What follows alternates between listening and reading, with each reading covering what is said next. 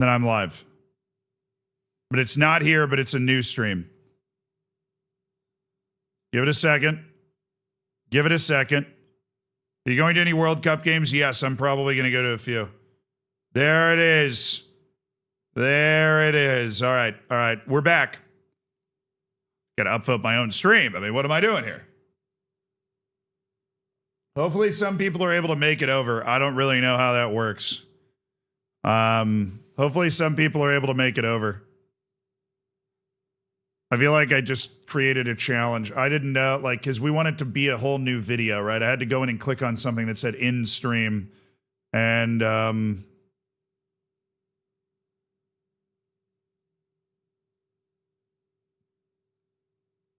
hi, YouTube. Hi, YouTube. Hello. He's back. I am back. What's up, dude? Some of you guys made it over. I didn't. It like presents as a whole new stream. How are you guys? How are you, my lads? It's a new VOD now. All right, sweet. It's a new VOD now. Beautiful. 8-4 Italy. Cool. Even if the U.S. doesn't win, we still like need to score those goals, you know? You can do it without ending stream. What do I do? Please tell me. Because I'm either going to have to do that again or I do something else. What do I do? Janak, if you were somebody that watches a lot of you, I used to watch Ludwig, he used to do it. Do I just have to like stop sending the stream in for a second and then start doing it again? Because I did that at first, but then I just ended the stream and started it again. All right, I'm going to look it up. Who, Pete Crow Armstrong homers in a fly ball to right, Paul Goldschmidt and Bryce Turing score. All right, so there's 2 outs in the bottom of the 7th, and we are at least starting to come back against the bullpen for Italy. Lud streamer right now, ask him. I have no contact with Ludwig. I'm not leaving. Welcome back, YouTube. Everybody say hi to YouTube again. They're just starting to figure out where it is.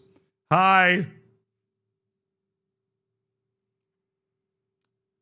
Hello, YouTube. What are you doing? I am looking up how to stream more than 12 hours on YouTube.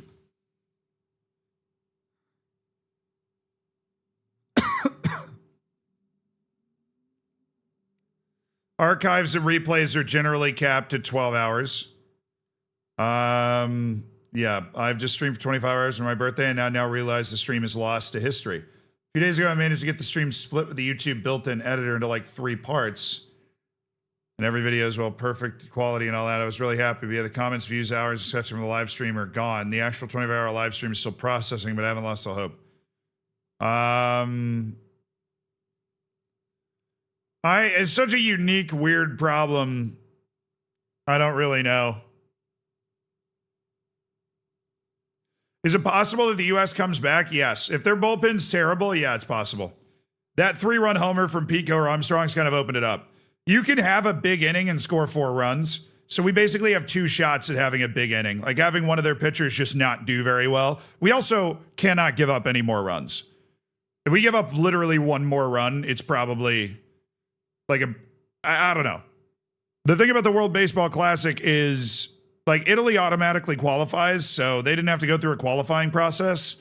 They automatically qualify because they don't finish last. So I don't really know what team Italy's got in the bullpen. Like, do they have an arm or two? Do they have a good closer that can like end the game? Or are they going to be wheeling out some poor guy who just is going to get blown up by our lineup? It depends on how bad they are.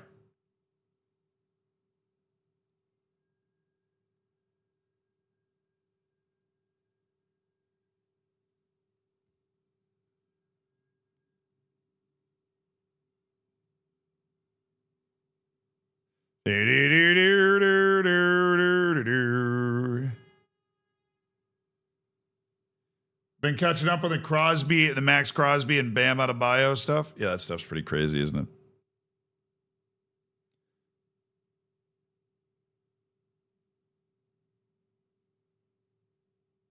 You have to do it over, say, 6 hours or sometimes later at your sometime later at your convenience. Yeah, I don't know.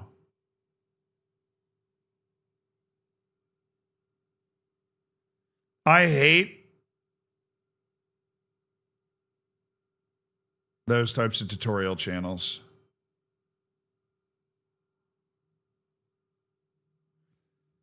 How to live stream on YouTube, and it's an 18-minute video. I don't even know what could possibly take 18 minutes about that. Like just literally how to stream on YouTube takes like 30 seconds, maybe a minute.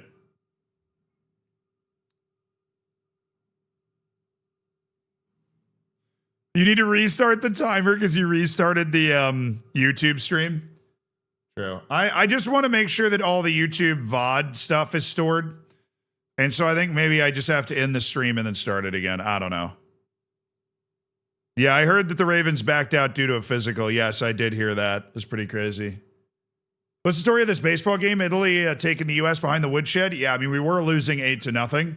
So the story is the comeback is on. That's the story. The remontada. Look it up on Chat GPT. I feel like I don't think I have a Chat GPT account set up on this, do I? No, but I am a streamer and I want to stream for longer than 12 hours on YouTube and have the VOD saved on my YouTube channel. How do I do that? Don't give me any basic answers, Chat Japut. I'm burning down a whole forest for this. I hope it's good. If the stream runs longer than that, the full VOD usually won't be saved or get truncated. This platform limitation YouTube streamers use a few workarounds. Forwarding 12 hours in the stream around 11:30. Immediately start a new stream. Title it something. Okay, that's literally what I did. Each part will save as a separate VOD on your channel. Guaranteed VOD, simple, no extra software. Record locally while streaming, and then upload it. Keeps the entire 24-hour stream, higher quality recording, no YouTube limit, requires enough disk space. Automatically create multiple streams, schedule back-to-back streams in YouTube Live Control Room so their encoder connects automatically when the first one ends. So for subathons, 24-hour streams, and marathon charity streams, it will just automatically move to the next so you don't have to end it and restart it. I think I do literally just have to restart it if I'm streaming longer than 12 hours. Oh, Eagles, I'm sorry. I really appreciate you doing that, man. I didn't mean to restart it before you're ready. There is no other workaround? Yeah, I guess not. Well, thank you to the Hardy Souls that have moved over to the new, thank you to the Hardy Souls that have moved over to the new Shindig.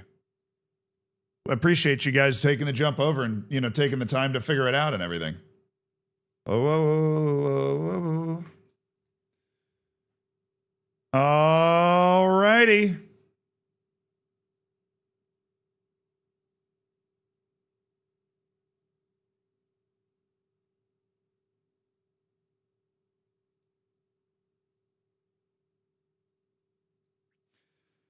How do I get this stuff to wrap and fit? Chat. My brain, I don't know if it's got the ability to do this right now. And I know that there's some sickos that work in Sheets all the time.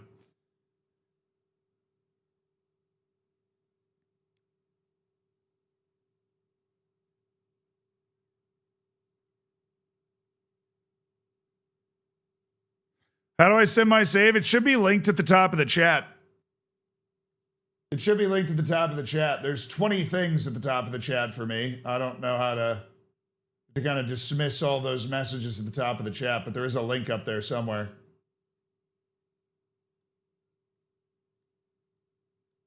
Is there a way for the mods to dismiss those? We have all the predictions are kind of up at the top right now.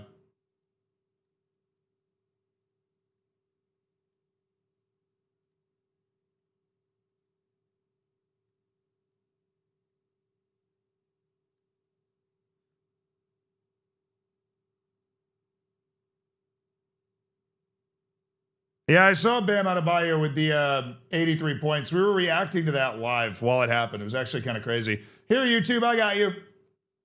I got you. In case you're looking for the message, don't worry, I got it pinned for you. I got it pinned for you, YouTube. Have no fear. I got it pinned. I got it pinned.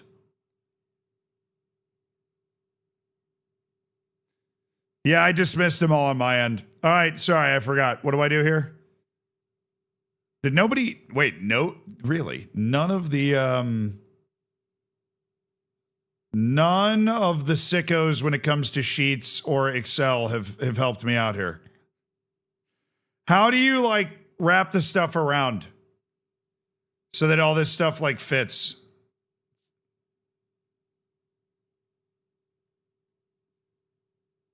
Resize column.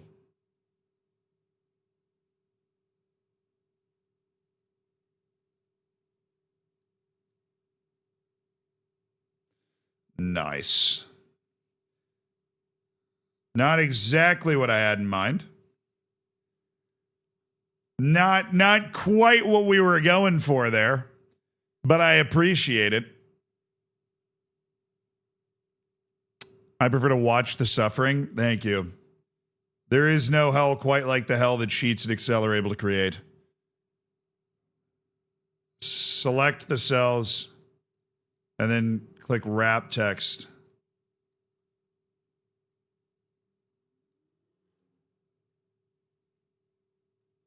Oh, is this some new, oh my goodness. This is new JJ Bull. Why'd you do me like that Alexander Isak? Nice. Z and stare, Z and stare, Z and stare.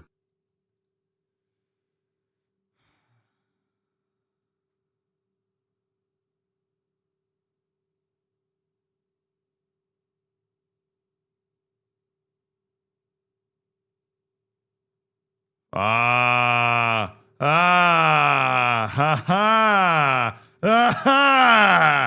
no, it's in format, of course.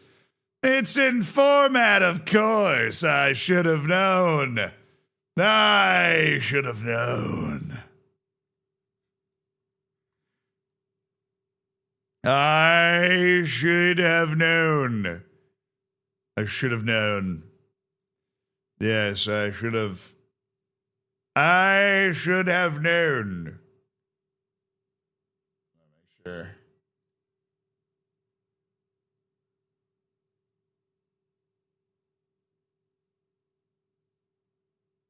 I need to let you download all these files real quick.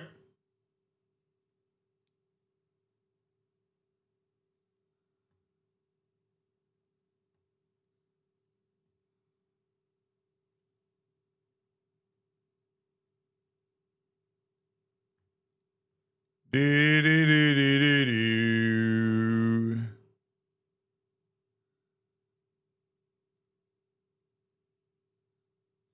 All right, now we're on to Avenel. We got 11 different weird saves, chat. We got 11 different weird saves.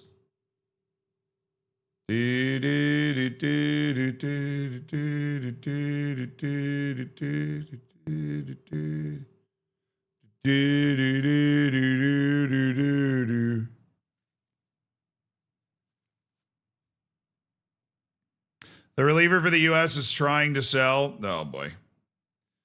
Oh, brother. The Night Manager. I feel like we've done a save with the Night Manager before. There's your .fm save. That's a .fm. Alrighty. That's a .fm right there. Beautiful. Good for Football Manager formatted files, and that is a .fm. Well done, everybody.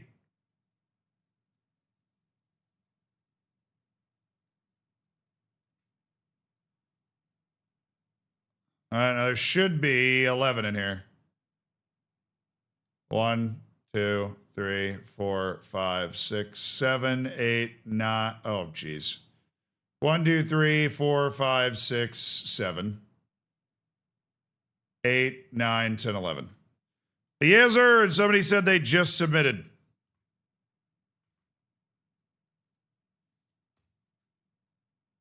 I don't see it, unfortunately. I don't see it, unfortunately. I still only see 11. But if you already submitted, then obviously I have it. It's slow to upload? Oh, it'll be there at the end then. It'll be there. It'll be there by the time we're working our way through it.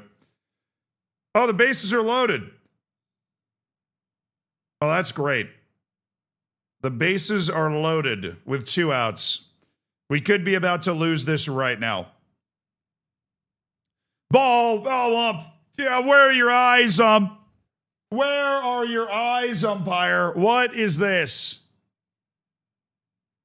Where are your eyes? Love from Kenya, brother. I appreciate it. Much love back. Grand slam incoming. Please no. That would make it 12-4, and that would be a problem for our run difference. So even if we lose, we want to try and cut this down so our run difference is fine.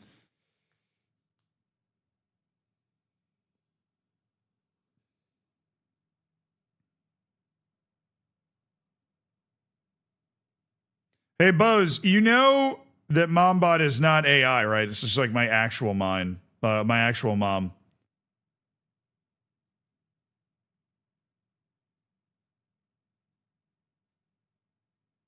Like, it's just my actual mother.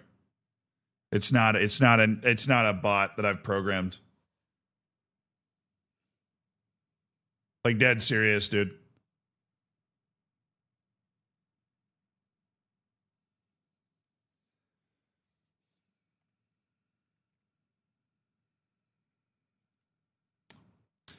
We got out of it.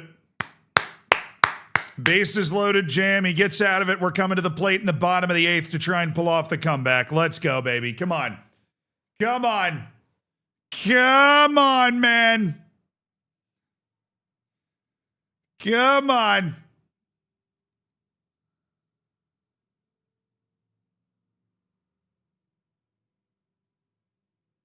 We're going to do this one at a time. If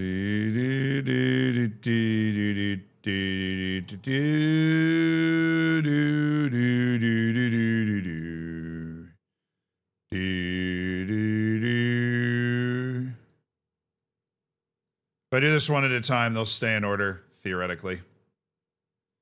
We'll have to make sure, but... All .fms. All loaded in. We got them all right there. Whoop. That's a little in your face about it. All right, let's fire it up. Let's fire it up.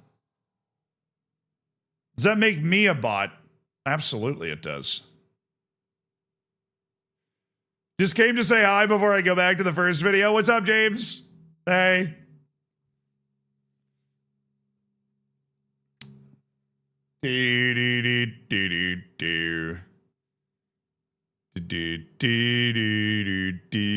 Hey, Slived, I appreciate the 10 months, by the way. And Dan, thank you so much for the 14 months. And Slivovit, thank you for the gifted sub as well. I think I might have missed that while I was in the bathroom or something.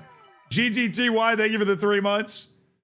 And Jay Woo, thank you so much for the prime. Also, I can't believe MomBot threw 50 gifted subs. That's so ridiculous that MomBot threw 50 gifted. I really appreciate that, dear mother. Oh, dear mother.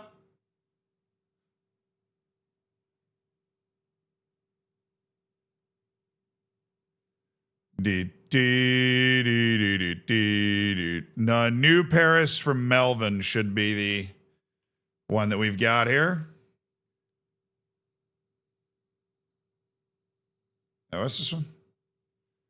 Yako Ikanen. Do I have that one?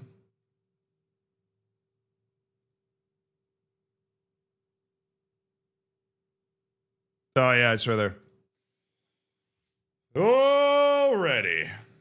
Hey, JDZ, thank you so much for the prime. All right. Absolute bomb. Yeah, 50 people are able to enjoy the streams ad-free because of the 50 gifted subs. That's like a significant percentage of the people that are here. That's pretty sweet. Oh. Hey, Zealand, this works out well as I work overnight since my day off. The stream will keep me company. Nice, dude. I'm ready for some weird saves. Amen. I'm just slapping myself in the face waking up here. Alrighty. I'm ready for some weird saves. So am I. So am I, brother. So am I. We got that going. Oh, wait. I want to do something before that. I'm a little worried about the storage space on this device. And so I'm going to try and clear up as much storage space as I can, you know. Clear it up. Clear it up. Just make sure it's clear, you know.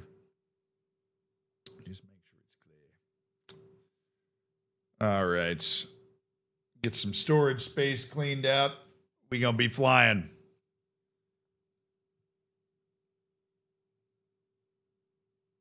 What page am I looking at?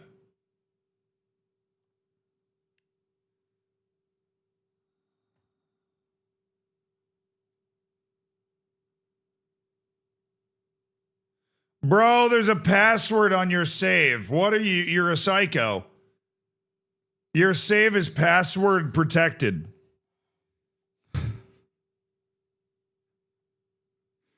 You're an absolute madman.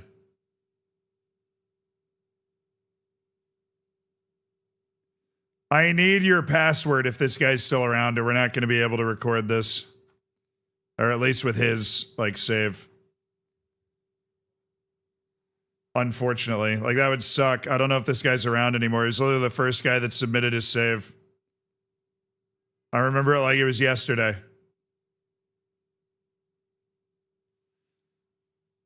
He has a password. This is only the second time I've ever seen this.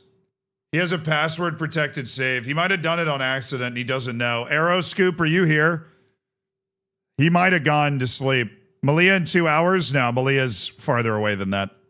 The last, like, 4 hours of the stream are going to be Malia. Which is 8.5 hours away.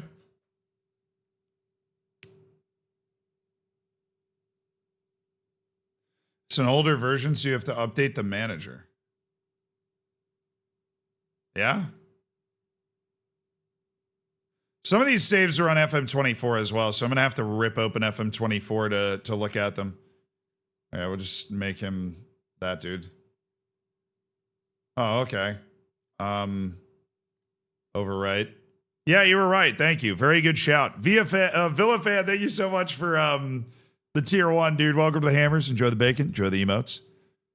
Bro's got state secrets on that save. No, apparently it's just some weird update thing. I don't know.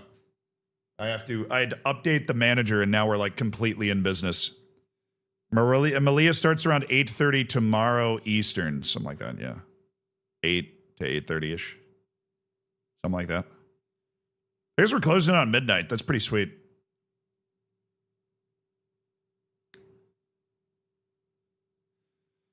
All right, we actually got in. All right, now I cleaned up a lot of space on this computer. So let me make sure. Oh, goodness. Just asking if it can edit the. Yeah, it's got plenty of space. Okay.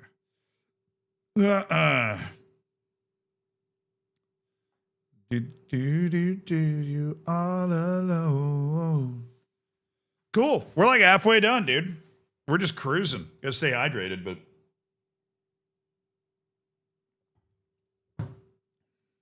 Oh, stretch. I said we were gonna stretch before we started this. I said we were gonna stretch before we started looking at weird saves. All right, everybody join me, especially if you've been here for most of the stream. We're gonna stand up.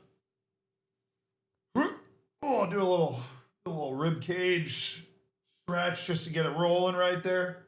I need a little higher energy music. Sorry, the staves. That's fine. That'll do. All right. If you've been watching for a while, or even if you haven't, stand up, get a little stretch out here. Oh, get those ribs cracking, get things rocking and rolling. All right, now we're going to go for the toes. You ready? We're going to go for the toes. Oh, yeah. Now, because we're sitting a lot, you're going to want to hold it. You don't want to go back and forth. You want to just hold it down there because motion and stretching going to get you warmed up. So this will get you ready to relax, right? Oh. There we go. Hold it.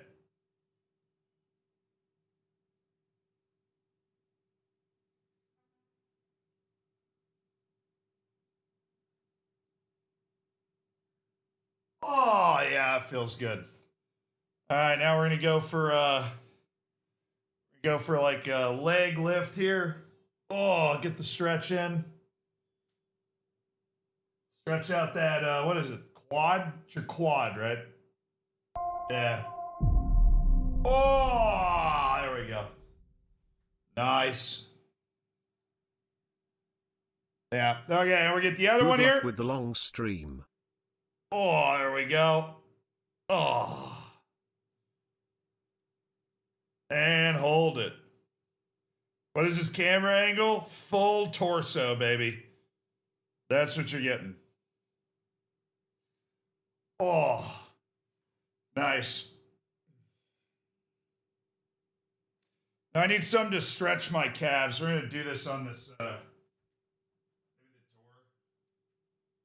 the door over here. I need something to stretch my calves.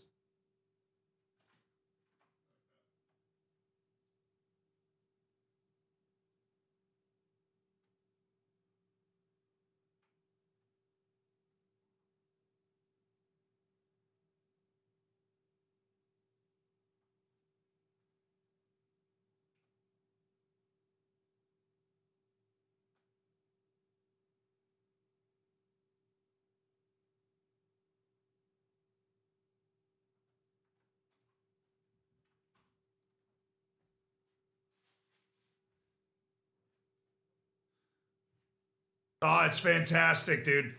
Now I'm going to do a little chair stretch. Bring one leg up and then push down on the knee.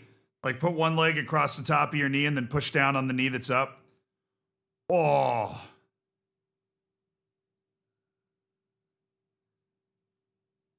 Oh, what's he doing to the door? You literally just take your foot and put it like that up against the door. I realize it probably looked really stupid. Or like I was getting a little up close and personal with the door, but honestly, we're 12 hours into the stream. I don't care what it looked like. This, like, the calf stretch felt fantastic. Oh. All right. Other leg. Oh. Oh, this one feels amazing. This is like a hip stretch.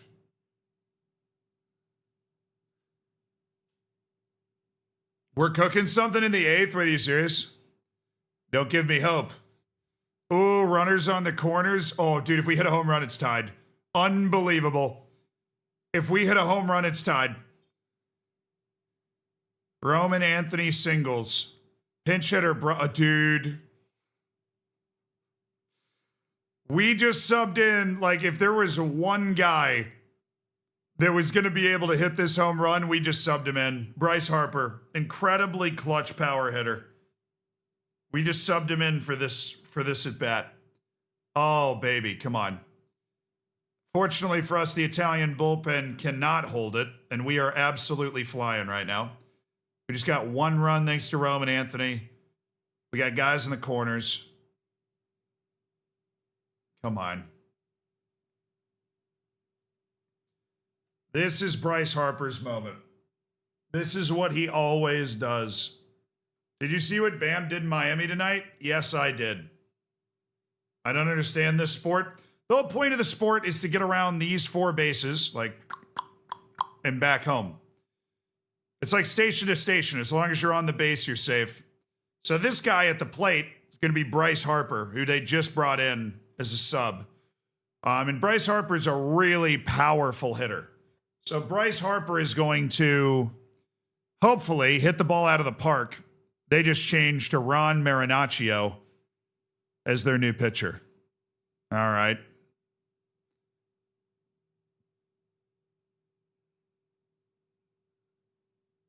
If he hits it out of the stadium, like beyond the fence, then everybody on base, including him, scores. So that's pretty sweet. If that could happen. And then we would be tied because that would be 3 runs because there's a guy on first and a guy on third right here. So a guy on first and a guy on third, little blue dot. So if he hits it out of the park, those guys will come around and he'll come around too.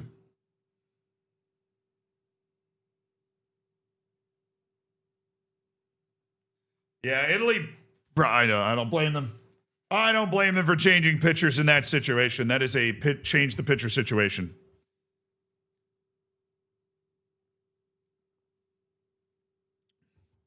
If he hits a cricket 6, the U.S. gets 3 runs and ties it. Yes, basically.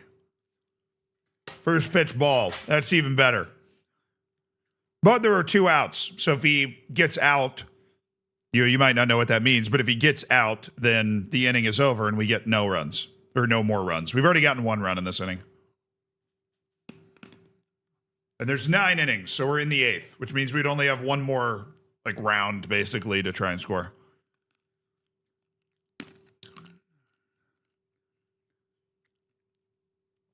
Honestly, at 2 balls, no strikes. Oh, why did you swing at that, Bryce?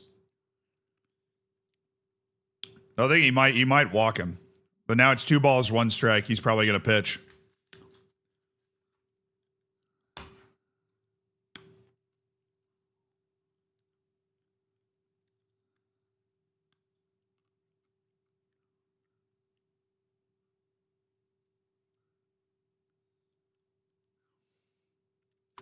Damn, this dude just snuck a cutter in there. 2 balls, 2 strikes for Bryce Harper. Certainly lowers the odds of being up. That was probably the pitch. He's staying. No way, he struck out. Okay, it's a foul ball. He's staying over here. You do not want to come in here on Bryce Harper. He's staying over here with each pitch. He's staying outside so Bryce can't turn on it and just launch it. He knows what Bryce wants to do. He's trying to stay away from it. All he has to do is keep himself from accidentally throwing it too far over the plate. Yeah, it's a ball. Full count. This is a huge pitch. A ball means a walk. A strike that Bryce doesn't touch is a strikeout. This is the pitch right here. Smack the stuffing out of this, Bryce.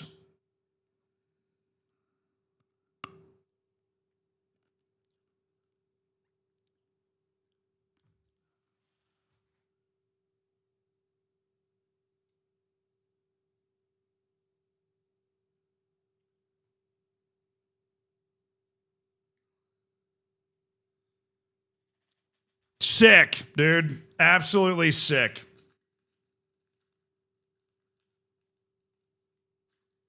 Is this an on? No, this is a real. I'm watching it online, but this is the real Baseball World Cup. I'm just watching it online. This is really physically happening. Like Bryce Harper physically was just at the plate and flew out. So he's out, which means we're down 3 runs going to the 9th, which is not great. Cooked.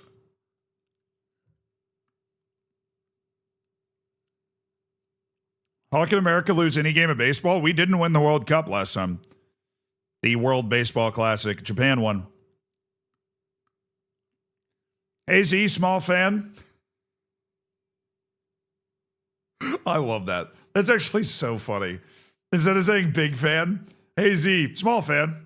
Kind of like what you do.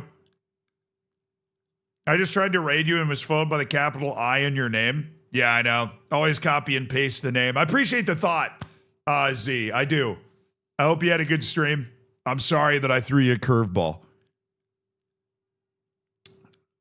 Yeah, baseball is a pretty popular sport globally. It's just in the Caribbean, Central and Northern South America, and East Asia is where it's really popular. But fortunately, there's a lot of people in those areas, so.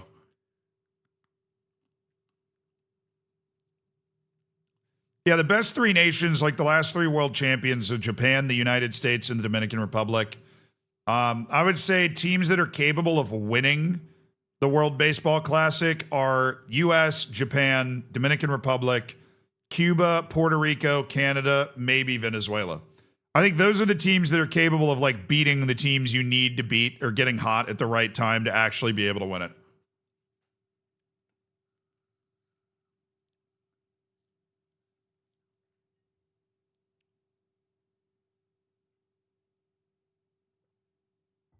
No respect on Korea. I don't think they're that good. I mean, they love baseball, but I don't think they're that good right now. I wouldn't say Mexico. I think Mexico is like kind of where Korea is, where like they have a good team. They got a bunch of big time pro players, but they're not at the same level, you know? Your best friend Jack played out of the park baseball and is slowly learning the game of baseball. Are you serious? But if Venezuela wins, the U.S. wins too, right? That was all part of the plan. No, I'm just kidding. 4D chess, man. 4D chess. 4D chess. You said the American Caribbean? I mean, I wouldn't count the Dominican Republic as the American Caribbean. I think the British and French Caribbean don't care about baseball, but the Dutch Caribbean does. The Dutch Caribbean loves baseball. I don't know how that happened, but they do. So let's not pretend that it's like it's Spanish Caribbean, American Caribbean, Dutch Caribbean love baseball. French, English don't care. They play cricket in the English one, and then in France they just Hello, I Zed. don't know. Happy 12 hours to go. Thank you. We're not even actually there yet, but I appreciate it, Gods Among Us. I do. Thank you for the 11 months. Yeah. Jazz Chisholm. Where's Jazz Chisholm from, dude? Sorry, I'm moving very slowly towards doing the saves thing. He's from the Bahamas?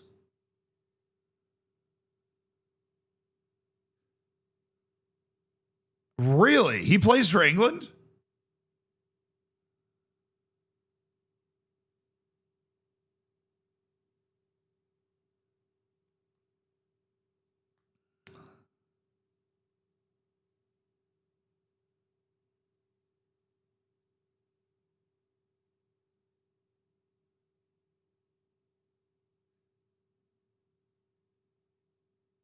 Yeah, he did. He played for Great Britain. That's crazy. I had no idea. Oh, Jazz Chisholm's like a legit star player.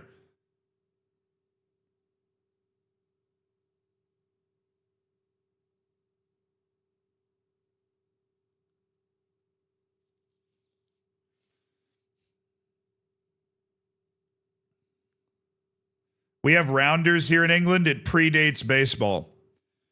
I don't know, bro. Organized baseball started in like the 1840s in the US. So,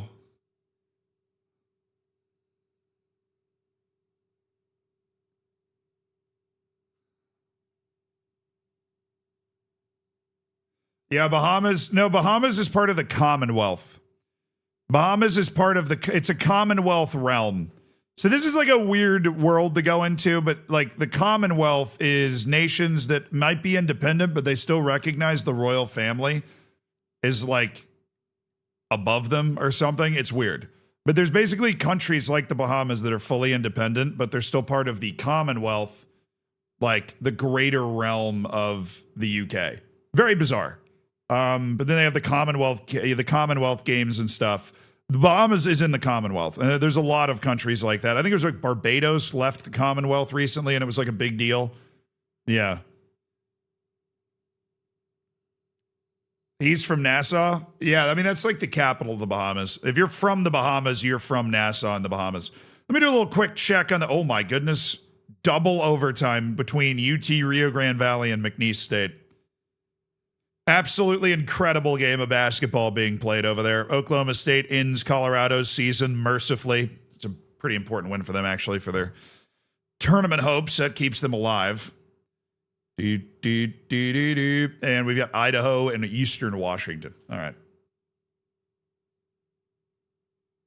Let's go Utah, Rio Grande Valley. Oh, yeah. Double overtime in the semifinal of the, what conference is that? I don't even know. McNeese, it's not Missouri Valley. It's got a team from Texas in it.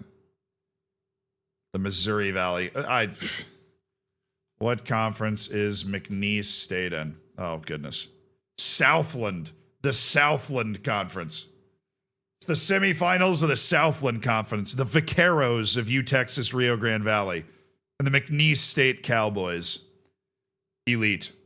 All right, we got through the top of the ninth without Italy scoring any runs, so now it's them trying to get 3 outs. We do have Crow Armstrong coming up. He did just hit a home run, so that, I mean, who knows?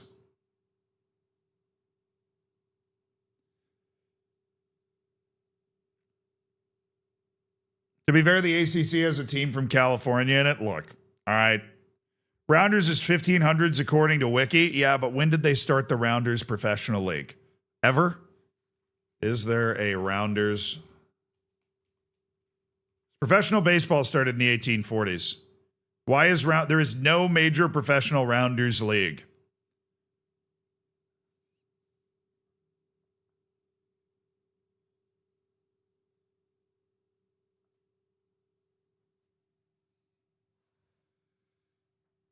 What's the tiebreaker if Mexico win against Italy tomorrow? I mean, would it be head to head or no?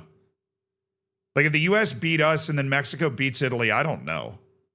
Like if Italy beats us and Mexico beats Italy, we're all 3-1 and only 2 of the 3 teams can go through.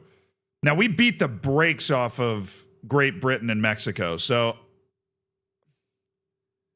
I would like to think that our run difference is safe and we've scored 5, unanswered against Italy. So if we lose this game, we're only going to lose it by a little bit. Who's your baseball comparison? To what?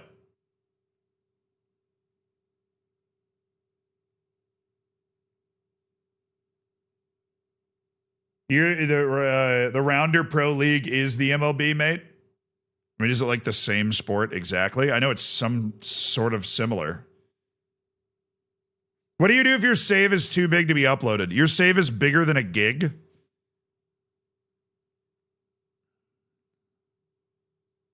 Are you okay?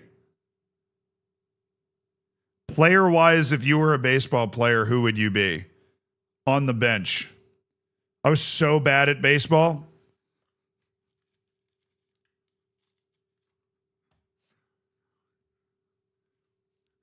I'd be sat.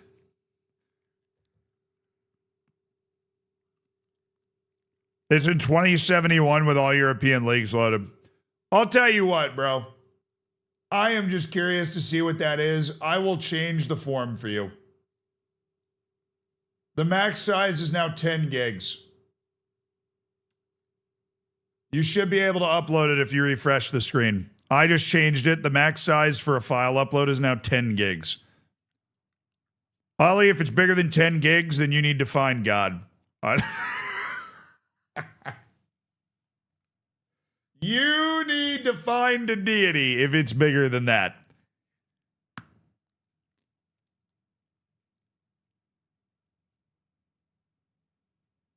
The U.S. would be eliminated if Mexico scores no more than 5 runs and gives up less than 5. The tiebreaker is head-to-head, then runs allowed per out. Oh my God. Bro, they're going to do it on purpose. Mexico and the U.S. in any international competition, we hate each other. They'll do it on purpose. If they're winning like 4-0, they will intentionally not score. And I wouldn't even blame them.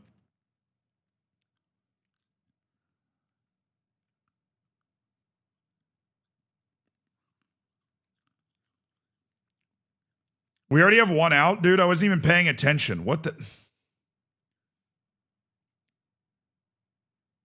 Hey, Pete, we need you to get on base, Pete. Pete, we need you to get on base right now. If you don't get on base, we are screwed, Pete. We're screwed, Pete. We're screwed.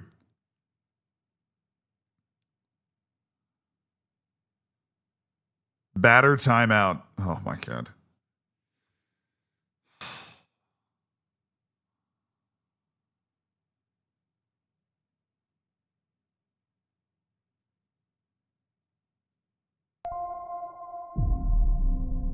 UT Rio Grande Valley game has clock issues. They're stuck trying to figure it out. Love that. In play. Yo, Pete!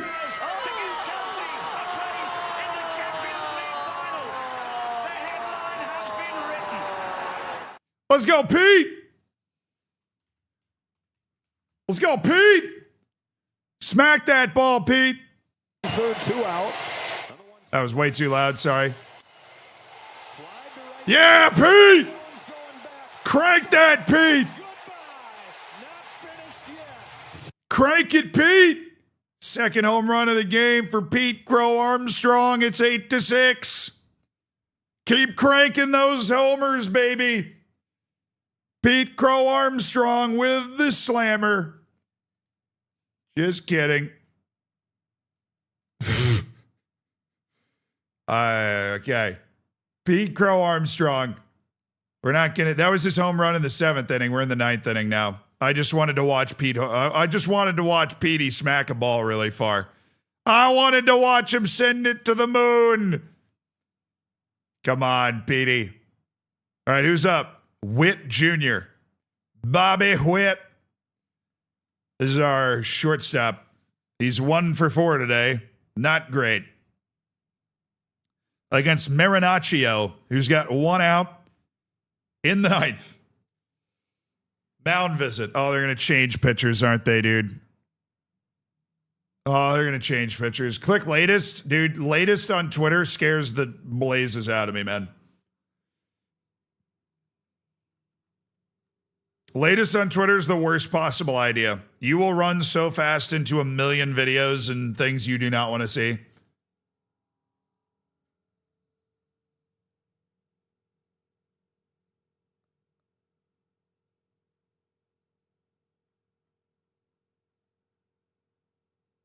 Click on the World Baseball Classic account. True. Roman Anthony gets another run back for Team USA. Well, yeah, I mean, we were down 8-0, so there's been a lot of run scoring for Team USA.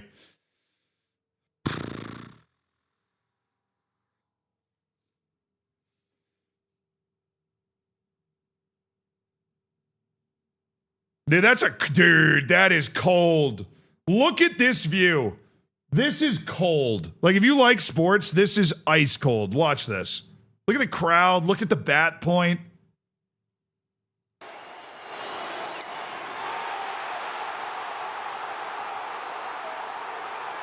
Oh, that's cold. Woo. I give you chills. That's sports right there. That's a hell of a sports moment.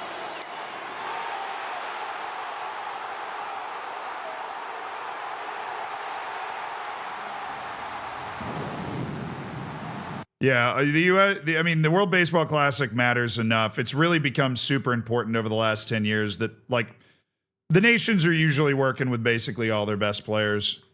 Let's see if they've got Pete Crow Armstrong's latest home run. In the meantime, they're back. They changed to Greg Weissert. The Italians have rolled out Weissert against Bobby Witt. It's now a 1-1 count. Come on, man. Come on. Just get on base. It's Moneyball, baby. Just get on base, Bobby. Just get on base, Bobby. Oh, that's inside, ump. In play, no out. Oh, God. Oh, is it a single? Tying run to the plate. Tying run to the plate. Bobby Witt is on. Popped it right back up the middle. Attaboy, Bobby. Attaboy. So now a ground ball ends the game with a double play because they can just throw him out at second, throw him out at first. Gunnar Henderson. Come on, Gunnar. Oh, come on, Gunnar. If he hits a home run, we're tied. If he grounds into a... Oh, don't swing at that. That's a double play ball. Don't swing at that. Bro, what the hell? He missed it, so that's good. No, Witt shouldn't steal. I mean, I guess you'd get rid of the double play if it's like a hit and run. Why are you swinging at that? Connor, what are we doing? One more strike and he's out. Come on, Gunner. This guy's going to throw him absolute batter timeout. Great. He's going to throw him nothing. He's going to throw him something like over here and hope that he chases. Don't chase it. That's where Weisert's going. Do not chase. Do not chase.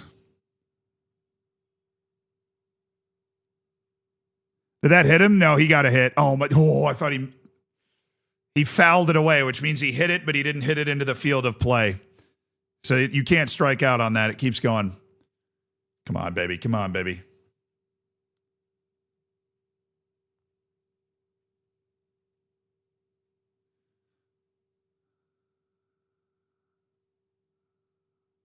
Rounders for fatties? I mean, come on. This is one of the biggest world championships in the world.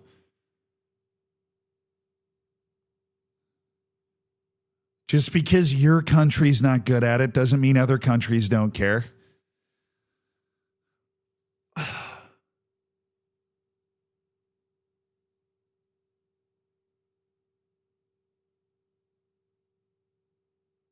They're mound visit again. There's got to be a limit on these mound visits. All right. There's got to be a limit on these mound visits. The count's still 0-2. We're not in a good spot. We're not in a good spot. Maybe we are able to see the... Oh, there it is. Aggressiveness. Woo! Baby! He got a strike and he pounded it. His second home run. It's 8-6. Pico Armstrong putting Team USA on his... Oh, it wasn't as much of a zinger. Aggressiveness. They still raked it though. Oh, ball. All right, we're pitching again. Oh, he struck out. Oh my.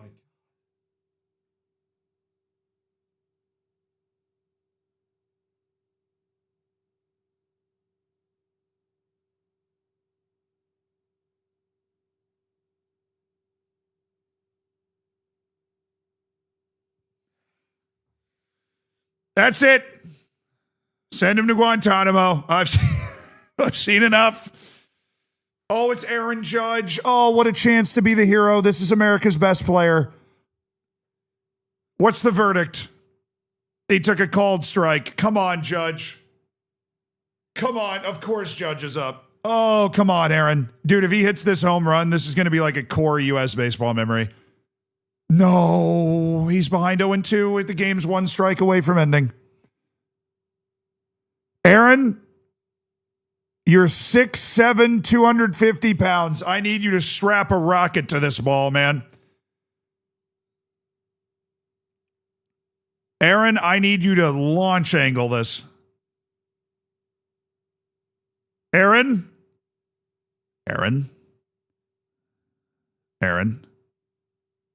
Ball. All right, good take. Good take. That was a really good pitch. This dude's a righty, and he had a slider there. That's an incredible take by Judge. Because that would have slid like through the zone and then ended there. 1-2. Aaron, launch it. Tie the game. Down to our last out. This is what you always dream about in the backyard. No. No! Aaron!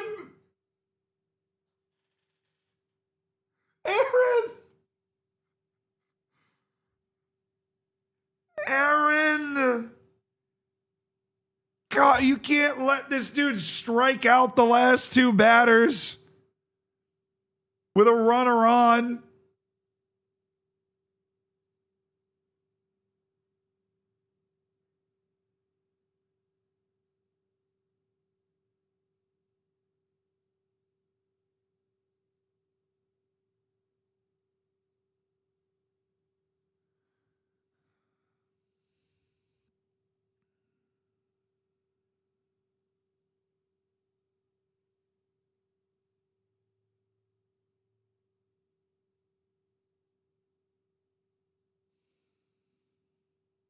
Aaron, how are you supposed to be our guy if you strike out there? You got...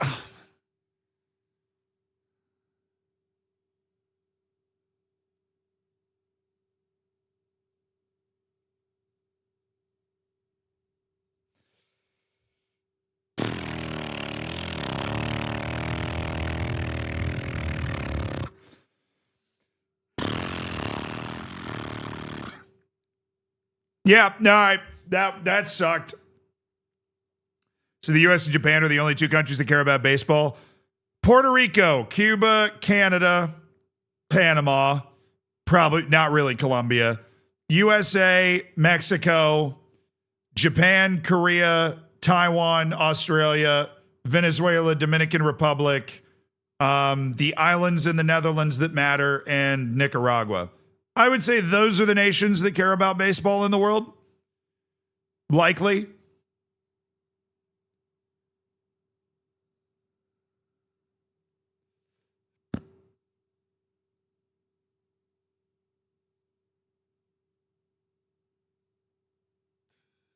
Only a specific region of Colombia cares about baseball? Fair. I was wondering where all those guys were coming from. They had to be coming from somewhere. Oh, what a terrible loss that is. Oh, what a terrible loss that is. They haven't updated the standings yet. Dude, Well, now we're rooting for Italy to beat Mexico. If Italy beats Mexico, then we're through in second behind Italy.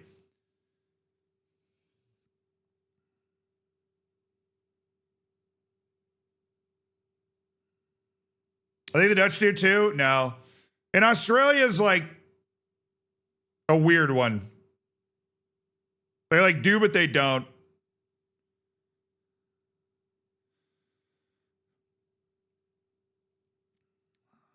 Now, Brazil doesn't normally qualify for this. I don't know how they made it. They have a bunch of like Japanese descendant Brazilian dudes, basically. And like a couple of famous baseball players who had kids with Brazilian models. I'm not even kidding. There's more than one of those on the team. There's two. The Japanese part of Brazil does care. And that is why Brazil is able to qualify. First triple overtime in Southland tournament history. Wow. Absolutely epic game.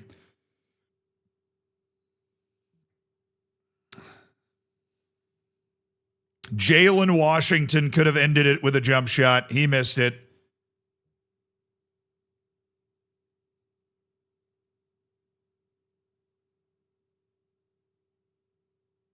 Respect our diversity? No, it's totally fair. I mean, the U.S. is literally just that. Like, how do you think we compete in cricket? It's a bunch of Indian dudes who are like first-generation Americans. And the U.S. showed up and beat Pakistan, and we were editing those guys onto Mount Rushmore. So, like, I'm all for it. That's what the U.S. does, man. Oh, the guy in chat. Oh, sorry.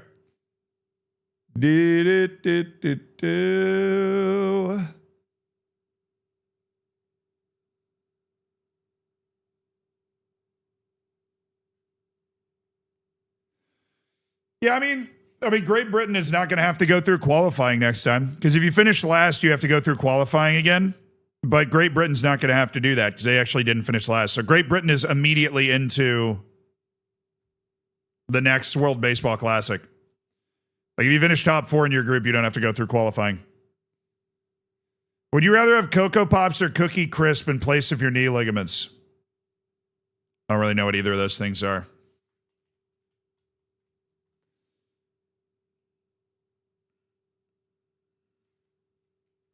Oh, definitely Cookie Crisps. I used to beg my mom to get these at the store. These have way more structural integrity than Cocoa Pops, dude, for sure. I do know Cookie Crisps. I used to beg my mom to get these at the store. I mean, who doesn't want like cookies for breakfast when you're 10? You know what I'm saying? Speaking of cookies, I forgot I had this. From Chick-fil-A. Comes with the meal.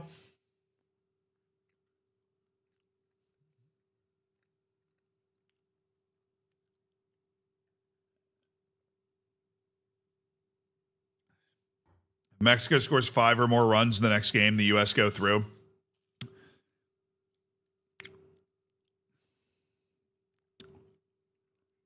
Mexico might not do that on purpose.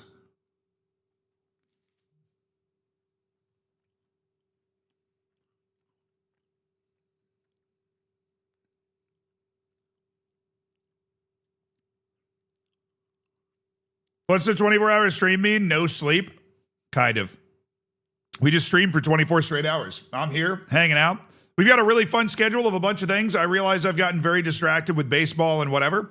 But to be fair, we have a very long stream, so we might as well take our time with doing stuff. We now have some incredibly fun and weird, wacky saves that have been sent to me by you. And we are going to break down those weird and wacky saves.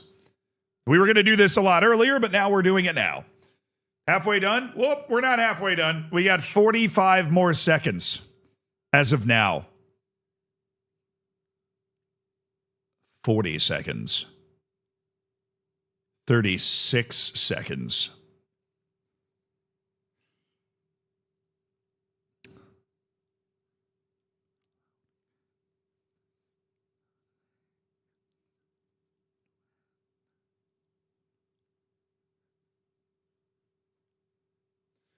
Oh, we're getting close, chat. Oh, we're getting close.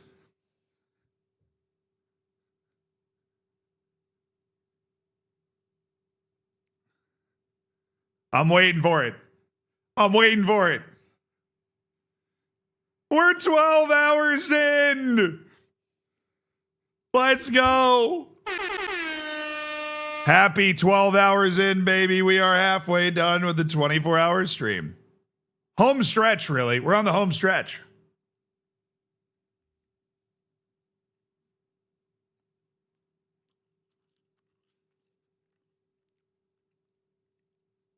The home stretch now. Yeah, you were here on YouTube and Twitch chat. You were here. Halftime team talk. I'm not going to lie, chat. Chats, plural. This has gone way better than expected. I have been having a genuinely awesome time. Obviously, we have a schedule of different things that we're doing and kind of working through, but we're having a genuinely awesome time. We've been just kind of, for the last hour, like really since I ate, we've just been hanging out, doing stuff, kind of meandering our way towards looking at these weird saves. And I've been having a great time. We've been looking at basketball. We've been talking about my origin story. We've been looking at baseball. Like, we're having a great time. This has been a really, oh yeah, it's my dad's birthday. Thank you. Shout out to my mom. I guess, yeah, I'm going to text him now.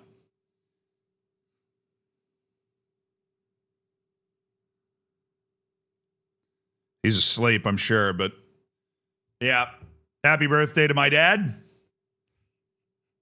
Reacts positively to feedback. Yeah, there you go. As you should.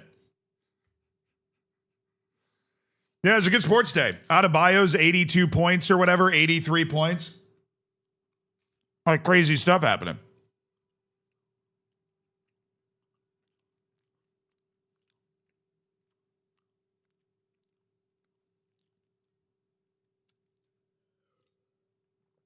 But yeah, no, honestly, halfway, halftime pep talk, I think we're doing great. I'm having a ton of fun. We've got a couple of fun things that we're set to do right now, so let's go do them, huh? Let's go do them.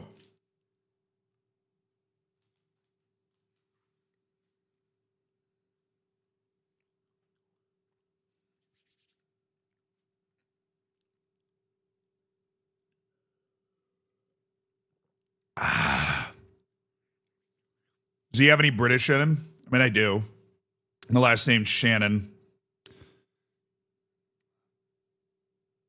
But my family, about as far back as you can go, is like just from the U.S., so sorry to disappoint.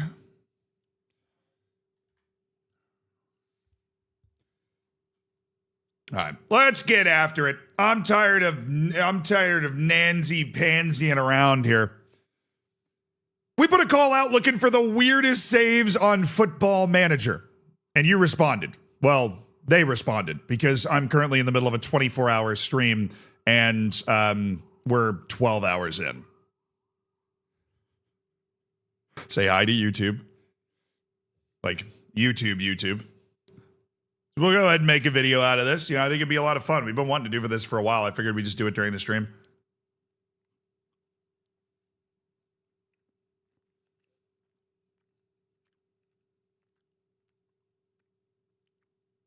Why a 24-hour stream on a weekday?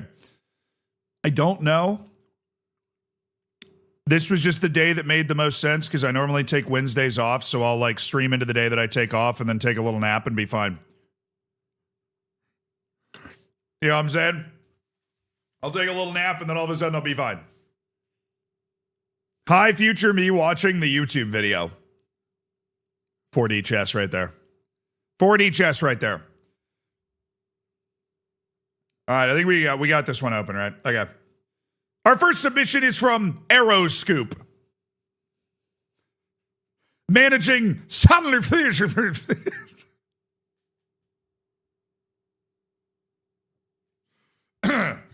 Lock in. Okay, this is the name of a team. Don't joke about it. God. Managing in Iceland, I presume. Completed the Turkey takeover with removing title as being the largest city in Europe measured by population without ever having a team in their national top tier. Other big Turkish teams have fallen. Galatasaray went into administration in 2035. Oh, nice. Have two of the 5 highest CA players in the world, Lefur and Manjate. Checks it with editor afterwards.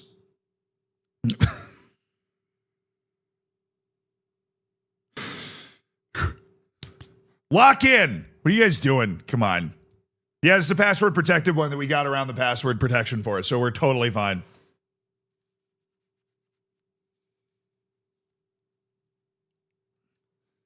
Checked with editor afterwards, and Jungwon made it to the top 10. Serter Yezilert is also the best player I've ever had from youth intake. Shout out to Sunday Okoro, the starting goalkeeper who I signed from RB Leipzig for huge money, who then proceeded to fumble our UCL final, letting 4 goals in with 4 shots. The question here is, does this classify as a weird save?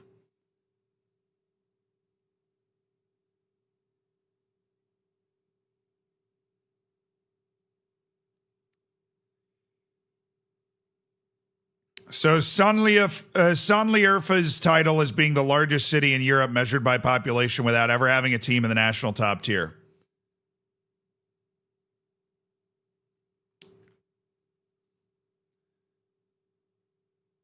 Let's poke around for a second. Let's have a look. Let's just poke around.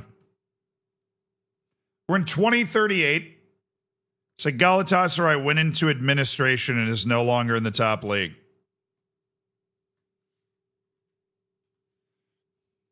So the question before us is if this save is weird enough to qualify. Well, obviously, oh, hold on. Well, obviously the name itself is, oh.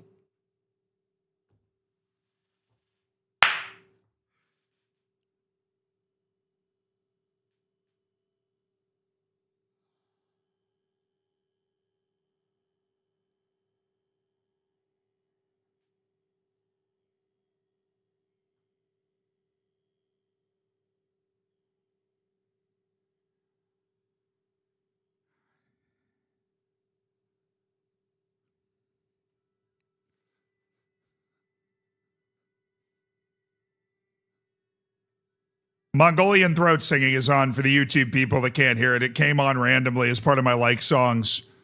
Wait for it to drop, chat. The drop on this song is crazy.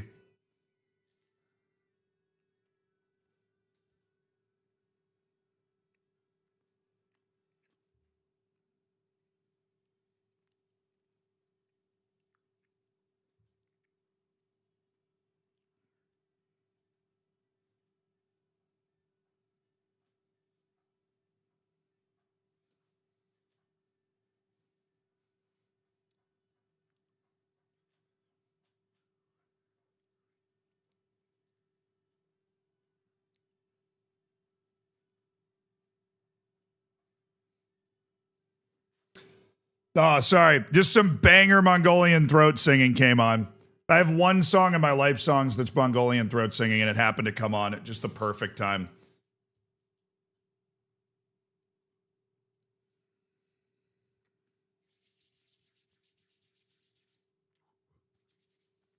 All right, where were we?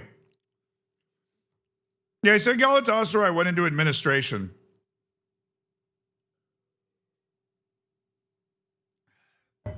Thank you, Parzival. Somebody's got to be keeping track of it. Dude, why can I not see like a league history graph? But I have the feeling that maybe I don't want to because it's going to be like diabolical. Okay, they went into administration. They didn't even go below 6th.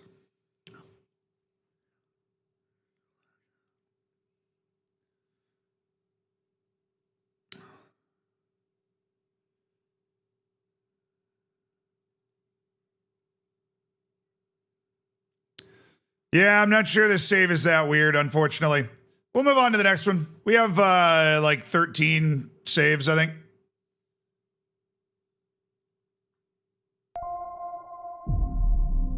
That's totally fine. No worries, man. The next one is from Melvin. Sorry, Arrow. Sounds like a fun save. I mean, it's a really fun idea for a save. Anymore. Lost it when switching PCs, but would it count as a weird save when I won the CL with Vauxhall the car company, only using players who share a name with one of their cars?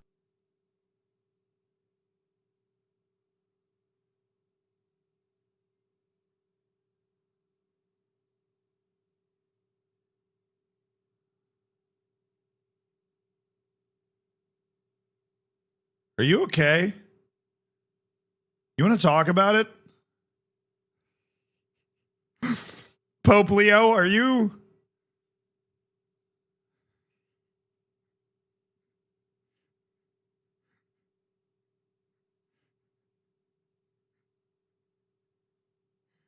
You all right, man? Actual sicko. Yeah, I'm doing great. What do you mean? I succeeded. Valid. That's valid. First up, Melvin with Paris FC. Athletic Bilbao style transfer policy, but for players born in Paris. So I can only sign players that have. So I can only sign players that have the words. Athletic Bilbao style transfer policy, but for players born in Paris. So I can only sign players that have the eligible nation of Parisian. Always wanted to do a save with a transfer policy and chose Paris. Not got very far in the save because of exams, but the goal is to compete with PSG and hopefully buy Mbappe even if he's 40. How I did it. Pre-game editor took an extinct club that has a hard-coded nations transfer policy. Unticked extinct. Copied everything about Paris FC and replaced them in League One. Took an extinct nation, changed the name, made every player born in Paris region eligible for the nation. I'm realizing very quickly that in the process of recording this video, we're just going to identify potentially mentally ill people to then be committed and hopefully start to turn their life around. That is, they created a Parisian nation in their save. That's where we're starting. They made Paris a country in the save. That's insane.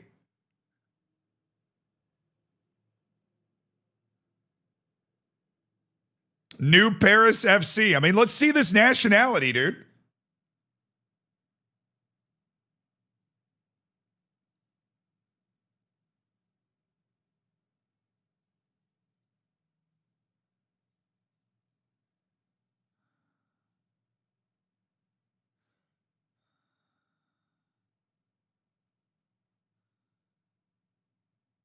That guy's not from Paris. Granted, we are literally at the start of the save. I think the whole point of what this guy was trying to do is to literally just set up the database, and then he hasn't even played it. He hasn't even played it. That's the nationality. I was looking for it. That's the nationality. The Ile-de-France second nationality on Obed. Is there an Ile-de-France like national team? No. You can't click on it and go to a national team. But he's already signed a number of players. Like, even though he's in the first season, he's already signed a number of players that have this nationality. He's even loaning them in. He's loaning them in. He's literally loaning them in. This guy was born in Ile-de-France.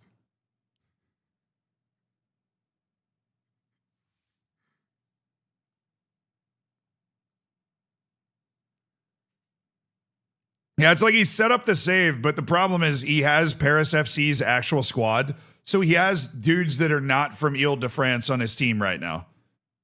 He has dudes not from Ile-de-France on his team right now, but it looks like he's found a lot of guys that do fit the nationality that he created. This is insane. He's building a nationing, his own custom nation in the game. But because, I mean, he's like, because of exams, it took, how long did this take to set up? I've been playing this game for over 12,000 hours. I didn't know you could do what this kid just did in the game. I didn't know you could do what this kid did in the game. I had no idea.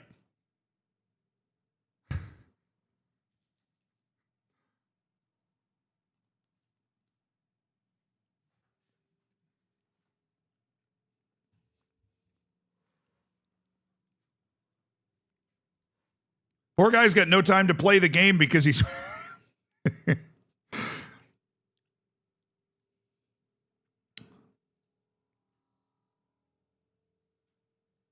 Guy's got no time to play the game because he spent so long setting up the database for him to play the game.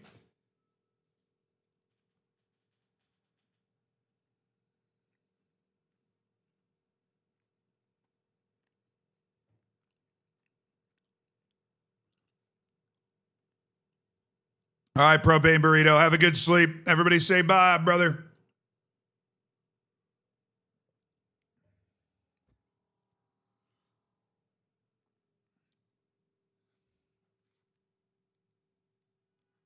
I fixed my AC. It's going a little wonky. Ooh.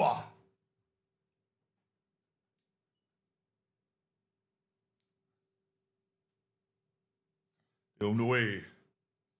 On the way. Night, all's world. See you guys in the morning. Hope you're having a good one.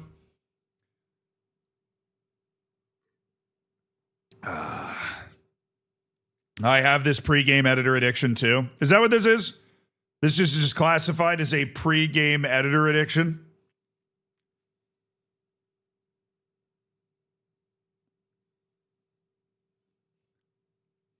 This is just a pregame editor addiction. Can I search? What I want to know is if I can search based off of this nationality.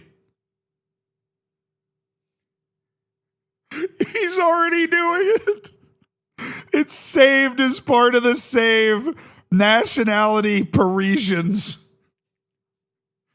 Who are the best Parisians? Kylian Mbappe, William Saliba, Jules Koundé, Christopher Nkunku, Kingsley Coman, Ferland Mendy, Adrian Rabiot, N'Golo Kanté, Nicola Pepe, Alphonse Areola, Jonathan Bamba, Yohan Wissa, Disasi, Mahrez, Diaby, Guendouzi, Maxence Lacroix, Paul Pogba still hanging on, Anthony Martial, starting striker, obviously, Kolo Muani, Luka Dean, Ibrahima Konate, Rafael. Dude, you can absolutely win with this team, though.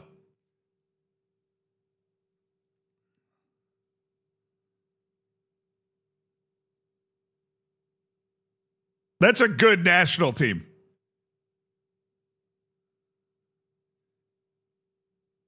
I mean, this is considering he's made a national team out of the greater area of a city.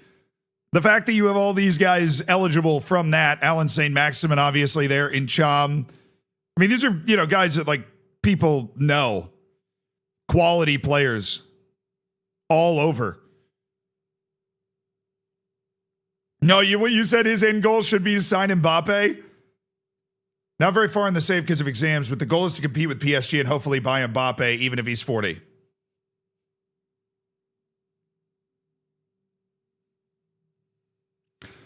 All right, we're going to be ranking all of the people whose saves we review based off of how psychotic they are. We're going to slot this one at a really solid 7 out of 10. Dude has not even enjoyed the save at all. Revived an extinct nation and did like 3 games. And he also did like 3 things in the He also did like 3 things in the pregame editor that I didn't even know you could do. Nice. All right, what about this guy? We got Blitz Those. All right. Next up is Blitz Those, managing Aberdeen. FM26, look at the most recent World Cup. It's crazy. Only noticed due to scouting it and ended up watching half the games. The finale is chef's kiss. Ooh, so this doesn't have to do with them. This has to do with other stuff. Okay, somebody managing Aberdeen. Blitz those. There we go. What often running, lads? Basically every French player is from Paris. Seems like it. You see what happened to the NBA tonight? Yes, we are up to date with the NBA. We're up to date with the World Baseball Classic. We are even keeping tabs on the ridiculous 3-overtime win by McNeese State over the Rio Grande Valley Vaqueros to advance to the final of the Southland Conference. So if you think we're missing a single piece of sports today,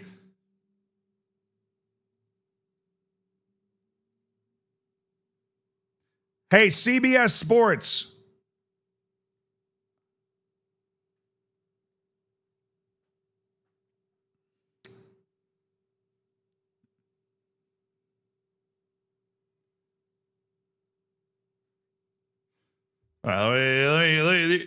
So he said it was the World Cup that had the insanity, and he ended up watching half the matches because he was scouting it.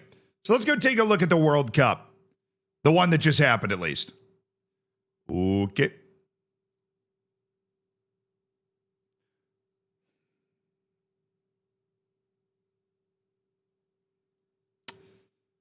Now, normally, you can go backwards.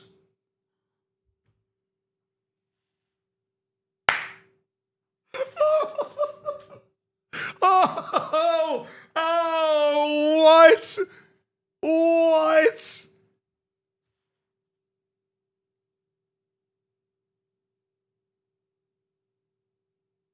Oh my goodness me. Oh my goodness me. Scotland and England in the final. It goes to extra time. England takes the lead in extra time, and then Scotland scores a penalty and then scores to win. He doesn't have the detail level, so we can't watch it, but that is an unbelievable final. We are checking this entire World Cup now.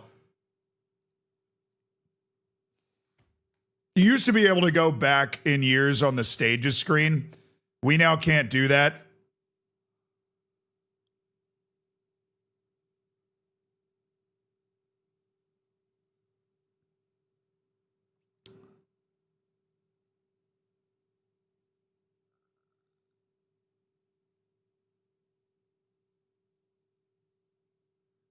Oh, hell yeah, baby. Scotland beat Portugal. Dude, the English beat the U.S. It's the same thing that happened in the World Cup. All right, this is quarterfinals. Greece, Guinea. What the heck?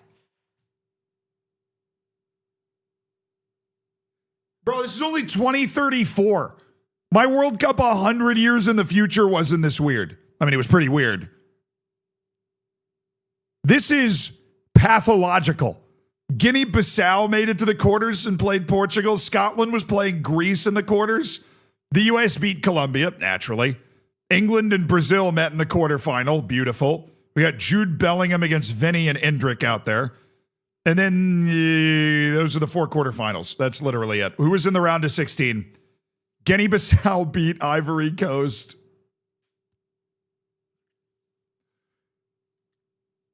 The U.S. beat Hungary. Colombia beat Croatia. Greece beat Ireland. So we had Ireland in the last 16 of the World Cup. Scotland showed South Korea the door. England beat Mali. Brazil played France. Dude, Brazil's run was hilarious. All these bad teams are everywhere, and Brazil's running through like France, England, just straight through. All right, that was it for the round of 16. Yeah. So who made the round of 32? Did we get any weird teams in the round of 32? Portugal beat Algeria. Ivory Coast beat Turkey. Hungary beat Canada. Shout out to Canada. The U.S. beat Sweden. Denmark beat Cameroon. The UAE made it. South Korea beat Italy. Get a pretty sizable upset there. England beat Ecuador. The 119th minute from, of course, Troy Parrott to send it to pens, which then Ireland wins after 1, 2, 3, 4, 5, 6, 7 pens. Troy Parrott scored his pen too. It's what he does. Mali beat Mexico. Dude, Brazil's run. All of these, dude, Guinea-Bissau is over here. Scotland wins the whole thing. And Brazil plays Argentina, France, and England. Through 3 straight matches, that's who Brazil plays. Greece beats Spain, by the way.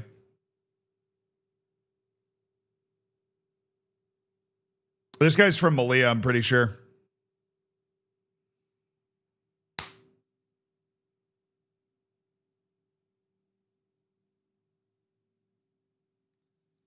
Samu, my brother, what's up? Greece beat you, though, so I guess it wasn't that good. France beat Romania. Romania made the second round. Love it. Uzbekistan made the World Cup. Suriname made the World Cup. Glorious times, glorious times. Looking for any other weird teams maybe that could have made it. Oh, Syria made it. Nice, nice. Albania made. Indonesia and Malaysia made it. Cuba. This might be the greatest World Cup of all time. Indonesia, Romania, Scotland, and Mali, a group of vibes in Group A. Jamaica, Malaysia, Cuba. I mean,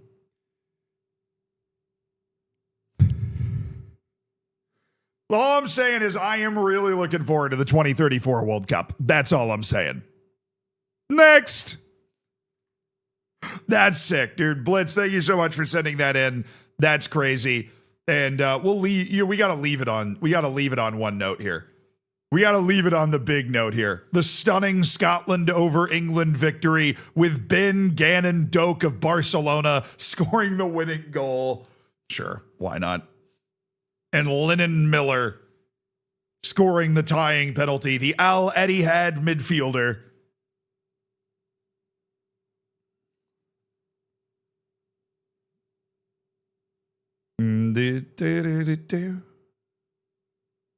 All right. Next. Cannonball Andre with SSV Brixen.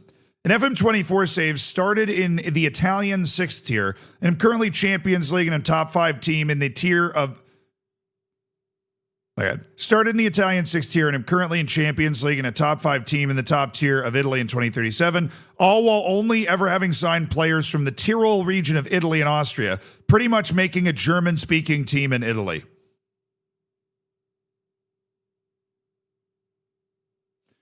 Well, let's fire that up, boys.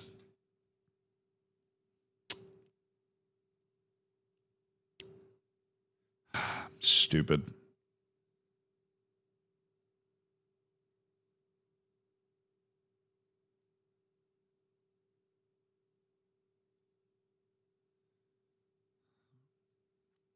Alrighty, lads. We got a little football manager right here. The Tyrol region. I don't even know exactly. I think that's the part of Austria that's like below the mountains. From like Gunter Steiner is from or something.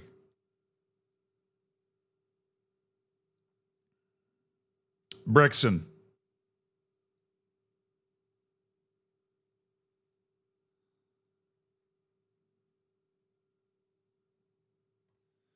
All right, lads, let's fire up FM24. Head on in. Gotta be up in 7 hours. All right, George. Love you and leave you. I appreciate you hanging out. Everybody say thank you, George. Thank you, George.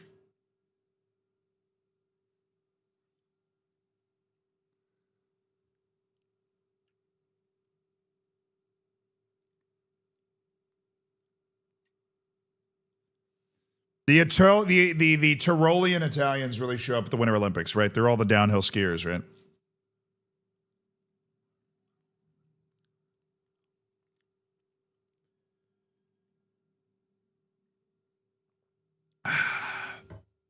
Huge fan from the UK. Been watching since the start. It's now 5 a.m. Love the streams. All right, take care of yourself, brother.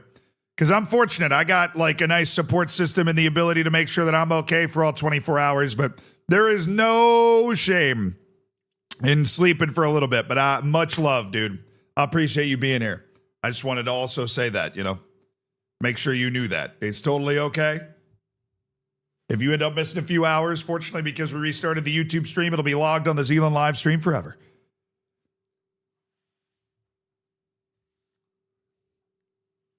But W for being here. I appreciate it, Alfie.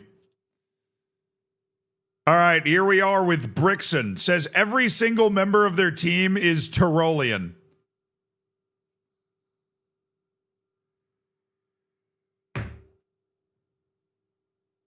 I'm just looking at the names, bro. I don't even need to check. I'm just looking at the names. The Italian Manuel Braunhofer. The Italian Simone Ganek. I'm just looking at the names. We don't need to check at all. I mean, I guess he's just got like all of the cities memorized. This is the best video idea I've ever had. He's from... Is the T for Tyrol? Kirkbeekle. I would guess the T is for Tyrol. Like it's the state in Austria or something. We'll see if we see it on a couple more of the Austrians. Christian Asse.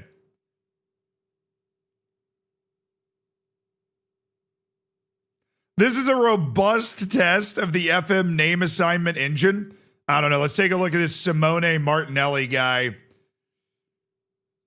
Does he do something to make this T pop up naturally? Or is this just like a region that's recognized in FM?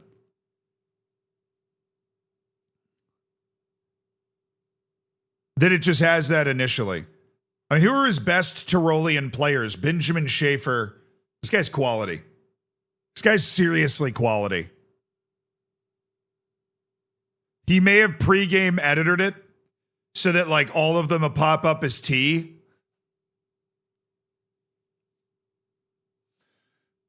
I'm afraid, chat, that we have a genuine sicko on our hands once again. If he's edited that so that all of the towns in Tyrol pop up as T, so he can properly identify Tyrolites to build this team out of Tyrolites. Check if he has any scouting filters. Oh, he does. He totally did. Contains parentheses T.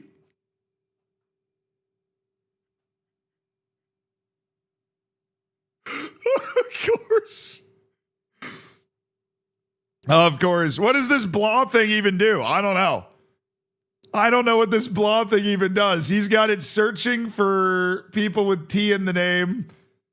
Oh, their city of birth. The parentheses T's got to be there so he can search for everybody. There's 583 players found. I think he's age sorted this. He's looking for Wonder Kids, bro. He's looking for Wonder Kids. He's got it aged 15 to 17.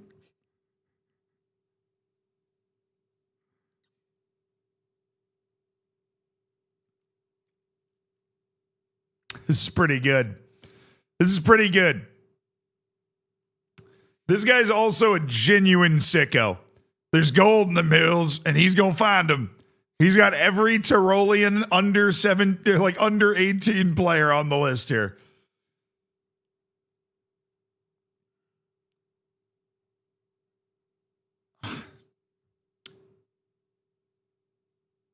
The naming engine is on point, by the way. Like, if we want to take a second for the FM naming engine, It is so on point. There's a Macedonian who's also Austrian. Oh, he's so much diversity available here. He's got to make the signing.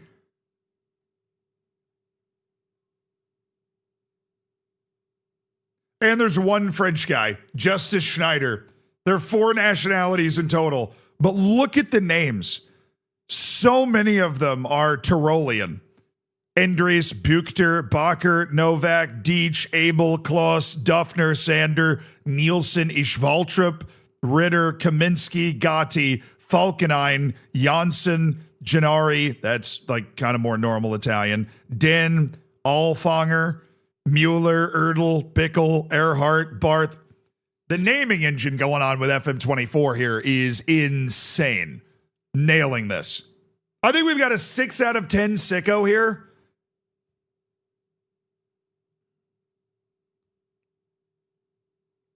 What's his, the payroll?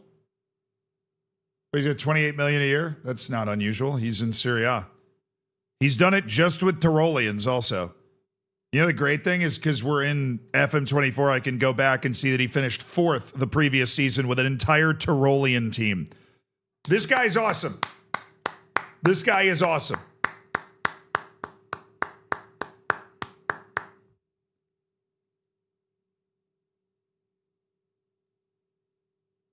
He did it with Tyrol, yes, but he went into the game and edited a parentheses T into every Tyrolean town and then searched for that parentheses T to find all of his players.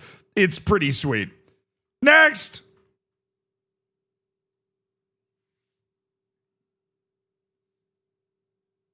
We have Avnlol. Hope you're still in chat. I saw you around here earlier. With Levski Sofia. I don't really know if this counts, but at the end of the first season of the FM, devs decided to make the Bulgarian league from 16 teams to 14. And now, if you exclude European and cup matches, you'll only play 3 to 4 league games in 3 months. I tried to look for the rules, but I couldn't find anything related to the league changing. If it doesn't count, I guess I've managed to sign Ndombele and Ruben Loftus-Cheek on free transfers after 1 season.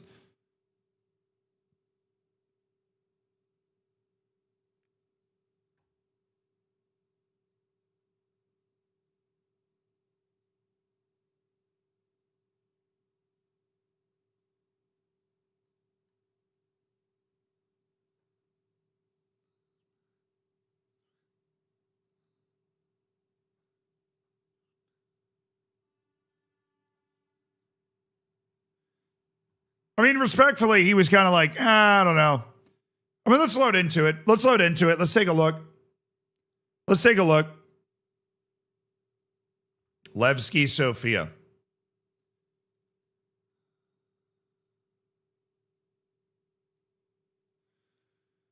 So it looks like the league's broken, is what he's saying. The league's busted.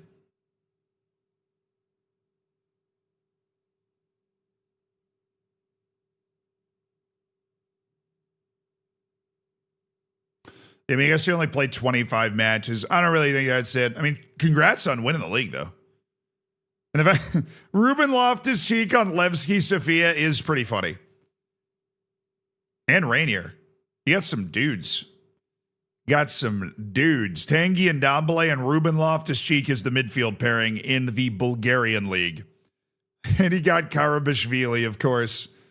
Of course he got Saba Karabashvili. That's just too on the nose, man.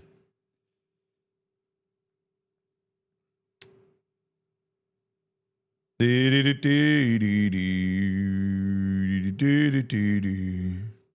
a UD Malia player that comes to mind that only plays 2 to 3 matches a month. Look, Daniele Quieto is a great American because he's from Venezuela.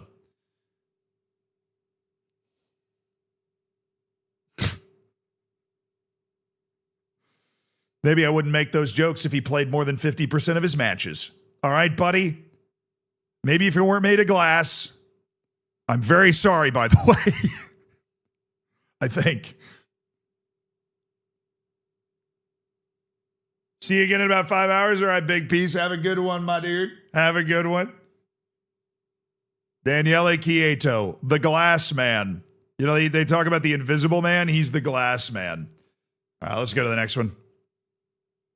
Avnol, not quite getting it right there. Not quite getting it right there. Ellie the Next, we have Ellie the Butler with Balzon. It's a build a nation in Malta, and a lot of weird things happened in the years I did it. Favorite player has to be Tiernan Steenson, who's now my manager on FM26. I moved clubs recently and lost interest, so started playing FM26. This is my favorite save. I have typo or something. It's my favorite save I have ever won some player I have signed to become world beaters. Who's the best footballer in my youth academies? David Cassar, and Suleiman Moses isn't bad. I think it's just a pretty normal save. I think it's just a pretty normal save, you know what I'm saying? Like build a nation in Malta, yeah. Not that weird.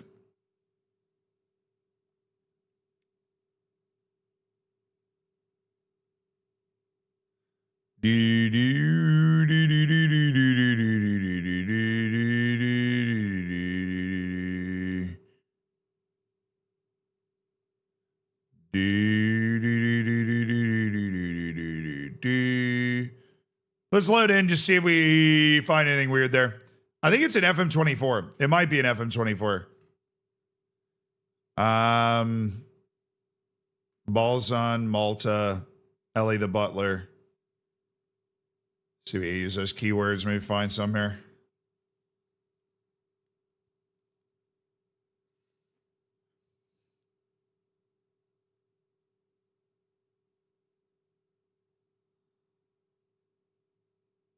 That might be it. Let's load this.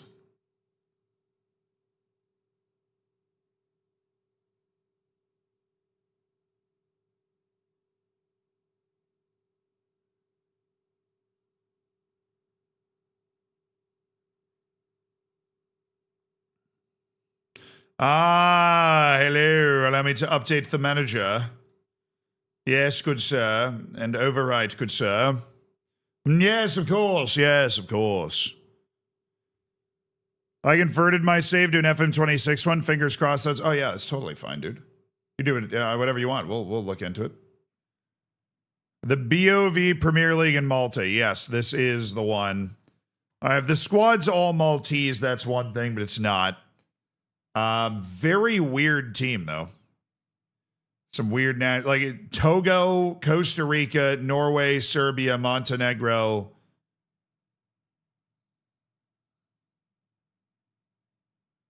It's in 2044. Clay Slater of the U.S. Okay, it's in 2044. His team's not actually that good. I mean, for like the real sicko side of things. Assuming he's won the league.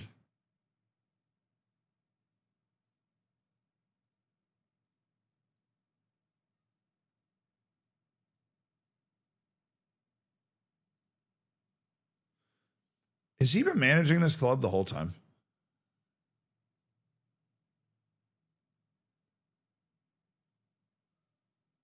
No, okay. He's taking over. He took over a new club. He was managing Naxar and won the league like 40,000 straight times. And Naxar is legit.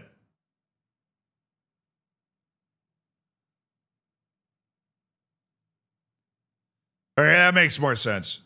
But he didn't sign, he didn't like build it out of Maltese players or anything. Signed a ton of Mexican dudes.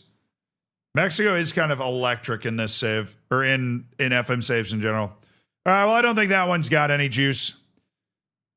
I mean, I like the idea of doing a build a nation where you move between the different teams, but. Next up, we have the night manager, DFK Dynava. I'm gonna burp.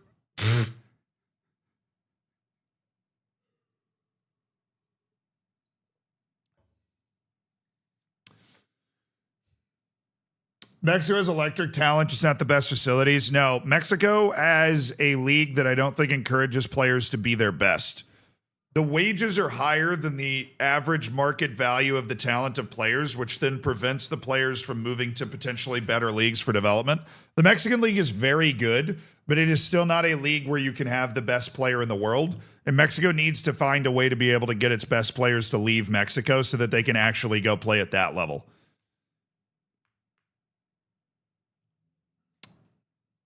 All right. I wanted to manage in a league I knew nothing about, one that had no international profile in either club or international football. I settled on Lithuania and chose a bad team. We're still early on, but have made some big leaps, securing our first wins in the Champions League and starting to spend some cash. The league has rules requiring 3 Lithuanian players, so I've been hunting for the best to grind out the league, and thankfully, I got some good youth players to check out. Aiming for a Build a Nation save, we'll see how it goes. Cool idea. Don't think it really fits the concept for this video, so we're going to have to pass on that one, Night Manager. I wish you the best in the Lithuanian League, though. Bagriel Jesem, I think I saw this one first. At 4th season, first in the Conference League. Already in the semis, having beaten Atletico Bilbao in the quarters. Already have a player in the next Gen 50. Based off what you're telling me also, Bagriel, it's kind of just like, I'm having a really good save and it's going well, which again, I love that for you. Which is not necessarily what we're looking for right now. You know?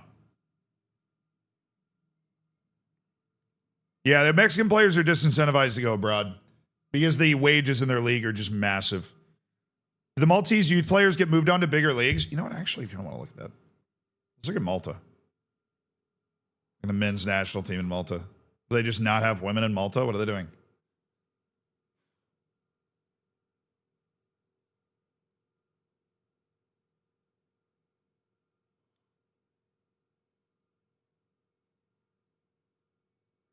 Oh, I'm yawning super. Oh. I just yawned so hard I'm crying. Give me a second. What a player, though. We might need to revisit this save, chat.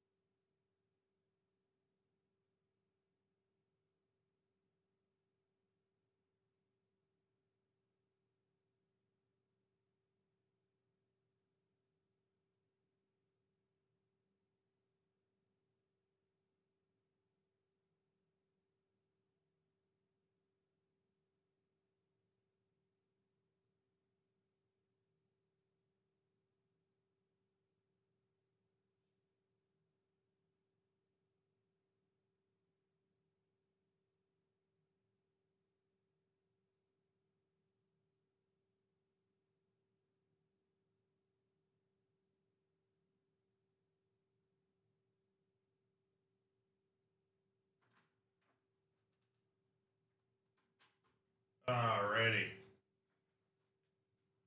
Yeah, this guy's insane, isn't he? Figured I'd pee while I was walking around. He can see the moon. 19 vision. There's a couple of... Well, it's literally just that guy. Like, Malta's got a couple other decent players that are worth a couple million. I don't know about this Formosa guy, but...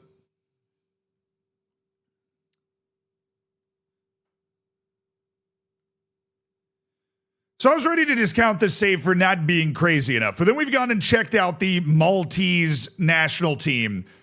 And the one guy he mentioned is actually the best Maltese player I've ever seen, and it's not even close. Like a Ballon d'Or level, 23 million a year, which by the way is like $460,000 a week level player from Malta that this guy was able to create. So not an over-the-top sicko, but definitely a 3 out of 10 sicko that was able to spend this much time in Malta to create this absolute monster. He's 22, by the way. He's 22. No, he came up at his club. He came up at his club. He did not spawn in with Newcastle. He came up at the guy's club, and then he sold him for $12 million to Newcastle. Downgraded to a 1 out of 10 sicko. There's no way you only get 12 million for this guy. Actually, maybe that's like the most he could get in Malta. It might be.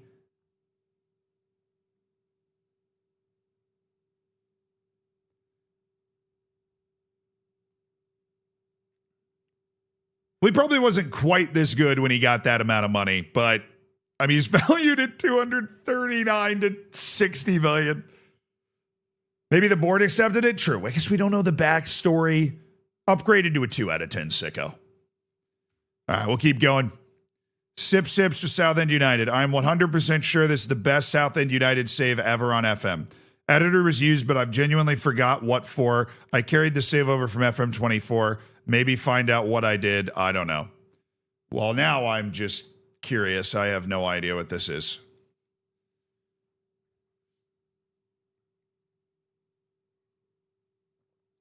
I wouldn't be surprised if it was a release clause for the Maltese player. True. The South End guy's gaslighting you. He's in the Champions League in 2036.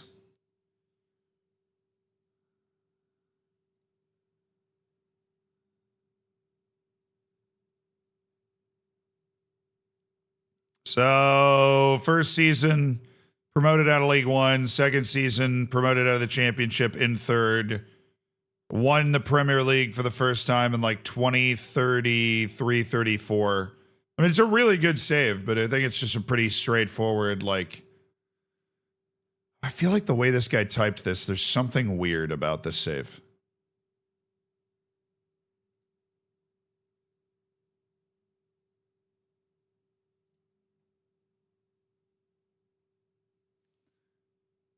He bought Lamine Yamal for $150 million.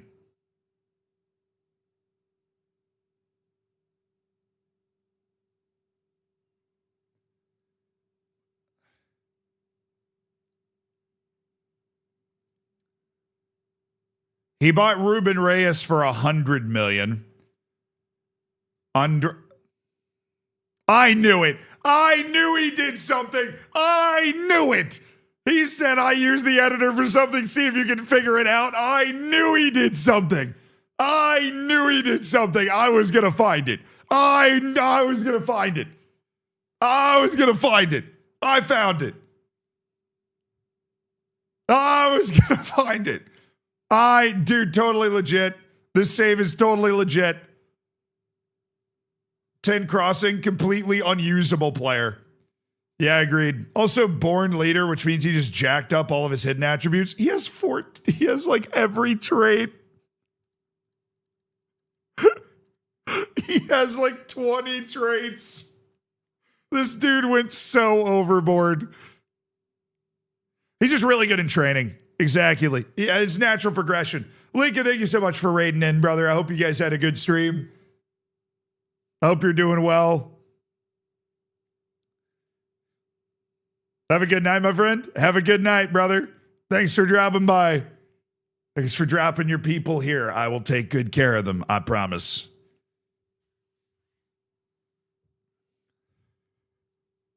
I knew one of these guys was going to be like that, dude.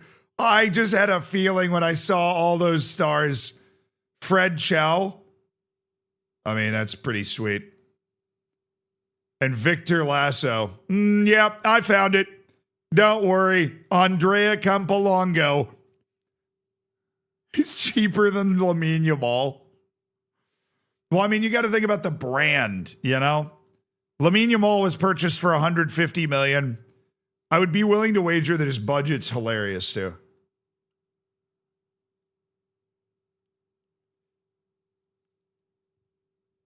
He's managed to go $165 million in debt, so that's impressive.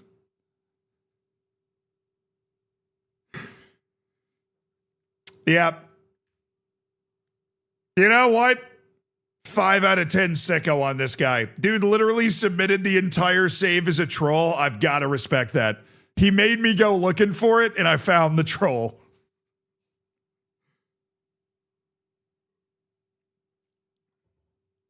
He just has great work ethic. He has great work ethic. Exactly. Just has tremendous work ethic.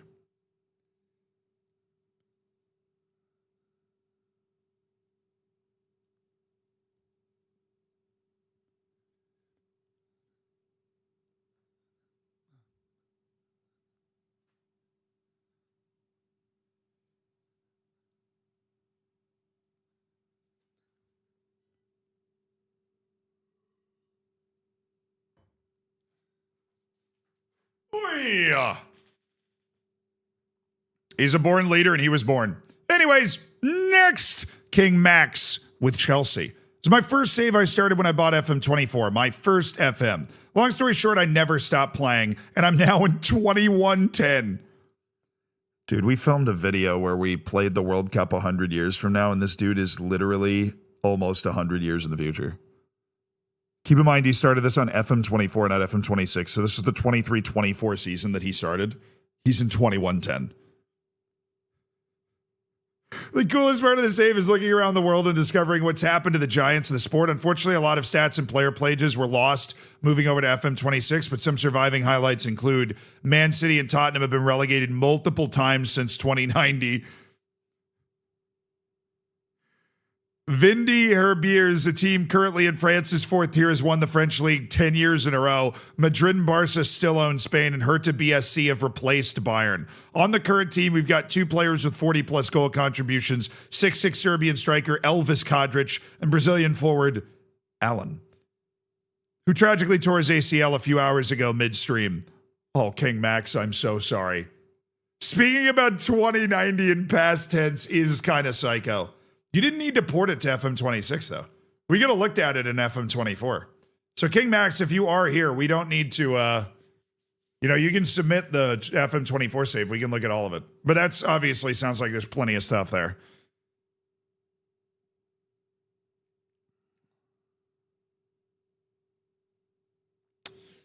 Yeah, the ACL. Yeah, I did my ACL back in the day. True story. Popped it right there on the floor of the AFC at the University of Virginia. Kablooied.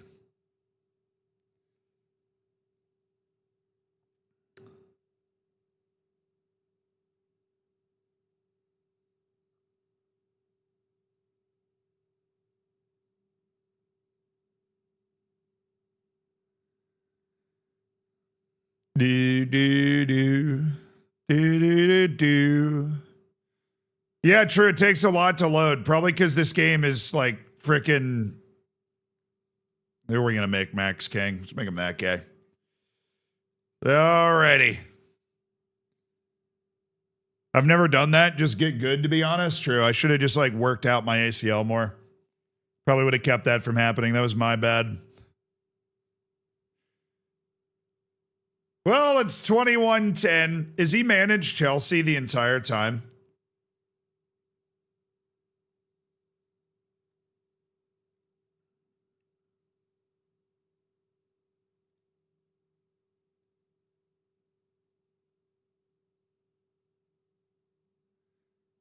Dude, I respect how much this guy... Wow. What happened, bro? What happened? 2037 all the way up to 2065, 66, and then all of a sudden the wheels fell off? Now you can't put together a consistent run anymore. What is that?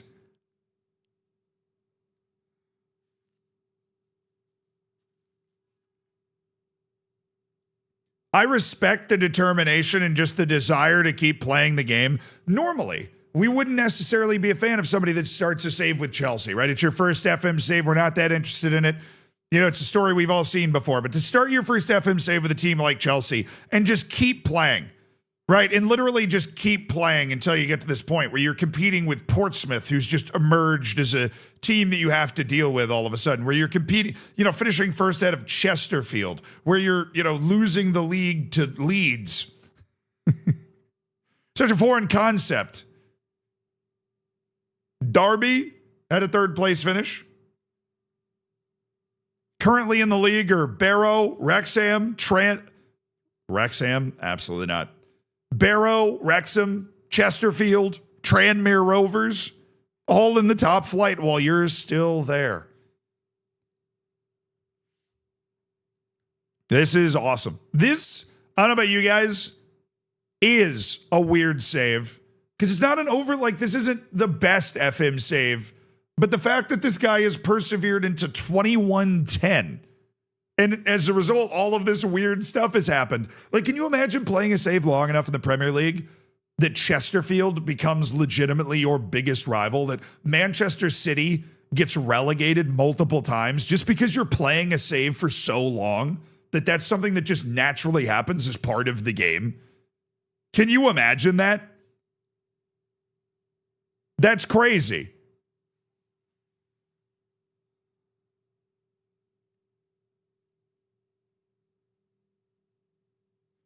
Won 36 Champions Leagues. As 34 would be his. 1 Conference League, 4 Europa Leagues, 8 Club World Championships, 36 FA Cups, 62 Premier League titles.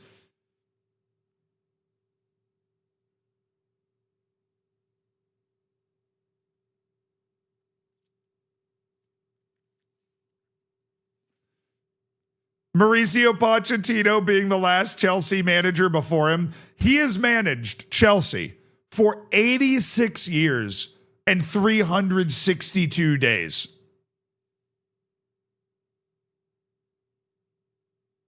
It's like a weekend at Bernie's.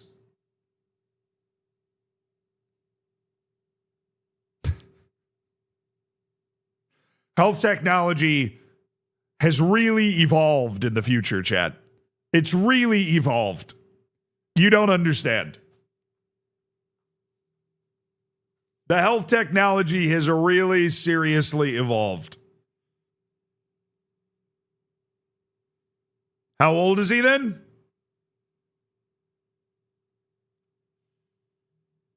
Well, the game caps you at 100 years old. So he is 100 years old.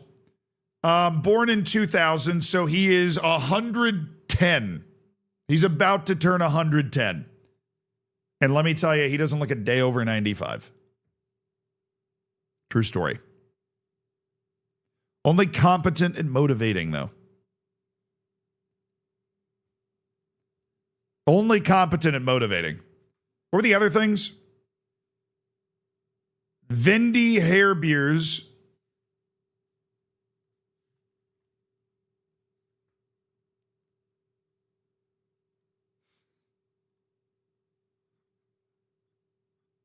Bro, what?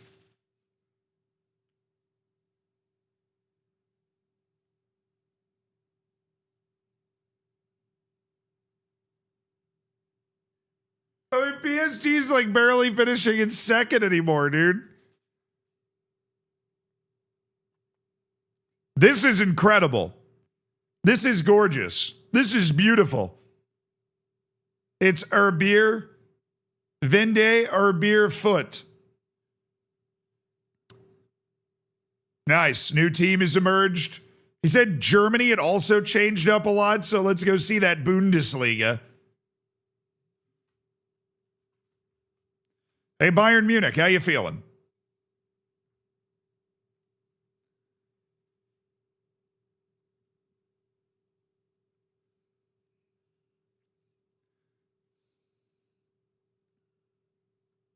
Oh, yeah, I guess. I mean, Bayern's still winning at Freiburg. Dude, Leipzig?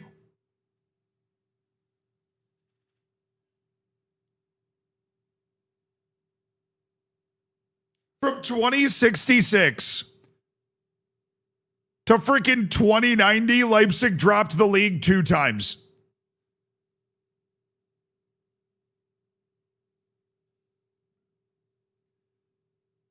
Borussia Dortmund unleashed a 6-9. Borussia Dortmund unleashed a 9 lead. They won 11 of 12 leagues with Bayern just cutting in 1 time. This is an incredible history of the Bundesliga. Leipzig Leipzig's won a ton of these things. A ton. Anybody see Bam's 83 points? Yeah, we were looking at that earlier. Now Hertha Berlin started to take control. Finally start winning titles. I mean, surely somebody besides the big 2 has won a league in Spain. Surely.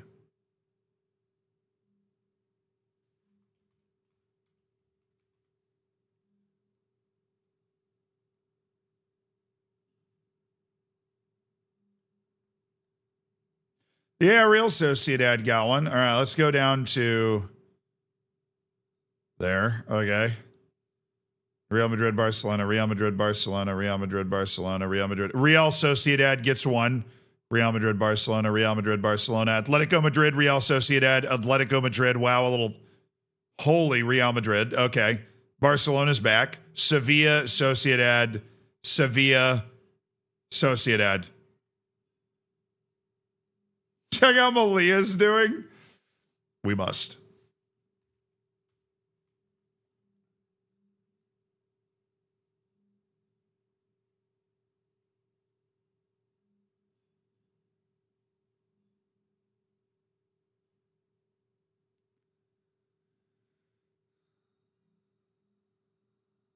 Yeah, this graph isn't necessarily the most helpful graph here. All the dots are just at the bottom. They're still in the 4th division. Starring Miguel Angel Morales, who's got the flow, Jaime Ortels, and Kike Satrustegui, who's got great size. You're damn right he does.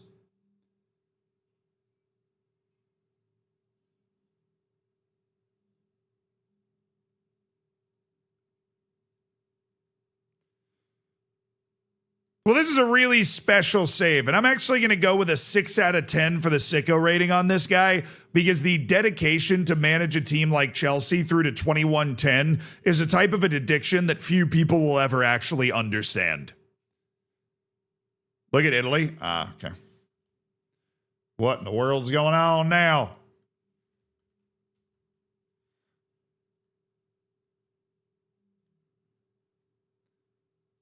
Inter, Atlanta, Napoli, Inter, Napoli, AC Milan literally one time, Inter, Napoli, Juventus one time, Juve, Inter, Napoli.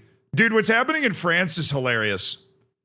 What's happening in France is genuinely hilarious. The fact that like a new team has just emerged to try and unseat the powerful teams. What was the World Cup like? Yeah, I mean, I'm just so interested in a save that's been simulated this far forward, to be perfectly honest with you.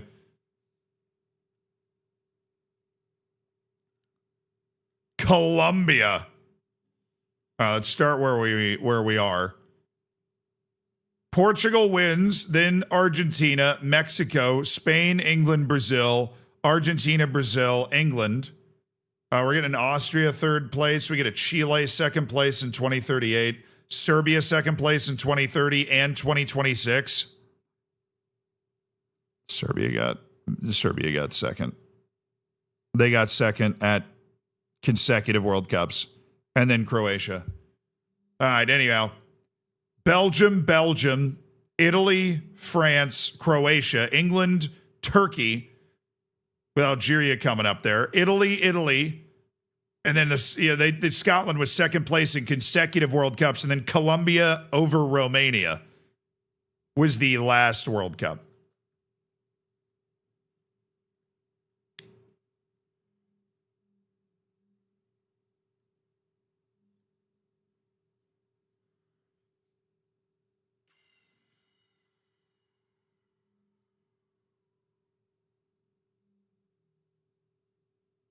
Wow. That Colombian team is insane. No wonder they won. I'm just looking around at a genuinely pure interest here.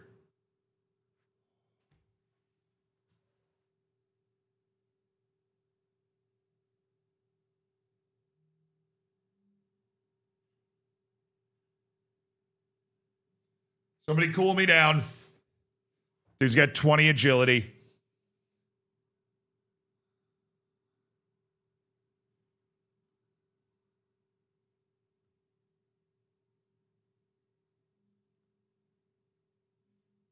Wow.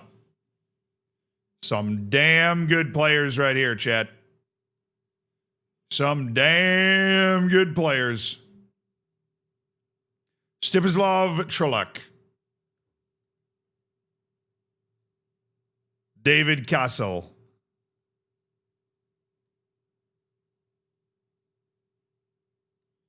And the Romanians, I would imagine, have some studs as well if they're making that kind of run at the World Cup.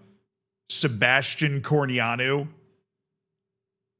I mean, these guys are just ballers. This is insane.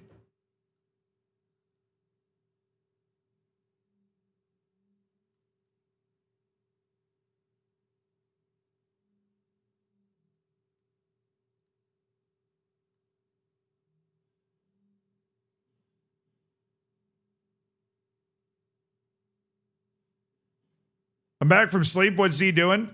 We're looking at the weird saves. This dude played with Chelsea until 2110.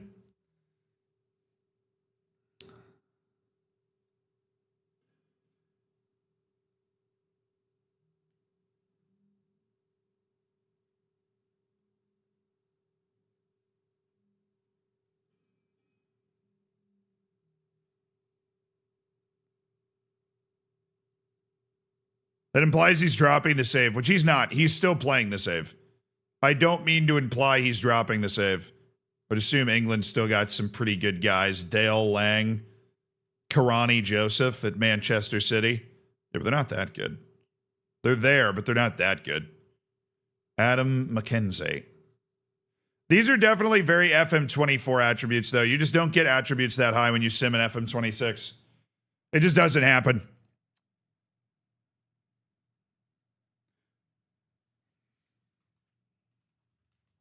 The old Champions League check. All right. Past winners. Well, of course, Vende Erbier Foot is winning. Of course. Leipzig during their power stretch. Sociedad got one. Southampton. Marseille snagged one. Leeds got one in 69. Nice.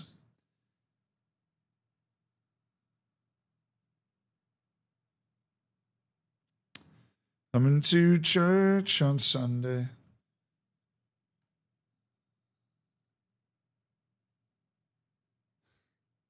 What a save. What a save by this dude. This save is so fun. Thank you so much for sending it in. Next. Suckiest Sucker. Discord name Suckiest. Said Manchester United's the team. The premise of the save is to get every Big Six club relegated from...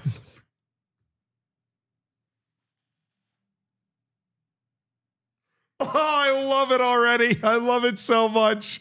The point of the save is to get every Big Six club relegated from the Prem without getting fired before relegation is secured. I am not using the in-game editor, so I can only move to a new club if the manager gets fired. I started off with Tottenham, as it felt like that would be the easiest. Seems like I was right. I managed to get MSN as my front three and successfully led them to relegation. A job opportunity opened up at Liverpool, who I also proudly got relegated. Last time I played, I just got the United job, but I am yet to finish the project. This is an extremely unique challenge that completely changes the way you need to approach the game. Dancing the fine line between doing bad enough to get relegated, but not bad enough. Dancing the fine line between doing bad enough to get relegated, but not bad enough to get fired is a real challenge. This dude's tanking on FM. He's literally tanking. It was this Suckiest Sucker with Manchester United.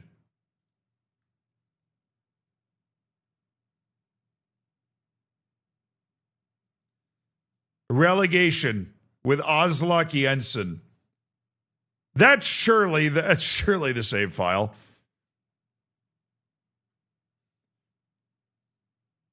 Why is my description cut off mid-sentence? I just have to rap it, Pope Leo.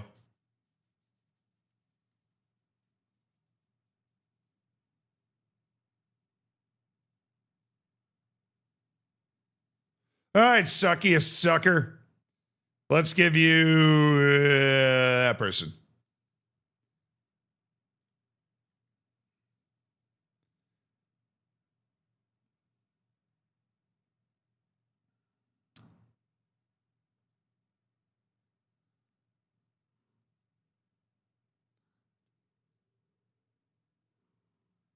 Do do do do do do do do do do do do do.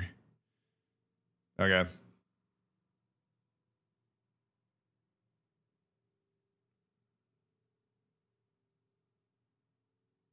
Where should we start? Probably his career page.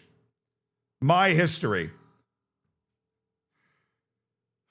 Job history. Why is it all messed up, bro? What is...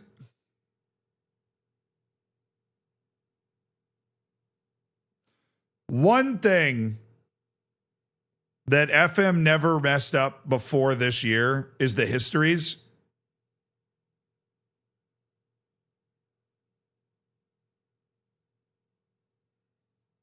Yeah, song's a banger. They never used to mess up the histories. And now the history stuff, like the history tracking, is all just completely jacked up.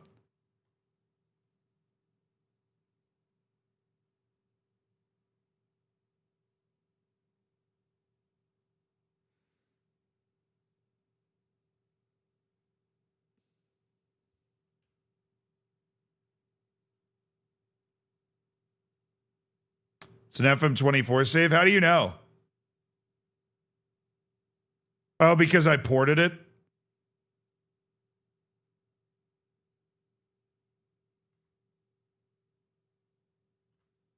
Did I? I didn't port it. I didn't think I ported it.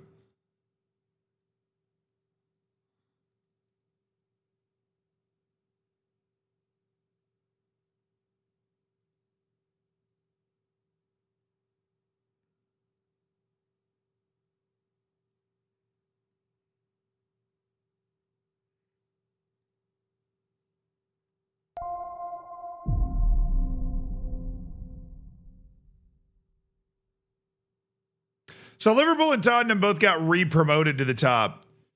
So this is kind of it's a challenge.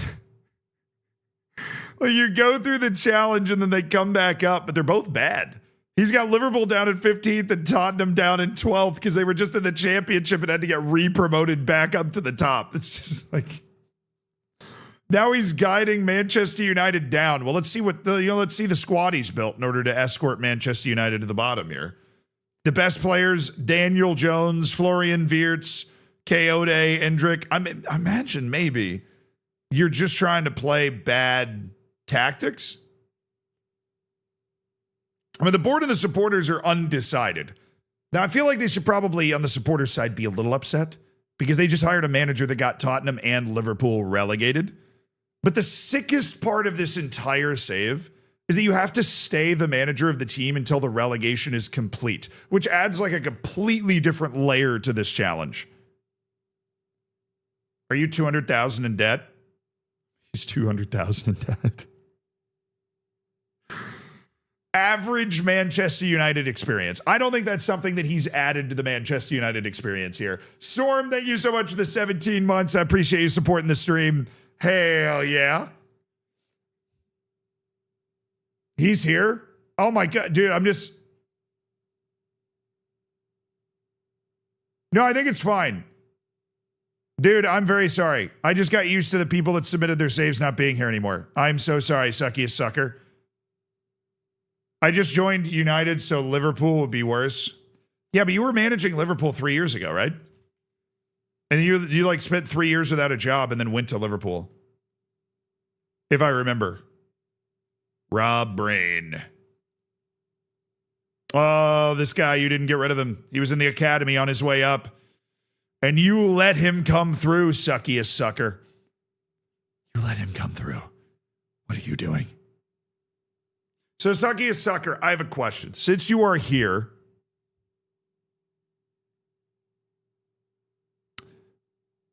what is the way that you do it? Do you do it with tactics?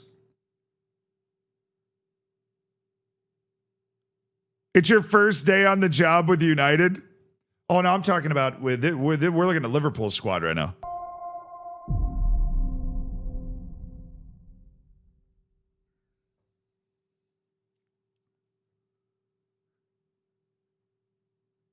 He's got Anthony at left back, dude. Tell me this was you. It wasn't you. They signed you broke Liverpool so bad that they signed Anthony for $107 million in the championship to play left back. That was me.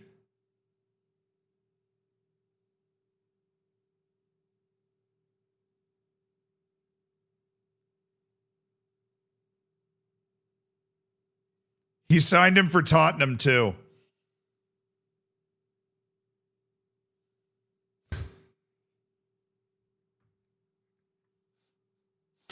He signed him from Tottenham to Liverpool.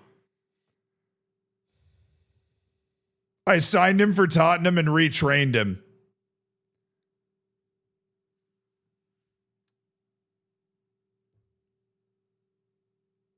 Look. Vinta said thank you for the 7 months, dude. Thank you so much for raiding in. I hope you had a great stream. I appreciate you bringing your people here. Spending 100 mil on Antony is an aura move, especially when you've specifically retrained him to play left back with, I would say, subpar defensive abilities. But if you do that, you of course get credit for signing a worldwide reputation player for your board, but then he comes in and plays left back. This game is way closer to Minecraft spiritually than I let myself realize. That is true.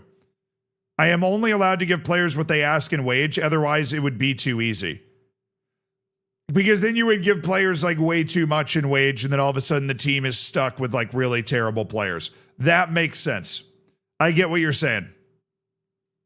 So you're only allowed to give yourself, you're only allowed to give out the wage the players ask for.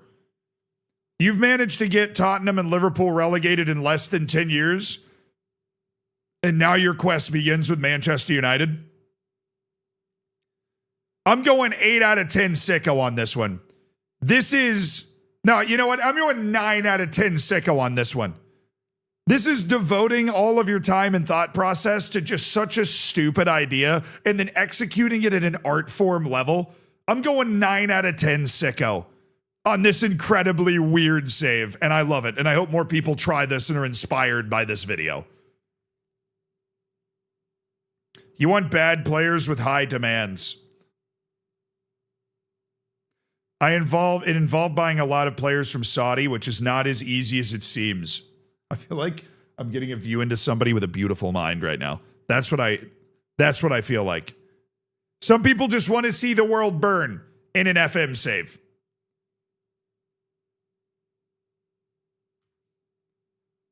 That is a very fun save. That is a very fun save, Suckiest Sucker. I appreciate that.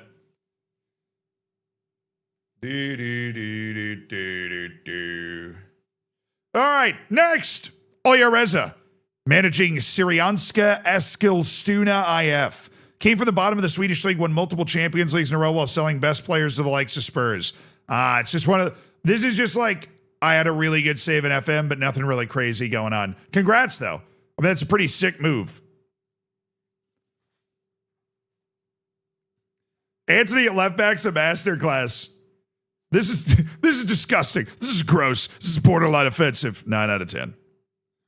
9 out of 10. Why are you doing a 24-hour stream on a Tuesday night? Is there like a time that you're supposed to do one? You're like the second person to ask why I'm doing it on a weeknight. Is there ever a good time to just stream for 24 straight hours?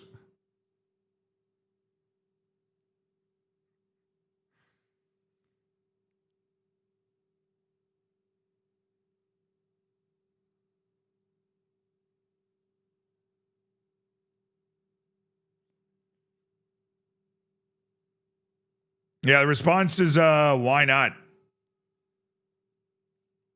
Yeah, basically. Why not?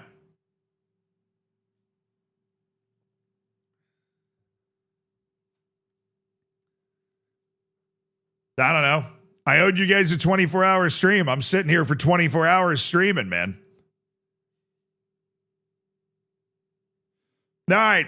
Next, we have Ollie OW, who asked me earlier about if they could upload a save that had their save file was too big. All right, Grunier, you rated the save during FM24. I'm back with it. And the weirdness comes from how realistic I play. You saw it when it was 2037. Now it's 2071. I've only won the league 10 times since. I even relegated after you rated it. Still no European title either. All right, let's give it a download. .fm, 1.1 gig. 726, right? Correctamundo. Do do do do. Do do do do do do do do do do do.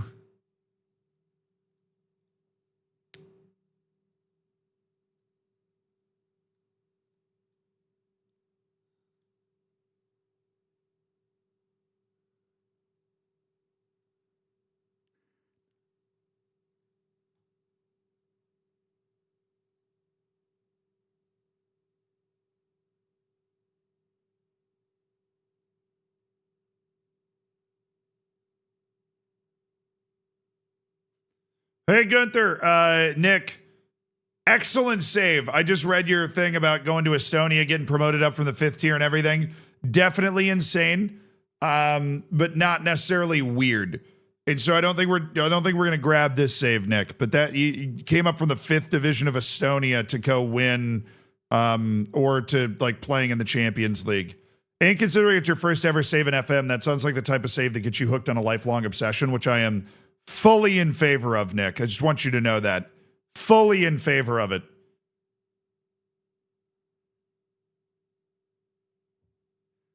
We need Z to learn about Clondudno. I mean, I've managed in Wales before. I'm familiar with Clondudno. I'm just reading these here, trying to decide if we're going to download them or not. Is this first ever save that's weird in a lovely way? Check it. All right, if you want me to check it. Any, done a good job there. He has done a very good job. Well, he was in the 5th tier. He's not there now. He's not there now. My friends. Hello from El Salvador. Ah, hola, ¿cómo estás? ¿Está bien? ¿Está bien? ¿Qué lo que? He pronounces Clondudno better than the English. That's because I managed in Wales for so long. I had a bunch of Welsh people yelling at me about how to say it.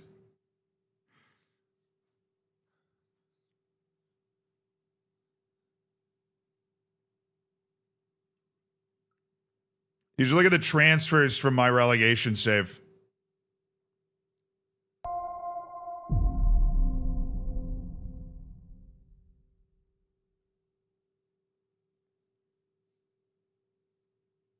Unfortunately, I'm a Spurs supporter. Everything is garbage.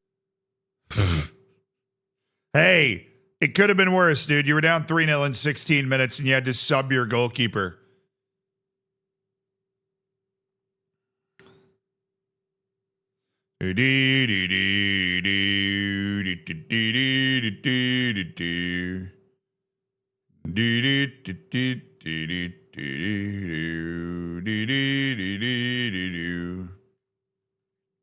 Let's go look at that. Hold on. So relegation save. You want to look at transfers. I wonder if that's easy for us to look at. I wonder if that is easy for us to look at.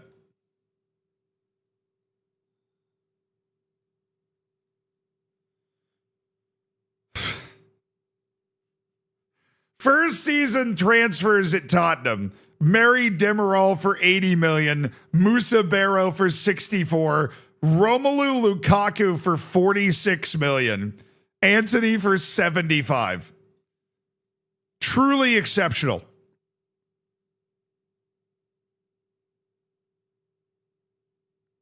He turned a profit, not good enough. Definitely didn't turn a profit the next year when he dropped 81 million on Arda Güler, a washed-up Yusufa Moukoko for 59 million. Dennis Sirkin for nearly 38 million. Lewis Hall for 23 and a half.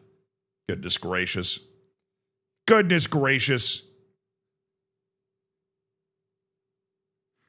The next year is when they got relegated. So that's when they were not exactly spending a lot of money on all that. Let's go look at Liverpool. That's the other team he managed to successfully get relegated. He was in charge like 2 years, right here. He bought Iñaki. He bought Mary Demiral again.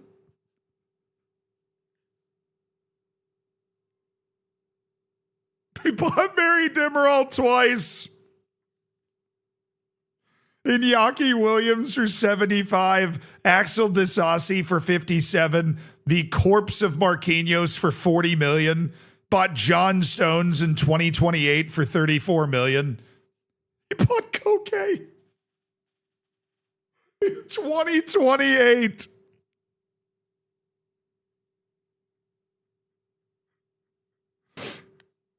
He bought Koke in 2028.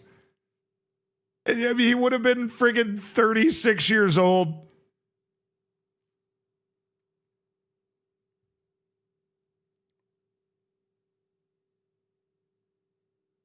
He signed Thomas Muller as a free agent.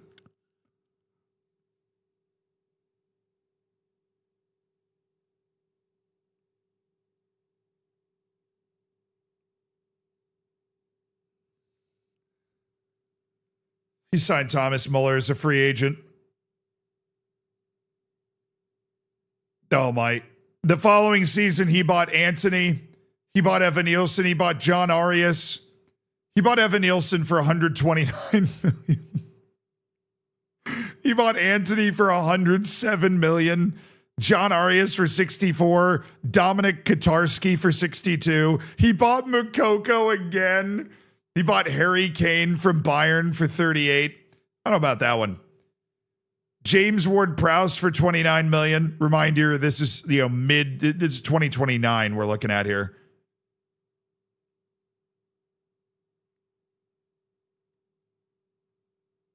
And got him relegated.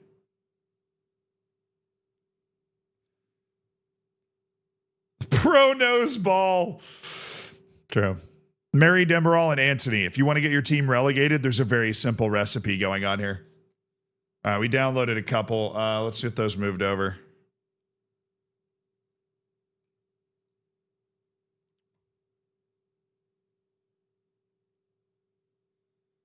Doodle-doodle-doodle-doodle-doo.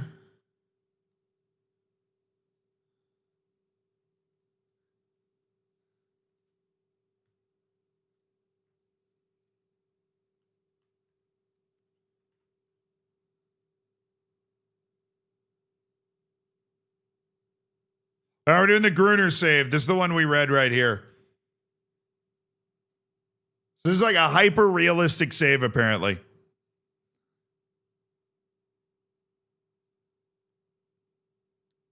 Hi, Twitch. Hey, Carlton. What's up? I forgot to mention, but you need to look at the Welsh League. I got you. First, we need to assess the merits of the save. I know you're the Norwegian Premier Division. You have started to win it rather consistently.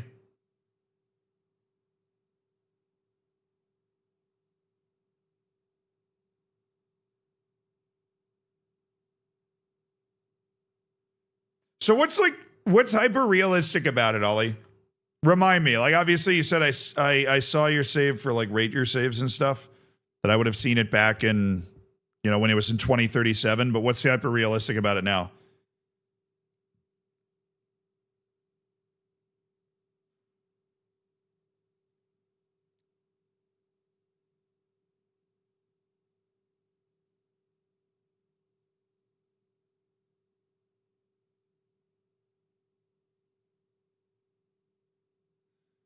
All right, you want to look at Wales, though. We'll look at Wales.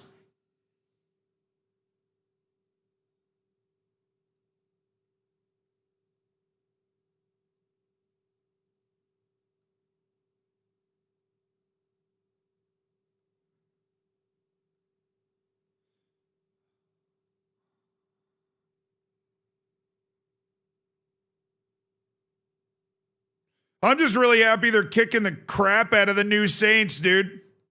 All right, while you type that up, Ollie, I'm actually going to the bathroom real quick before we look at the last couple of saves. Whoop. I'll be right back, lads. Have a good one.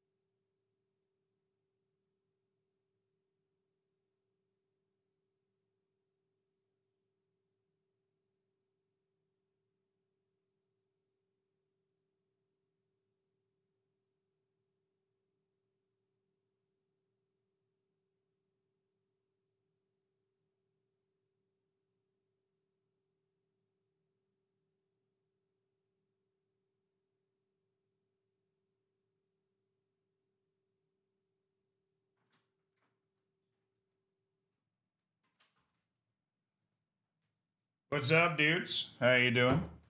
Good night, Mad Crowder. Hope you're having a good one. Thoughts on Bam Adebayo dropping that crazy number? It's pretty crazy. I'm not gonna lie. The toilet got him. No, I stopped. Got a little apple juice on the way back. I also, while I was on my trip to the bathroom, Ollie sent a paragraph earlier. I'll find it. I discovered that apparently the U.S. manager did not know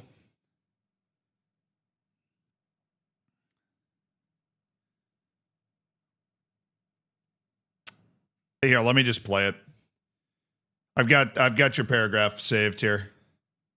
Let me just play it. I bookmarked it. He did not know the U.S. could still be eliminated.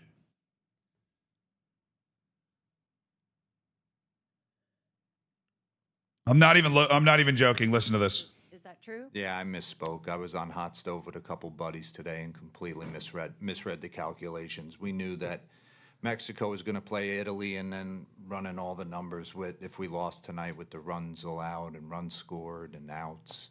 So I just misspoke. Oh, he's lying.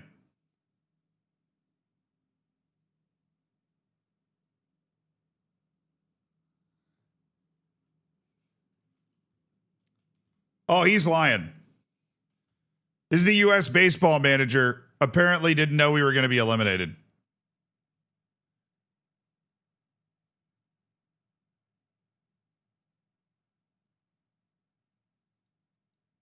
Ton of respect for Italy. It's weird. We want to win. We want to win this game, even though our tickets punched to the quarterfinals, because Mexico plays Italy actually tomorrow. So the way the schedule lines up, this is an important game for us. Nolan McLean will start. He's on the.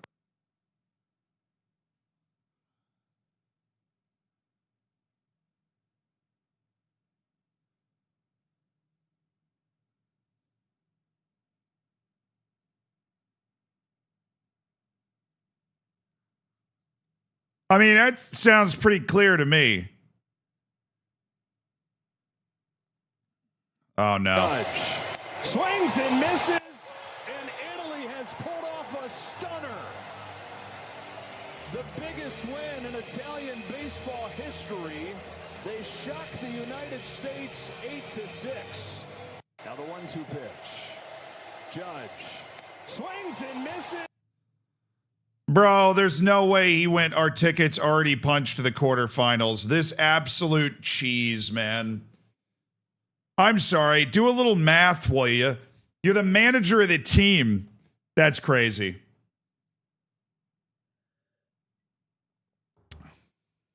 That's crazy. How do you manage a team in a tournament not knowing you've clinched a trip to the next round? That's insane. No wonder he rotated the team so heavily.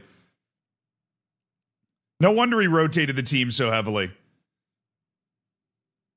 I'm just sad Australia didn't upset Japan and make it through. That would have been crazy. You guys only lost by 1. That was a pretty insane game. I didn't know anyone in Italy played baseball. I mean, it's kind of like the same thing as the Netherlands, where there's like 3 dudes born in the Netherlands that play on the Dutch team, but the vast majority of them are born in the Dutch islands in the Caribbean, and they all play in the MLB. Vast majority of the Italian teams born in the U.S. They're just Italian American. And then there's like 3 dudes born in Italy. You know.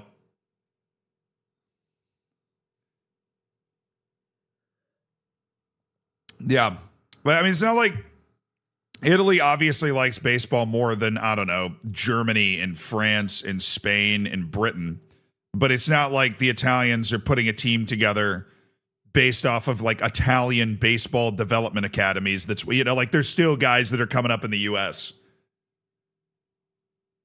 Yeah, basically Israel and Italy are 2 like cultural subsets of like their players are developed in the U.S.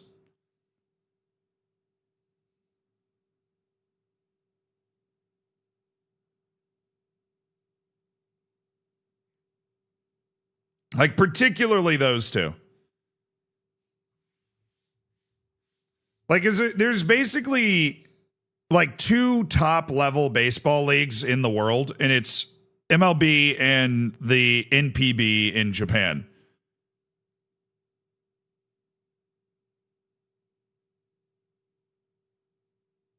So if you're really going to reach the peak, you have to be playing in one of those 2 spots.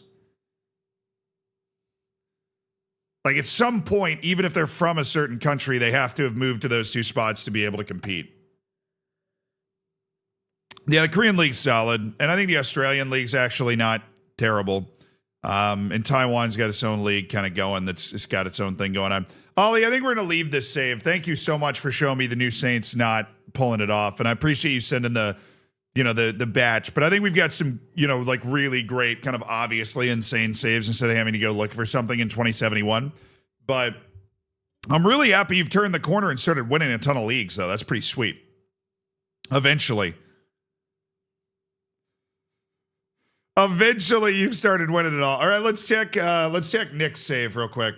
This is the guy who played his first save and's playing in Estonia. We're going to save Vauxhall for last because I have a feeling that's just going to be hilarious and ridiculous. I have a feeling it's going to be absurd.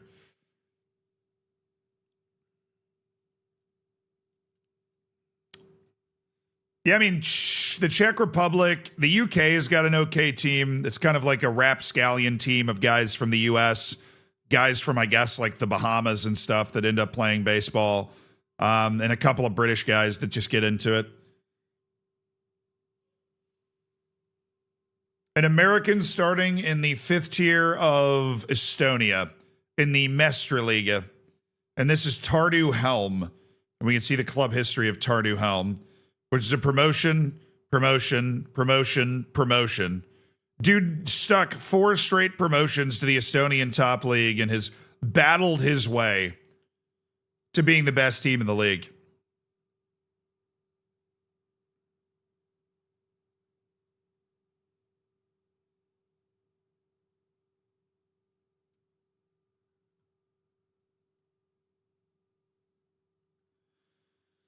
Me bound so high.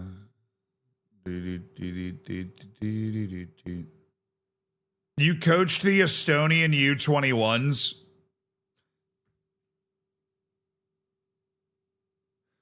Nice.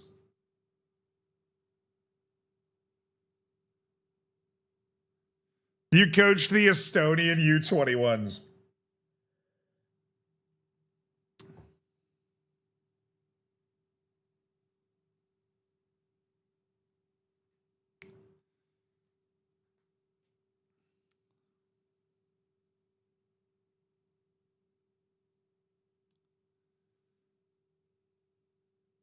Yeah, this one's from FM24 chat. He's not coaching national teams in FM26. Dude is spawn camping the Wonder Kids. I'm going to go with a 4 out of 10 sicko on this. I love the dedication to jump over to Estonia. I do. To start in the 5th division of Estonia, pull off 4 straight promotions, and just, like, there's just not a lot of games to play. Wait. I don't know what I'm talking about. You play every team 4 times, apparently, and you play 36 league games. So there's plenty of games to play. But this is just like, How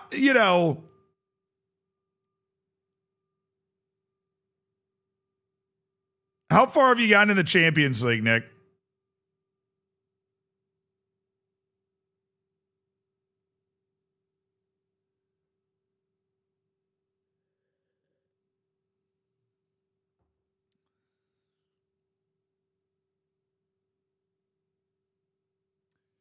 '25th place in the league phase.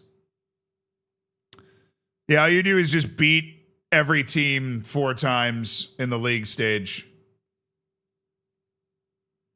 Got a decent Estonian modest lip. Mario Raid. That's a pretty sick name. Mario Raid.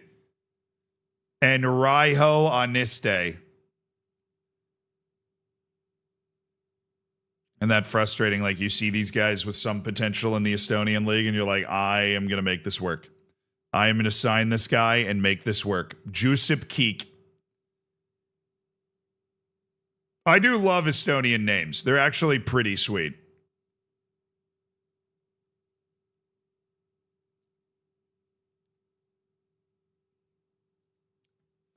Yeah, well, 4 out of 10. That requires some serious dedication there. Sees J with Telford. Decided to test a few things. We're saving this one. That one. Decided to test it. Yeah, just in case. I don't know what this is. Next, we have Sees J with Telford.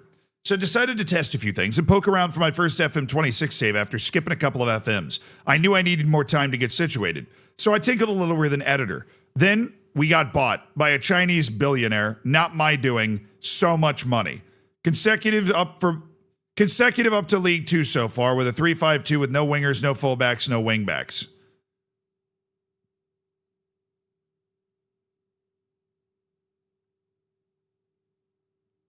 Only wide midfielders. Okay, that's kind of bait. We made the top 4 of the FA Cup while still in the National League. Back-to-back clutch penalty wins over championship clubs, somehow scraping through with penalties until a late collapse in the quarters. Can we keep it going? Probable. My big find, Gary the goalie. Brighton is top 6 and won the UEFA Conference. Monaco won Europa. Cameroon 4th at the World Cup. Gary the goalie.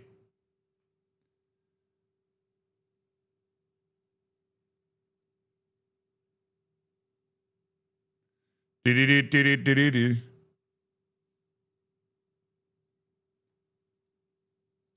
Gary the goalie. Is it too late to submit a save? I don't know. Do you have a weird save, Pale Ginger? Because I think after this one, we're just going to go look at that Vauxhall save. I mean, I want to see Gary too. Literally, the reason I'm downloading it is he called a guy Gary the goalie. And I am intrigued. I accidentally clicked on Teams. Oops, sorry. FM26. There we go. That right there. That over there. Can we please, Teams? Bro, did I just close FM? No. Okay. I thought I was just closing Teams, but I might have just closed Football Manager. Just dropping okay. in before bed to say what's up. What's up, Otterman? Thank you for the 25 months, brother. And Digital Lover, unfortunately, I'm a sport. Oh, you're the guy that said that. That was funny. Bro, can I just say, I find it incredibly insane that even though I am sitting here a full 14 hours into this stream, there are over 500 people watching on Twitch and over 300 people watching on a YouTube stream that I literally restarted like 2 hours ago, maybe. There are over 800 people here vibing. I appreciate that. That is pretty ridiculous. It's 2 a.m. It's the middle of the night.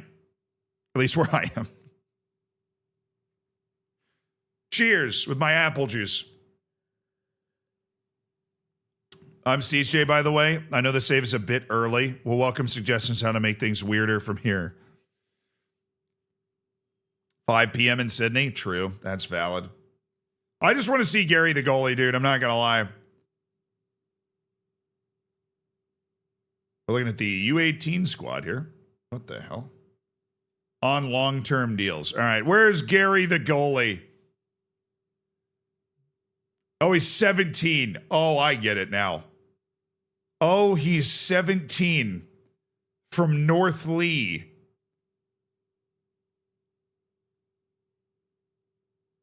Gary the goalie, the 17-year-old wonder kid goalkeeper. Acceptable. Gary Millington, thoroughly acceptable. I did a save where I'm only allowed to sign left-footed players. Sure, throw it in. We'll take a look at it. We'll take a look at that before we look at the final one. That's the last one, though. We've had a lot of insane saves to look at. He's got 7 free kick taking. The Project Rosario Seni is on. True, but his free kick taking is going down.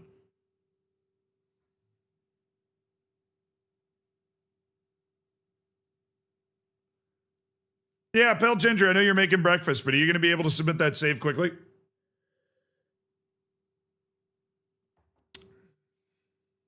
$6:15 a.m. in the UK. Oh yeah, our time changed, but yours hasn't yet. Your time hasn't changed yet. Can Gary play as a striker? Now, Gary, the goalkeeper here. You have any youth caps? Yes. He has started to get called up by the English U20s while they're in League One. That is pretty awesome for Gary, the goalie, Gary Millington. It'd be a little bit so you can move on. Sorry, dude. That is pretty wild that you're doing a save where you can only sign left-footed players, though. That's fun. I love that for you.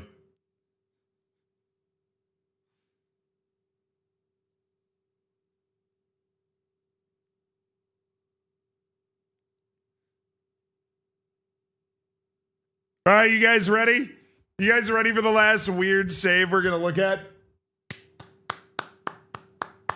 You guys ready for the last weird save we're going to look at?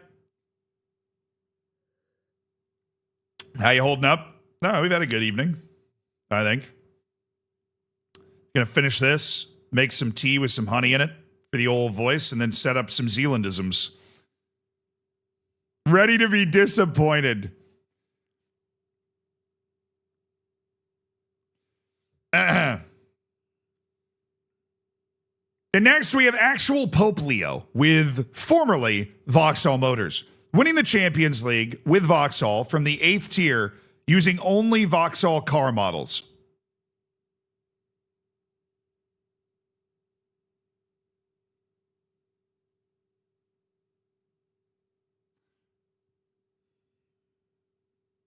You get it. Unfortunately, the only file I was able to discover is a few months after the save finished and I retired, but it's all still there. So we're looking at a save where they're trying to win with players that are named after car models. I don't know the Vauxhall car models, so I won't even know if this is right or not.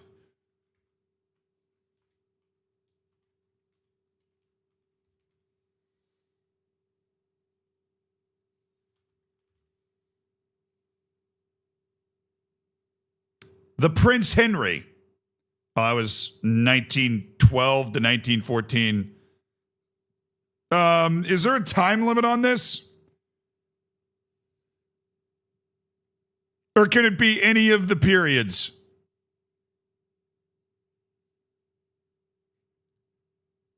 How many guys named Model H are on this team? Absolutely not. So it's anybody whose name appears here. We've got Adam. Okay. Winning the Champions League with Vauxhall car models with Vauxhall Motors.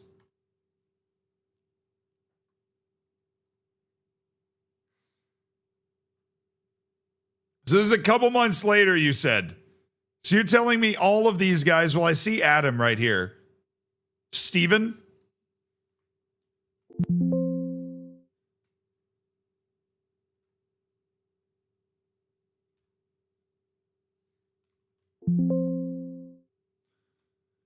There is a Victor.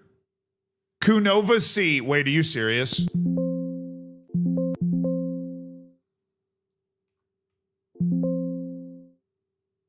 I'm not finding it.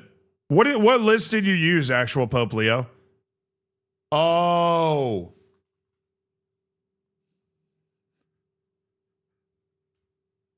The Nova's in the name. Oh, that's insane, dude.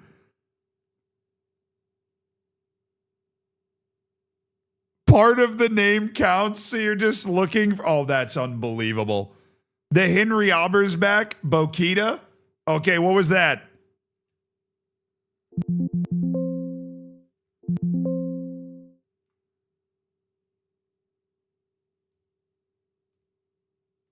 Where was Bokita?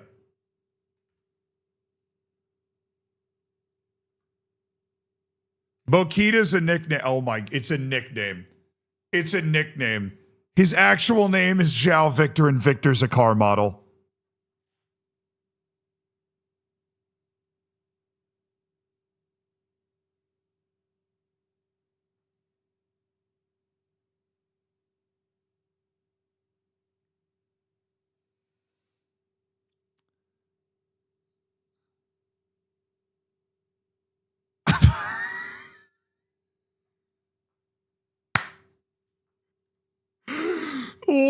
What? Adam. I'm assuming there's an Adam car. There is, from 2013 to 2019, the Adam, the Henry. We already know about the Henry. Justice, you said, wasn't a player you signed. This a couple months later. The Martin or Adamek. I mean, you don't even need the first name. There's an, I already see it. It's already coming together. Where's Roberto Carnevale? Did you sign Roberto Carnevale? Where is it? A team of Vauxhalls against a team of Volkswagens?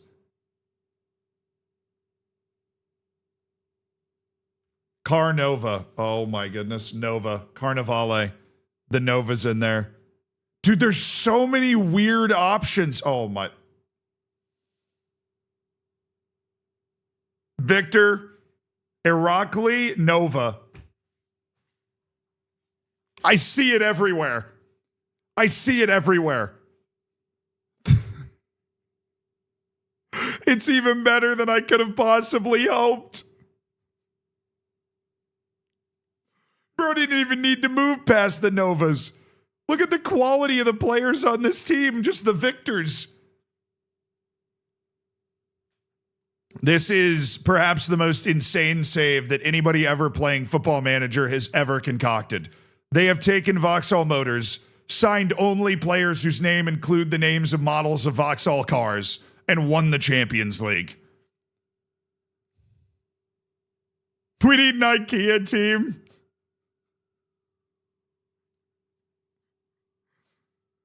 I see it everywhere. Now I can't help but see it. Nova. Marek Novak. Daniel. Astra. I feel like that would be one.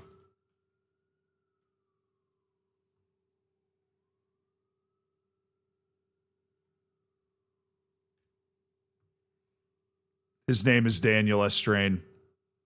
He goes by Daniel.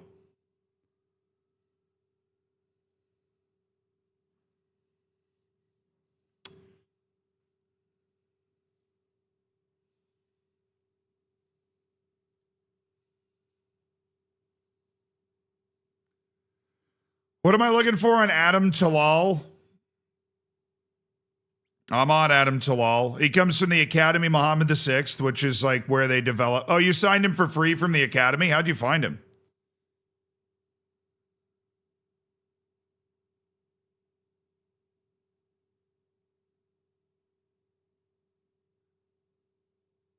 Free and incredible? I mean, valid.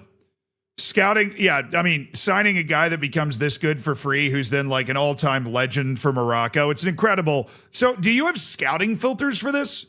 How did you, please explain to me how you managed to find these players and match them up with the names? Like, what was your approach to this?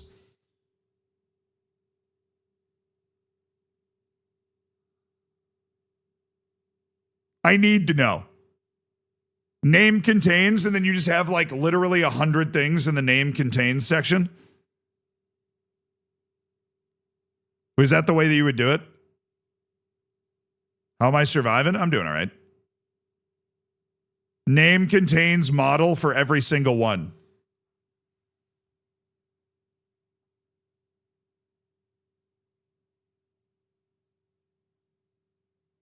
Does this include the Vans? Oh, Arena. You had one Arena guy. There's like 53 or 57.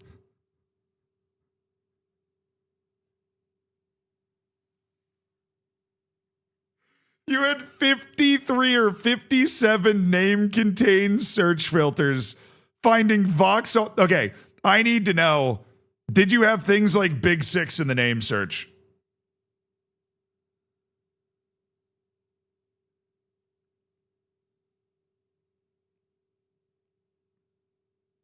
No. Okay. You didn't include the number stuff. Like Model J.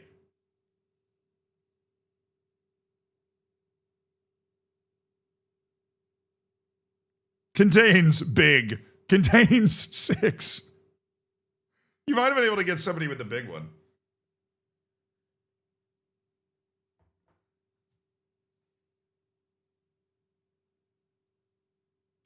What are the two things you wanted us to look at?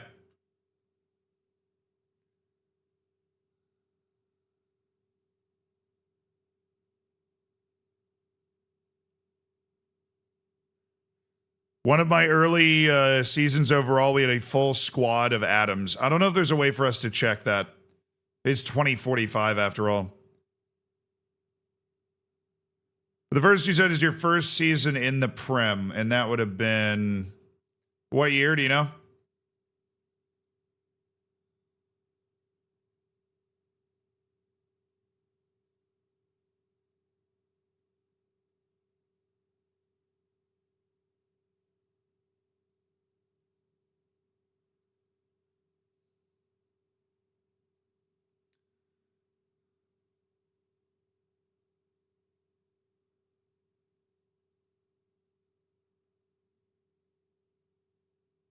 Twelve.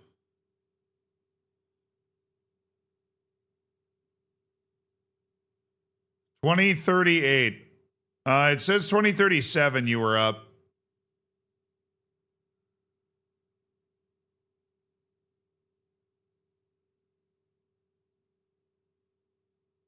You dropped 54 points and finished 12th. I feel like that's kind of harsh, but what am I looking for?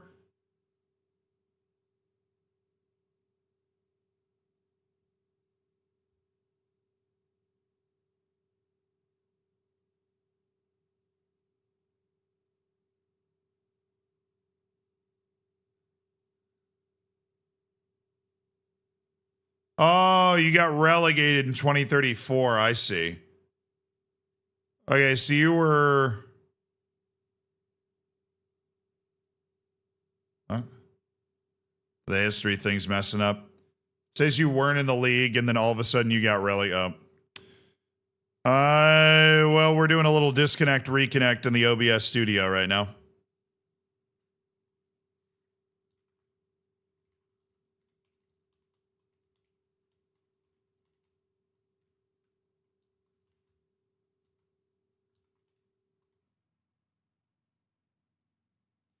We're back, chat. We're back. We're back. We're back.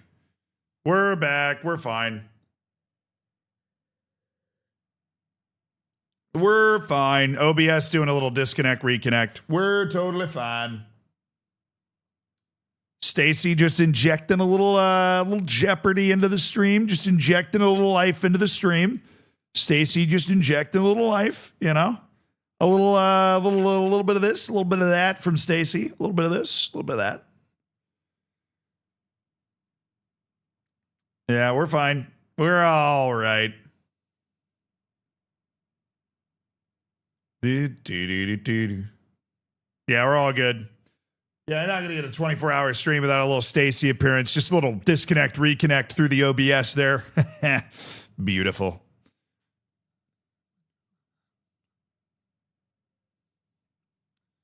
Twenty 34, 35 season he meant, by the way. Just you guys getting relegated? I mean, I respect the grind, obviously. You get relegated and a lot of people give up. You go through that experience, but then you get yourself back up. Then you're 12th, then you're 7th. That's a lot of dedication, obviously.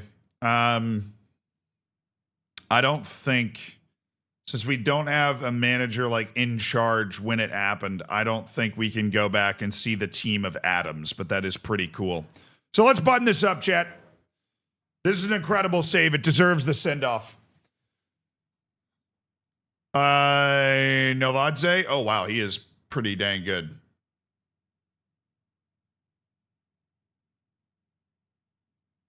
Dude's pretty sick. Love a 20-year-old Georgian star with a mustache. All right. We've seen somebody actually build a genuine-looking football manager save where they take Vauxhall Motors from the 8th tier of England to winning the Premier League with a team that secretly contains at least the name of a model. But the team is secretly composed of players whose names only exclusively contain the name of... Can I word this? Probably not. But it includes a team that secretly has the name of a model of one of their cars in the name of every player in the team. At all times. They sold my keeper, you heathens. Oh, no. But they kept Irakli Novadze. Seen you at the Brooklyn FC match, was too shy to say hi, so I'm saying hello now. What's up, dude? How you doing?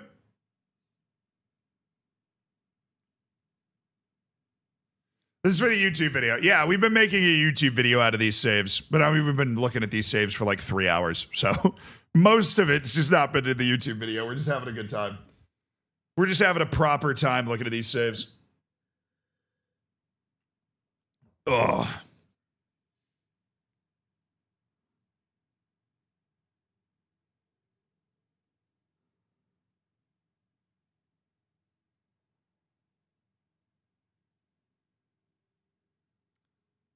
Oh, that felt amazing. Oh, the little neck stretch. Oh, that felt amazing. I bought a Vauxhall shirt. Don't do this to me. Hey, I'm not the one that lost the save, man. You can't even remember his name, and you said you bought a shirt with him. I was just stretching my neck.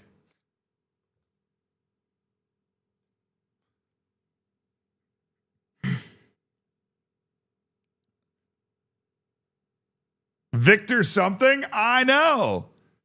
They're saying he's the Spanish national team. All right, then we're buttoning this up.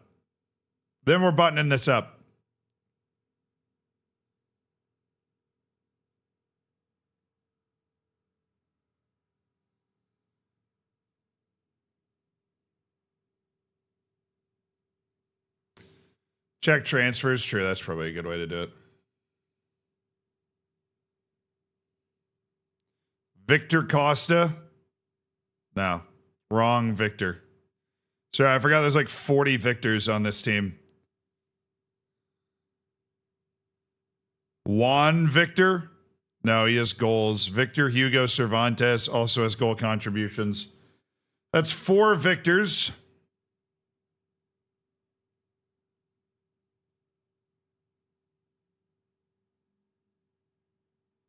Victor Suarez. That's him. Victor Suarez. Yeah, he's old now. He's at Alfate getting a nice big paycheck. That's your star boy. I'm sure he was special at some point. He's not like over the top right now. He would have been expensive. I was just 12 million. He's old. He's getting his paycheck over in Saudi Arabia now.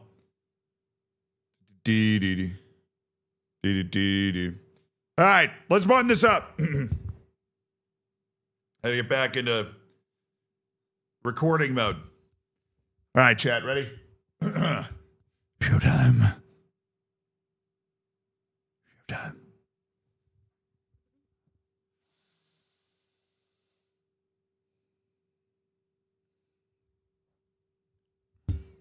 The end product is a save that is so ridiculous and beautiful that accomplishes everything you could possibly want to accomplish in Football Manager, that it truly deserves a 10 out of 10 weirdness sicko rating.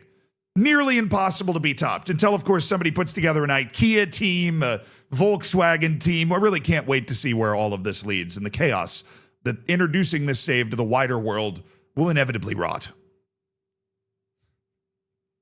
Good morning, no? Zenema. Thank you, Pope Leo, for submitting the save. It is very, very cool. Thank you. Everybody that submitted saves, they're all very, very cool. They're all very neat.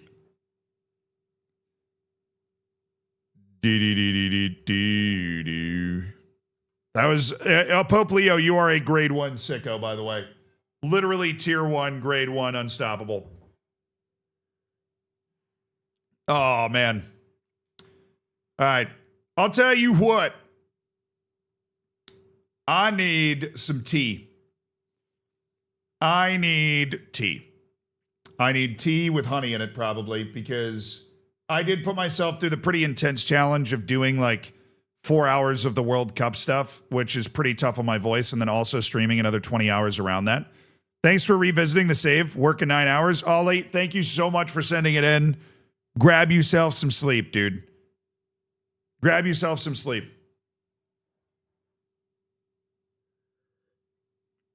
We are going to record some Zealandisms. And my question to you while I go grab this cup of tea is, what should I record my Zealandisms about? I'm going to record one about the manager. We need one more thing that I'm going to record these Zealandisms about, because Zealandism's taking his day off. I asked if he could, because obviously I felt like it would be fun to be able to do some Zealandisms during the stream. But while I put this tea together, what should I make a Zealandism about? I'm going to do one about the manager, but we need to do one about something else too. Oh, all right, I'll be right back. Let me try and throw some stuff away. I feel like I got too much stuff on the floor.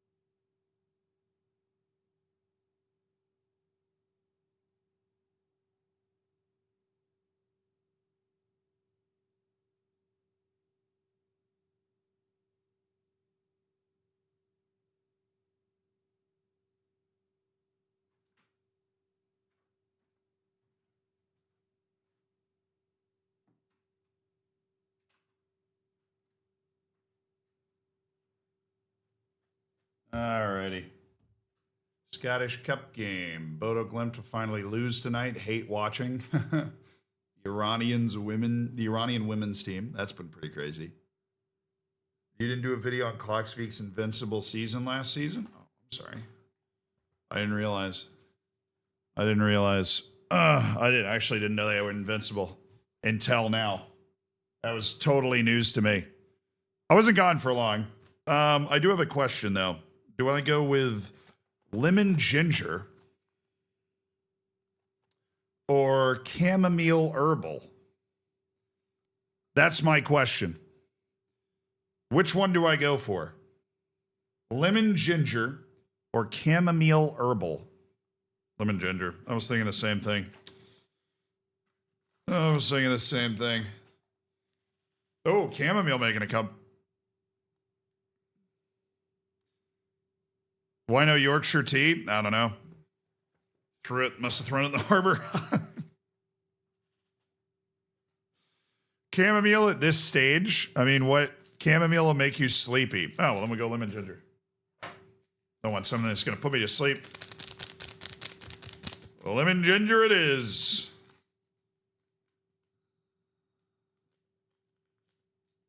Chamomile for sleeping.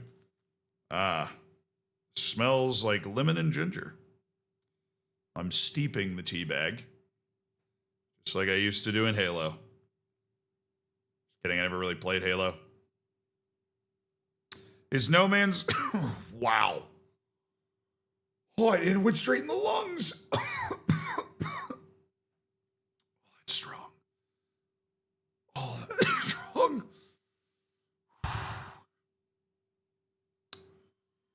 Wow, that's strong. Oh, man, that is overwhelming. I breathed it. I am the lemon. Oh, still kicking? Yes, still kicking. I'm glad you've gone to sleep and woken up. That's always nice and reassuring. Yeah, did you smoke it? No, I just breathed while I was steeping my tea. I was just teabagging my water here. And I breathed and it was like, hey, have you ever breathed an entire thing of garlic? What are you smoking? Lemon ginger tea. Like my forefathers. Exactly what I'm smoking. Ugh. Just got here, perfect timing. What's up, City? Yeah, we're about to record some Zealandisms. I just felt like I needed some tea because I kind of blew up my voice a little earlier. When I do those World Cups, I really challenge my voice. So let's see. This is going to be freaking piping hot here. Oh, do you like my cup? You have four fathers? Hey, it's the 21st century. Calm down. Look at that cup. Nice. Have we played Malia yet? Yeah, we played it yesterday. I mean, we played it during this stream, but it was yesterday. Did you headshot the water beforehand? I'm going to need you to translate for the non-initiated what the hell you're talking about. I put water in a cup and heated it up in the microwave.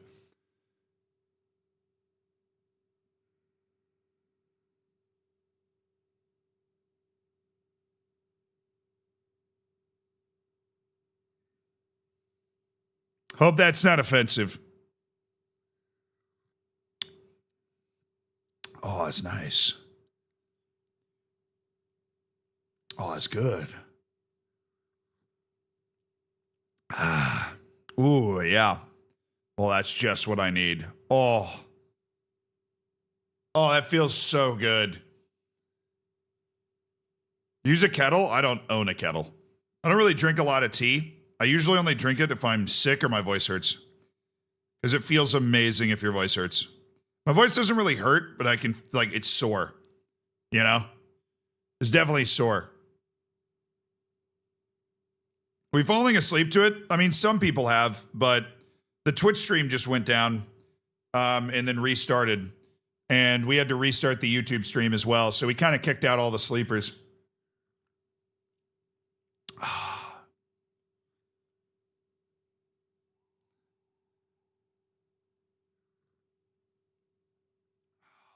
Nice. That feels really good. How does one not own a kettle? One is American and just doesn't drink tea much at all. The most I ever drank tea in my life was when I studied abroad in England. I spent 3 months at Oxford and drank more tea in those 3 months than I have in the rest of my life combined by a magnitude of 10. At least by a magnitude of 10.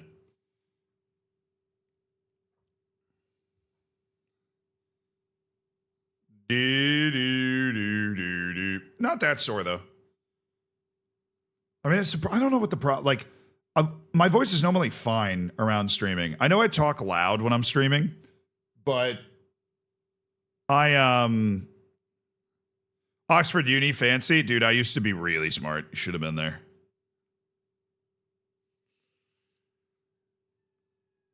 No, I got about 5 minutes before I can start the Zealandisms, so ask me a history question. Those 3 months didn't make you civilized to tea culture? No, I just got addicted to the little crumpet cookie things. What do you think about the Champions League matches? Well, I mean, we watched the Tottenham one, which it could have been so much worse.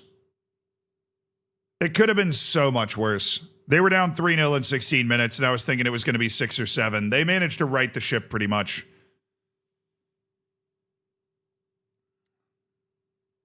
What happened to the history podcast? Well, what happened to the history podcast? It's a free time project, and I just don't give myself the free time to work on it, to be perfectly honest. Good morning, Botanian. Good morning, brother. Good morning, Zealand. Hope the stream's been going well. Was here for the start. Now I'm up to get ready for work. Nice. Seems like some Europeans are just starting to wake up. Good morning, Hey. Zed. Which period of history/location would you visit for an hour if given a time machine?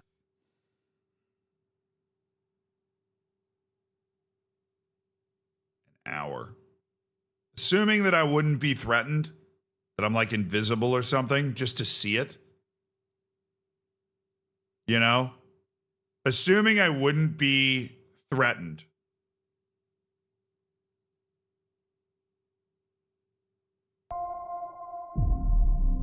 You add sugar to your tea? No. No. I'm not an overly sweet drink guy. Pygo, thank you for the 14 months, man. I appreciate you. Not interact, just observe. Just to be able to witness something for an hour.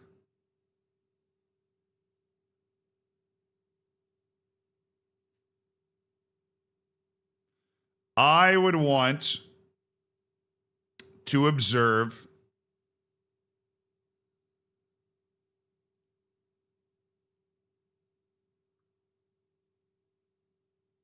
It's a really good question. What's something that we know nothing about that I would be able to watch? Because there's a lot of stuff that we know a lot of things about. What is something that we really just don't know anything about that we would love to be able to observe for an hour? We don't really know what ancient battle looked like. Even like Roman battle. When they talk about battle, there's really not a lot of vivid descriptions of how, like, the physical mechanics of the way those battles took place.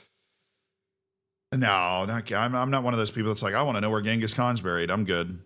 I don't really care.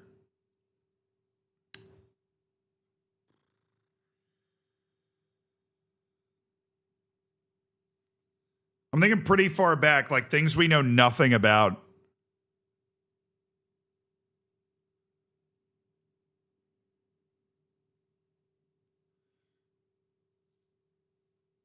I'll show you. I'll do a little show and tell.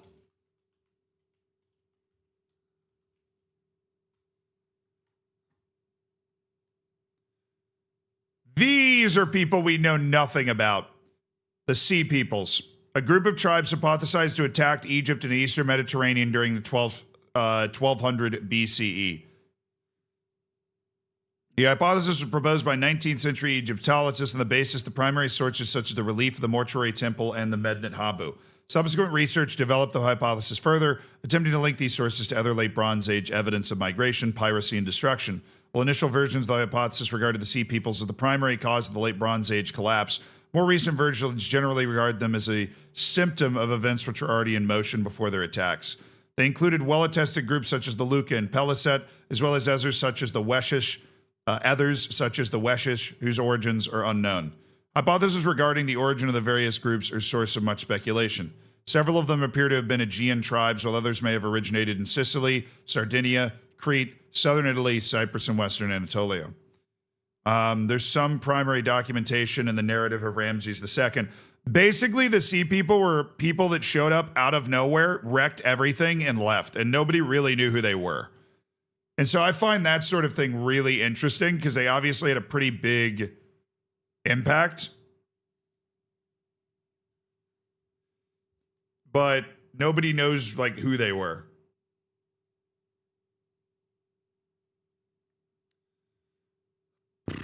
Like Vikings, I mean, yeah, I think it had a similar effect to Vikings, except Vikings people figured out pretty quickly where they were from, and the Sea Peoples, nobody ever did. They just appeared, blasted everybody, and left. I'd like to see the Battle of Thermopylae. Yeah, I think I would love...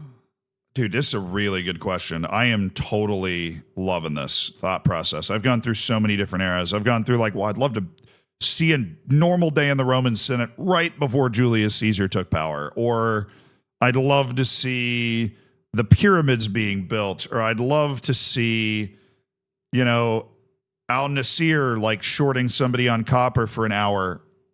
Like an old Mesopotamian joke.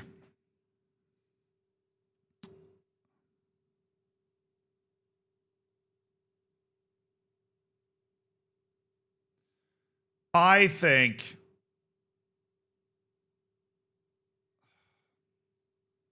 I mean, I'm going to drop like kind of a loser answer, I think.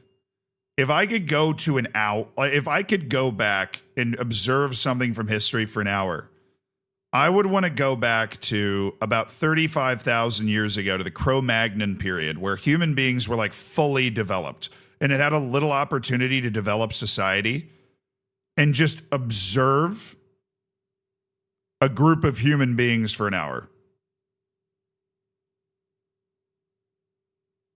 That's my answer. If I had a time machine and the ability to go observe something for an hour while staying hidden, I would go back and observe like fully modern human beings about 35,000 years ago, Cro-Magnon period.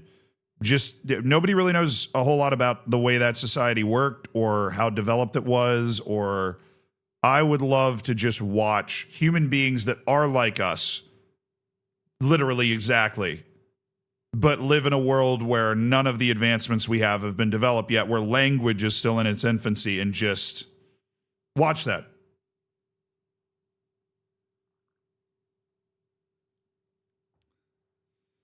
When you say fully developed, I mean like evolutionarily, right? Biologically, the human beings that lived during the Cro-Magnon period are Homo sapiens and are basically the exact same people that we are today in terms of like biologically what we are, our brain capacity, everything. I mean, Homo sapiens have been around for like 150,000 years ish. But I think by the time you get to the Cro-Magnon period, you get like, they're a little bit taller, you know. I think if I could go back in time and observe one thing, that would be it. That's what I would observe. You know what I mean? I think that's my choice.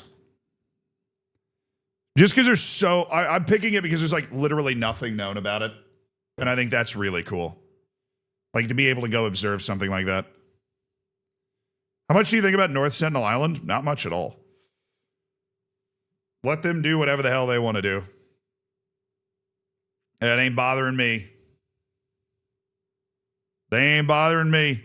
I ain't bothering them.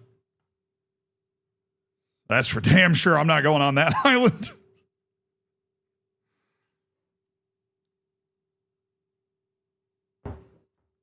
Pompeii prior to its destruction. Yeah, but you got to get creative with this stuff, you know? Pompeii prior to its destruction.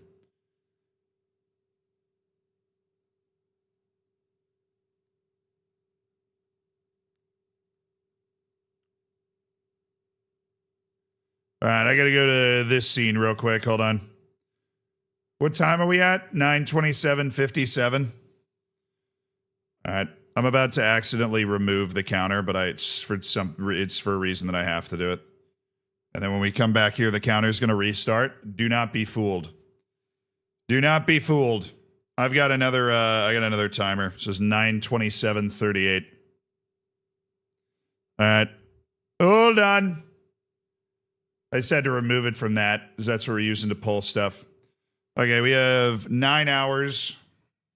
How many?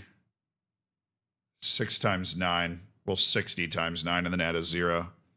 450 minutes. I'm just going to make sure that my math's right because I've been live for 14 and a half hours. How many minutes? 540. Totally wrong. Bricked that. 6 times 9 is not 45. 5 times 9 is 45. I just did 6 times 9 wrong. That's why I checked. I mean, honestly, I was smart enough to check at least. All right, plus 26. So 540 plus 26 is 566. All right, 566 minutes. Nice. Hold on. There's our counter. There's our counter. Right there. We have 30 seconds until we unlock the counter once again. Don't do anything too interesting while I'm gone. Hey, I had a great night's sleep. What about you? I did. I had a great night's sleep as well. Absolutely tremendous night's sleep over here. No sleep math, totally fair. I can't believe you guys are giving me a pass for that. He's scamming us. Now, I got this timer here because the timer like resets when you hide it. So now we're... Oh. That's not right. It's not restarting when I hide it. What the hell is that? Okay, we're going to have to do this again. Go into the tools, go into scripts. 565 minutes. And then I'll just hit close, I guess, when this is done. We're just waiting another minute. We'll drink tea.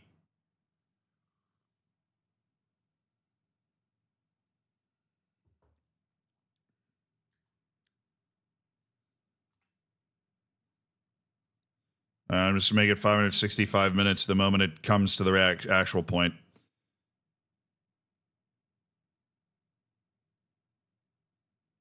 And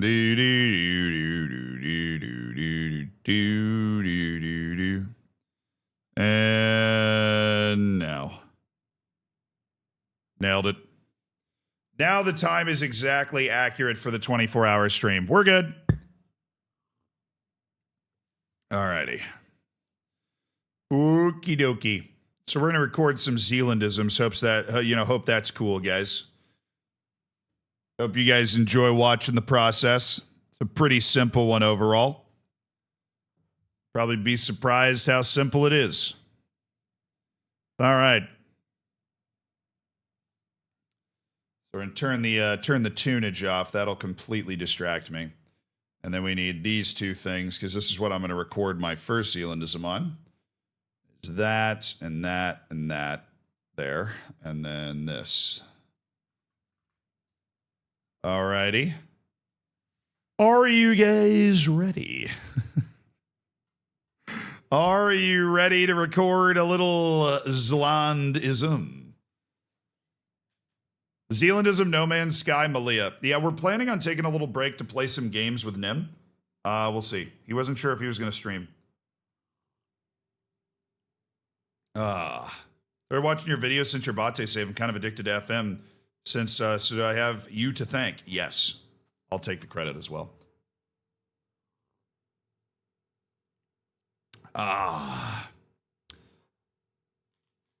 Zealandism better pay you for recording for him? I think he will. I mean, I get a normal union wage, I think. How's the boy doing? I'm doing well. Recording saved. Well, that's not good. Am I out of space again? Dude, I said yes last time. Am I literally out of space again? Yeah. Totally am. Well, that's interesting. So we're going to need to open that up a little bit.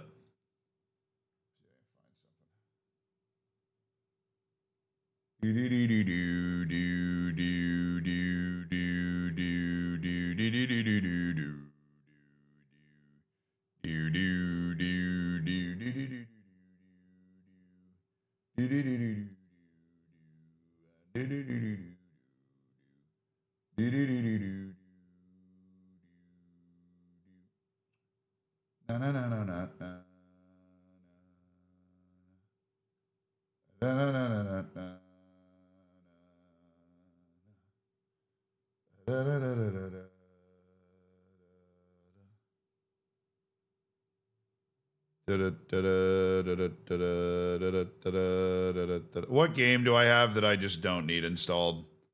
It's gonna be something. I have too many games installed, man.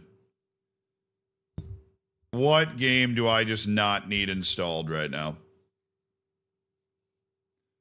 It's like a significantly sized game. Probably Avatar? That's probably a huge game, too. That's probably a massive game. The Avatar game. EU5. You can sort by size. You can't really, though. You would think so.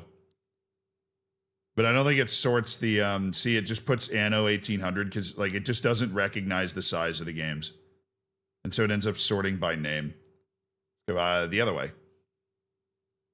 Definitely not XCOM.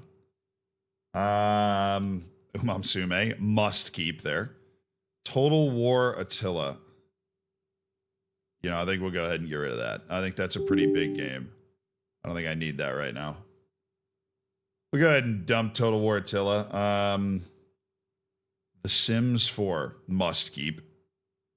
The Outer Worlds. I don't think I'm ever going to play The Outer Worlds. But I never want to take the step to delete it because I'm always like, well, maybe. Well, I might play it at some point, you know? We all have that. We might.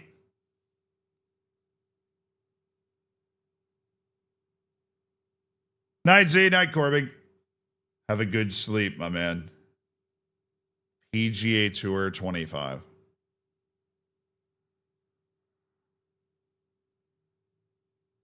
We're in the M's, Zealand. You got to get rid of something. We're in the G's, dude. Bro, it's honestly probably me having like a billion FM23 saves that's taking up so much space.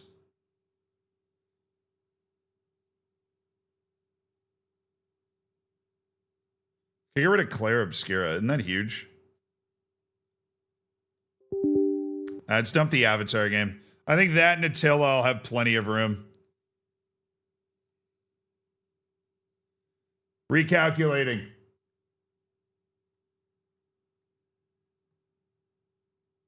Grass Life Sim?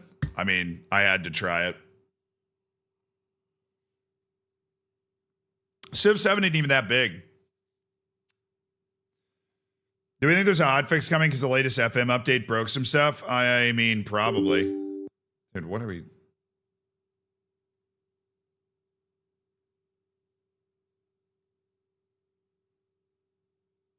Hold on, let me come up here for a sec.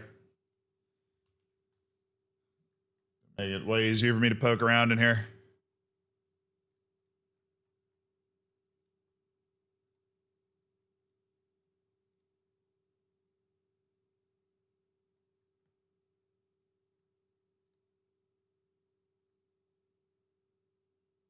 All right, we should be super in business now with some free space. Let's just let this update for a second and we should be good. Oh, yeah.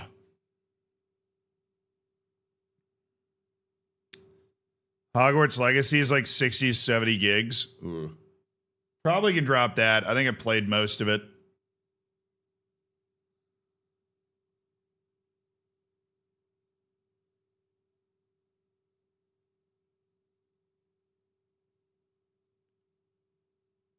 But they... All right, what are we talking about here? Thank you. Okay, we've opened up 231 gigs. Sweet. All right.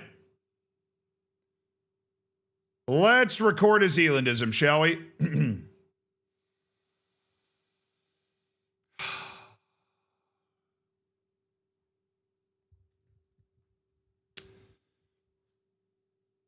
I've been streaming. I've been streaming for a very long time. And Zealandism agreed to take the day off. So I'm Zealand.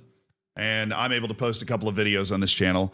And I, in the process of my 24-hour stream, had to experience a truly unique sporting pain. I realize not a lot of the people watching this video might care about it, but it's definitely one that'll grab the headlines because if anything else, it will, come as a shock. It'll come as a shock to you.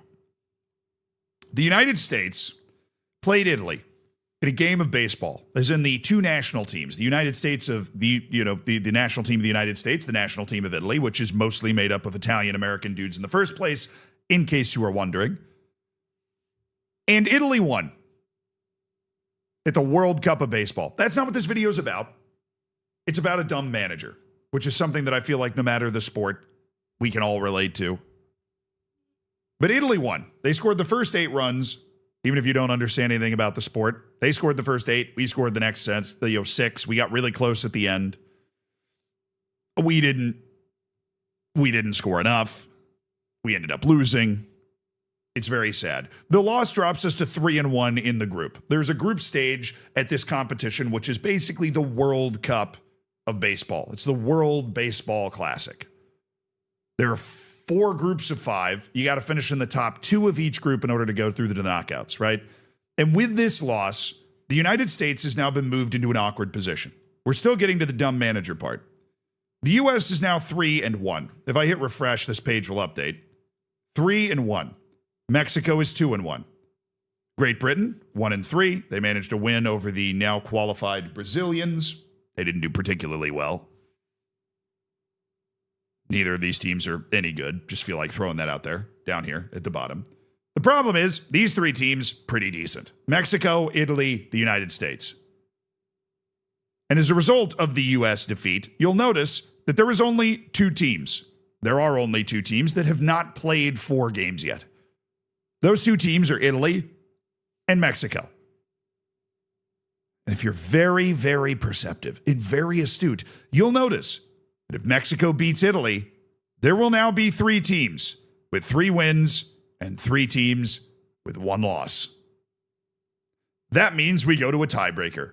And part of that tiebreaker is that if Mexico wins while scoring less than 5 runs, the U.S. is eliminated.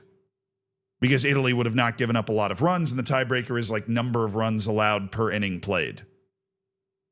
If Mexico beats Italy 4-0, 4-1, 3-0, totally doable score in baseball, the United States is out. The United States finishes 3rd in the tiebreaker, and in the sport that we invented, we don't even make it to the last 8.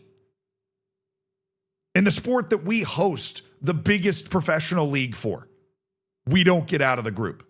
In a sport that, even though it is way more global than a lot of people would like to realize, is still not nearly as global as like football, for example, we would be eliminated. Now, obviously, I think it's funny and cool that Italy won. I mean, I'm rooting for the U.S., but I acknowledge the incredible upset, the incredible performance by the Italians. Like, the story itself is really cool. But what really steams my clams is the U.S. manager. This is him, Mark DeRosa, right? Guy gets his hair cut at Supercuts. That's perfectly fine. I get mine cut at Sport Clips, but that's not the point. The point is, before the game, he said this. Ton of respect for Italy. It's weird. We want to win. We want to win this game, even though our tickets punched to the quarterfinals, because Mexico plays Italy actually tomorrow. So the way the schedule lines up, this is an important game for us. Nolan McLean will start. He's on the bump and he's good to go.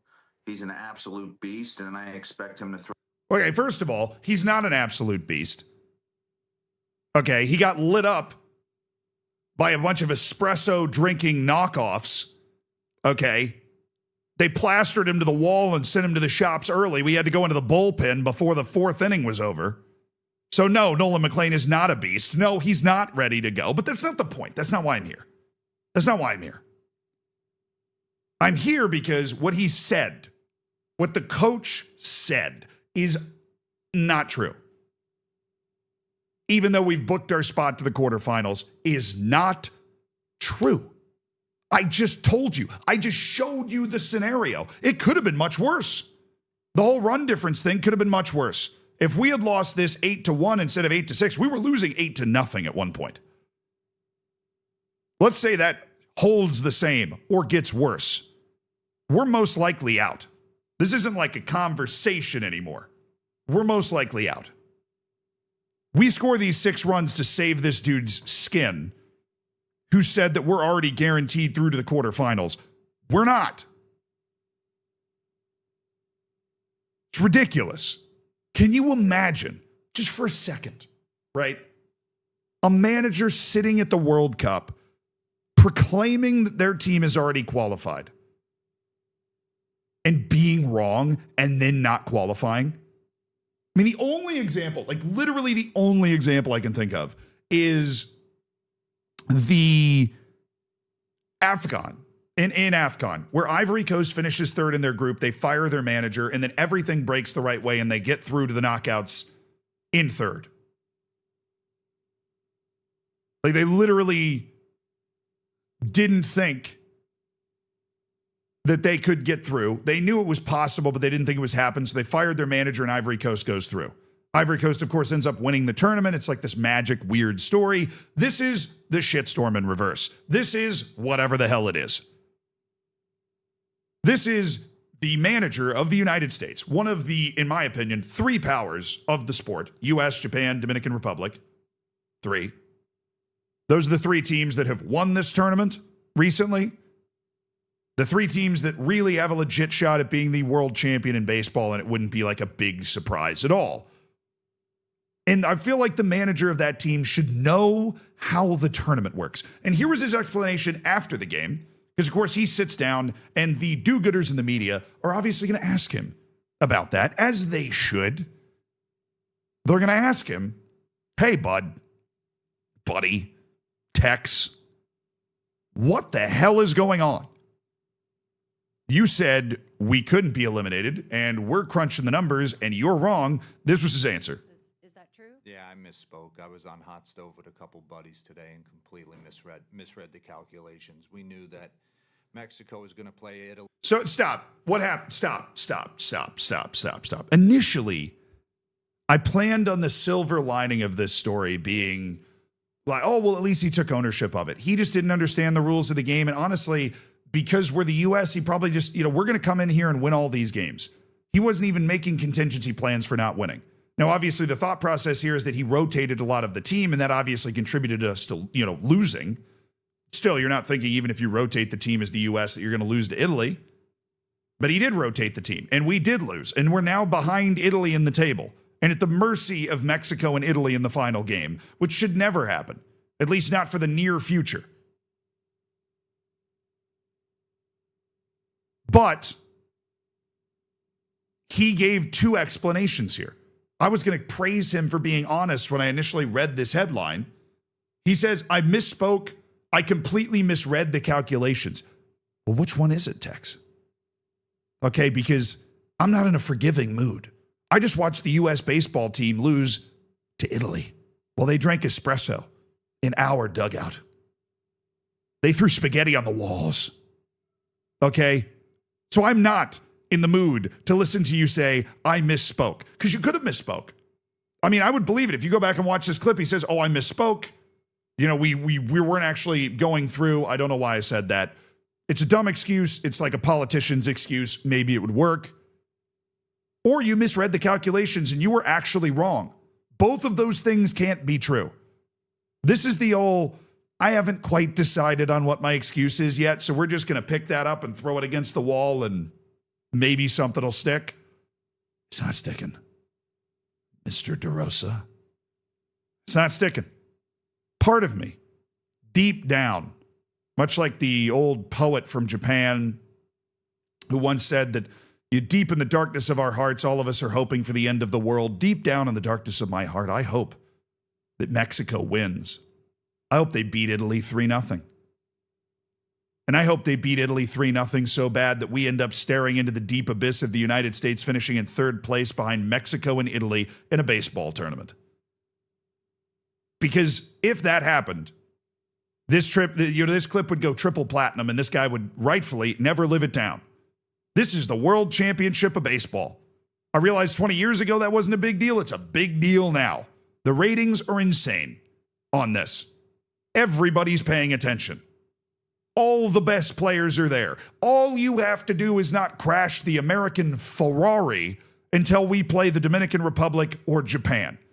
And you somehow ran into an espresso machine on the highway. You're going 300 miles an hour in circles on the NASCAR track, and you just veered into the nearest Italian cafe. And you didn't even know that it was there. You didn't even know that it could knock us out. So you started McLean because you didn't even know. A fifth grader could have figured out that three teams could have ended up with the same record in this tournament. DeRosa. Fifth grade. Probably younger than that. It's up to 5 edition. I think this is a great example of how not seriously the Americans have taken this tournament, even though everybody's paying attention. Because there isn't this apparatus. There isn't an FA like the world of football. The U.S. has not taken this tournament seriously. We just assumed we could slap together a team of all-stars and go win the damn thing. Didn't work last time. Didn't work in 2013. And if we aren't even paying attention to the rules and the standings and who's where and what we need to do, it's never going to work. Not to mention the fact our best player got struck out by some random Italian dude with a tying run-up. De Rosa, your job, I'm assuming a fairly well-paying job, is to win the tournament. Kind of hard to do that if you get knocked out in the groups, which is still possible. There we go. There's one Zealandism recorded. I'm glad that he gave me the ability to record that today. Enjoying myself. What do you think? What do you think? Ugh.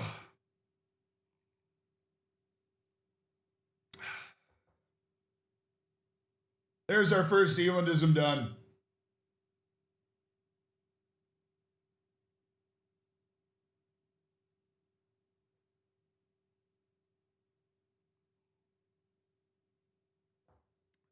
Oh, yeah, we're hitting it in one take, baby. One take machine. Yes, sir. All right, close that up there. Put some tunes back on while we set up the second one. Zealandism would have done better.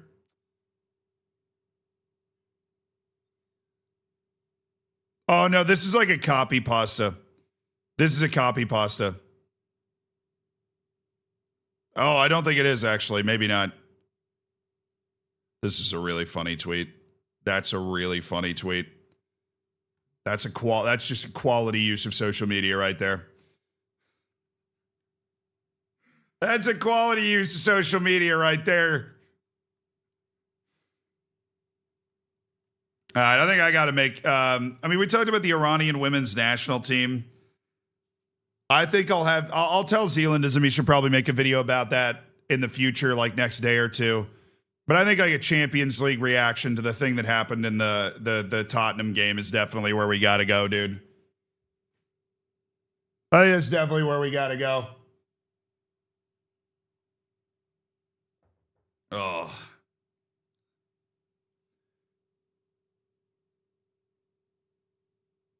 The 12-hour part 1 is also named part 2. Yeah, let me go change that.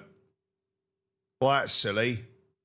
Yeah, I thought it was because I accidentally changed the name before. So let me go change the name of that one.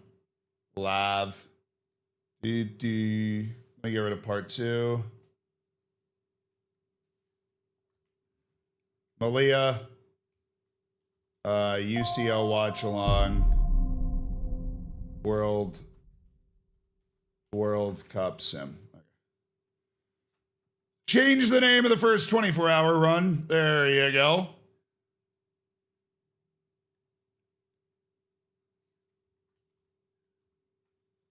right, there we go. Part 1. Nice. Okay. There you go. I fixed the live channel stuff. That was a good shout. That was a very good shout. I fixed up the live channel, the Zealand live channel stuff for you guys. No, I don't like to make 2 non-football ones. At least that's what Zealandism told me. 2 non-football ones in the same day is a rare occurrence. What was the guy's name? Antonin what? Kinski? See some posts about Kinski.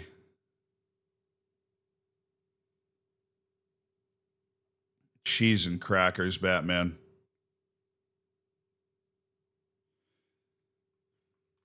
All right. That's a dumb take.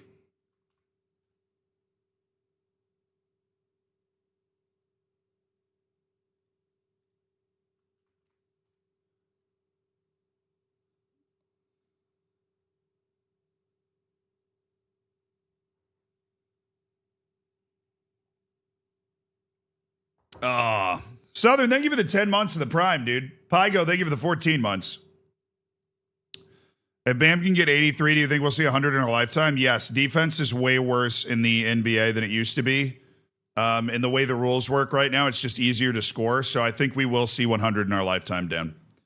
I think somebody that, dude, I'm going to be perfectly honest. If Bam Adebayo can score 83, there are at least 10 guys in the NBA that can score 100.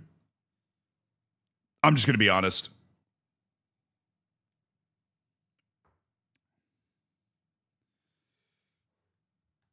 Yeah, like Shai Gilgeous-Alexander getting like 55 free throws in a game or something.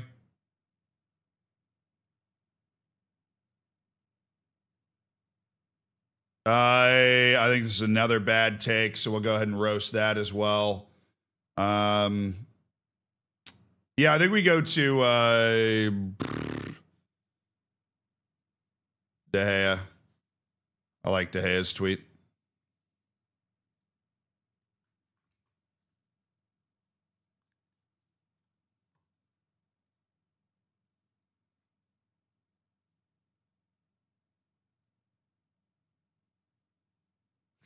This dude called it.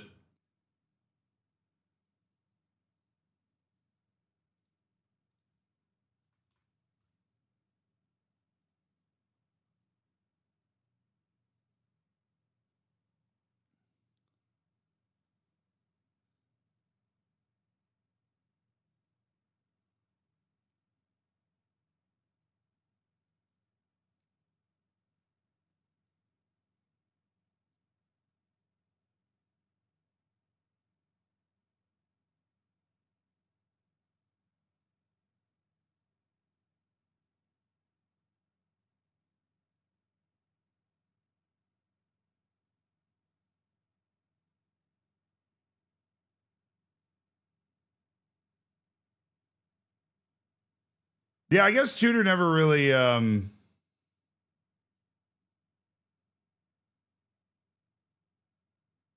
want to watch this video. Happen very rare things I'm coaching 15 years. I never do like this thing. It was necessary to preserve the guy, preserve the team. Incredible situation. Nothing to comment. You see, it was before the game right choose to do, right choice to do in the moment like we are, with pressure on Vicario, another competition. Tony is very good goalkeeper. So it was, for me, right decision. Do you think you deserve to carry on as manager? No comment. Did the British love to ask that question, man? The British love to ask that question. I feel like I hear that question asked 30,000 times a Premier League season. I mean, literally. I don't know why that one just feels so like, what a rude question. Yeah, here's the thing. Like, as somebody that went to journalism school, right? That just doesn't feel like a good journalistic question to me. I don't know. That just doesn't feel like a journalistic question to me. Do you think you deserve to carry on as manager? Like, you're just trying to piss them off at that point. You're just trying to make them angry. That's such a stupid question. They're like just asking it for the reaction. And I mean, I think any smart manager will know that, but it's just like, you need to be asking about, you know, like the point of journalism, right, is to hold people to account, try and get the answers to the questions that people want the answers to, right? You are the fourth pillar of society, right? You're the fourth estate. You're the fourth, like, you're there to shine a mirror on the rest of society and what's happening. And that's what you learn in journalism school, right?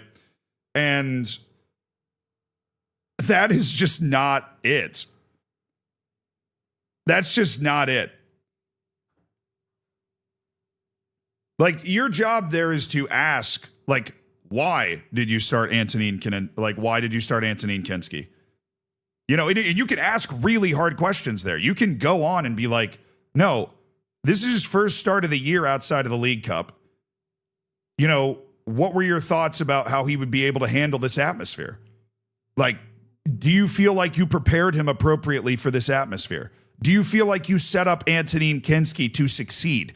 Those are journalistic questions. You know what I mean?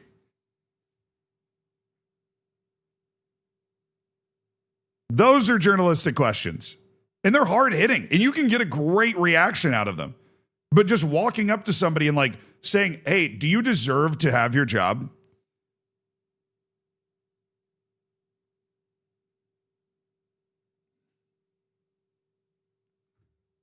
Just bad journalists, dude. A lot of journalists these days, the people that ask those questions are generally losers. And that's coming from somebody that plays a video game for a living.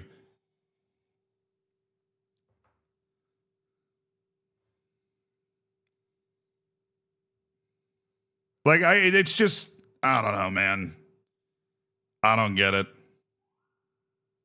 Yeah, I mean, to be perfectly honest, journalism died a long time ago because journalist companies just don't know how to make money. It's really sad for like people that are in the journalism space, which obviously I'm friends with a lot of people in the journalism space because I went to school for it and got a master's degree in it. But yeah, journalism's totally dying. Because real news outlets don't know how to monetize, and the people that do know how to monetize their content suck at journalism. Like, very rare, like, you get a Confluence every once in a while, like The Athletic does a really good job where they know how to monetize their stuff, and they like do a good job of journalism. But I think they're outnumbered usually.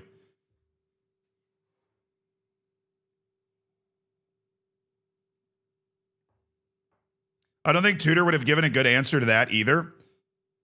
Well, that's not like whether he gives a good answer to it or not. At least you're asking a question about something that happened. I think another key, honestly, media literacy is horrible now. Like, I loved the Marvel movies. Not as much as most people did. I finished watching them like 2 years ago. Not all of the little superhero ones, but like all of the Avengers one. I watched Avengers Endgame like 2.5 years ago for the first time. They were really fun. But media literacy is just so bad. Like, the level to which things need to be explained for people is just horrifying.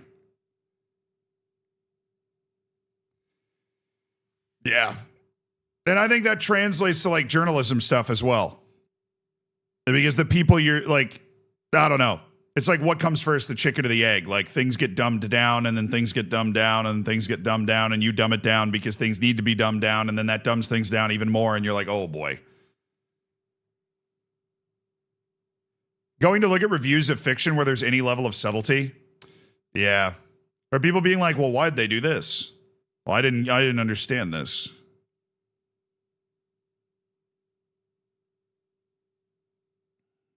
And you can write about it not being a good answer or convincing answer because the question is not complete nonsense and has merit deserving of an answer. Yeah.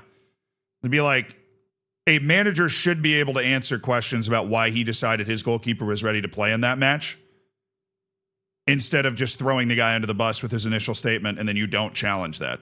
And then you come back and say, well, do you deserve to have your job? What? What are you doing?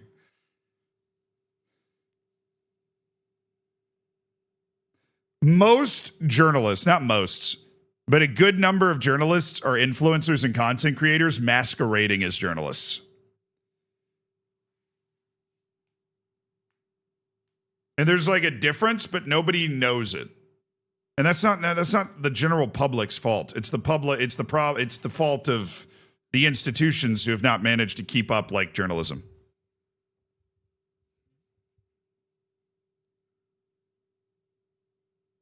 You just reverse it? Do you deserve to be a journalist? Yeah. That would be a funny answer. Do you deserve to be a journalist with a question like that? And those creators also say they're true journalists? Yeah, they don't know. I mean, and they're like YouTubers sometimes, you know, where they'll just go different places and be like, I'm investigating this. And it's like, no, you're an idiot with a camera. You can investigate where you were. You can investigate which sock you put on first this morning. Let's calm down.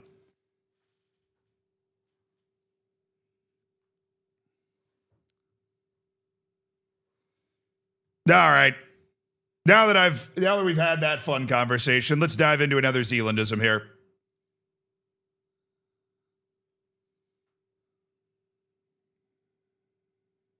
I mean, there's also a difference between content creators that make a meme out of news. I feel like Channel 5 News, I think, makes a meme out of news. I don't think they're actually trying to report on stuff. I think they're trying to just like make a mockery of things. And I think that also has a place. Like, that can be funny. That can be really funny.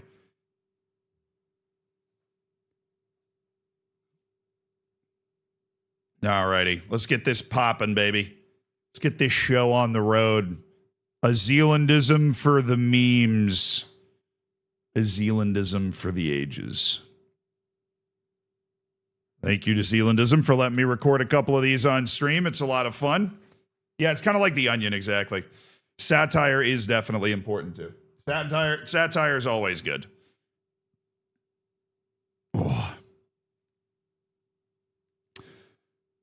I don't know what's wrong with my camera's focus today. It thinks the person is over here. There's no person over there. I am now blurry. Follow the face. Thank you. Okay. I have to like go get the focus and bring it back to my face. Like from where it is. Okay. A little more tea. Yeah, the Ravens backed out of the Crosby trade. Yeah, I was breaking last night. Is Adler hiding behind you? Yeah, maybe. No, he's asleep, dude. He goes to sleep early and wakes up early. He's been asleep for a while. Like when I walk out to go to the bathroom, all the lights are off. It's all hush hush out there. Like creeping around, you know, trying not to open doors too loud. It's me again. Zealand. Not Zealandism. I'm doing a 24-hour stream, and Zealandism let me record a few Zealandism videos, so let me know how this goes relative to the normal guy. But fortunately, I got a very ridiculous day, because earlier in this stream, we did a watch-along, and I had 3 Champions League matches to choose from. You know, and I took my seat, and I decided that we were going to watch Atletico Madrid and Tottenham. That ended up being a rather fortuitous decision, because what unfolded over the first 16 minutes while I tried to figure out my overlay to watch the match in the first place was a massacre. And it wasn't the massacre of Tottenham.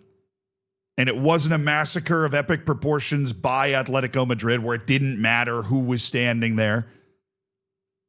It was the massacre of one man, Antonin Kinski, the goalkeeper for Tottenham, who was led to the slaughter like an unknowing lamb, who was like Jack Sparrow tied to the spigot and hung over the fire.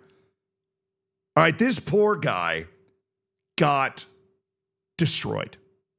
Destroyed. He was subbed out after 16 minutes. If you did not watch the match, this guy was subbed out after 16 minutes. I will show you why. Don't worry. And when he was subbed out, I looked at the chat that is currently below me, and I said, his career is over. I don't necessarily think it was his fault, and I'm going to tell you why. But this is the sort of instance where you play in a Champions League round of 16 match. You give up 3 goals inside 16 minutes. You get subbed out, and then you're straight down the tunnel. You're gone. His career's over at that level. Right? Like there was, I'd heard some rumblings from chat that apparently he was in the running to take Vicario's job at the start of the season. Right? This is a kid, even though he hasn't broken into the Czech national team, who at 22 years old was looking like a really promising young keeper on the come up, playing League Cup matches, starting to get his reps in, starting to impress some people. Now, after 16 minutes, it's all gone. He's Karius 2.0. At least Loris Karius had the excuse that he probably got a concussion earlier in that match. As a former goalkeeper myself, a member of the goalkeepers union, as became readily apparent with the Brazil fight video where I apparently was way too far on a goalkeeper's side. He potentially concussed when that went down. But what happened to Kinski was worse. Not only did he get subbed out, but the mistakes that happened for Kinski were worse. The situation around Kinski appearing in this game were worse. Or it was worse. Whatever the tense of that sentence is. You get the general idea. Now, to the mistakes themselves.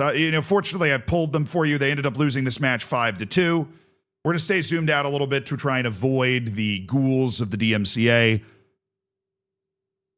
But this is the first 5 minutes in. Restart on a goal kick. Kinski then slips while kicking the ball. It's taken by Atletico Madrid, pretty quickly worked over to the side, ripped into the back of the net. This is Champions League round of 16. And might I point out, this is Kinski's first appearance outside the League Cup the entire year. In the Champions League round of 16 on the road against Atletico Madrid. He is 22. He spent he spent 1 season playing in the top flight of the Czech Republic for Sparta Prague or Slavia Prague. It was one of the two. I honestly can't remember which one it was. My apologies to whoever is offended by me getting it wrong. For a major Czech club. Credit to both of them. At which point he then moved to Tottenham, where he's been for 2 years and played like a grand total of 12 actual matches. This dude was not ready for this game. He wasn't ready. I don't care if you're Jesus Christ on roller skates weaving a wicker basket. You are not going to be ready to play in this environment, in this competition, with that little amount of experience. Now, obviously, you're not predicting it's going to go this horribly, but this guy is not used to this. He's never played in an environment like this in his life. He's never played in an environment remotely close to this. This is one of the top 10 or 12 stadiums you can play in the world. On the road, in the Champions League round of 16. And then he happens to slip. Can you imagine what's going through his head after that? Not to mention, he happens to slip, but then we get to the second goal, which I don't know if we're actually going to get footage of it. I don't think I actually pulled any footage of it. Maybe I did somewhere. Let me see if I can find it. Pause.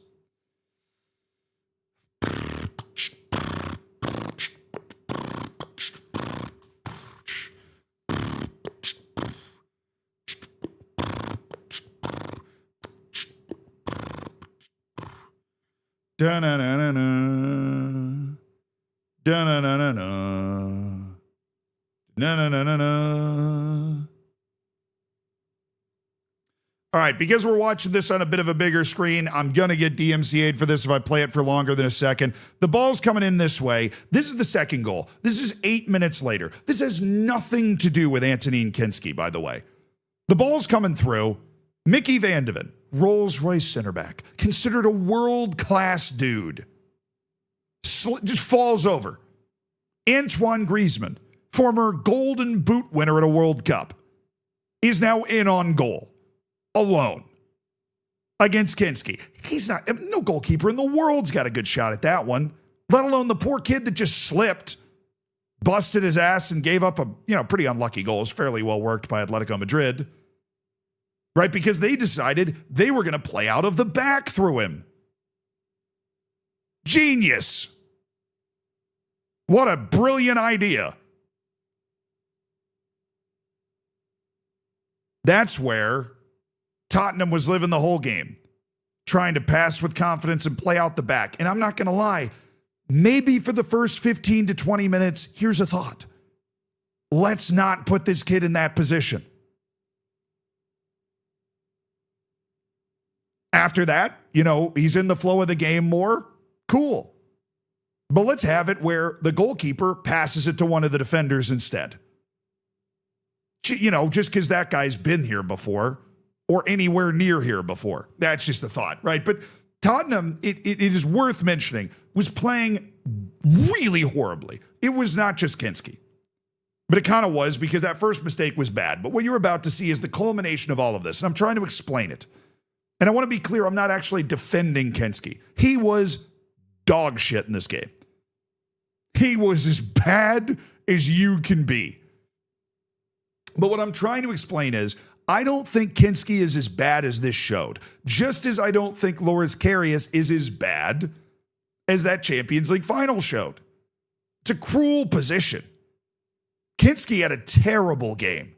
The problem is when a goalkeeper has a terrible game, really, really, really, really, really hard to not notice. Really hard. And this was just one of a kind horrible. And I'm trying to figure out how and why this even happens because it's so standout horrible, it's unbelievable. Right? And the takes after the game were, very interesting. We're going to break down a couple of those takes that people had, right? This was the second mistake. Okay. This is Kinski. The ball's been passed back to him. I mean, that's the culmination, right? That's the culmination. All of this. He's given up 2 goals. The goal's under constant pressure. The crowd's going nuts. Tottenham is getting battered all over the field. They look like they didn't even come out of the tunnel yet. And then a ball's rolling back to him. And he tries to, and I can tell you exactly what he was trying to do because I've been there and I've tried to do the same thing. He's trying to prove he's not rattled by playing this ball with his left foot. He doesn't want to show the other team, he doesn't want to show his teammates that he's rattled by taking the extra touch and maybe just hoofing this out of play. He tries to be overly confident and play a first-time pretty difficult pass. I mean, if you look at the pass he's trying to play here, right? This is a first-time left-footed ball. Oh, there's music. Sorry. This is a first-time left-footed ball at this angle. And he's going to have to play that with a pretty significant bit of pace. This is not a particularly easy pass with a guy sprinting towards you.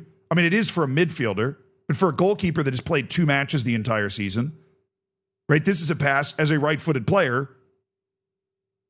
This is not like, great, easy pass. Right? The way this ball is coming in, he could absolutely just smack this with his right foot straight down the field. But he's trying to prove that he's okay. He's trying to not show that shit's hit the fan. And he's rattled. And he's not happy here. And this is he's uncomfortable. And in trying to prove that, he makes it so much worse. It's a culmination of everything. He literally passes the ball to the other team. And then he's subbed out. And it's just a nasty piece of work. Right after the goal goes in, you see either being picked up, you see him walking off the field. I noticed this at the time, by the way. They mentioned it in the tweet as well. The Atletico Madrid fans give him a standing ovation when he gets subbed off the field. It's incredible banter. It is. You're doing your job as a fan there. Fantastic banter. Absolutely fantastic banter. No problem with this at all. World class from Atletico Madrid. This kid just gave you 2 goals. It's impressive work that they picked up on this as quickly as they did. They gave him a standing ovation. He's headed off the field, right? And then somebody pointed out, right, and this is going to be talked about in some of the takes we had. Here's him coming off the field, right? He's obviously, at this point, you're so in your head, he doesn't even notice his feet hitting the ground. Oh my goodness, that's loud. Sorry. He doesn't even notice his feet hitting the ground. Right? He is just so, his head is doing 360s. It's doing spirals on it. It's so lost that, Igor Tudor, by the way, the manager, nowhere to be seen in this. The guy that just thrust this out, he thrust this poor 22-year-old kid to the wolves. Right? In defense of Kinski relative to Loris Karius had played a ton over the course of that year. Right? He was part of the 2 goalkeeper rotation. He'd been around. This isn't a 2 goalkeeper rotation. This is Vicario playing below average this entire season, the same with the entire Tottenham squad. And they finally decided to give Kinski a chance in the hardest match possible. The manager You put him there. You got to go over and, I don't know, high five him, hug him, nod at him. He just walked straight down the tunnel. Now, one of the takes that I wanted to talk about is Troy Deeney says, you sit next to your team, you don't have time to feel sorry for yourself. Most of the time, I would say yes. Like if it's Vinicius when he gets subbed off and decides to, write a twit longer about it or whatever, right? Like, when there's a lot of drama about people getting subbed off in certain moments, and sometimes that drama is really entertaining. And in those instances, you should stay on the bench. In this instance, go down the tunnel. If he didn't go down the tunnel, he would have been a lightning rod for the entire game. Not only would have the TV cameras been, they would have been looking at every pore of his face for the rest of the game. He would have been plastered on every screen from here to Istanbul with people just looking at his reaction, waiting for him to cry, they would have been looking at it. Everybody on the team, his energy of what he was going through as a human being in those moments would have just infected the team, because everybody on the team would have had the same reaction as everybody watching on TV. They would also be looking at him going, oh shit, you okay? They would have been making that face. Can you imagine sitting next to him on the bench after that? No. He should have gone down the tunnel. Him going down the tunnel after he got subbed off was the best thing he did from the moment the whistle blew at the start of the match. That saved his team from that. And you know what? From the time he subbed out, 2-2. Tottenham avoided the actual embarrassment and gave themselves, however small a chance, to maybe come back at home. Yeah, they got to win by 3 goals to even force extra time, but after the first 16 minutes, it looked like they were going to lose 8-0, and it was going to be one of those all-time, 7-1 type of situations. 8-2 to bring up a Champions League example, where it was just going to be a generational embarrassment that reverberates. This wasn't. They lost 5-2. They somehow found it. They got a goal from Porro right before the half, stayed alive. Atletico Madrid had, some really incisive counters to kind of end it. But this guy going down the tunnel is like the best move he could have made. I don't know what Deeney was talking about here necessarily. Still love the hog Deeney. Look, Troy, appreciate you for that. What does Igor Tudor do? He substitutes him. This is Peter Schmeichel talking about it.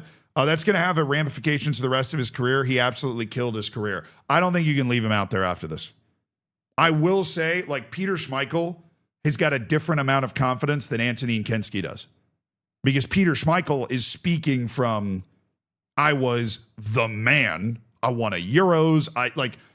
He's speaking from this kind of pedestal of confidence where this could happen to Peter Schmeichel and he would be able to bounce back from it because he's played 1 million matches and because he's gone through these experiences and because he can handle this.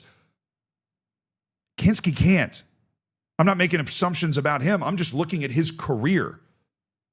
Right? If he could have handled it, he wouldn't have made the second mistake. And if you wanted any chance of turning this around, you needed as a manager to remove the kind of lightning rod of shit. Because even though the whole team was playing terribly, he was the lightning rod. He was the beacon. And so taking him off the field, I think, was a great move by Igor Tudor. He probably shouldn't have started him in the first place. But if we're talking about what are you going to do where you are now, putting Vicario in was a good move, I believe. Now, Schmeichel obviously knows more. He's forgotten more about the sport of football than I will ever know.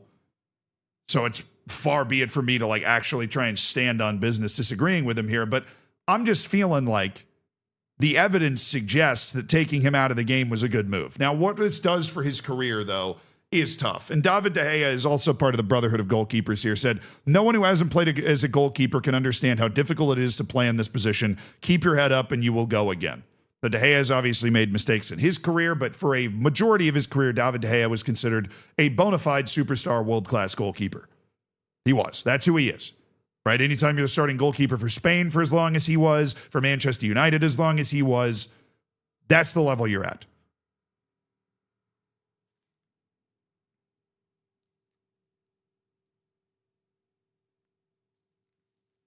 Sorry, my AC unit's acting up. I don't know what it's doing.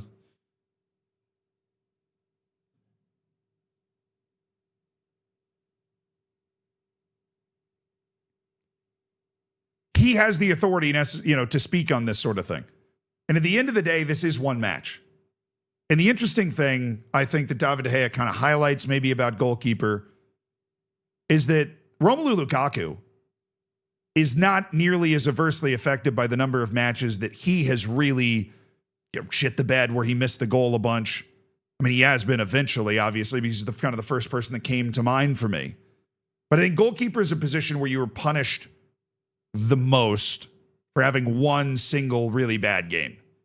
I think in a lot of other positions, whether it's a horrible red card from Christian Romero or Mickey Van de Ven falling down. And by the way, later in this match, Van de Ven delivered a clear-cut red card tackle that just wasn't reviewed. He played a terrible game, right? But Kinski and Van de Ven both played terrible games. Who are we talking about here? We're talking about Kinski, right? Because when the goalkeeper's playing a terrible game, the ball's in the back of the net every time. Even though Van de Ven, one of his mistakes led directly to a goal. Right? It is the position where you are punished the most in the view of public opinion. And unfortunately, I end where I started. I think his kid's career is over at this level. I think there's just no way, at least right now, to view the team and the fans and the club getting behind a goalkeeper with confidence. Because they just put him on this stage, the stage they want to be on, and he ruined it. He shat the bed. And as a goalkeeper, you can't go out and make things happen. You have to wait for it to come to you. And why would a club give the opportunity to Anthony Kinski to let the next big moment come to him where maybe he might have the ability to make a difference in the future because they've already seen him completely ruin one of those opportunities in the past? Loris Karius has spent years rebuilding his career back to like a sustainable point that is worthy of his talent. And Anthony Kinski, they spent over 10 million pounds signing this guy. They signed him on a 6.5-year contract. They believed in his potential, and I'm sure they weren't the only ones, or else they wouldn't have paid that much for him. That all of that looks like it's going to go down the drain, and it will take years at best for Kinski to live down 16 minutes. Wow, it was a bad 16 minutes. It was bad.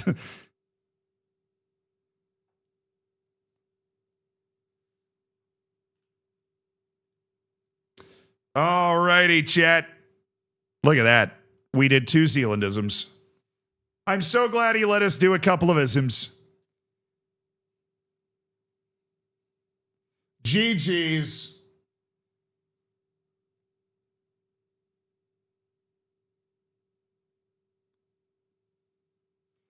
No, Zealandism let me do them for the day because I was streaming.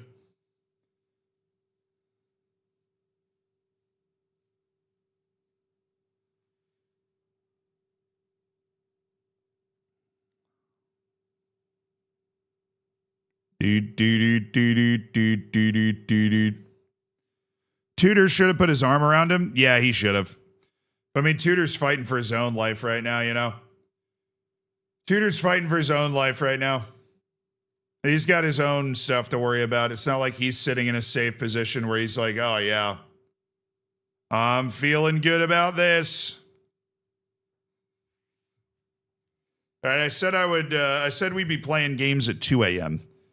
It's 4 a.m., chat.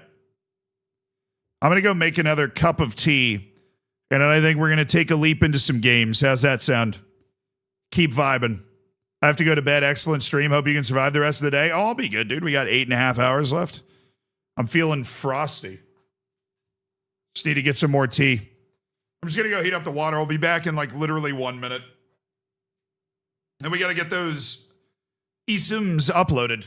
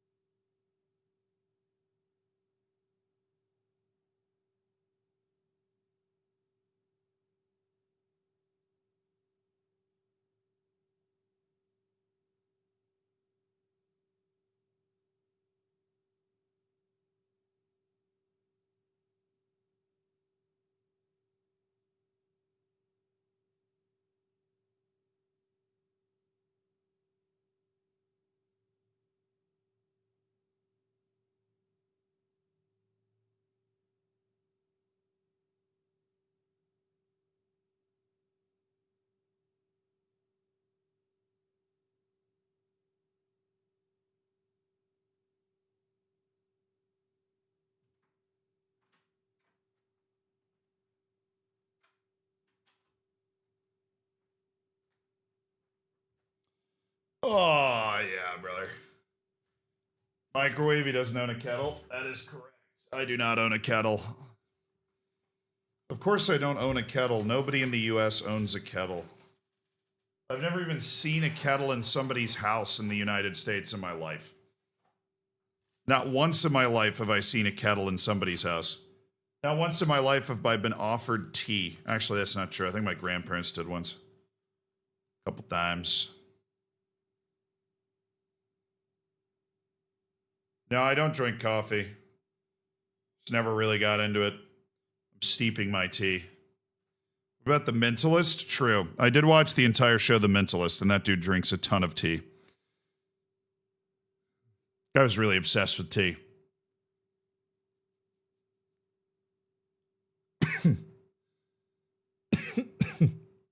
My God, it did it again.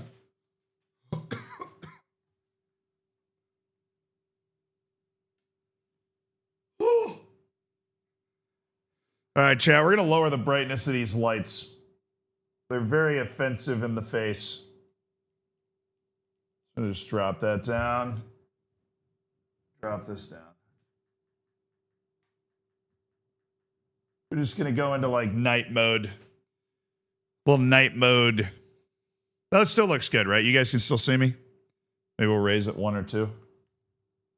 Just a little bright to be staring into for 24 straight hours, you know? And we'll raise it a little bit. Yeah, that's good. Not quite as bright, but you can totally see me. The lights are too bright for him. I know. The stage is too big.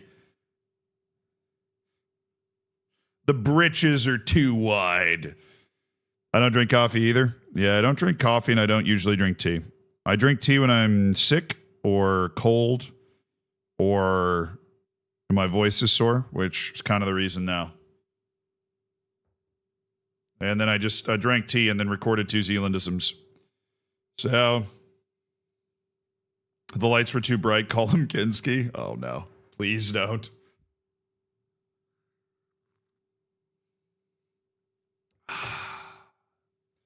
All right, you know what we're going to play, chat? The game I am probably most addicted to right now. Because we are in the late night period before we run Malia for a couple of hours. And so that's what we're going to play. You know what that is? Do you know what that game is?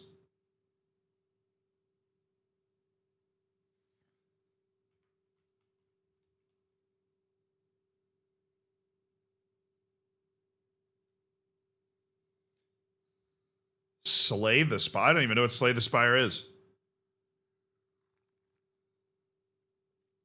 No Man's Sky. Mombot, go to sleep. It's 4 a.m. I just realized that.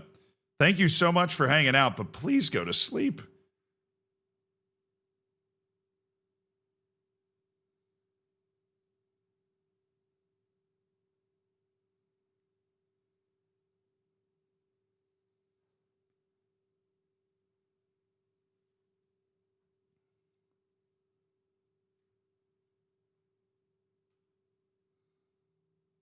Look it up. You'd probably enjoy it. I am. Thank you. Love you. Love you too, Mom. Good night.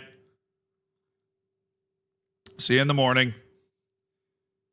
Didn't know Americans could make tea? Yeah, I mean, I used a microwave. So I heated up water and put a tea bag in it. To be fair, I steeped it. I tea bagged the water till it was nice and lathered up. 5 p.m. now in Japan. I'm chilling. Nice.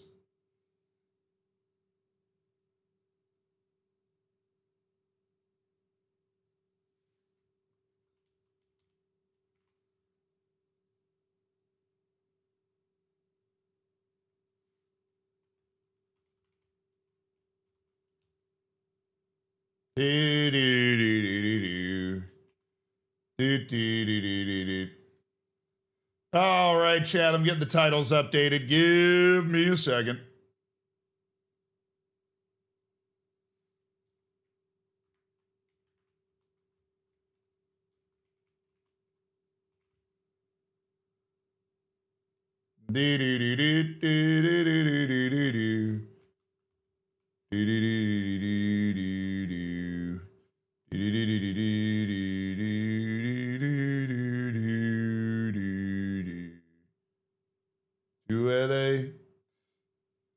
All right, chat, I got everything updated. Let's play some No Man's Sky. Put a 1 in the chat if you have no idea what this game is. It won award at the Game Awards this year. We'll be playing Malia from like 8:30. But if you've never heard of this game, you have no idea what No Man's Sky is, I need to know.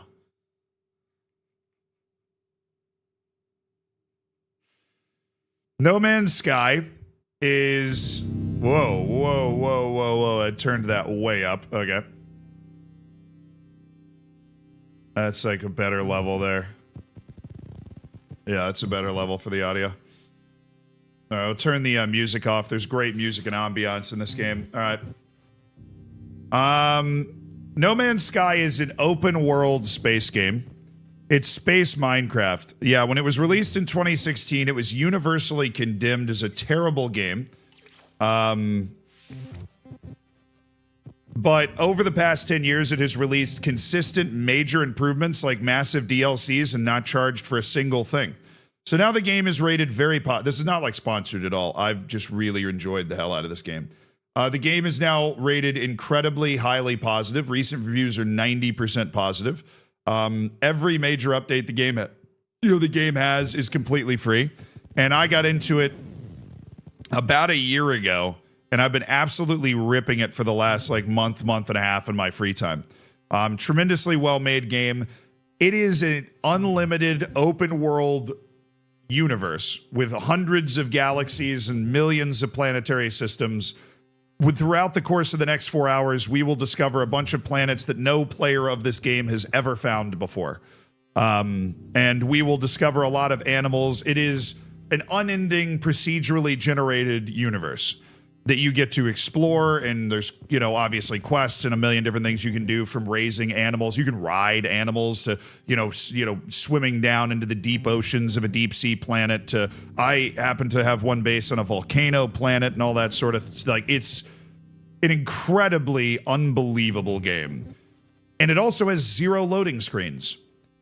The loading screens are kind of hidden in the flow of the game, so when you're flying through and you land on a planet, you literally just fly straight in and land without a loading screen. It's very, very, very cool. Very, very, very neat. I hope you guys enjoy hanging out with me while we play it for a couple of hours. It is one of the best comeback stories in gaming. It won the award at the Game Awards for the best continuing game. And I love sharing, the games that I love with you guys. I played Kenshi on stream, Planet Zoo on stream. This is a fantastic game. Yeah, each planet and the wildlife and habitat can be incredibly different. Yeah, the procedural generation is really impressive. It's all very cool and explorative. Welcome. This is me. Welcome to No Man's Sky. The no loading screens is probably my favorite feature. Let's go out into space. I'm currently in space. Are you ready to feel a certain sense of dread and foreboding?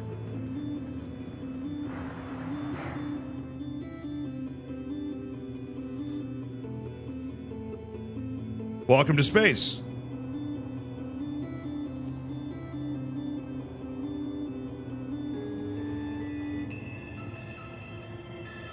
There's my ship that I am currently flying away from. Should probably fly back towards it.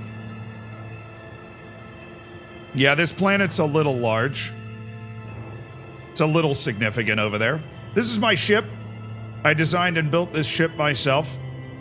We've got our landing gear there. We've got our guns on the side. Let me know if the audio's too loud. It's kind of hard for me to judge the audio levels of the way everything's set up, so feels a little loud. This is my ship. I don't think I did a bad job. I'm not like the most visual creative person, but I tried. And we've got these thrusters in the side that turn down when we land. We designed this ship, and we've got an upstairs, pretty sweet upstairs in this thing. Let me throw that back. All right, we'll go upstairs, check this out. We got a little crew quarters, a couple of chairs, this giant storage container in the way. We got 2 more storage containers kind of up here, and we're growing some plants over here. Currently blocked by my landing gear, which when I'm not on the ground but actually in space, the landing gear like tucks up inside the living area. But It is what it is. And then we've got these nice little windows down here where we can actually see out the side into space. So the fun thing is we are currently in this system, Azimskivi, and we have 2 planets that are completely unknown, including what somebody called Wannabe Saturn. So we are going to head towards Wannabe Saturn. How's that sound? I'm currently hovering over my ship. This is my frigate. It's like a bigger ship. We'll visit that later. I've got a crew and everything. Very cool. All right, off we go. Now, where is Wannabe Saturn? Right there? All right, this planet is unknown and undiscovered by any player ever to play this game. Let's go. So it'll take me 11 and a half minutes to get there with this current engine, but lucky for you, I've got a pulse engine. We'll be there in 25 seconds.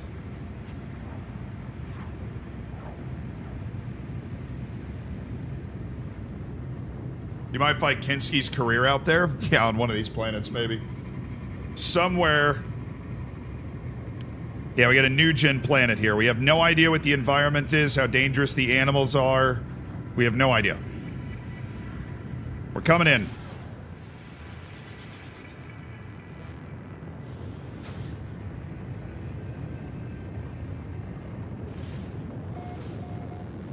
Unstea Dawa is this planet. Unstea Dawa.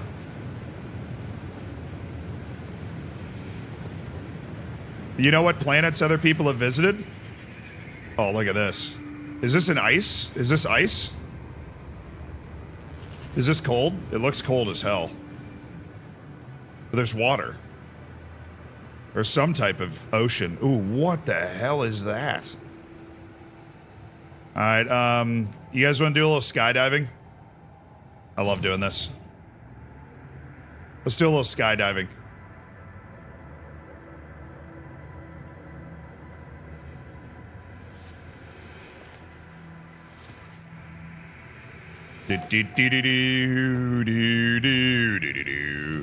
Pop that open. Just gonna send it. And jetpack. All right. It is cold. What is that? So we can discover and scan things around the planet. And then you submit your scans. Because this stuff is undiscovered, you submit your scans for money to the Explorers Guild, so you make a good bit of money from that. These red dots are animals. Kind of funny looking animals scooting along the ground over here. I don't know what they are. A triondum. And you can go over here and look at the fauna, and this is a triondum. Found on the planet Unstea Dawa, where they wander the freezing fog and snowdrifts. Their search for a mate takes them countless miles across the planet's surface, an arduous and long-distance journey for love. Comfortable amongst dense foliage, they sniff and scurry among fallen leaves, searching for nuts to provide their food. Kind of cute little guys. But I want to go find out what the hell this stuff is in the water. It's going to be cold. Let's scan a few of these minerals. Yeah, I've got a pretty powerful suit that's going to be able to keep me alive for a while as long as I keep it charged here, so we'll throw some dioxide in my suit. Oh, what the... Oh, God. Get me out. So, guys, like I was saying, there's a giant hole in the ground right here that we've definitely got to look out for. Yeah, keep your eyes peeled. Keep your eyes peeled for giant holes in the ground, perchance. They're around. There are holes. Oh, there's another animal. Oh, that's a cute one. In a manly way.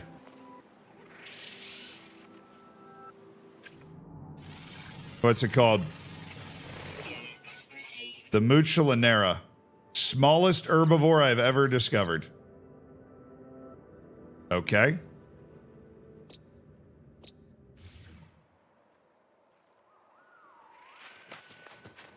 This single player offline? No, this is multiplayer. This game is online completely. I want a couple of these, please. Thank you.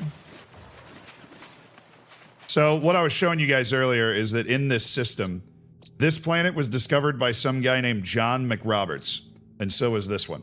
You see it says discovered by right under the planet name there. It says discovered by a different person. So I'll show you a place that I can go where we see a bunch of different people. Alright, we're going to go into the water here, which is going to be super warm. And we're going to go check out what these crystals are.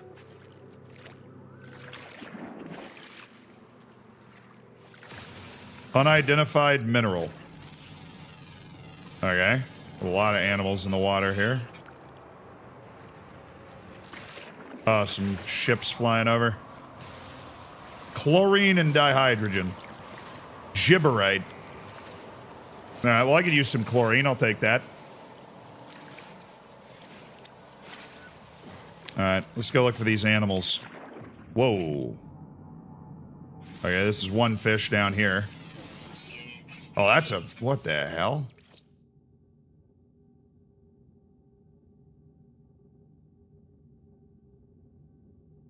Yeah, people came... somebody came into this system before but didn't go to the planet that I'm currently on.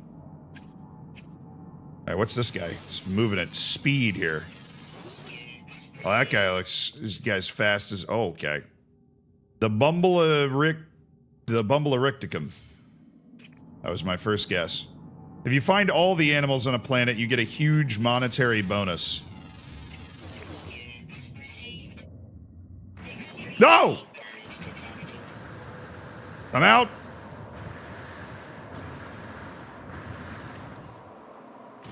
The ground's opening. I'm not cool with it. We good?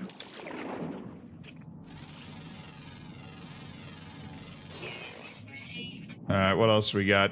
I'm assuming we haven't scanned all of these fish yet. Maybe we have. Let's go out a little deeper in the ocean. I have a very good underwater system as part of my suit, so... let's swim out. If you're afraid of the ocean, then I'm sorry, this is going to be a little rough for you. Unless I'm just literally going towards the shore, then no, this is going to be pretty chill. Alright. How many animals are on this planet? According to our detection. Okay. There's 13. But I get over 3,000 nanites if I find all the animals on this planet. So we might try to find some more. Oh, there's one. That's a bigger guy.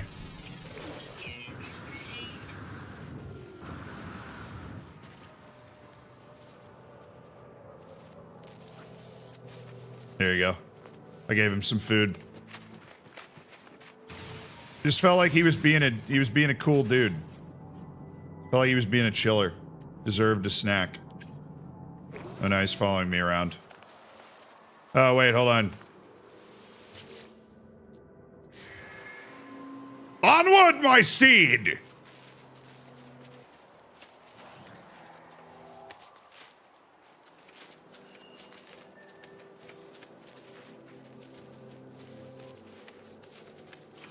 There are over 18 quintillion planet systems. That's pretty crazy. Yeah, this game's really deep. My business is mining. I'll show you guys my mines in a bit. I've set up some mines.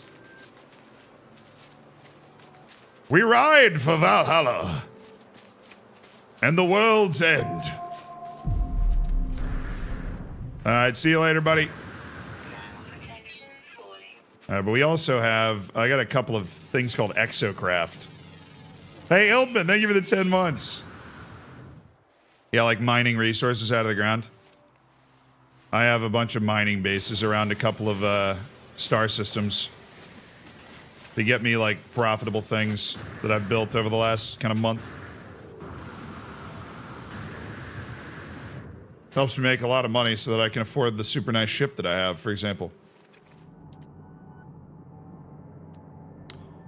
You know, I'm not seeing a lot of those animals. There's an armored clam, dioxide deposit, damaged machinery. We got this buried technology module real quick. I got a little terraforming beam here to go get it. You don't mind the resources that you just absolutely eviscerate with that, though. That's what the mining beam is for, which is this bad boy. Alright. Yeah, this planet's kind of pretty. Is that just like a floating island? I think so. And I'm digging these crystals. It's a good vibe here. What are we getting this? Rating the vibes out of 10. I'm getting pretty good vibes.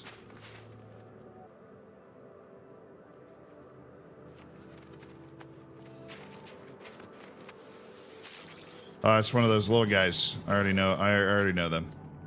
Oh, there's another animal. The Bon Meekum. And we got a bird of some kind. Oh, it's these things. It's like these butterflies. Huh. Or seen like a butterfly. That's an interesting looking buddy. The Ladybicus. I don't think I have this tree. I'll take that money, thank you. There's a ton of stuff on this planet, considering how cold it is.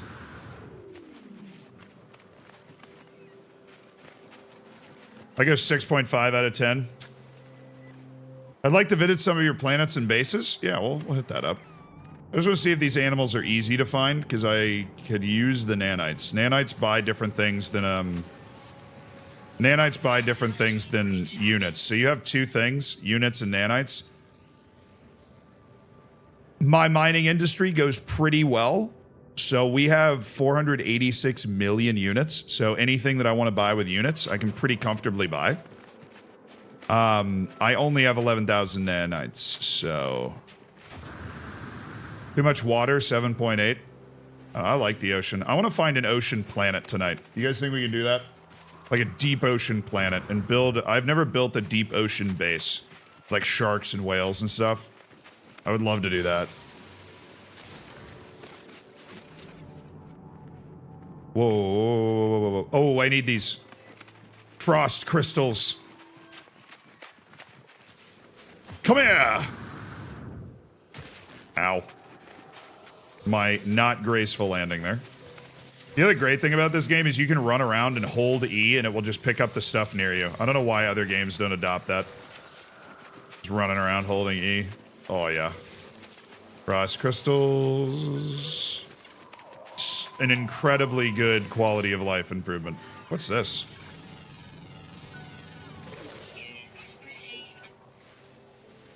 Oh, these are the little, like, ground guys. I dig those guys. They have an excellent vibe. Oh. Oh, there's a new animal over here. Oh, yo! What in the dinosaur are we working with here? That thing's got opposable thumbs? It's like a dragon. Do I have water exocraft? Yes, I do have a submarine. I've never used it, but I have bought it. Okay, that thing's pretty sick.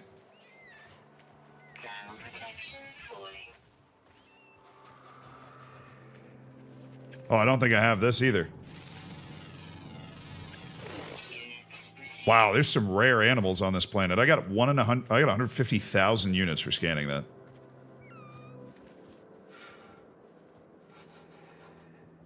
Ref? Oh, there he is.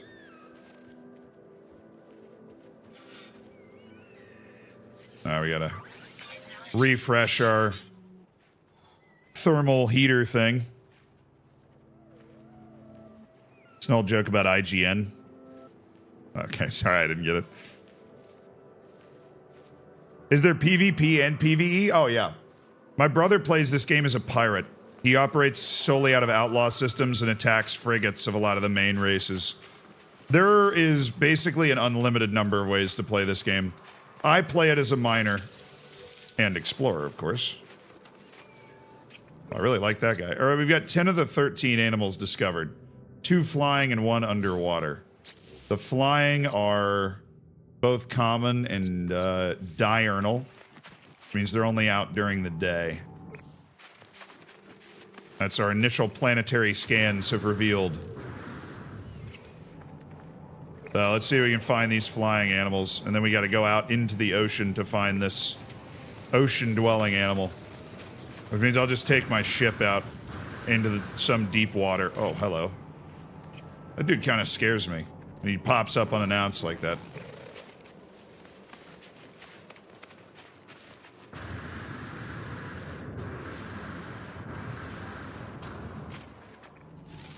I don't think I scanned these trees.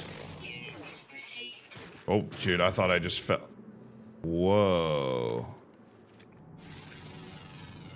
Well, I don't think I'm going to find any of my animals down here, but... That's a copper deposit. I can mine that if I wanted to. 8 hours left. Chat, how much longer can I stay up? I don't know, dude. But you're under no obligation to stay up for the full 24. You can just try and be here for the end or, you know, whatever you want. Making sure I got everything scanned here. Blue Gold, thank you for the 2 months. Sounds like such a rich guy statement. Yeah, I have a submarine, but I've never used it. I mean, it is. I am the quintessential rich guy that needs to get out more in this game. I have 486 million units. I can afford quite expensive things. Not everything. The late game of this game, like, scales pretty aggressively, but...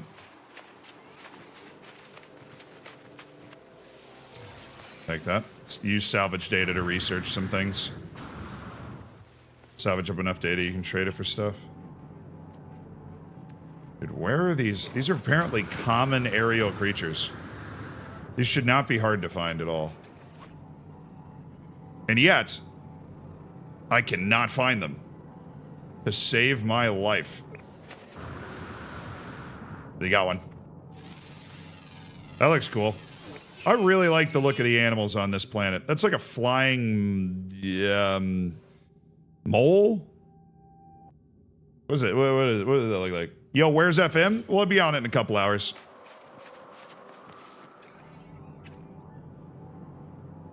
Oh, there we go. Got him. The Biricopsia. All right, we've got 12 of the 13 animals. Let's summon our ship. This is going to be it's going to make an entrance.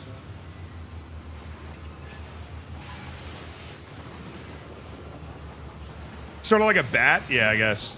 What are you, scanning me? These are the robots that are on certain planets. You kind of have to fight against them sometimes, especially if they're on a planet that you like. All right, let's fly out over an ocean. I'm going to jump into the middle of it. Just going to scare the hell out of people that hate oceans. Fortunately, I'm Floridian, so this is not a problem for me.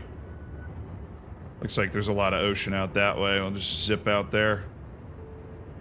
Whoop, Zealand, chill. Up. It's not the most maneuverable hunk of metal. Great living space, though. Alright, looking for one more animal. Do planets have people, civilians? Yes. They do.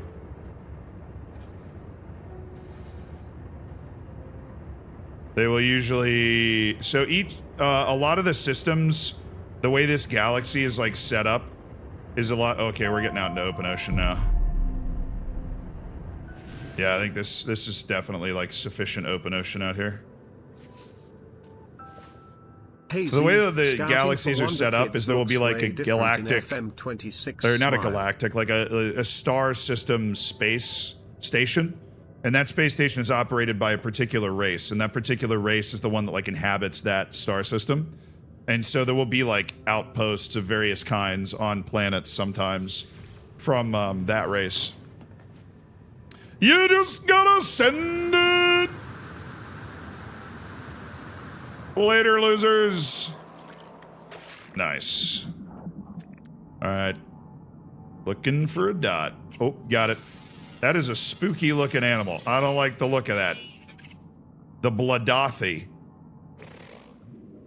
I don't like it. This ocean isn't that deep anyways. Alright, I don't have water jets on my thing, so I gotta find some land in order to call it down.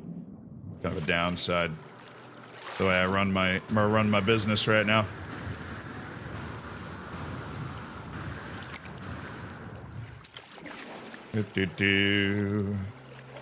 We're swimming.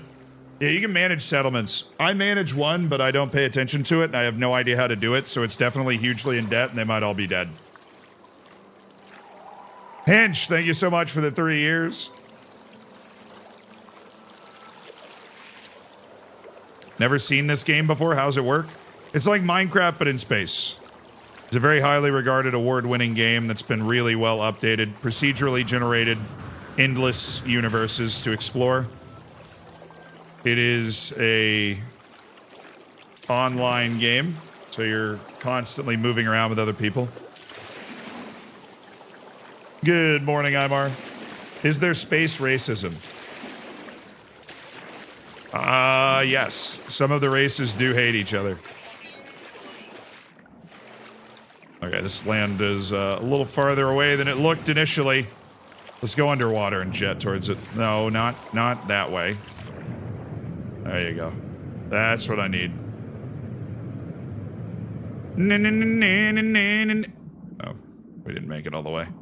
We didn't make it. Watch me miss the land. Because I can't see. That'd be hard to do, right? There we go. I gotta get water jets in my damn ship. So it can land on water, and I don't have to do that every time. Alright, come on in, Bessie. While we're at it, I need to do something. I'm gonna summon one of my exocraft. This thing. I'm gonna get in it, and I need to attach something to it that I've been carrying around. It's a piece of technology. Install that right there. That is a Supreme Beam Capacitor that increases our mining laser power. Alright, that's it. Been carrying that around for a while. We got all 13 animals on this planet, so we can get over 3,000 nanites by registering all of those animal discoveries, which is pretty sweet. I needed the cash. Yeah, it's an okay planet. Got a lot of stuff on it.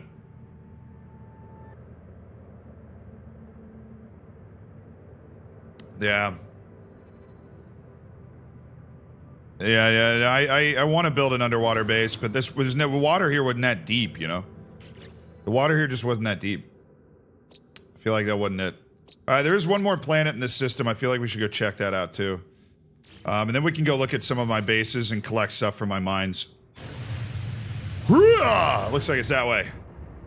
Oh, yeah, this planet. What were the resources on this planet? Dioxide, cobalt, and copper. Already mining all three of those. So I'm good there. But I don't know what the air stuff... Like, I don't know what the gases are on frost planets. I've never really explored that.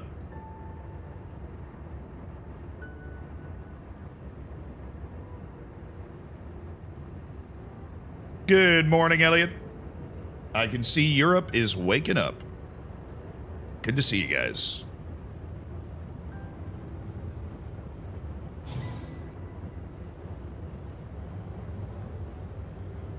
Always good to throw in a few of those to see who gets motion sick.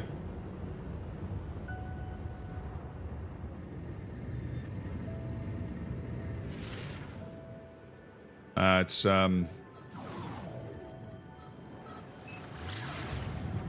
Oh, there it is. Alright.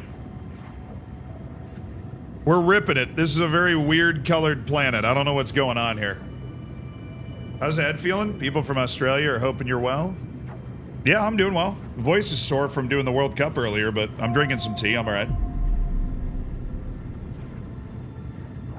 Afro, thank you for the 54 months. Appreciate you, man. Is anyone having problems with Quick Pick on the new FM26 update? They said they made some positive changes to it, so I don't know.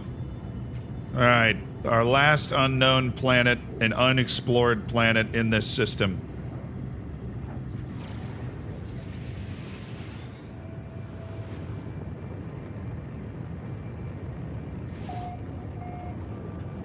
Ilvanai.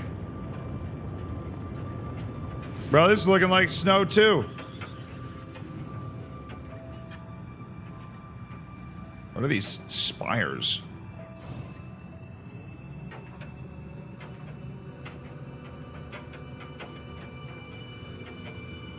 Man, this atmosphere sucks. Oh, there's a little platform here. Let's park near this. See what these guys are up to.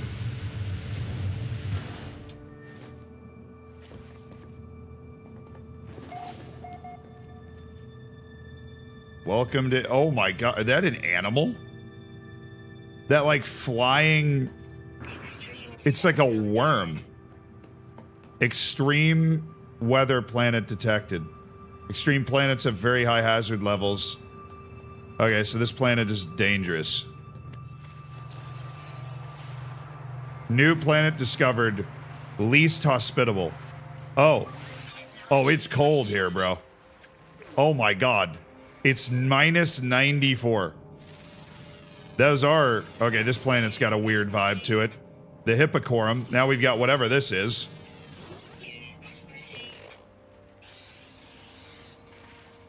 And there's a ton of sentinels here as well. What?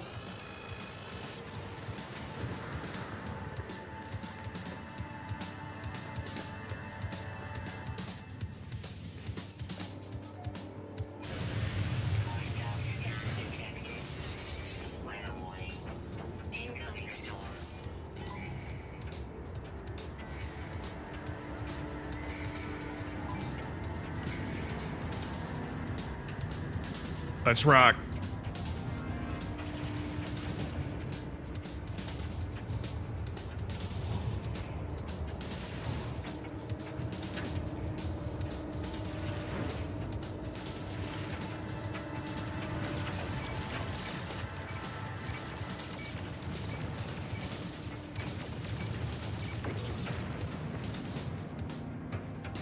Got one left.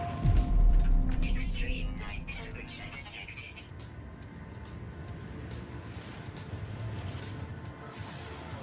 How are you doing? 16 hours is impressive.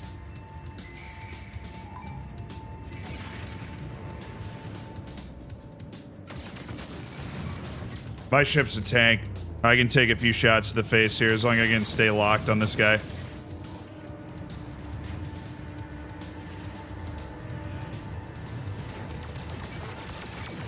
Got him.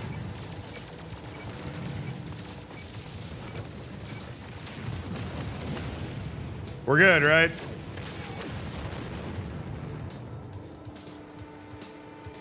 Okay.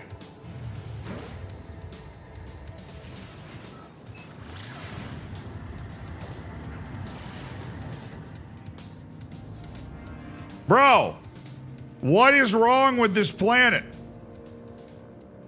Ilvanai has activated copper dioxide and salt. It is aggressive sentinels, so the moment a sentinel sees you, it's time to brawl. A freezing planet. Well, that was not fun. It said hostile sentinel planet. I mean, I literally never run into one of those before. Have I done the recent expedition? No, I haven't done the recent expedition. I haven't done it yet. They're friendly? Yeah, I mean, it doesn't really, doesn't seem that way. Zyph, thank you for the 8 months. 16 hours is impressive. Oh, we're going the full 24, baby. Blue Gold, thank you so much for gifting a sub to bring me cake. Enjoy the cake, I guess. Okay, is there any way for us to go to this planet and it not suck? Because I would love to explore this planet. It seems pretty cool. The animals are weird. I mean, that's a penis. With extra steps.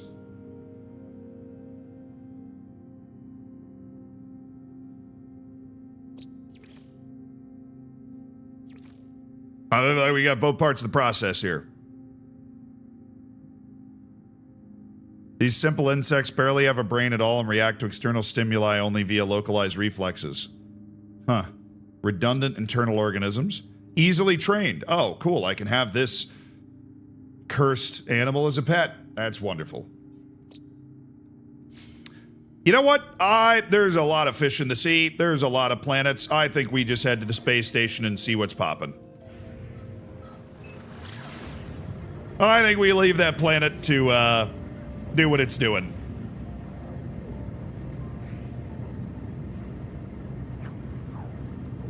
You found Russia. Dude, I just unlocked the Russia planet. That's crazy. I found Russia. Yeah. Amazing. I indeed found Russia. Can't believe I've been here since the beginning. Go Elkins, that's kind of crazy. You feeling okay? Do you have any, like, you know, job, school? Do you have anything that you got to take care of? Because I don't want you to be overlooking anything. Is our solar system in the game? No, I do not believe they have our solar system in the game. I've never left this galaxy either. I have stayed in the Euclid galaxy the entire time. I know there's a bunch of galaxies in the game, but honestly, I'm too scared to leave my galaxy. To be perfectly honest, I don't even know how. Alright. Into the space station.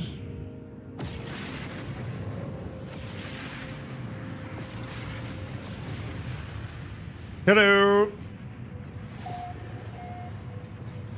I've been here the whole time, might as well see it through. You're an absolute animal, Alpha Barracuda. An animal. Alright, popping it back. Oop. Welcome to the space station. Now, because I have a bigger ship, I gotta park way back here and teleport up to the station. And this space station is run by the Vy'keen, it would seem. That's Galactic Trade Portal. This is a little teleportation portal. And the Galactic Trade Portal, they're selling... So there's like a fully functional economy in this game. This economy looks like it's mining? Dirt? Polychromatic zirconium. I don't even know what that is. I'm not really here to sell anything necessarily. I do have 10,000 nanites though, so I'd like to upgrade the level of my ship.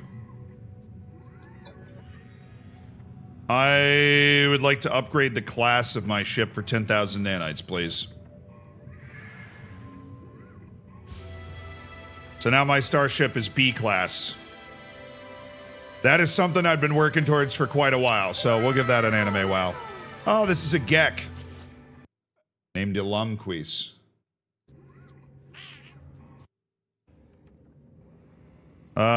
So, you see how I can understand certain words?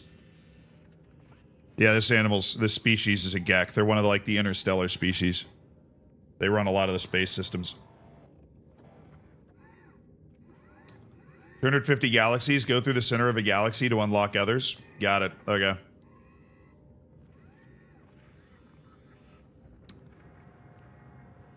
You see how I don't understand all of the words? That's because you slowly learn different species' languages over time. Watch. Request dialect help. Mystery symbol. I learned the word for 2.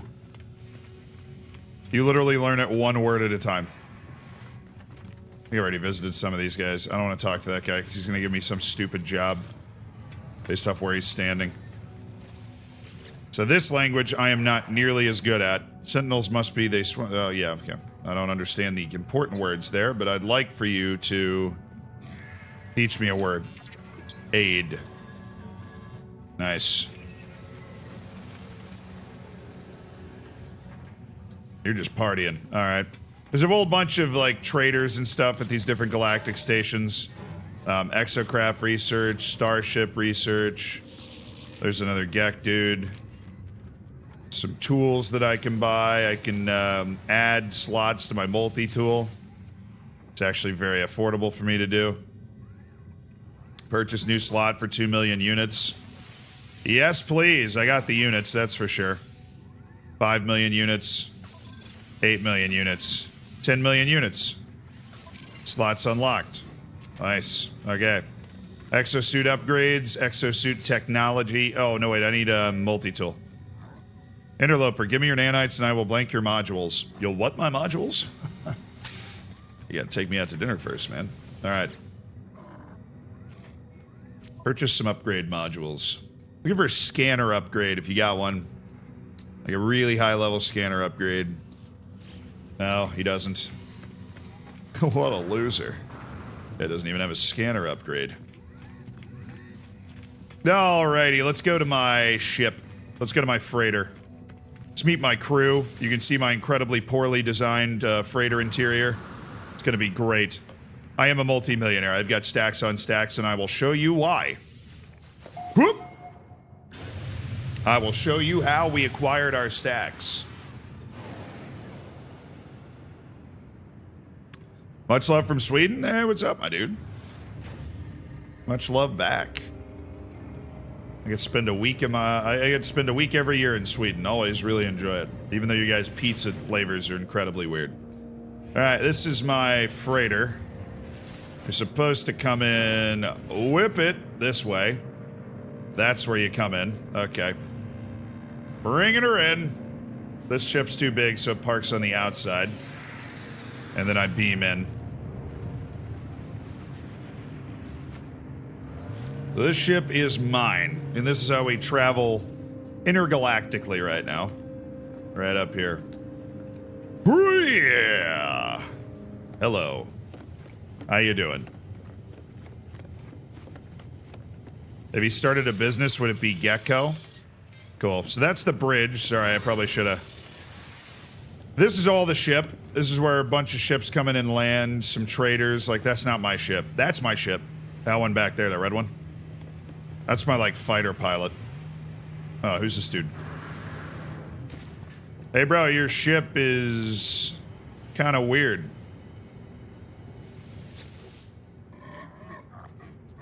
Okay. They ready their cargo manifest. I can recruit him to my squadron. I don't really want to do that. Oh, he does have 194 pugnium. Or 168 pugnium. I'd like to buy that. I don't have a lot of that. I'd like to buy your frost crystals. And your fungal mold. Thank you. There we got one, buddy. I actually needed that. That was good. Alright, yeah, big hangar bay here. Let's take the long way. I'll show you guys the ship. Hey, Surly, thank you for the 3 months. Are you telling me you're not a fan of the Africana? I don't even know what that is. And now we're in, like, the command bay. This is my navigator. Yabinskoy. Absolute G. These guys usually are doing stuff. Okay. This is the part of the ship that I've constructed. This allows me to spawn my exocrafts anywhere. It's an exocraft materializer station. These are storage cubes that are linked remotely to the storage cubes that are on my ship. And these are refiners. They're a little glitchy, and I think I put a bunch of stuff in them and lost it, which is super annoying. Because, like, when you leave this ship, the stuff goes away, so that glitch sucks, but let's just throw some of this stuff into my storage. Got some radiant shards, I got that. Got some chlorine. Okay, some frost crystals, I got whatever this is, an crystal fragment. Turned into some of that. Okay, I got some pugnium, I'll split that and put in storage.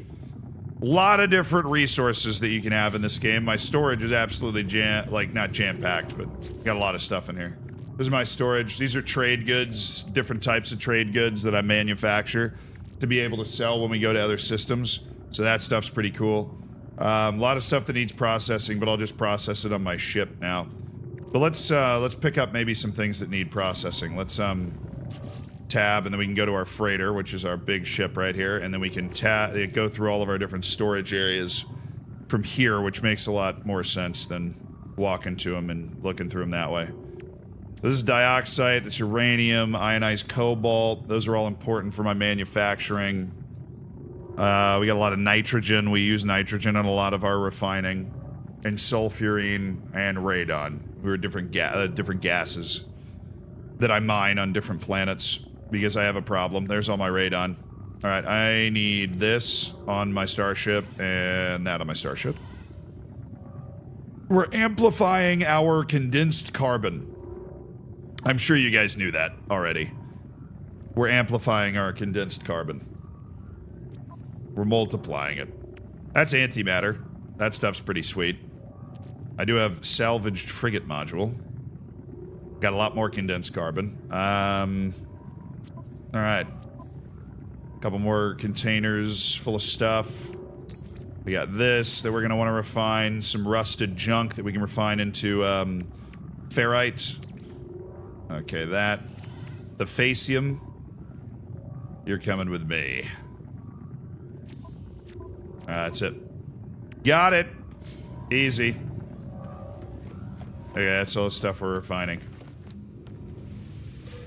This is just some free stuff I can pick up every time.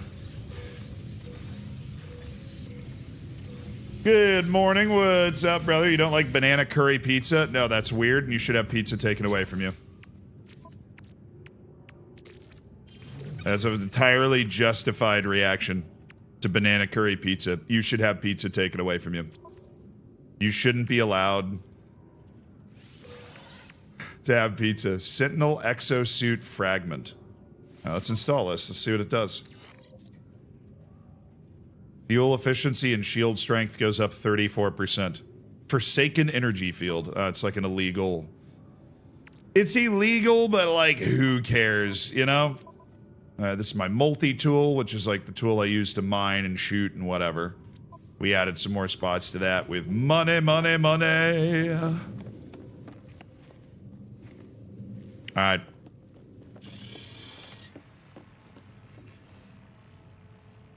So that's the base. We have like a little armor station. We got a little transfer portal. Power cells. Weapon terminal. Weapon storage. Fleet command center. If I send, you know, I only have one ship in my fleet, but assuming I get more at some point, I'm able to send ships out to do stuff. And I talked to this guy and I'm able to travel around. Here I can upgrade my freighter. Pretty sweet. You get the idea. Adebayo dropped 83 points. Yes, he did. What's the last thing you saw? I left 9th hour. The U.S. losing to Italy in baseball. Yeah, that was so great. Glad you remember that. All right, let's go check in a few of my bases. Pick up some stuff. A lot of bases. The uranium mine on Kumbrop Alpha. The oxygen refinery, dioxide, paraffinium, nitrogen, metal. Go to my vacation home. Pretty beautiful here. I didn't build too much.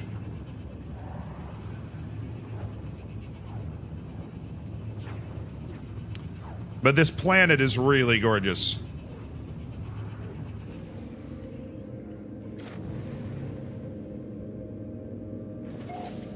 Welcome to Oziara Sigma.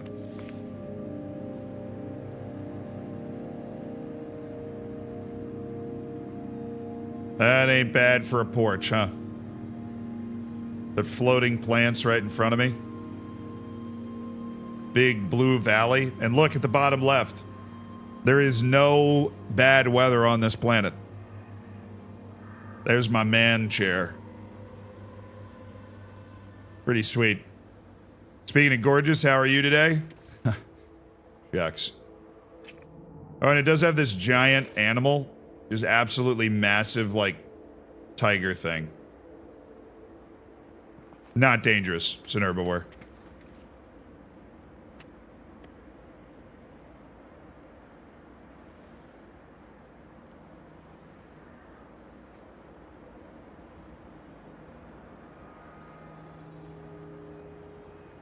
Very rarely in a video game. I think the last video game I remember doing this in Skyrim, where you just kind of sit there and you're like,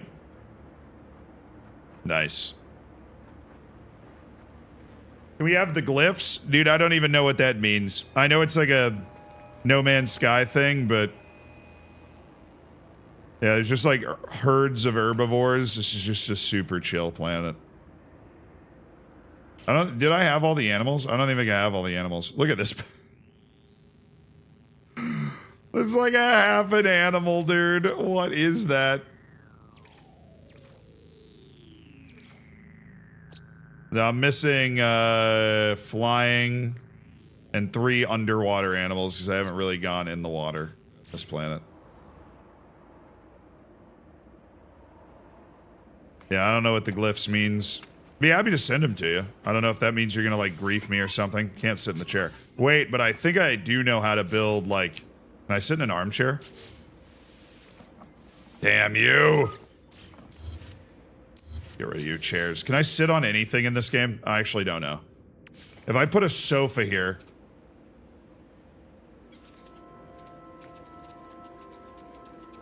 and I face the sofa this way, can I sit on the sofa? Or do I spin it? Yes. Yes! Yes.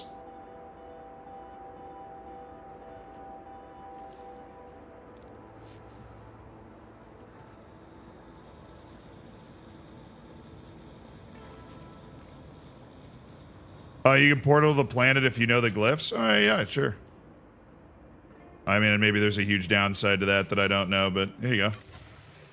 Those are the glyphs. This is photo mode. You can take, like, pictures. Capture your super cool views. Or whatever you experience. I can't start a new save without it crashing in the new update. Try and get rid of any mods you have installed. For me, it was the free camera mod that crashed every time I started a match. That caused problems for me. There you go, Dan. Hopefully that's enough time looking at the glyphs. I don't really know how long that takes, but... Alright. Let's go to some of our mines now. Fuel this teleporter up, and let's go check out a couple of our places that are making us money, baby. Making us money. The first place that's making us money is the uranium mine on Kumbrop Alpha. We're gonna go pick up some uranium. This is in a different star system, so it takes a second to get there.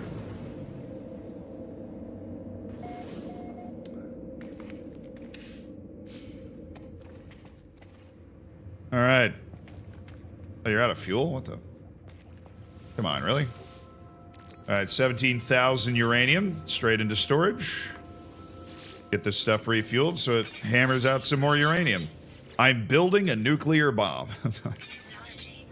I can convert the uranium into a valuable alloy, I think it is, for building spaceships that I trade. Alrighty.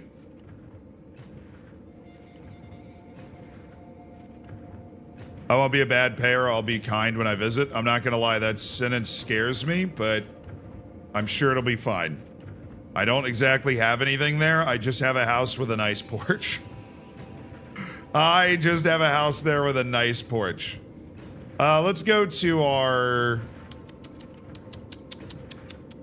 magnetized ferrite mine. Need to pick some of that up. Do you remember the most dangerous planet? Oh, we can go there. My favorite ridiculous planet. I have 3 mines on it. I like learned to conquer my fear of really dangerous planets. I built 3 mines on it. We can teleport right there. I absolutely do. It's like an unbelievably hot planet with volcanoes everywhere. One of the houses that I built on it, there's like a volcano just straight in front of it. I love this planet, dude. There is no gravity. Look at how high I can go. I literally ran into my ship. Literally ran into my ship. So not cool. Totally ruined the vibe.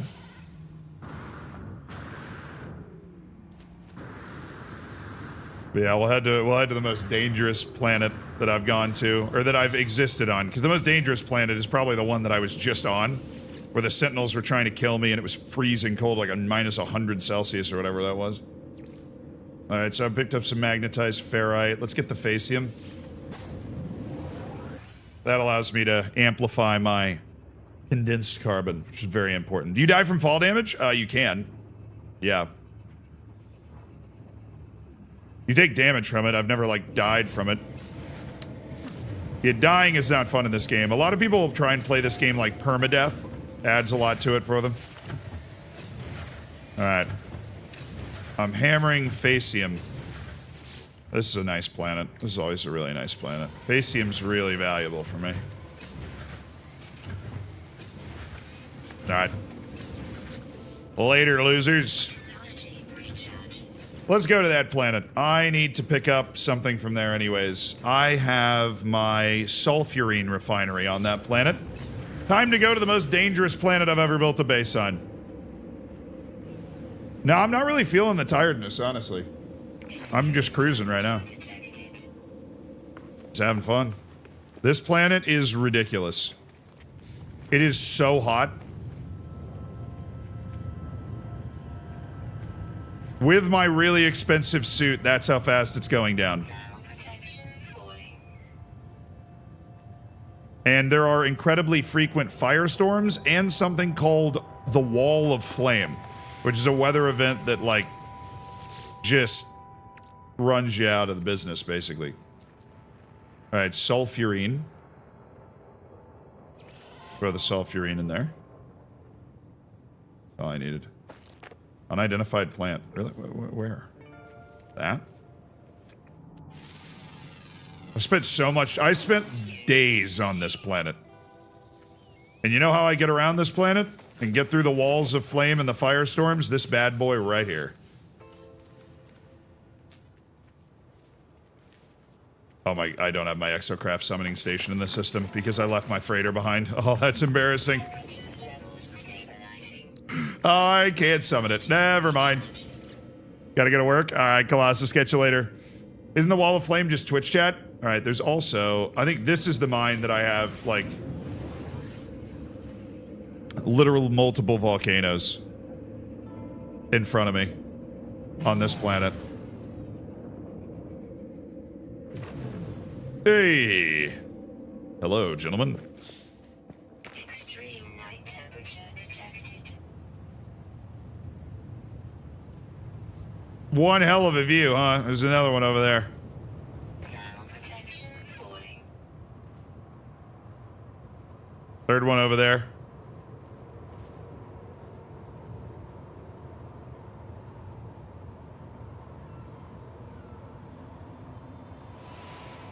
I'm doing well, Kev. Can we jump into the volcano and live? Important question. You know what? I actually can't even sort of do this because I don't have the ability to summon the only... oh, there's a storm. Oi! Oi! Whoa! Inside, boys. Inside. Protection falling. In the house, boys. In the house. Oh my god. I can't believe it. Really? Alright. Time we fix this nonsense. Wait, is that what was attached to outside? Surely not. Oh my god, it was. That was the one that was attached to outside. Oh, I'm such an idiot. Zealand. Alright, in the storm. We're fine! Just a little bit of construction. I will be able to find this. No problem. Where the hell is it? Where is it? Where's my mine? The ground is on fire. Where is my mine?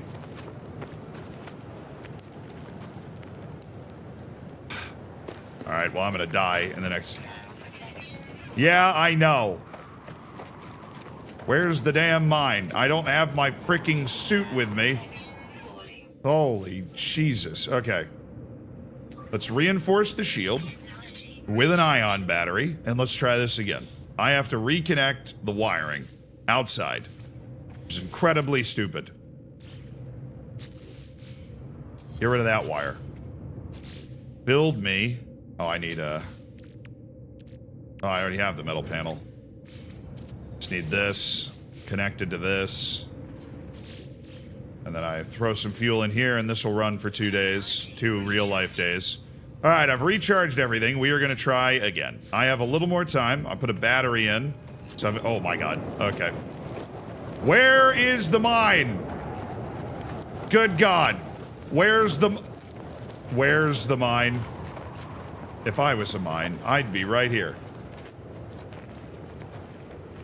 But why is this mine so hard to find?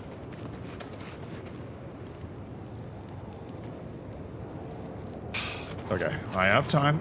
Take a breath. It'll be fine. I know it's down here somewhere. Alright. Let's hurry this process up a little bit. Where is the mine? It's over here. It's down and to the left. Dude, where the hell is the mine? There it is. Oh, I see it. That's the mine. Supply pipes and all. Boom. Gotcha. Alrighty.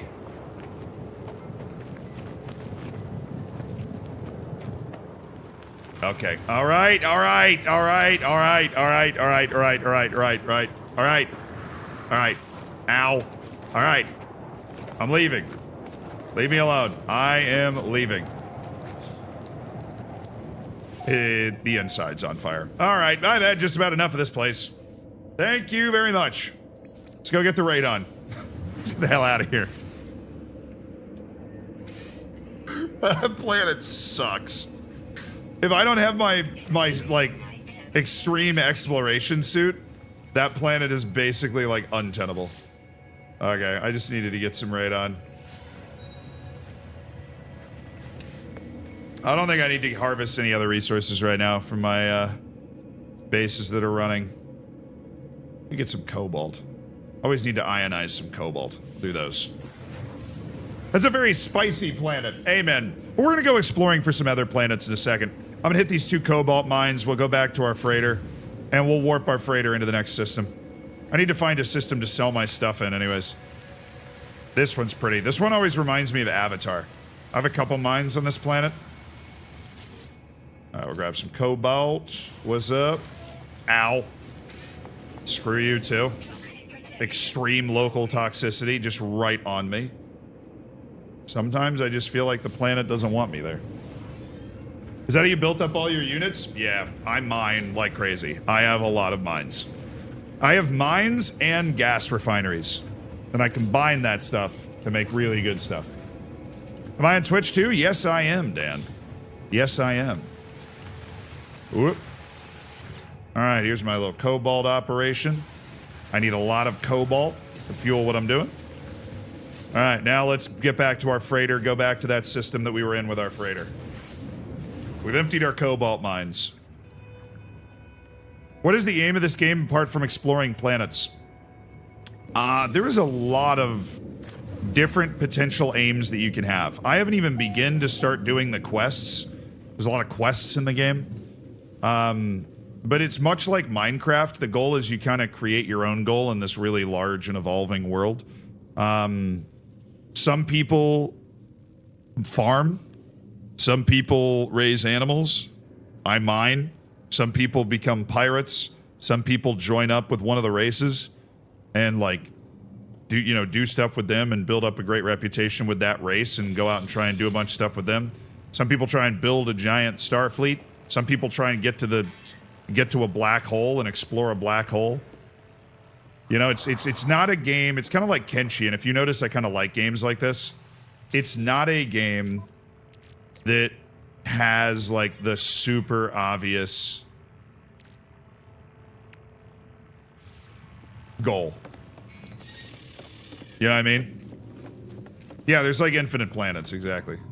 So we're just gonna beam into another system. I'm kind of working my way around this area right now. I just gotta drop some of the stuff that's on my, oh come on my starship.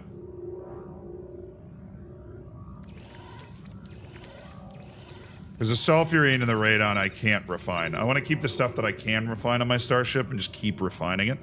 Magnetized ferrite, cobalt, which I gotta ionize, all that stuff. What class is your freighter? C. It is weak sauce. The lowest class you can have. But let's go to another star system. It's a pretty sweet star system. I built a uranium mine in this system. I need, hold on. For what I want to manufacture, I've made a spreadsheet. I need ammonia and phosphorus mines. Let's upload my latest discoveries for nanites. Okay. Hey, buddy. We're on the move. Oh, that's, no, I'm not talking to you. Upgrade control, freighter warp map. Alrighty. Welcome to the galaxy. Pretty overwhelming to look at. You can kind of keep just zooming out. Each one of these is a star. And if you look in the top left, if you want to really be intimidated, what I can see right now is that tiny little circle and this one galaxy. And keep in mind, in the game, according to people that have really explored, there's about 250 galaxies. So, yeah.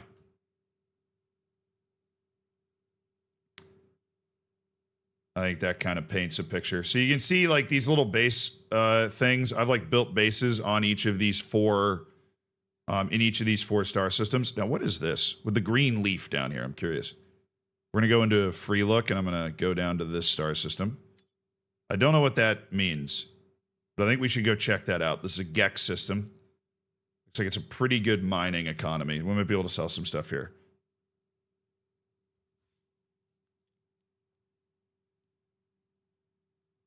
I recommend doing the tutorial Artemis quest. Yeah, you can like hire people, right? To do stuff.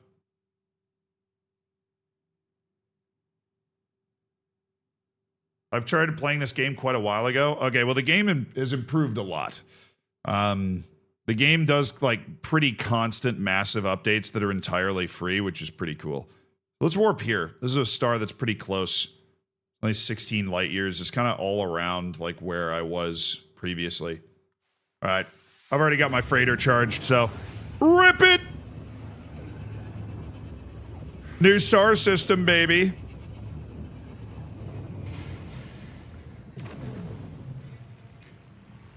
Oh, it's a quest icon? Well, we might as well do it.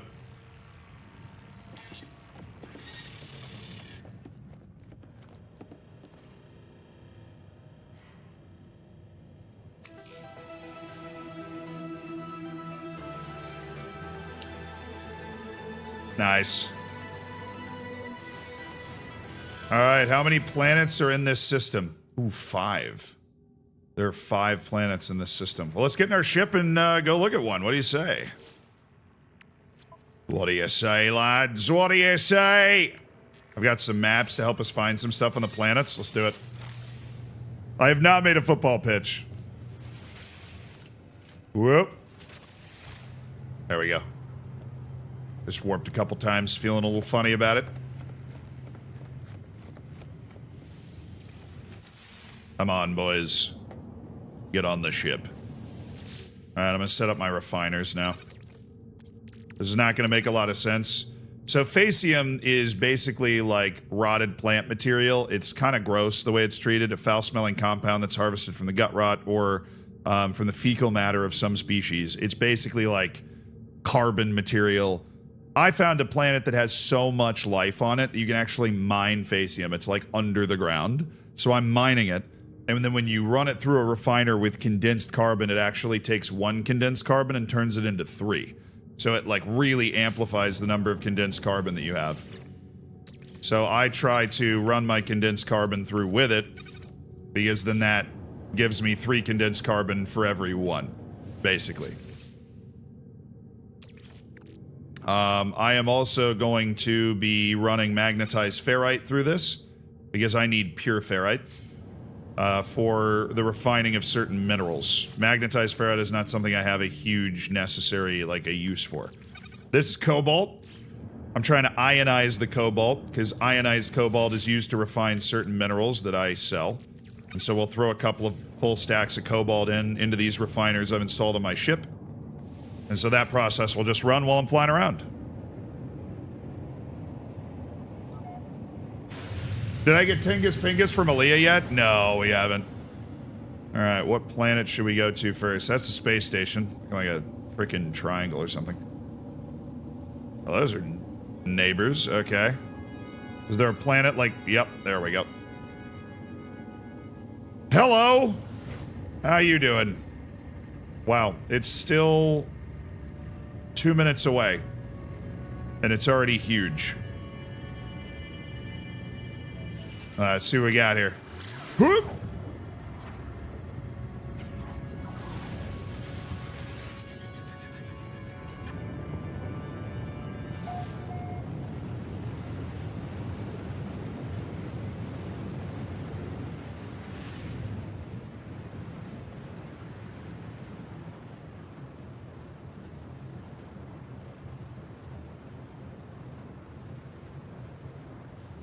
I could be a carbon what Escobar was to Coke. Yes, we could. You literally could. There are drugs in this game that are illegal in Galaxy-supported systems. You can be a drug runner. What the dude, what is that? Oh my god, I'm gonna hit one. No, oh my god, they're everywhere. It's like a flying leaf. Alright, taking bets on what the issue is with this planet. Is it radioactive? Feels like it could be radioactive.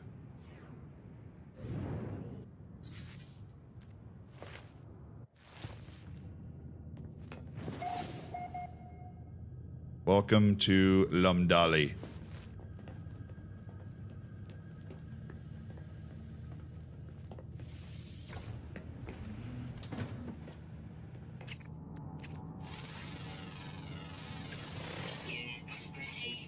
The Buranibus. Alright. And yes, you can kill the animals, of course. You can be the Death Destroyer of Worlds if you want to be. There's no issue with it. Other than this weird purple thing that's around me. Which is making me uncomfortable. Wow, this planet is perfectly survivable. It has no environmental issues whatsoever. It's a little warm, but that's not bad. Got the right mixture of gases. Yeah, I'm a human. You can be a lot of different things. I'm a human.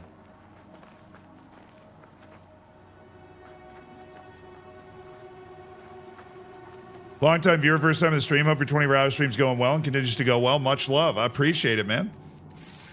Good to see you, Proch. Welcome to the stream. Be damned if those things aren't pretty, though.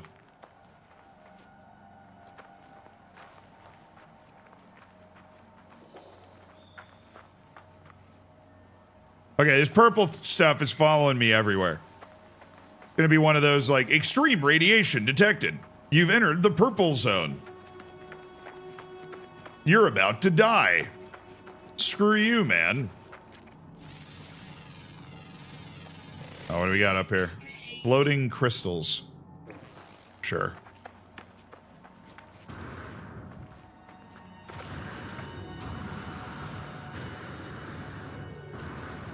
I mean, is that the only animal on the planet? This thing? I don't see any other animals. Oh, gold?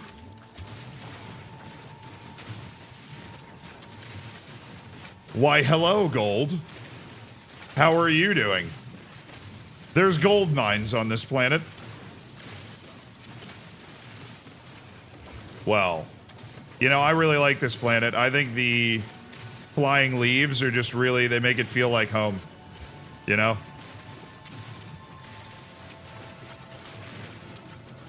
They just make it feel like home. I feel like I could, you know, I could spend a lot of time here.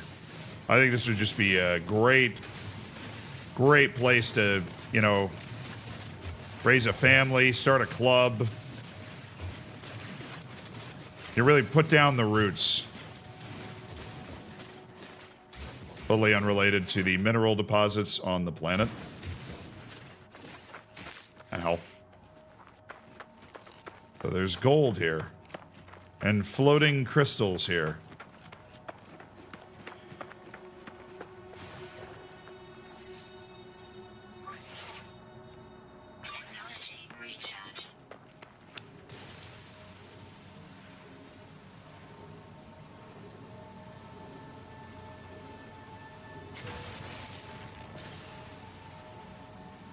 Gonna grab all of these.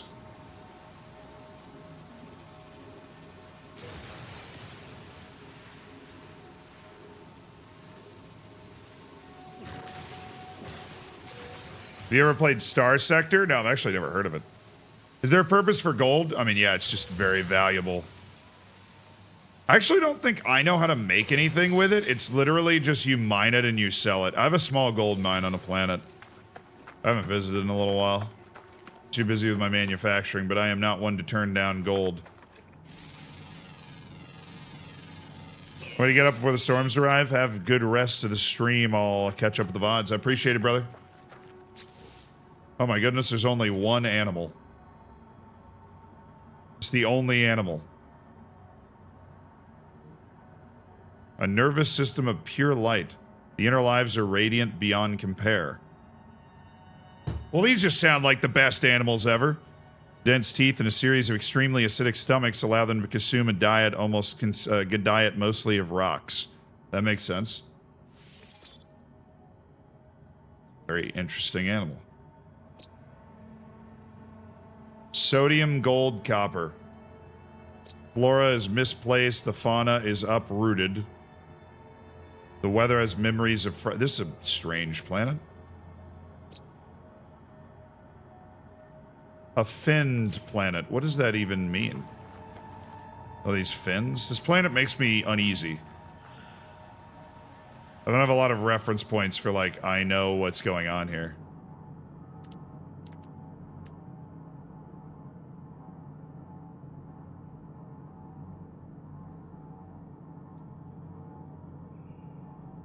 Good morning, Drifter.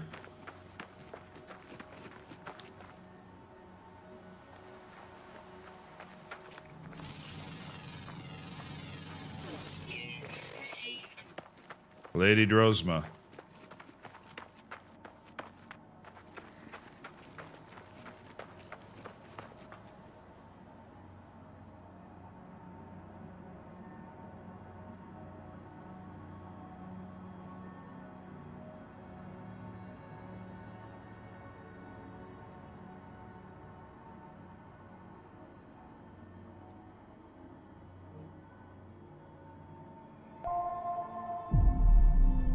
Hey, Furious Styles. I appreciate the 34 months, my dude.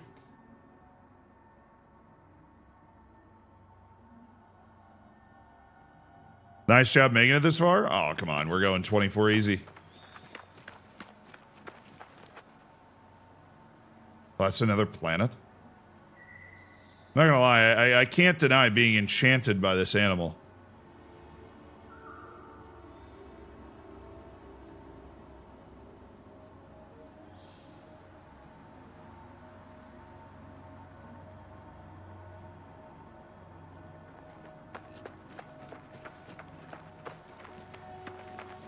Planet is weird, man. How much carbon you get from knocking this thing down?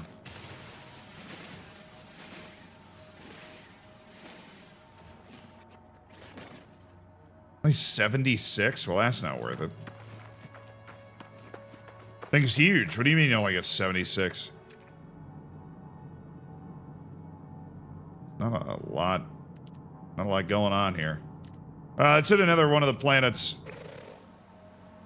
I really like this animal, though.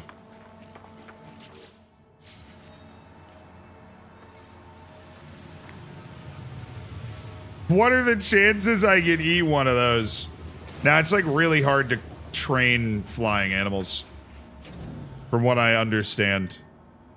That was the planet's oldest tree. No. I just took down the thing that's like the religion of those animals. Horrifying. Alright, how are we doing? Nice. Keep it going.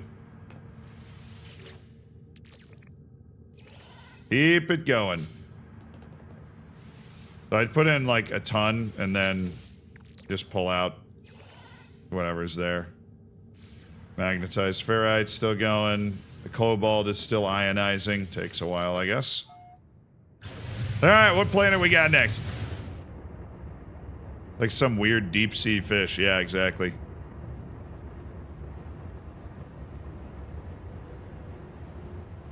Doesn't look like it's capable of cultivating any life. Yeah, I think it's...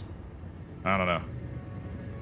I don't know if I've ever really encountered a planet quite like that. It's got one animal on it. The animal eats rocks. Doesn't have a lot of plants. I think I scanned like any plants. I think it was all just... Okay, where was that planet that was... Oh, there it is. Was that it? Oh, there was another one.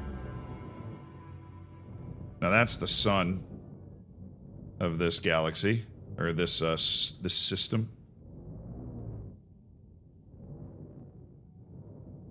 Let's mark a planet. So we went to Lumdali. Some interesting looking planets out there. Let's go there. You know what? Screw it. This thing's staring at me. This wannabe Saturn. We're going. So I do actually have this button where I can launch a preliminary scan of the planet. Because I have an upgraded thing. Can you take the animal back home?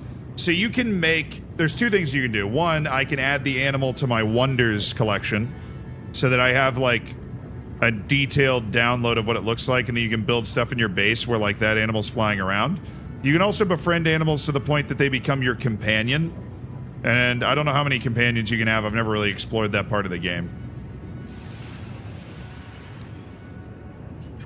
This looks barren as hell.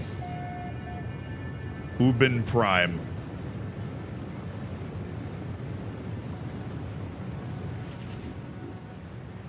Wow, what a lovely star system this is. An absolute dump here.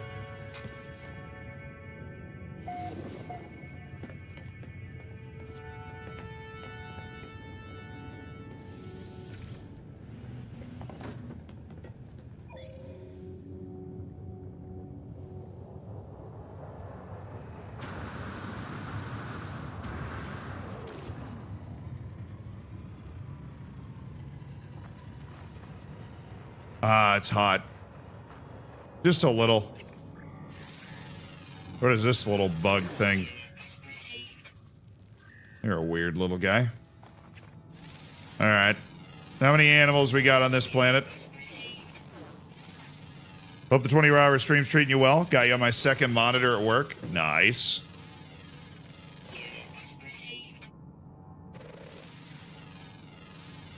Good morning, Elite Gaming community. Is he still going strong? You're damn right I am. Can't believe you expected anything else. Looking for red dots here. Yeah.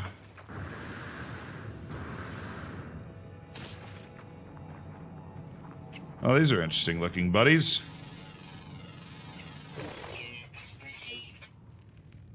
Digging the tiger stripes and the wings. That's a new one. The Ilvanitii. One of those, I'm guessing. There's only 5 animals here.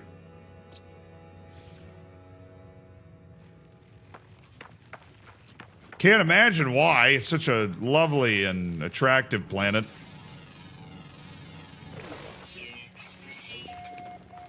This is more normal. This planet's just hot.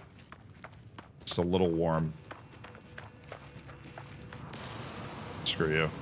Get out of my way.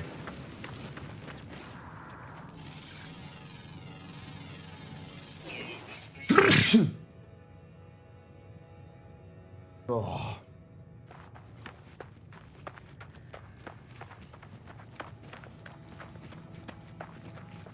How you doing, Z? I am doing well, brother. We are cruising. We just got inside 7 hours, apparently, looking at the clock, so didn't even notice. We're just vibing. Exploring a new star system at the moment. And I'm not gonna lie, the planets kind of suck. Below average vibes. Ancient data structure. Oh, let's go. Ow. This is navigation data. This can be traded for stuff. Some ancient technology I can pick up. Somebody that lived here a long time ago, for some reason.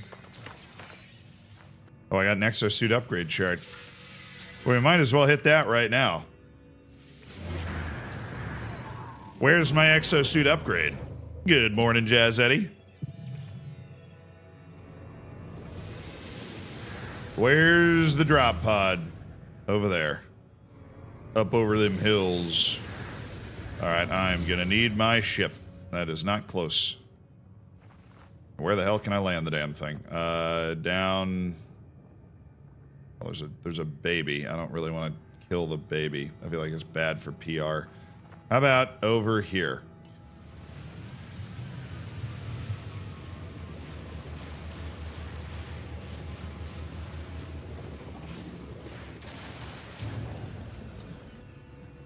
Sure. That works. Alright, we're flying to that drop pod so I can upgrade my exosuit. Huh?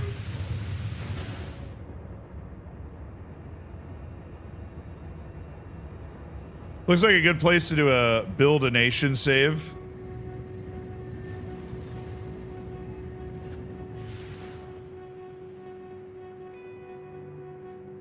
Do a lot of terraforming to make this planet a place that I would enjoy being, that's for sure. That is for damn sure. This is not a place that I am enjoying.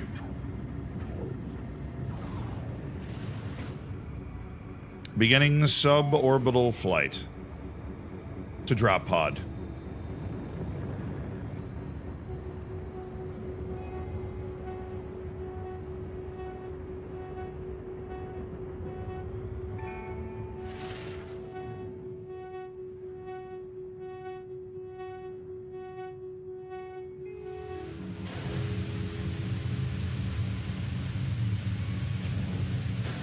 I say nuke the system.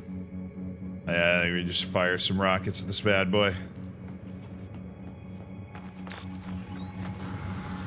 I don't know, we've only been to 2 planets in the system. Maybe, just maybe, this system's gonna be okay. Is that actually what I needed? I don't even remember what I needed. No, I needed antimatter housing. Haven't done one of these in a while. Did not need the metal thing. Okay. You gotta repair this drop pod, and then I can install a new storage slot in my exosuit. For free. Which is pretty sweet. Ooh, wait. There's an underground animal on this planet. And these are great places to find them. And there is no underground animal. Oh. I'm coming! I'm gonna find you! Where are you? You're over there. You're mine. You're not underground. What the? The Bean Dagura? Alright, now an uncommon flying animal is all I'm missing. Well, that's convenient. Nice! We've fully scanned the animals on another planet. We're gonna be rich!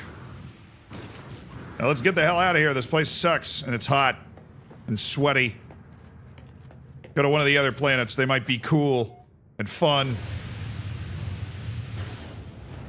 Can other players kill you and steal your stuff? Yes. They can. Really hard to run into another player if you don't want to, though. Very big world out there. But you gotta be careful when you go to the Atlas that somebody doesn't follow you. The Atlas is this. Ready? 3, 2. Whoa. Welcome to the Intergalactic Space Station, an anomaly of time and space that no matter where you are in the galaxies, when you come here, everybody can come here. This is the place where you will find and run into players most of the time. In all of my exploration, I have run into one base made by another person. They were not home. It was just a little, like, tourist base that they... Dude, look at that guy's ship. I love the idea of having viewing decks on the front. That's actually pretty sick. I might steal that. Alright, now people can come into my ship here. A fact that I really hate. So I'm going to pull my cobalt out. I'm going to empty my refiners so that I can't get boonsnoggled. Kids are calling it these days. That goes in there, that goes in there, that goes in there. We're not going to... I did one time come back and this dude was just standing next to my refiners in my ship. Pretty sus if you ask me. Alright. Fortunately, I'm farther away from the entrance. That is a sick ship, dude. What's that thing he's got on the top?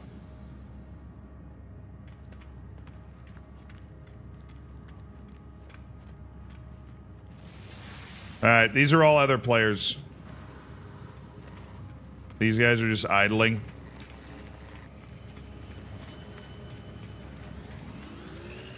Exchange my Quicksilver for cinematic stuff. Davey, I hope you had a good stream, man. I appreciate you bringing your people over. Can you lock your Corvette? If you can, I don't know how.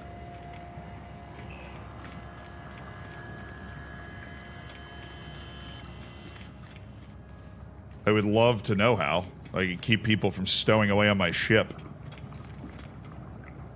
What more games do you play off stream? Dude, I game all the time. That's how I relax. Play a lot of Kenshi. I've been playing a ton of No Man's Sky recently. That's why we're here. That's a player. Alex too. Alright, that's my Starship research bay. I can use units to research various things. I think maybe I might try that. Anything with my Starship I can research? Hello. I have 6,619 nanites. The emergency warp unit, the conflict scanner, the cargo scan deflector. I'm not really a smuggler though. The flight assist override allows me to drift my spaceship. My thing's not maneuverable as it is, so not really feeling that one. Large rocket tubes expands the loading chamber for your rocket launcher. I don't even have one of those on my ship right now. Oops. The cyclotron ballista infrared knife accelerator. Okay. The exosuit research station. Let me aid you. I got you, man. The nutrient ingester or the advanced translator that helps me. I don't have any convergence cubes though. I bought a lot of that stuff. I don't want anything from there. Exocraft Research Center. I want to buy some of this.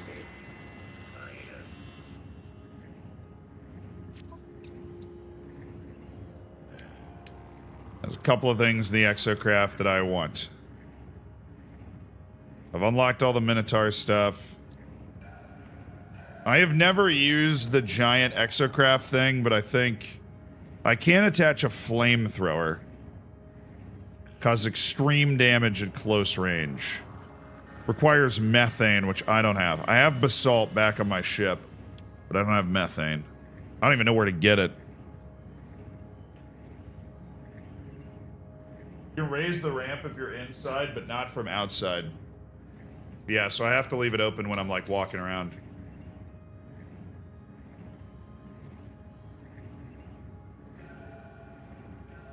Oh, yeah, sometimes people walk around giving away expensive things just because they can. Because they're like really rich. Current expeditions for the Colossus.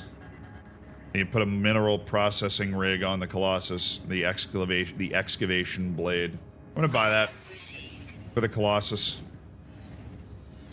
Alright, and then synthesis laboratory. I think I have everything. Yeah, I do. I have every basic manufacturing thing that I'm able to learn. From stasis devices to cryo pumps to circuit boards, heat capacitors, liquid explosives, fusion accelerators, a highly advanced piece of technology for use in the next generation of power plants, quantum processor. These are all of the things that I'm manufacturing right now. I make a lot of enriched carbon. I make nitrogen salt. I make organic catalysts. I build fusion accelerants.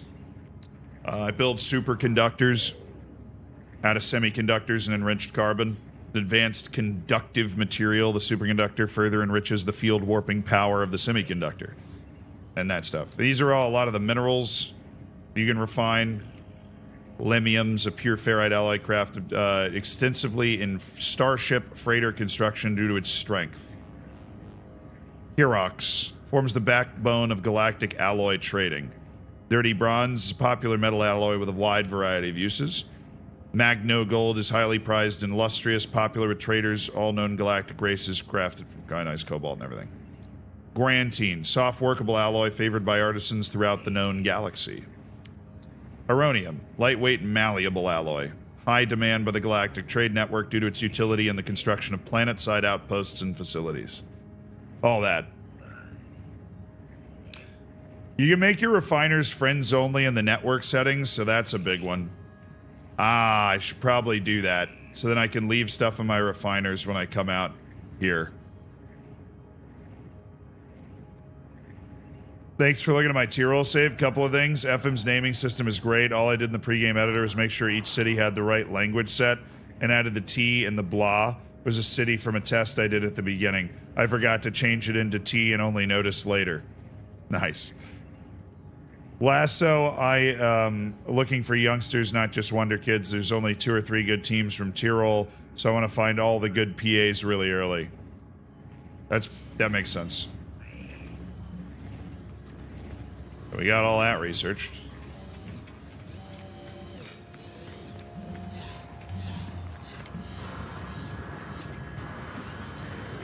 There's like an egg sequencer here.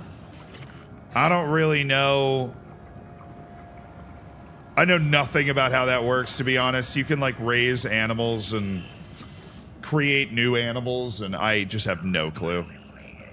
All right. Living pearls. I don't have any living pearls. I'm actually looking for them, but I'll transmit some planet data for some nanites, thank you. And this guy takes, like, exploration. He gives you nanites for data. We're gonna hit that as well.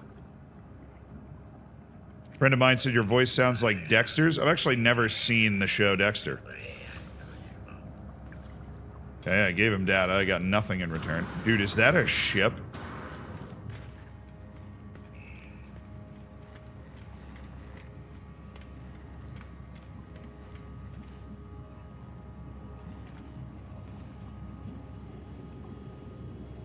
That's so sick.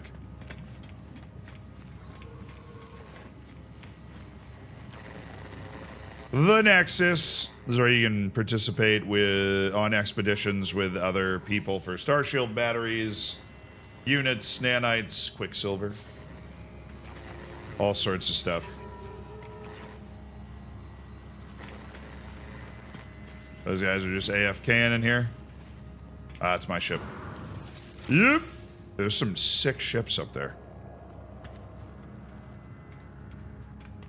Oh, I was like, where's my ship?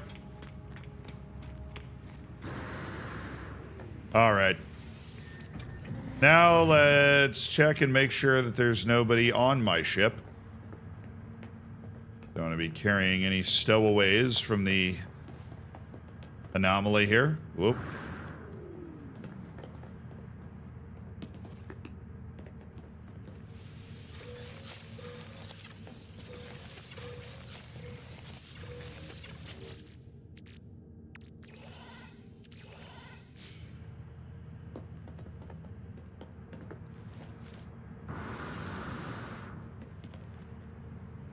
Doesn't look like we got any unwanted passengers. Nah, I think we're fine. I think we're fine. Alright, well then let's set our refiners back up and get the hell out of here. Okay, there's 1 ionized cobalt in here. Let's add to it.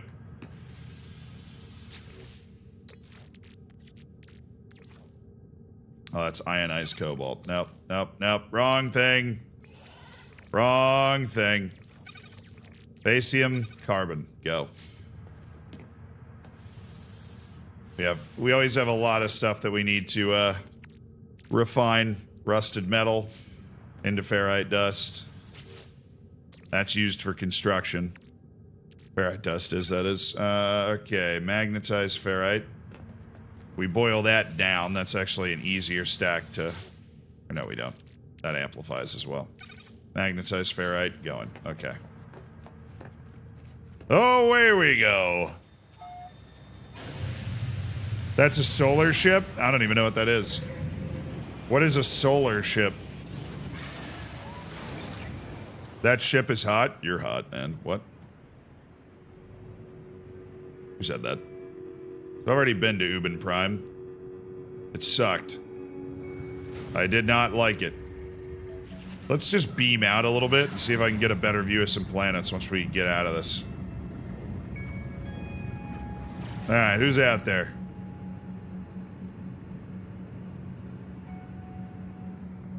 That's where I already went, right? Lumdali. Ooh, what's this? Little blue orb of goodness. That's where we're going. Oh, that thing is far.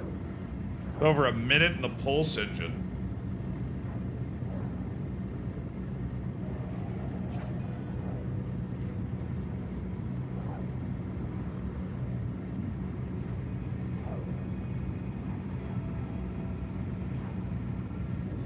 Makes the pull systems more efficient because the pods fold in when it takes off. Oh, wait. Oh, what's up, man? Oh, I clearly don't speak Gek well enough to have any idea what you're saying, but he's trading. What you got? Ooh, he's selling some drugs. What's up, man?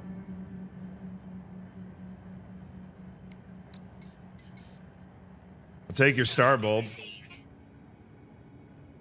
He's selling cheap Gek relics. I don't have any great trading stuff on me. It's all on my ship. But he does. Yeah, I'm good. Have a good one, man. Yo, Patty. Thank you for the 5 gifted subs. Did that not come through? I appreciate you supporting the stream with kindness, man. Jones, Robadinho, Spencer, Lolliver, say hi to God. Enjoy the bacon. Enjoy the emotes. Is it far away or are you slow and it's very small? I mean, this isn't the fastest ship. I'll give you that. I'm feeling good. Whoa. I don't have any pyrite on me. Oops. I like the 5 pixels I'm seeing. It looks like water. Tell me this isn't a serious water planet. All right, hold on. We might need to install something real quick. I do not have water jets on this thing. I need antimatter, crystal freaking sulfide. Okay, this is a water planet. We're gonna have to come back. It looks like it is.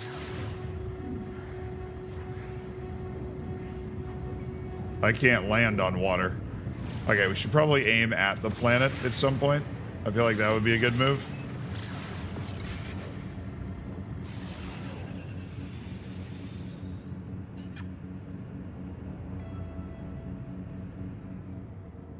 Whoa. I thought those were clouds. They're islands?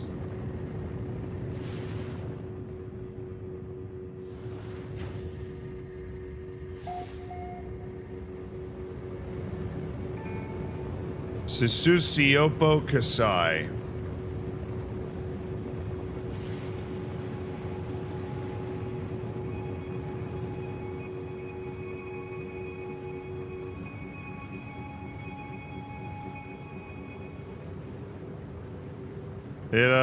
It looks pretty barren.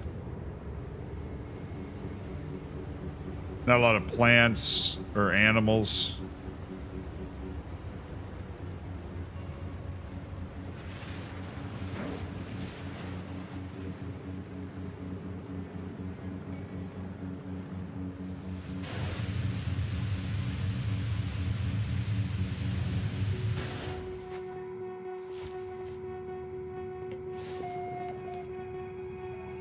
Copious fauna, really?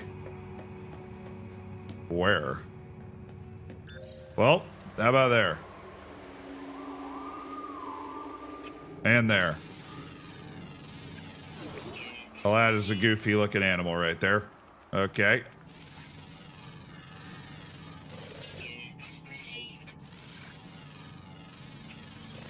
No way. Did it?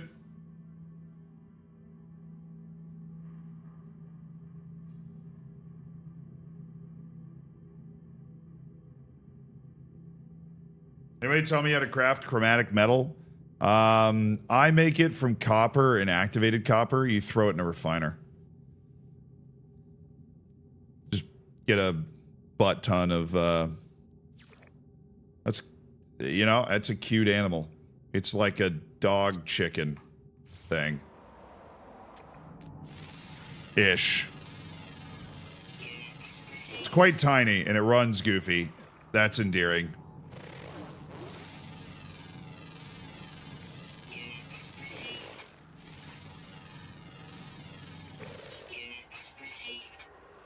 Oh my, it's being hunted.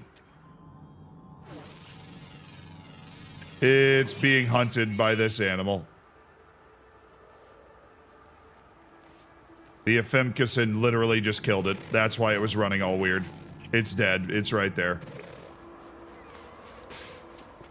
All right. We'll just let nature take its course over there. We'll just let nature take its course.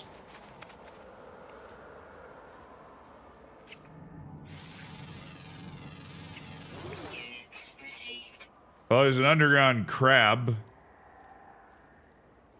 So there's that.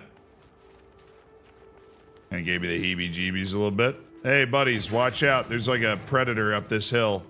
You guys don't look like you have a lot of natural defense mechanisms, so I'm just trying to save you from extinction here.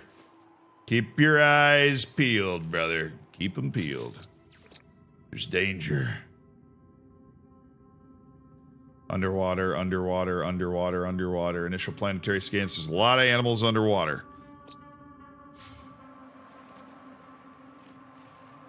Well, that's a baby.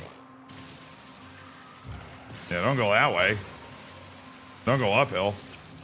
You're going the wrong way. Big bad animal up there, man. And I'm not talking about me.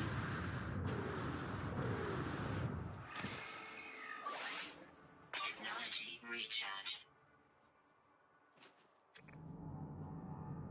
Are you like a guy or something? Oh, that's one of those tiny dog chickens again.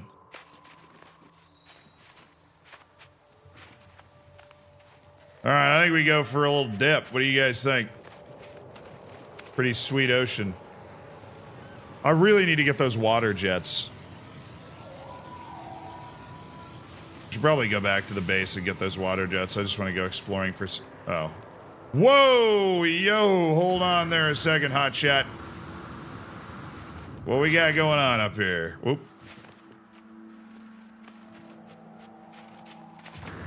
Hold on just a second. Whoop. Hi. There's a knowledge stone. You can learn a word here. Okay, that's just a huge praying mantis.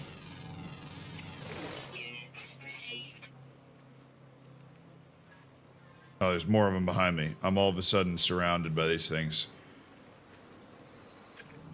Well, that one's a lot bigger than... Okay.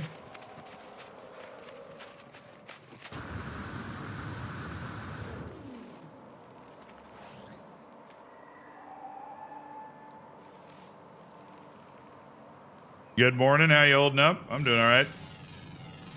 Living the good life. Can animals kill you? Absolutely. It looks like flora. There you go. Fixed. Gentle, friendly creatures. Well, that's great to hear. Don't really want to mess with whatever that is. That's just spooky. I don't like it. Ooh. Got it. Pretty normal looking bird thing.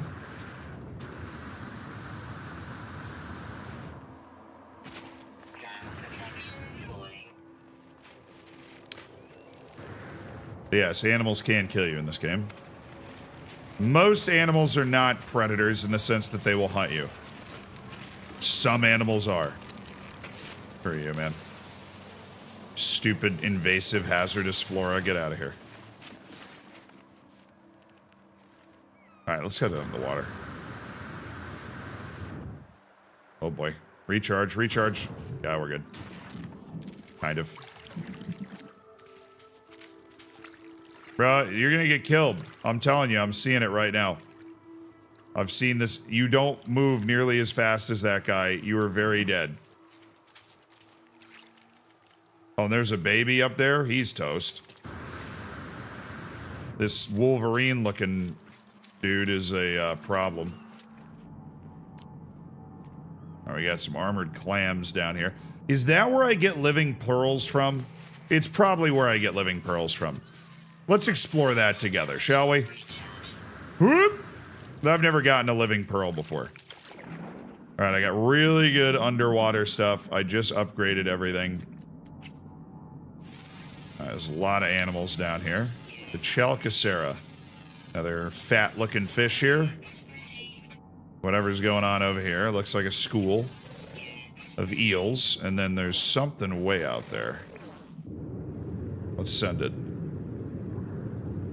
Are these things aggressive? They look like they might be. What is this? Oh, that's not what I meant to scan. That's what I meant to scan. Oh. A little steam being released here. Alright, let's recharge our water stuff. A little oxygen. Yeah, those guys are... They look like it could be a little nasty.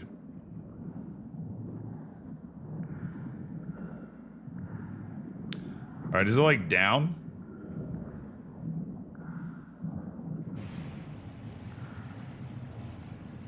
Alright, where'd it go? I've lost track of it. Donde está el armored clam that I was literally right next to? Is now gone. Am I blind? Likely. Alright, we're gonna go to that one.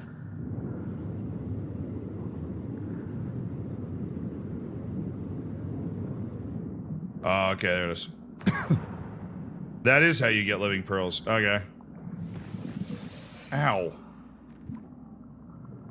Bro.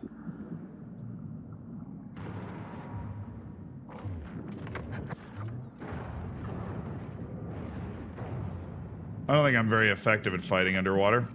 I don't think I have the weapons. That's good to know. Unidentified plant. Made of cytophosphates. I like cytophosphates. Alright, well I need living pearls to build stuff for my submarine, so we should probably farm up on these armored clams while they're chilling here. Oh, it's nighttime in the ocean. Everybody's cool with that, right? Have we found all the ocean-going animals we're anticipating? Yes. There's one animal on the ground we have not found, but there was no difficult animal to find in the ocean, which is good. Whoa! Yo! Yo, I didn't know it was that big. I didn't know it was that big. Oh, it's a little weird. Are you friendly? Let's, check the archives. Are we anticipating any problems from the giant squid? That thing's huge.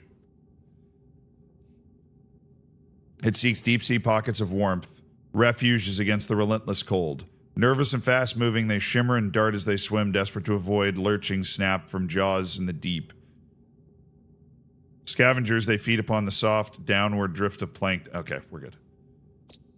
They're just big and very... Okay.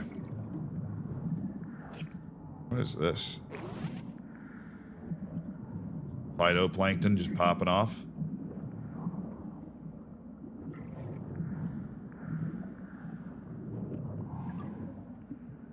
Now that I know it isn't gonna kill me, pretty damn cool.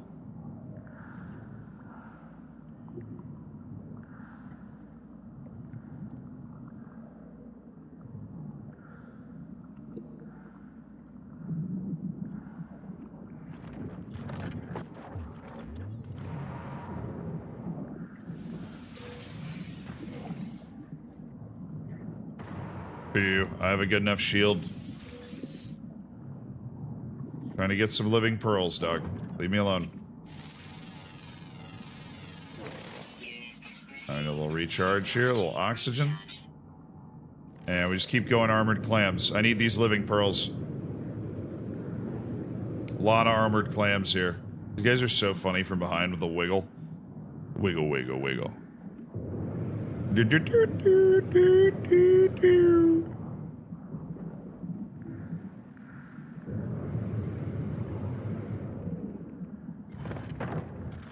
We're going. A little cave diving? Underwater?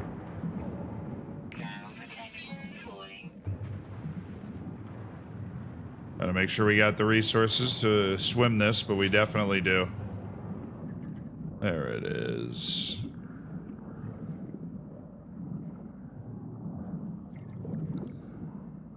Nice little underwater cave. Thank you. See where this goes. Underwater cave, nothing can go wrong, right?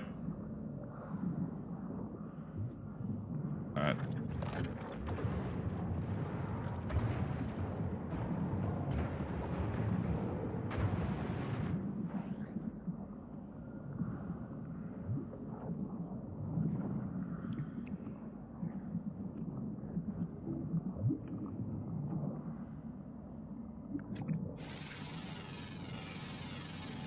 I'm sure it's friendly, you should pet it. Oh, the giant squid? Yeah. Alright, we're ripping out of here.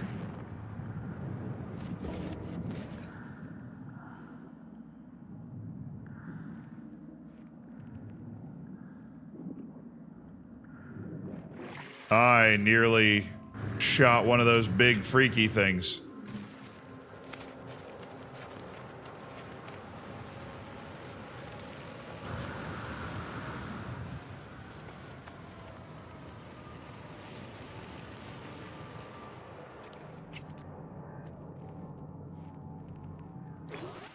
An alluring specimen will allow me to be allured.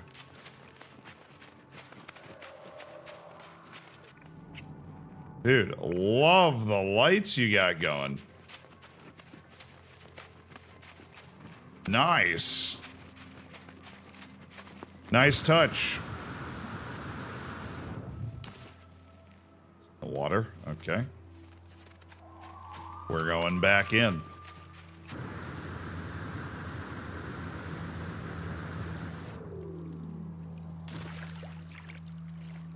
Oh my god, it's in an underwater cave again.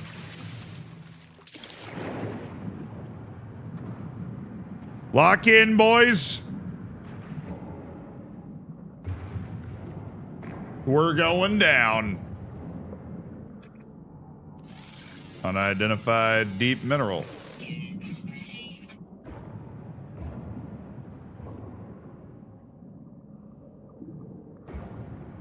Dude, we've hit bedrock. Damn it.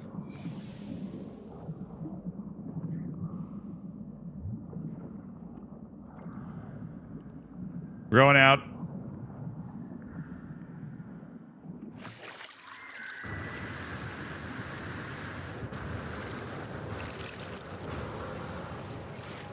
Technology recharge. Sorry, buddy. I just ran straight into him. Yeah, there's that guy. I mean, that is... no. I don't like it. We've stumbled upon a new region of the planet. Hallelujah. Hallelujah.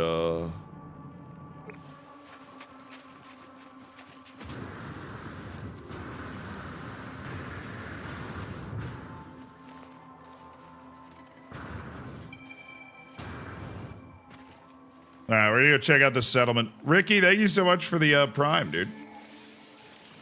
Zip on up here. Excuse me, sir. What country am I scouting? This is Finland. We were in Russia earlier. You should have seen it. All right. Where's your door?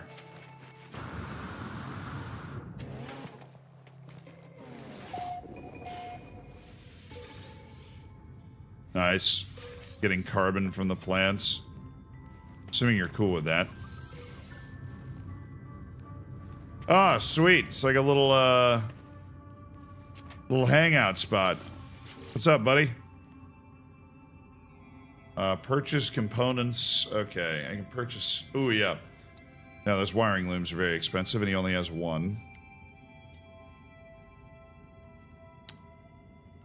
3 salvage data. Yeah, it's worth it for me. Products received. It's worth it for me to buy that, unfortunately.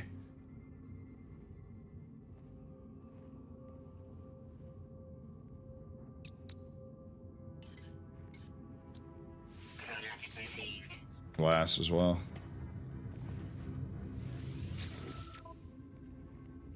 Galactic Trade Terminal. Dude, they're all mining places. I really don't want that.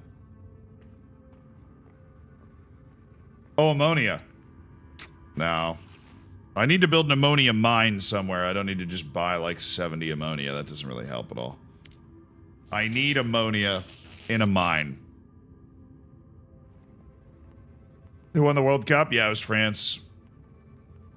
Mexico did beat England for third. Oilers. Let me talk to this guy. Where are you at? Assistant. Him. The air around the beaked life form smells foul. It seeps into my exosuit and makes me gag. The trader pecks at the element they carry. They break the substance into pieces, then swallow each whole. Friend despair. Gek trader replace... Oh, I don't know the Gek language. Weather warning. Incoming storm.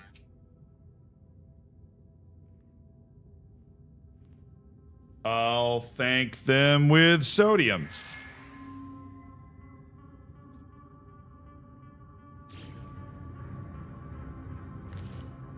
Okay, I'm pretty sure he's farted on me.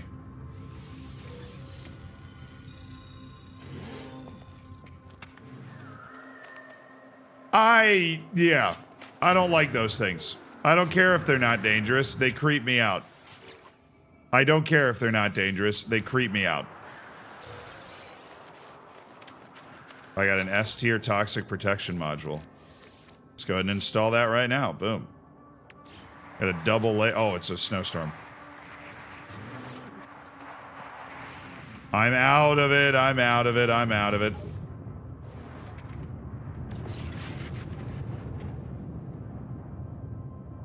Tame it? I don't want to get anywhere near that thing.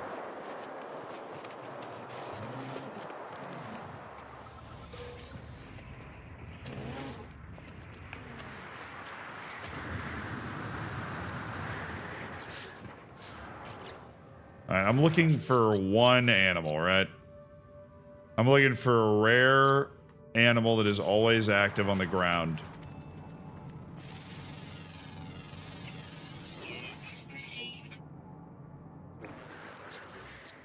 That looks like a pretty scary animal, actually. The Magnetopicus. A chemically adapted blood and unusual metabolism keep it warm on the snowfields of Kasai.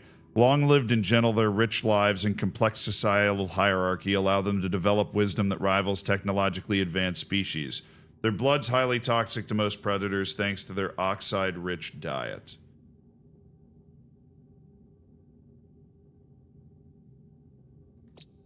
Alright, they seem pretty cool. I'll take the nanites for discovery and get the hell out of here before I freeze to death.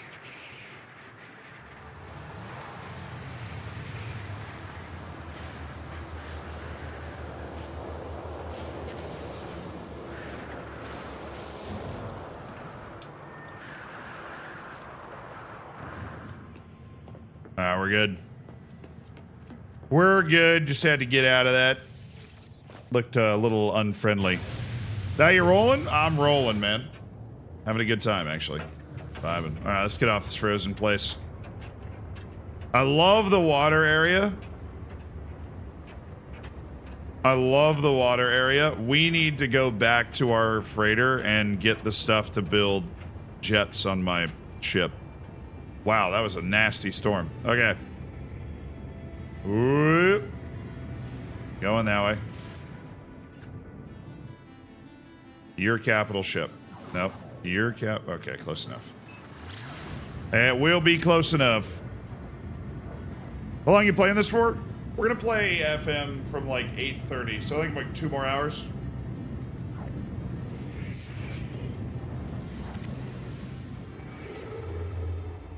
What the? That's not where I wanted to go.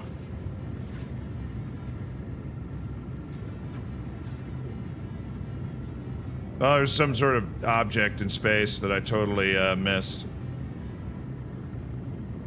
I'm feeling good, KTD.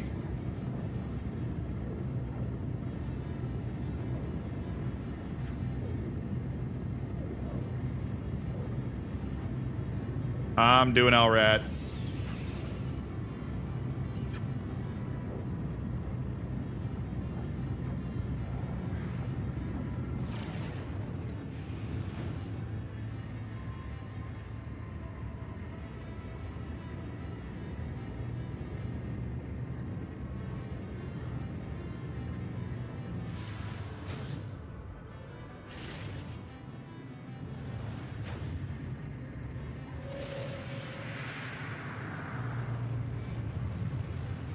Did I get through all the Altoids? No, actually. I still have a few left. I stopped pounding them as hard as I was pounding them at the beginning. Alright, I need to install a Aquajet landing system. I don't have the antimatter. I don't have the Aquajet, or the magnetic resonator. I should be able to craft some of that right now. I need 3 antimatter. 3 of these. I have the ferrite and the ionized cobalt on me already. I can install those and install the antimatter.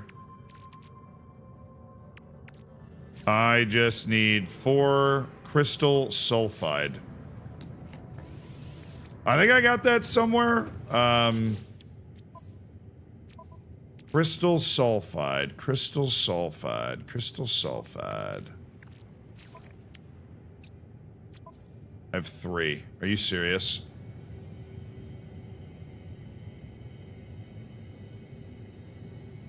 Bro, I can't land my ship on water because I need 1 more crystal sulf. Okay. Oh. The bit rate's gone with the pulse jump. Alas. Alright, I have to go pee, so I figure I'll float you guys in space. Dude, that view is insane. Alright, I'll be right back. Just go pee. Oh.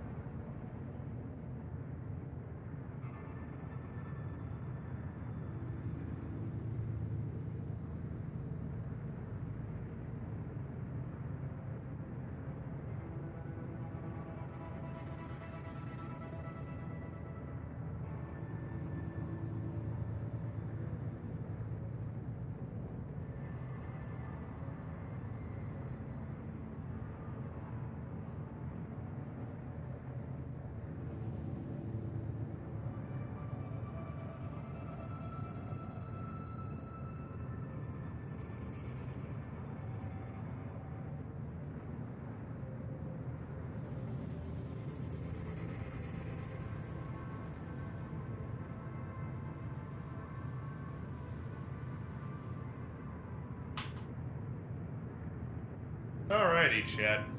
How you guys doing?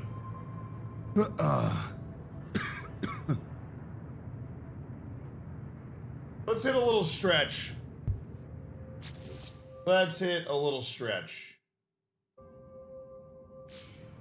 We'll touch the toes. I was wondering if he was going to play FM24 the entire time. Glad he didn't. Glad I, you know. I mean, that would be kind of crazy. Play Football Manager for 24 straight hours. I feel like maybe at a few points in my life I've come pretty close to that, but... Not too. Oh. Oh. Oh, there we go. Oh. Oh. Excellent leg stretch there. How am I holding up? I'm doing all right. Starting to get a little hungry. I feel like I shouldn't be getting hungry yet. And maybe I'll go grab a banana.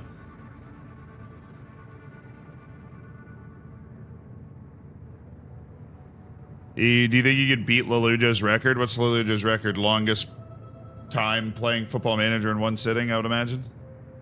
Is that the record he's holding?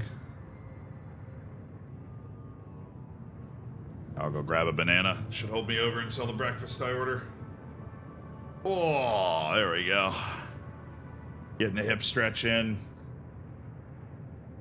Staying loose out there.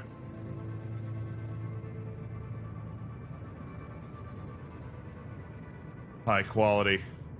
No, wrist doesn't hurt at all.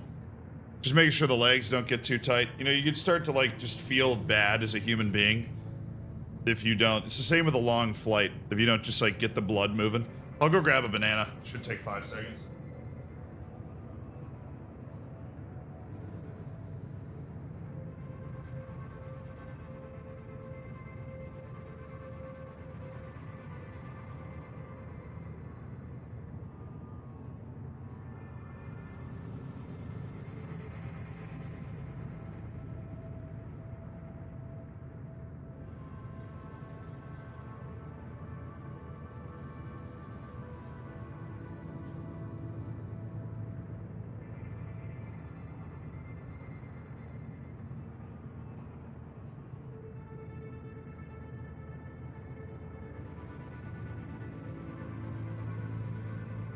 Don't quote me on this. It was around 50 hours. Yeah, no thanks, dude. I'm good.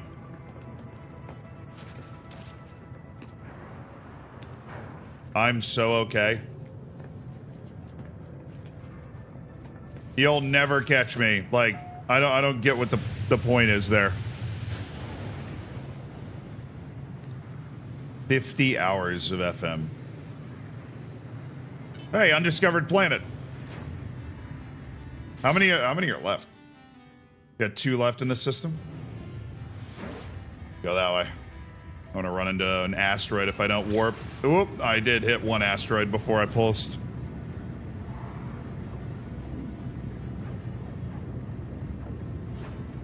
The Book of World Records is like the only point. I guess that's like yeah, that's true.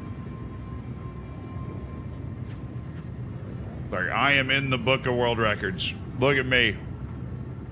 I always forget I can do that. I can just leave the seat while we're pulsing. Cycle refiners and stuff.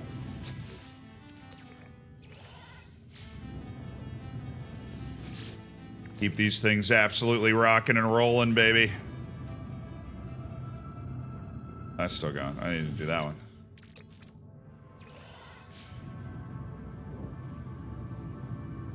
Alright, we're closing in.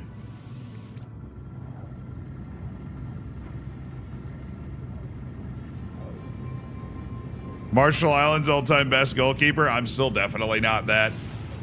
I was just on the team, man. I was just on the team. Whoa, that's a hole. Oh, this is like a dead planet, dude.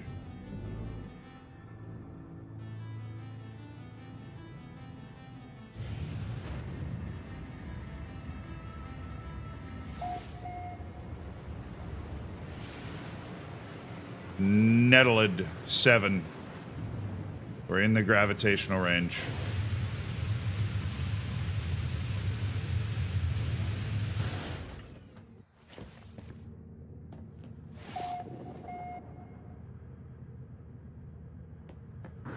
Welcome to Nettled 7.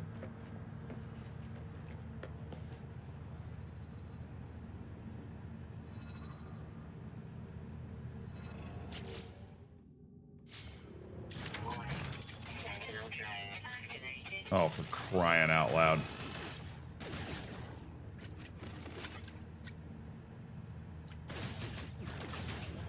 Yeah, I knew you were coming, you stupid repair drone. My God. What? I do not have the best guns. Where are you? Oh my God, there's like 8 Gravitino balls.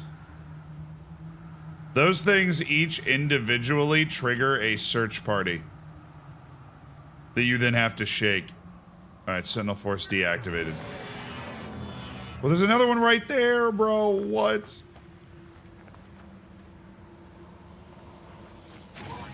Sentinel drones activated. I think I can handle these guys pretty easily. Have plenty of shots for the bolt caster. Once you pick up a Gravitino ball, it like immediately starts a giant fight. Oh, you. I gotta deal with this guy first.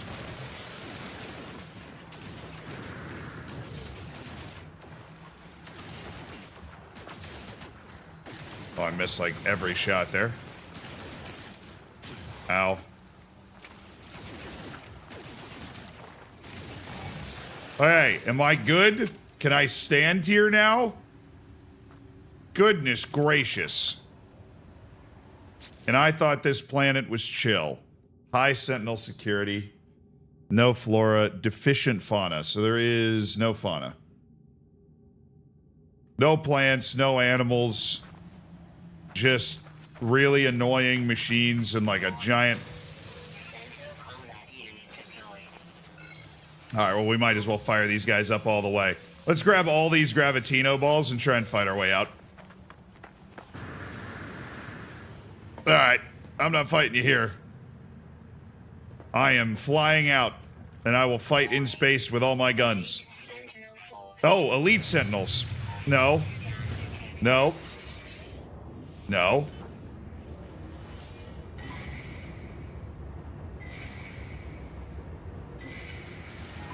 I know. I'm expecting that. I just didn't want to deal with the Elite Sentinel Force. I've got like 18 Gravitino balls. Alright. Where are you? Who? It's not a great combat ship that I'm in.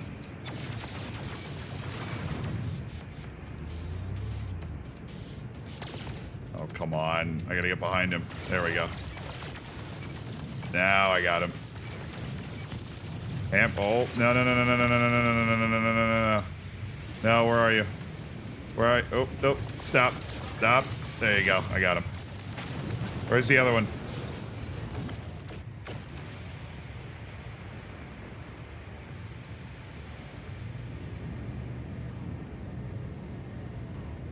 Man, it's just jerk sentinels out here. At least I'm getting away with those Gravitino balls.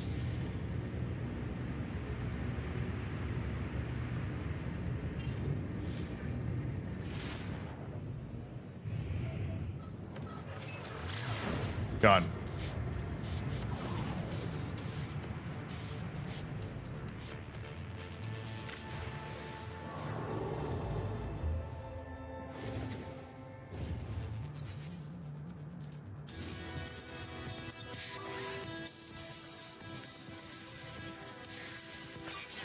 Recharge.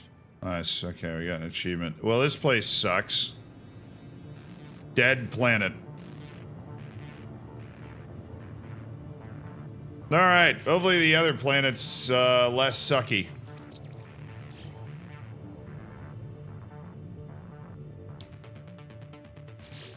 What are those Gravitino balls are like in my inventory now? Sweet. think I've ever actually been able to get those like into my storage before. Because it's always such a brawl.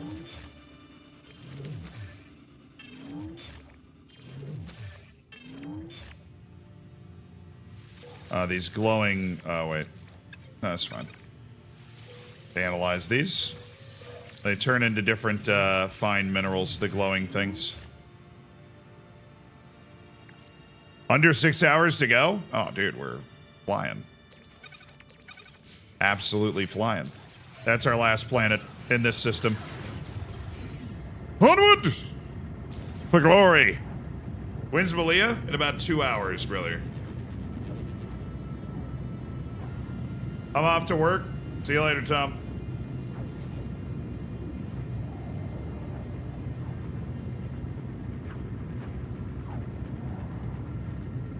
How are you? I'm feeling good. I'm gonna wait for like 20 hours.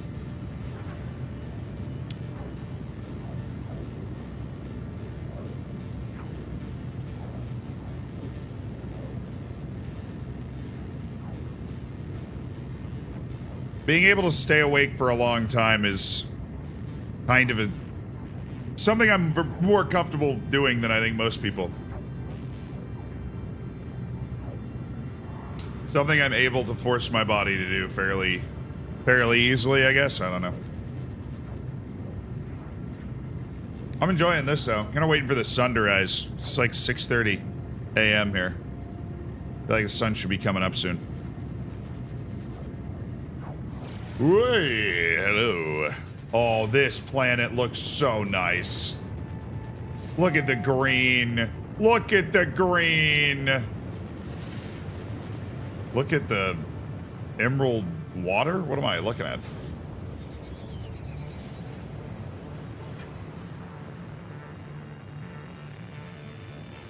Okay, this planet. What are these things?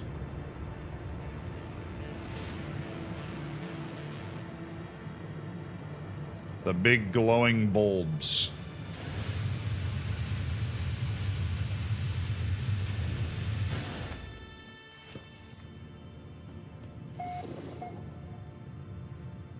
No sentinels. Okay.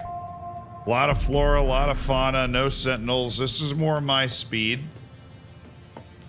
I like this. Oh, we've got... Dude, look at the...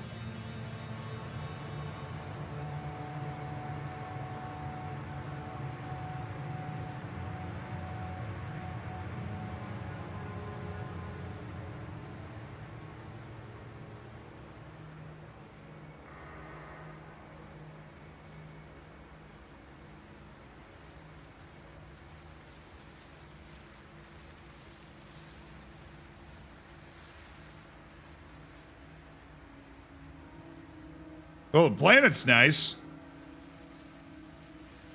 Is that an animal?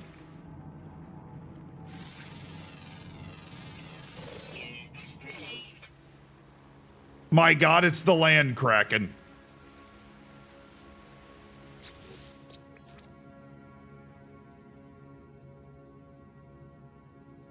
Brain scans reveal unusually developed language centers within the supramarginal gyrus. The method by which they use this power is unclear. Their diet's largely conventional, consisting largely of local flora. The scent of Nip Nip drives them to a frenzy, and they will gorge upon its buds.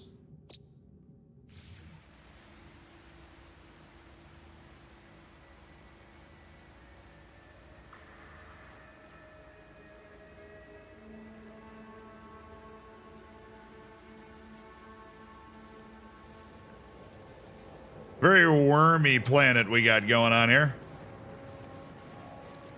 Okay, what are you? The Patnicus.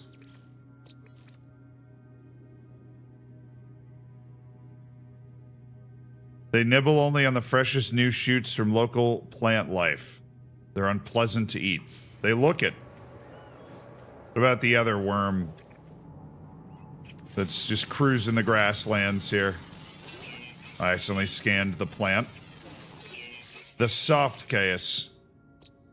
Or so the Oosterkoom, a grassland creature at home on the plains of Inberfray. Scans reveal a nervous system of pure light. Ah, we got one of those. Sharp digging claws allow them to excavate. Assuming that's just this stuff.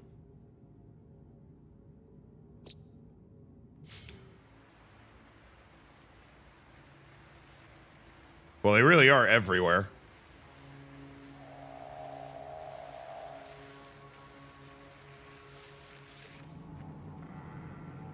I can't get over this damn tentacle. Is there another tentacle? Oh my god, there's two of them. There's two tentacle animals. The Gujrapeya.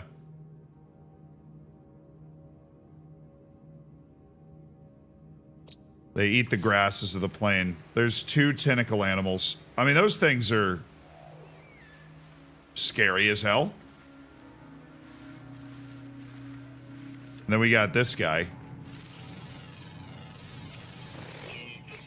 I'm sorry. What?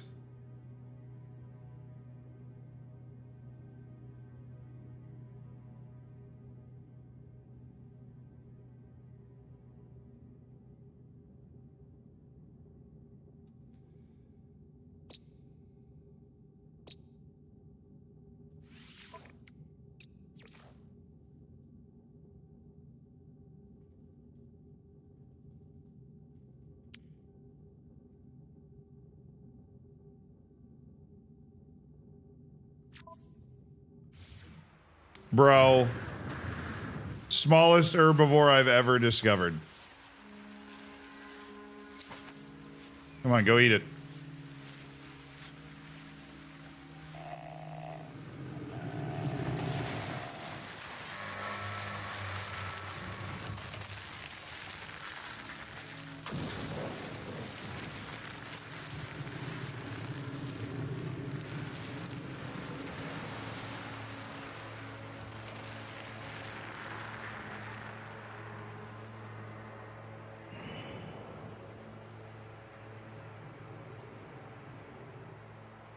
How does this cute animal live on this planet?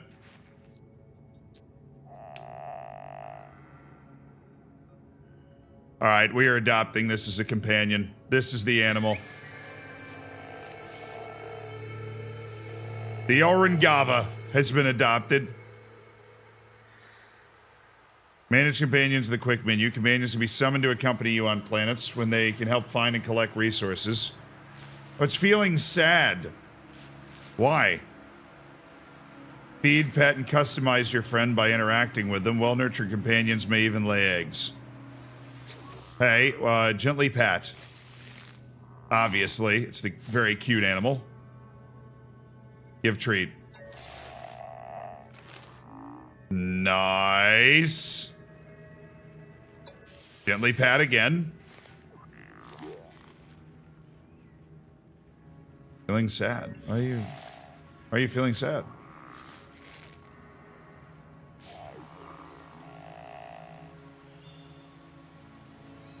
Oh, that animal is fantastic.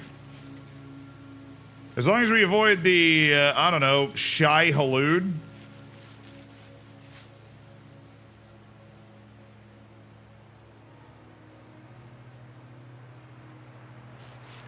Fortunately, you can hear it coming. But that definitely caught me by surprise on such a nice planet.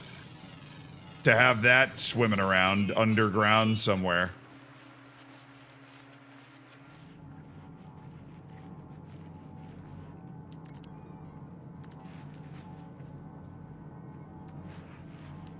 Crystal sulfide. Yes.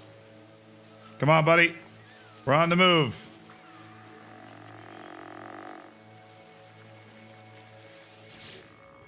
Feeling happy.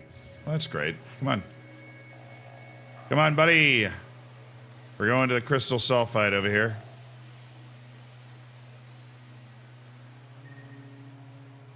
Come on.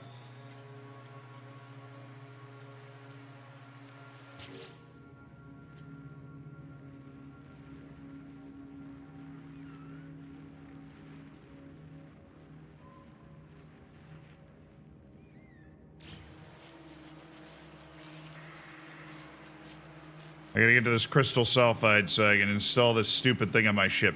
You wouldn't understand, bud. You wouldn't understand. It's an incompatible size to ride. Perhaps that's not surprising. It's quite small.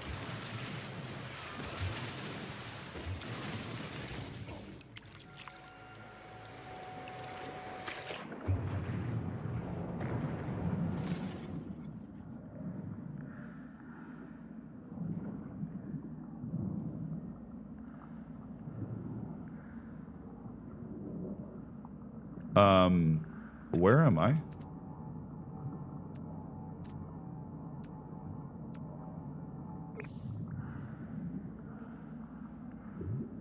I accidentally drilled through the crystal sulfide, but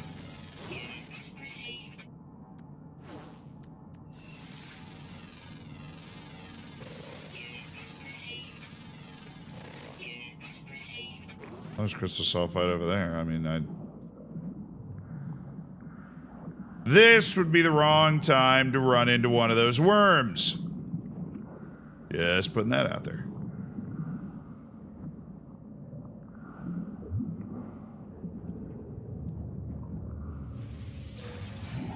Nice. Yo, dog, chill. It was a joke. It was a joke. In game. All right.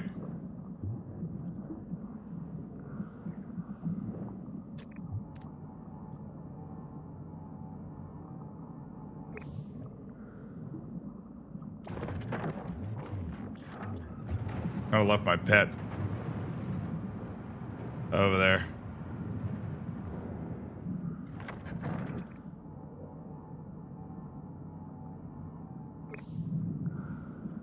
I'm in another cave.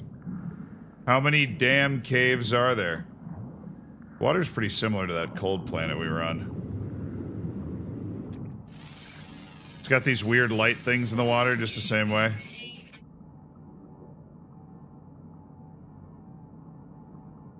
The red dots went away. My guiding light. Oh, I'm dying. I should probably take some steps to stop that from happening. Nope. Terrain manipulator.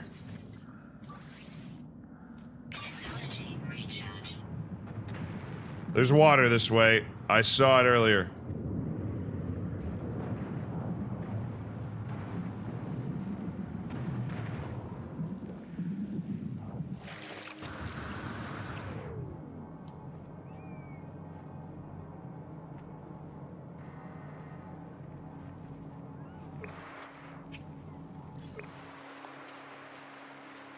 Hey, buddy, you all right?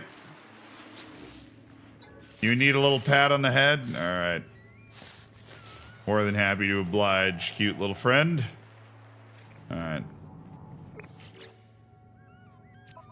I think we got 5 out of 10 animals here. Flying, underwater, underground. Oh, this planet sucks. It doesn't. It's actually quite interesting.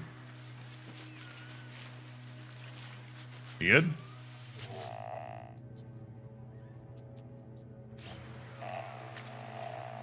What happens if I dismiss it?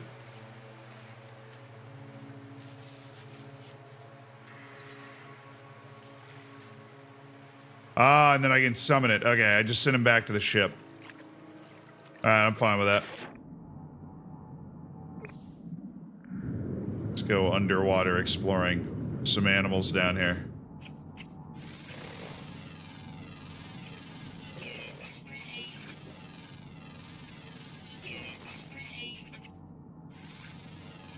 That's a big school or whatever that is.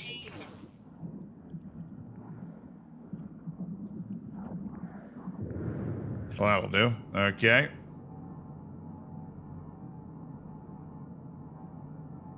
I don't know why Yanez isn't on my screen, but I don't hate it at all. We do like Yanez. Got nothing against Yanez. Oh, it's right here. Hello, sir. Grabbing that off you before you close and hurt me. Just trying to hit up some armored clams for these living pearls.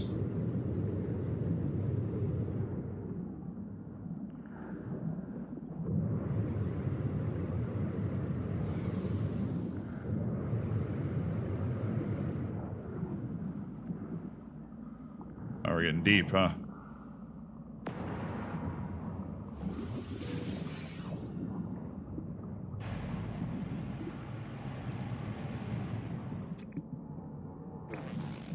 That's cytophos, or that's crystal sulfuride.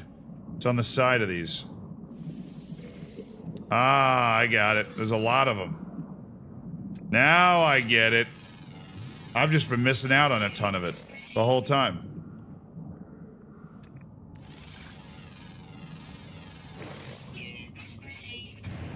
Bro, I thought it was one of those worms. I was like, there's no way it's down here.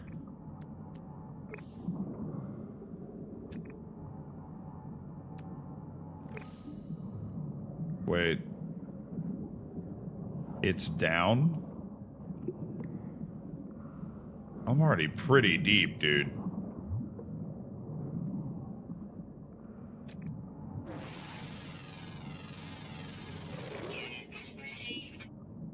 How do you have so many units? I am a man of industry. I mine really a lot. I'm a air refiner and a miner. Whatever, I bought all this stuff that really improves my water traveling ability, so we're really deep down, but we'll keep going. Oh my. This is spookily deep in the ocean here. Kinda hoping there'd be more than one for my trouble, but I guess not. Silver deposits. I could be persuaded. Copper. Paraffinium. There's paraffinium, copper, and silver down here.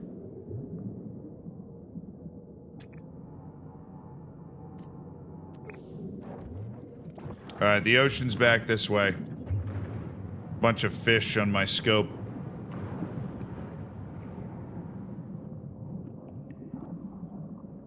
Get me out of that damn hole I'm in.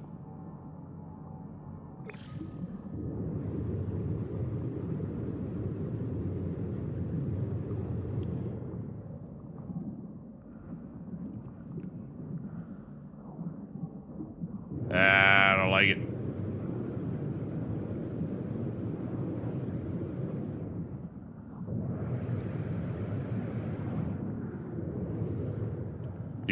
Do. I get all the underwater ones? Flying, uncommon. Yeah, I did. Yeah. No crazy underwater animals. We still haven't found like a great water planet. God, that thing just scared... These damn things that, like, swim in the grass and the tentacles. This planet's really beautiful with, like, the light-up grass at night and everything, but...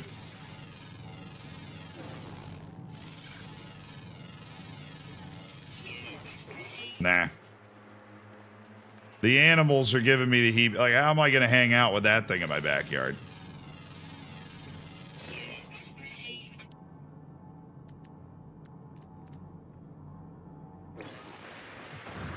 Oh, now we got a piping hot rainstorm going.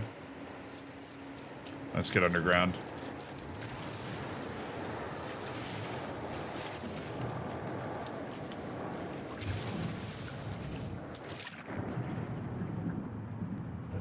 Back into these endless underground caves they got going.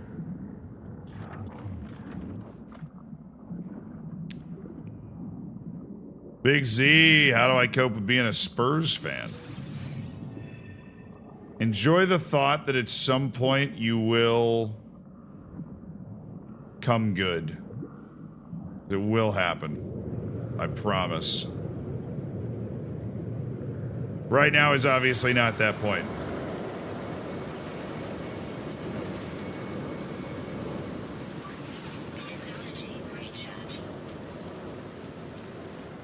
A superheated rainstorm.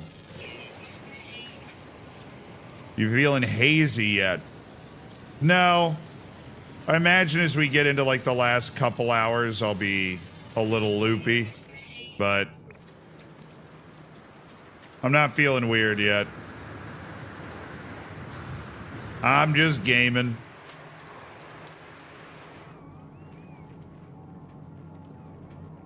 Metal finger. Oh, there's the flying animal. Metal fingers.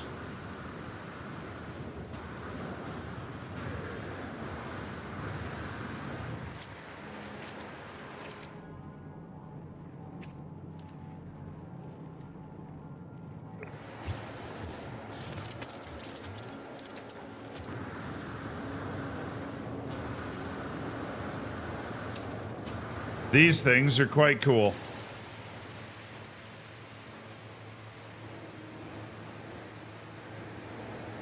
Kane should go back and save him now he's got the trophies. He still haven't won the Champions League.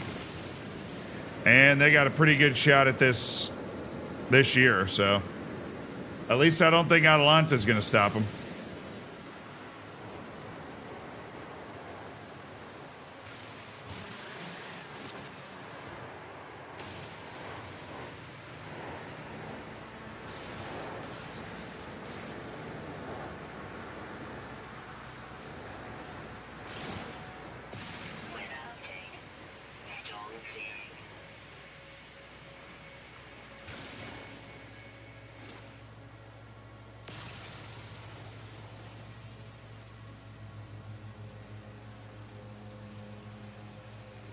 This place needs a hive of scum and villainy.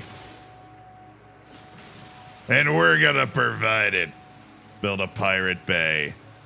Yeah, the construction of this game's insane. I'm just not like a particularly... I don't want to say I'm not interested in building. I just haven't taken the time to get really good at building stuff. You think we underrate Luka the same way we underrate Jokic? No, I think Jokic is better than Luka. Is what I think.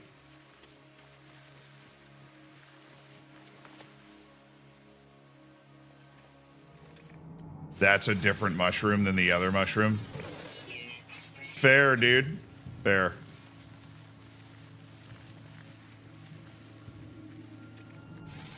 There's a lot of stuff on this planet.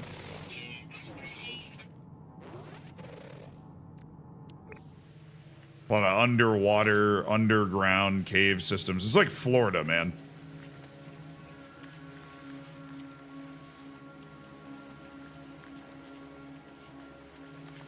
Give me the EBGBs.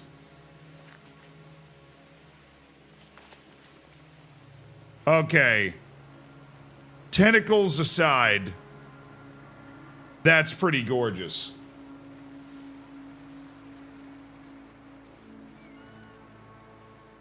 You ever try the spacey one Bethesda did, Starfield? I did. Too many loading screens, dude.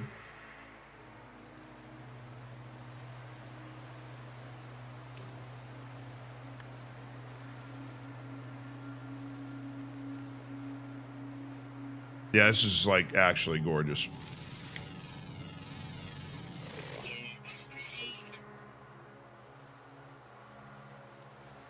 Why didn't he give away and never touched it?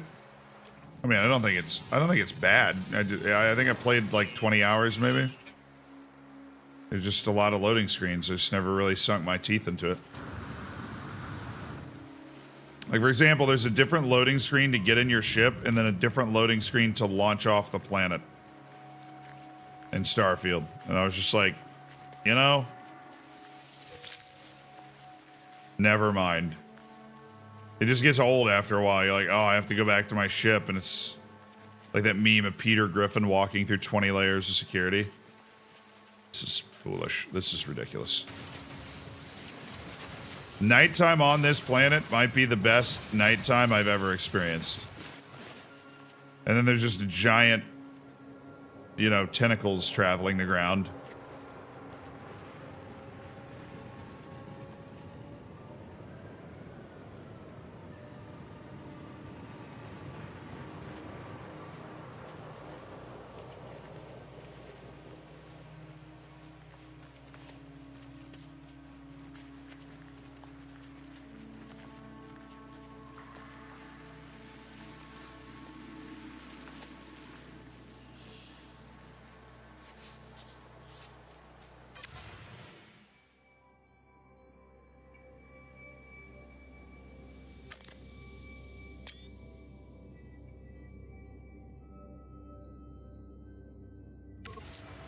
We got a photo, as we should.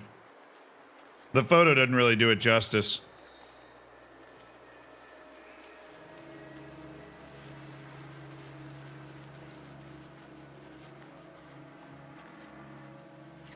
All right, enough of this cuddliness.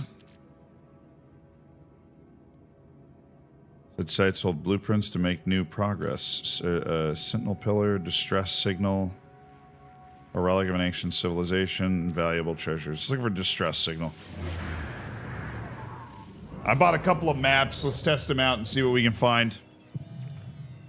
Freighter crash site. Ooh, I love a freighter crash site. I can get stuff that helps me research new freighter materials.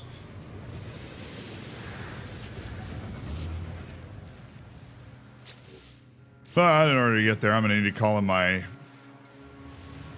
massive plane, which is going to cause a problem for this beautiful landscape. Excuse me, coming through. Sure, there's a lot of other beautiful mushrooms around here for you guys to enjoy. I got to get to this freighter crash site.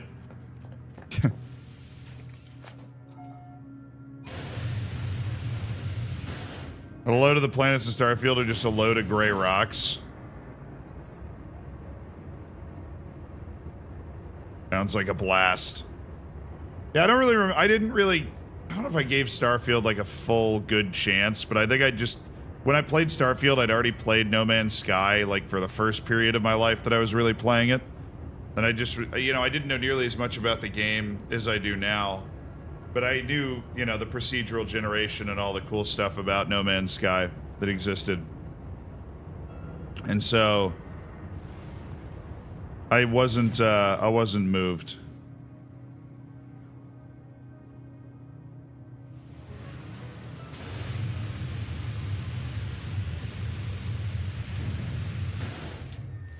All right.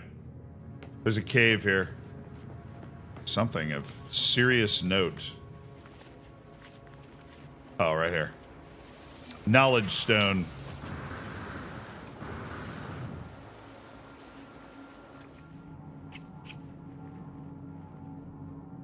There's a rare underground animal on this planet that I wanted to try to find, but it doesn't look like I'm picking up anything on the old scanner.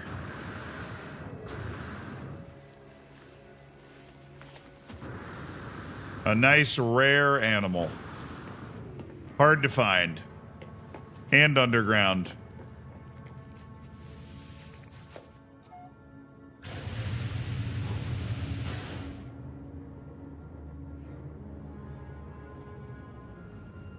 Where'd it go? Over there. Got it.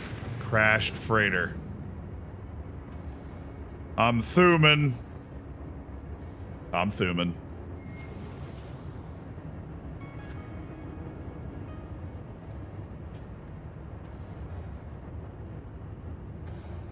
There it is. That is my fatal crash. Excuse me, sailor. There we go. Now I have a chance to get up to 3, as far as I know. As far as I've been able to discern. I have a chance to get up to 3, like, freighter research modules, basically. Which would be awesome. We get all 3, that's a huge dub.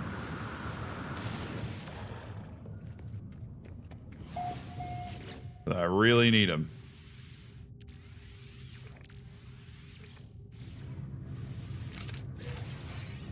Multi-tool extension slot.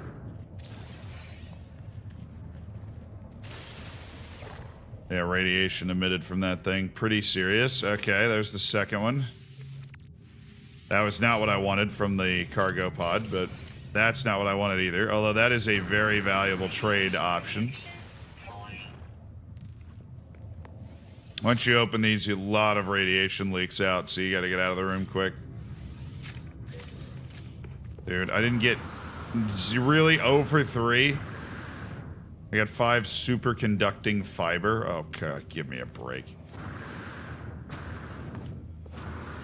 Who won the World Cup? France won the World Cup. Westy, thank you for the 3 months. You mad, man? How you feeling? Feeling good. We're just absolutely ripping it. Oops, sorry. My bad. All right, I don't know if we're going to be able to find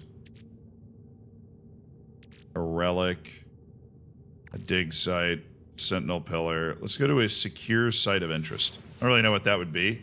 Manufacturing facility detected. What the hell is that? Over there. All right, 21 hours. All right, we're going to have to travel outside the atmosphere. Is the rare animal Big Dave? I wish in an outfit. I've been watching for 6 hours from Australia. Good luck. I appreciate it, my man. We just promised we'd do a 24-hour stream as part of our charity fundraising efforts for Jingle Jam. Oh, the sun is rising in New York. The sun is rising. Manufacturing facility.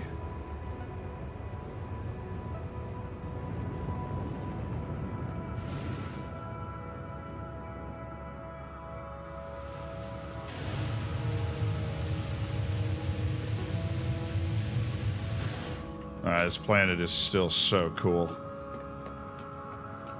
But I don't know what a manufacturing facility is exactly in this game, so suppose we're about to find out. There's like a little save point thing over here. Go ahead and hit that.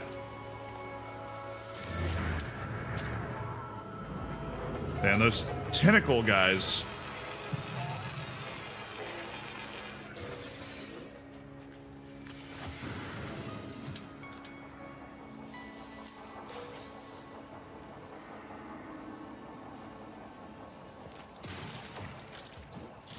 Reinforced door. Oh, come on.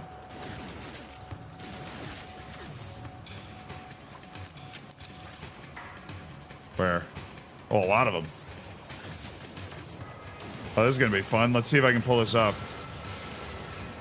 Oh, I forgot I have a plasma launcher. Oh, hell yeah. I got to use that. Oh, I'm getting shot at.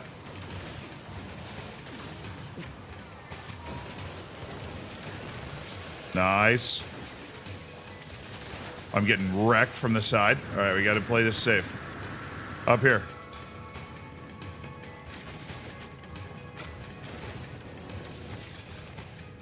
Oh, damn you. Got to use the weapons that I buy. I got to learn how to use them. All right. Getting lots of pugnium this time. Hey, you got nobody to support now, buddy. What's up? All right, let me blast my way through this door. There's still a couple.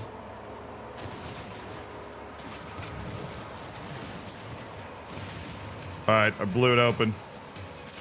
Ow. All right. All right, man. All right, man, chill. Reinforcements arriving in 8 seconds? What the hell? For what?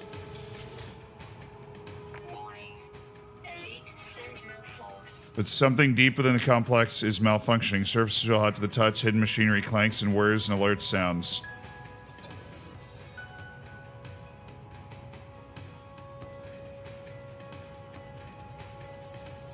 Engage coolant chambers. I had a 33% chance, so we got it.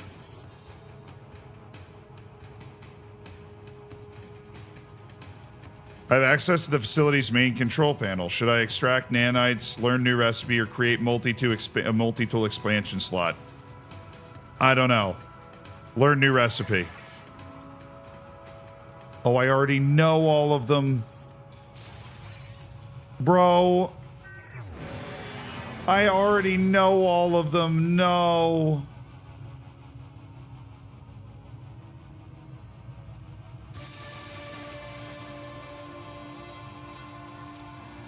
Brian, I'm not able to change my answer. Dude. All of that for that. And you were no help.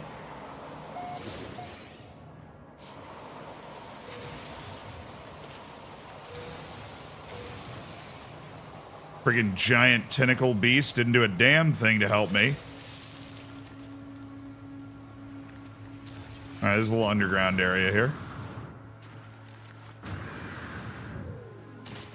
Sorry, massive underground area here. I see no rare underground animal presence. Technology recharge. How? Bro, if I was an underground animal. Look like a spot.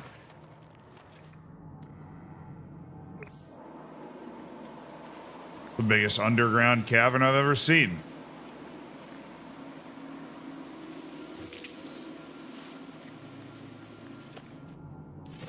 You're telling me that the rare underground animal is not living in this? Okay.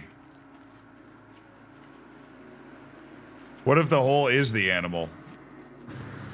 Ah, like Sandy thinking she's wrestling the worm when it's actually the tongue of the worm. The cave is the worm. I mean, we did see that giant worm once. Fortunately, we have not seen that guy again. Units received.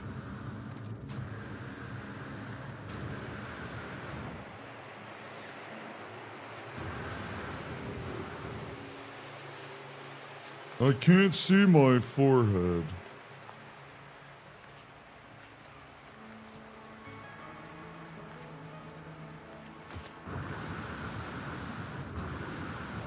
So I know all the manufacturing recipes then.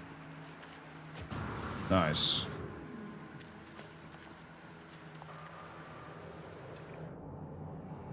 Bro, where is this animal?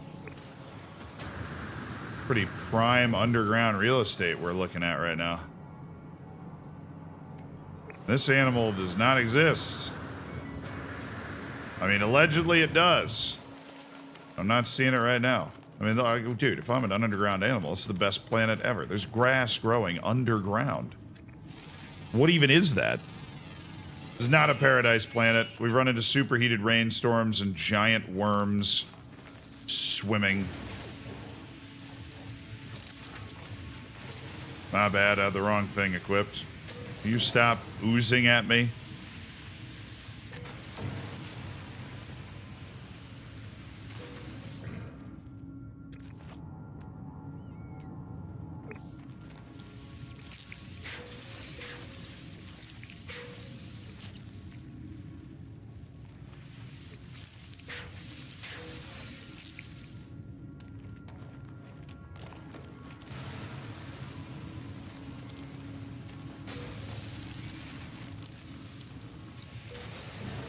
Oh my god.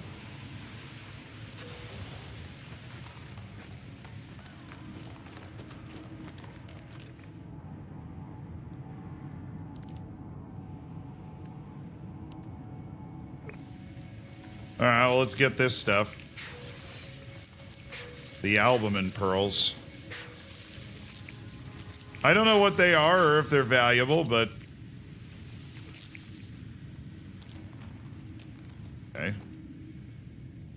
I feel like there's... You know... a need to pick that stuff up when you can.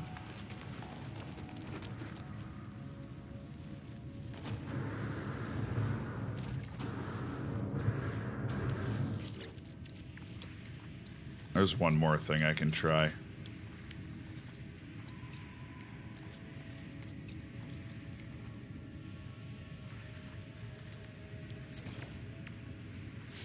Make some creature pellets. And then just start dropping them. See if animals come. Scared me.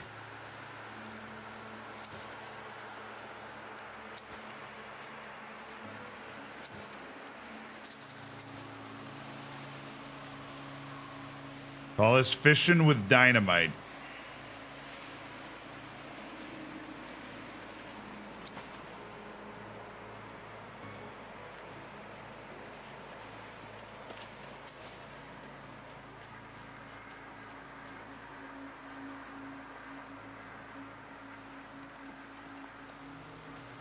Ah, nothing.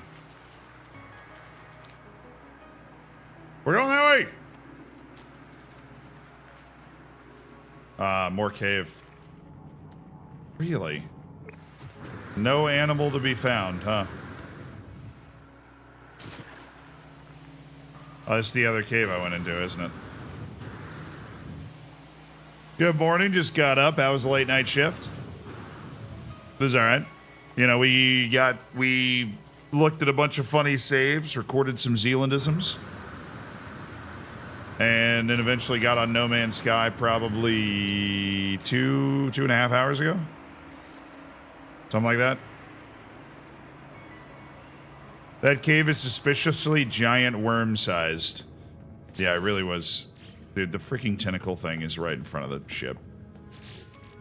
It's gonna, like, kraken me and just take the ship down. I can feel it.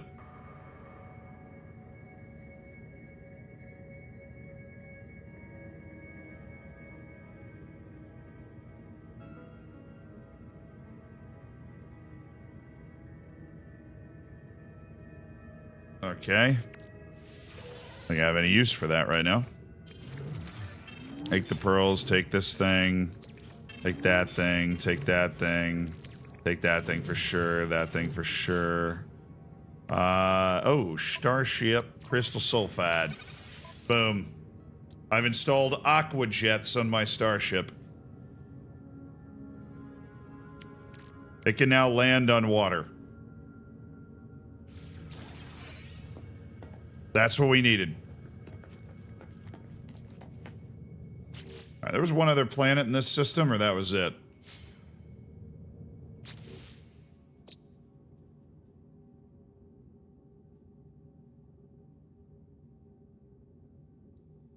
I don't know about this. I don't know if we're going to be able to find this underground animal. Always active, rare, underground. 2,500 nanites if we can find it.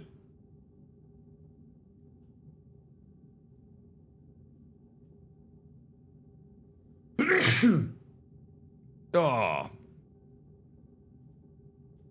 Split my lip. Oh, let me go get my, I gotta get some chapstick.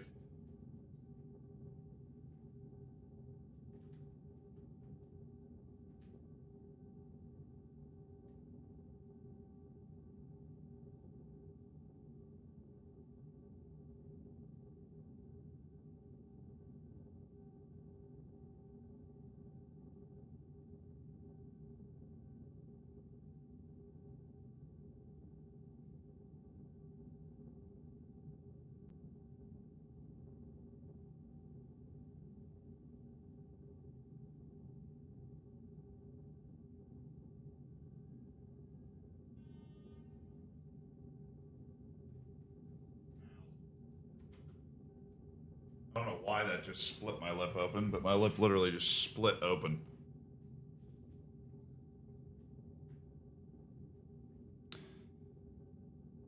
Weather warning. Incoming storm. I like this planet. Should I build something on this?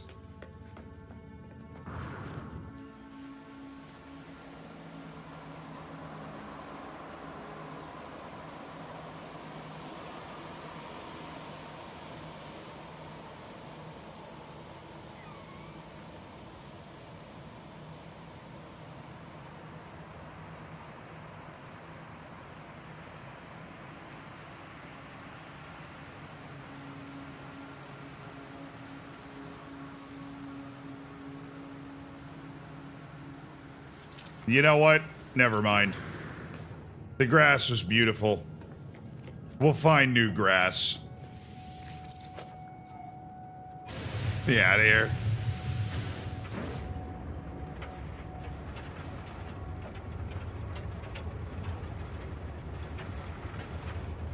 I'm slowly dehydrating and turning into a mummy. Maybe that's it.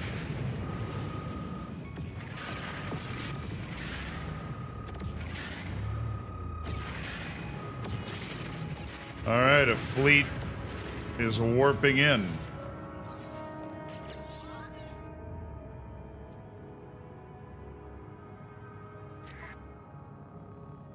What do we say? Combat specialist interstellar frigate. Requires 8 tons of fuel.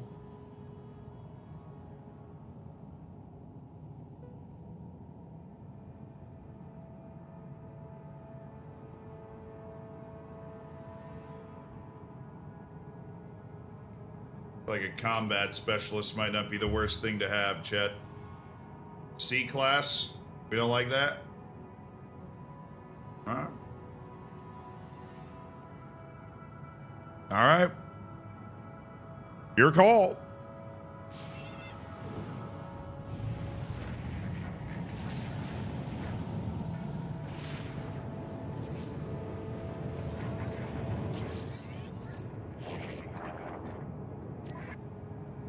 Our C-class trade specialist. I love me some trade, though. I love me some trade. I think I want to get this guy. I like trading. This guy's got trade skill. Starting stats were not good. Yeah, but I mean, you can level up the class, right? If you send them out and have them do stuff. I just don't have any of these. Like, I got all the money I need. Yeah, I mean, I got 465 million units, okay? We can stack these guys, the CS6 Neoma, and work out from there. Send these guys out on missions. I'm just gonna buy one.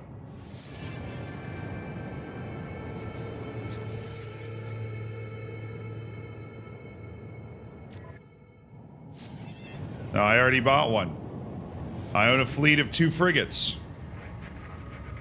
I should probably be sending them to do stuff, shouldn't I? Alright. Excuse me, coming through. Coming through. Excuse me. Excuse me. And go. Sending frigates out on missions is my favorite thing in the game. I've literally never done it, but now I have 2. I kind of forgot I had 1.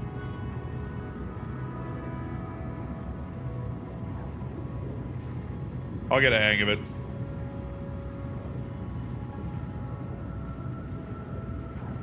I'll get the hang of it.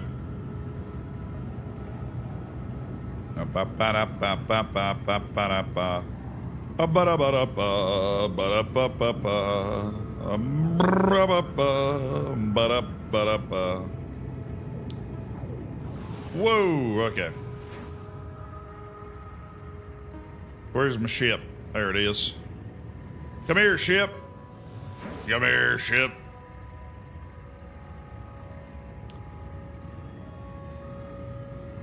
This is my frigate. Oh, I'm on the wrong side. Oh, overwhipped it.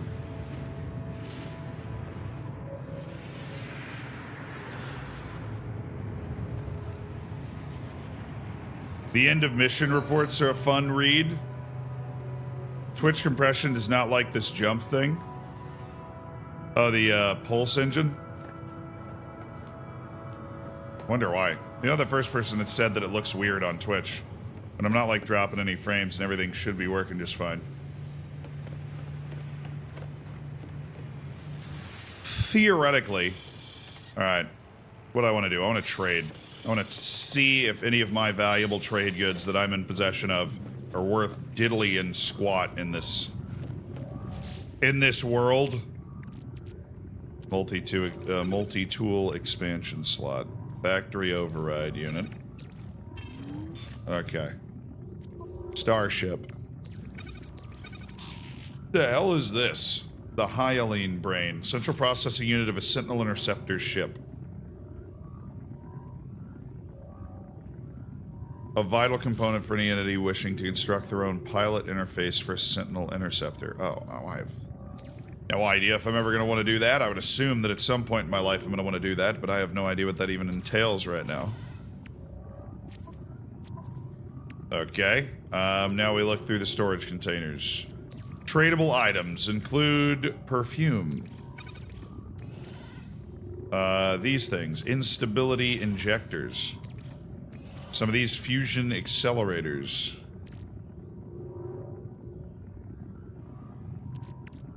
Superconductor fiber.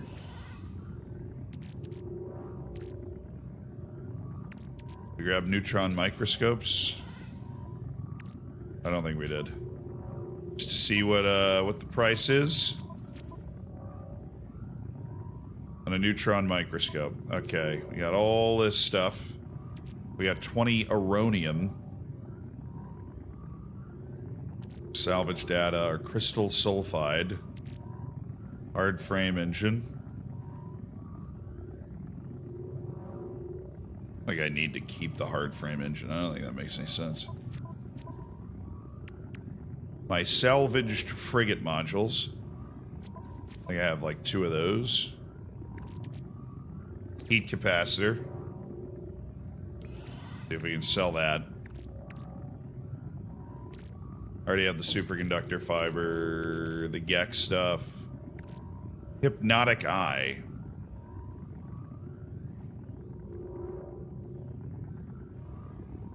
A horrific sample used for crafting, upgrading, and trading. What do you make with the hypnotic eye? The prismatic feathers. Difficult, I think, to sell. I think they're kind of illegal. Alright. I have a trade terminal that can access the local trade from here. My staff maintaining it right now. Dude, the fusion accelerant's minus 16.5%. There just isn't the demand for the fusion accelerant. The descented bottles are terrible. The instability injectors are terrible. Superconductor fibers are terrible. The heat capacitor's par for the course, but that's not good. The factory override unit, that I can sell. Good value in a factory override. Okay. Well, that was useless. We can't trade anything in this system. This system doesn't want our goods. It never did. Alright, I need a... We got, what, 61% freighter fuel left? We're going somewhere. We are going somewhere, baby. Come on. Into the warp drive.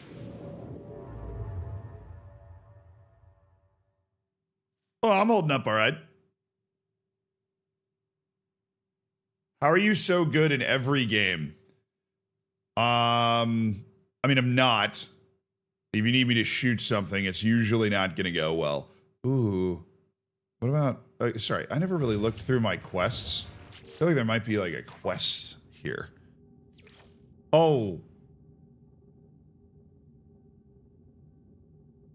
I did scan the unique plants. I just didn't even notice that I'd done it.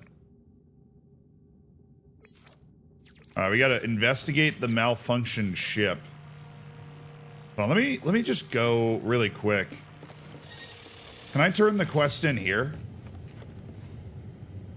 Return to mission agent. Yes, I can. Alright, let's just turn it in here.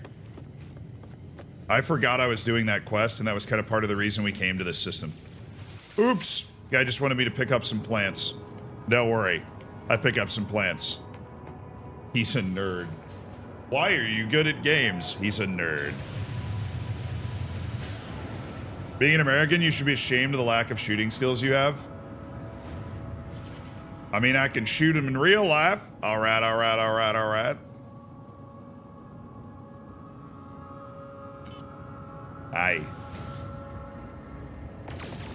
Alright, I'm gonna mine my way through this asteroid field real quick.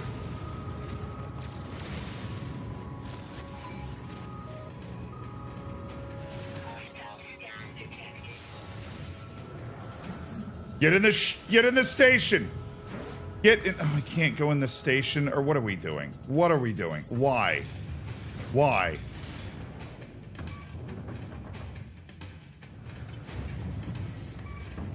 Oh god, I think I glitched into the station. Alright, we gotta fight. Something's happening.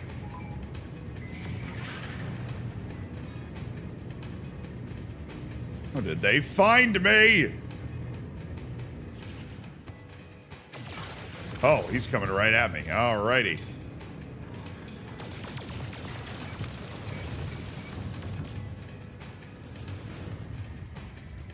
I have tanked some rather large hits from this guy. This guy is not a pushover.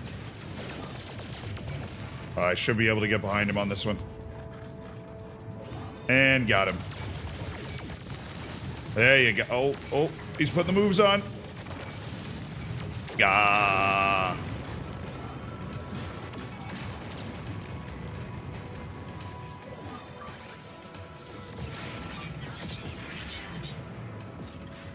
Interceptors arriving. Why?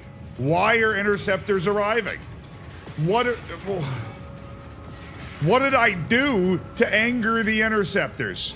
Why are the sentinels after me? All right, we're gonna have to roll in behind. He's coming back at me again. Okay. Fortunately, this thing's got shields for days. There we go. This guy's not nearly as good as the last one.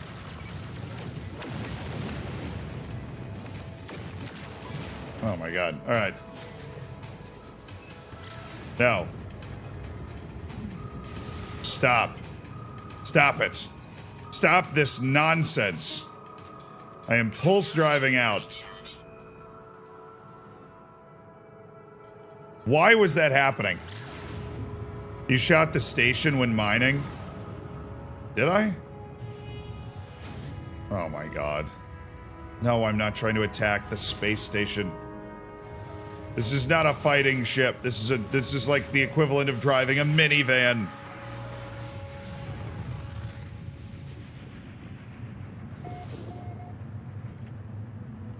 I'm literally flying a minivan.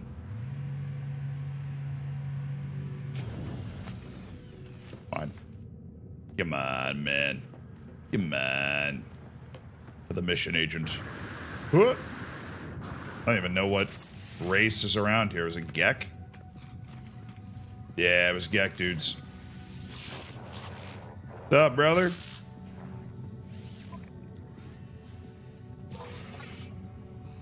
Thank you. Appreciate it, man. Appreciate it. Let's spiff up my appearance.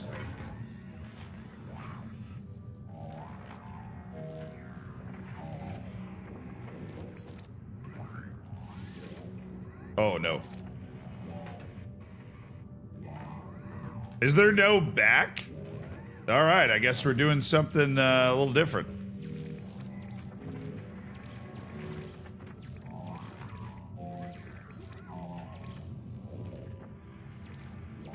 We're mixing up the suit.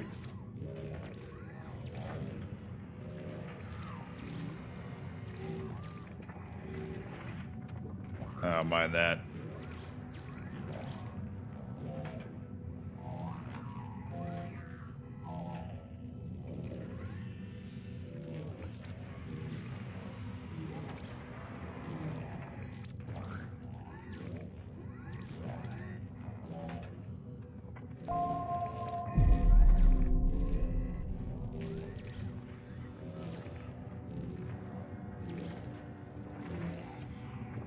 Hi Zed.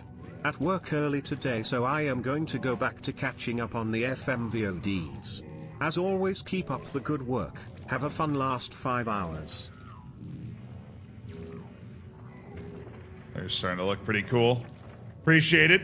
Tim, thank you for the 20 months.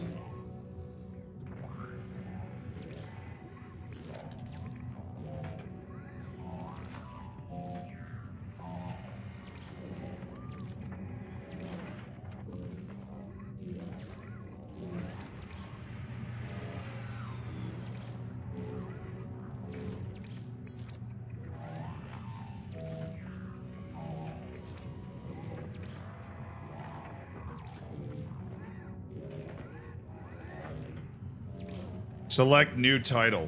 All right, I've got a lot of titles. Holy smokes, I have a lot of. Oh, I just keep scrolling. Okay, I've reached rank. I've reached rank 2 with the Gek, with the Korvax. The Zealand interface, significance Zealand. Okay, flag bearer, enemy slayer, messenger Zealand, complete first merchant guild assignment, agent Zealand, help with the merchants guild. Explorers Guild, Zealand of Euclid, Zealand the Boundary Walker, discover a strange planet. Met an apparition, the reflection of Zealand. I have done that. A lot of things I have not done, apparently. I've walked 20,000 units. I've walked 100,000 units. I've met 100 life forms. I've learned... Master Pilot Zealand. Zealand the Wanted. Sentinel Hunter Zealand. Zealand the Robust. Zealand the Determined. Zealand the Undaunted.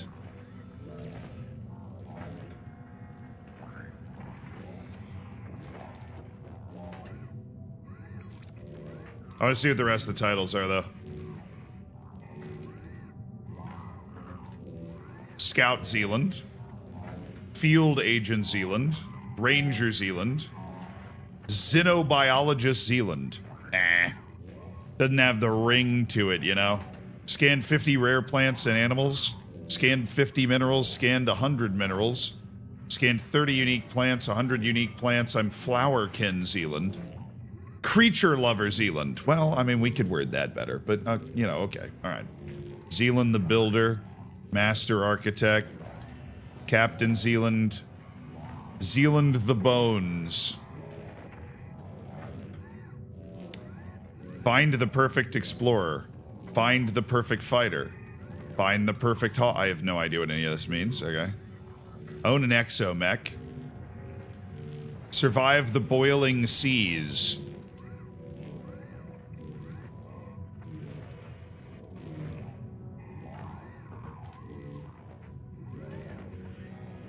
Zealand the Irradiated. Oh, this is dying. I've died to sentinels and radiation.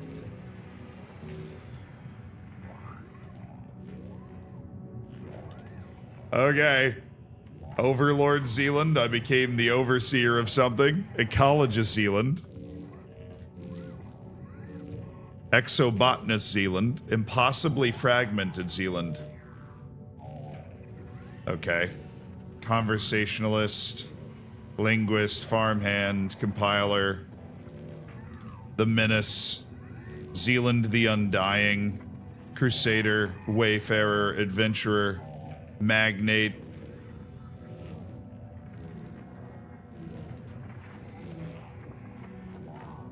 I think Zealand the Undaunted works for me.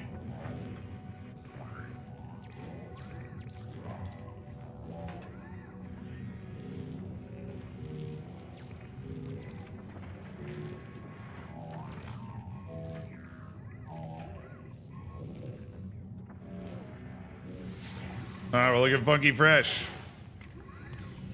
Got a freaking kilt on now.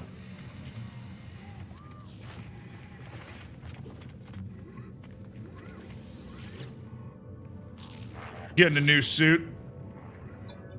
Hey, I can't speak your language at all. I need words, bro. I need you to teach me how to speak your language. Did you die? No, I didn't die. I didn't die. I'm good. I just came to the space station here to trade in a quest.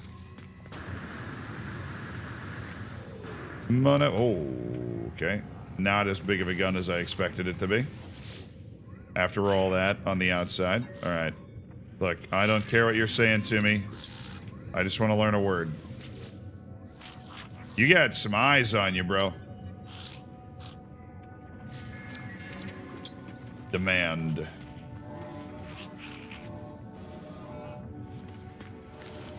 Technology merchant. Hello.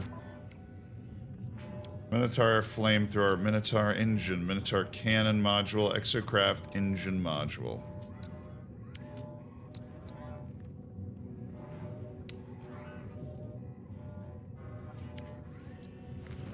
Let me get a Minotaur cannon module. There you go. Got plenty of Gravitino balls to be able to handle that now. Zealand Bones is pretty lit. I mean, a lot of those names are pretty sick. I just wasn't, you know, at a certain point you gotta make a call, right? At a certain point, you gotta make a call.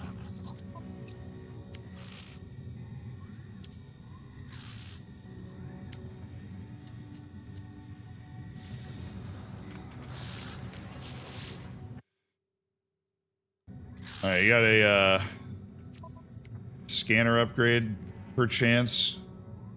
Plasma launcher module, a bolt caster module. Clip size, fire rate, damage output, reload times. Alright, I obviously use this thing to fight a lot. Let's attach that. Where's a bolt caster module? Okay, let's install that over here. Plus 1% damage, plus 8 clip size, plus 1 shots per burst, and minus 11% reload time. The Pugnium Derelicts. An almost total rework of the bolt caster, this upgrade module brings unparalleled improvements. It's almost all that. Okay. Well, I'm glad I purchased that. Oop. Back to the ship and to a new system. A new system awaits. Hopefully one that will buy the goods that I'm selling. Honestly, getting a little ridiculous. They haven't been purchased yet. Never. A little.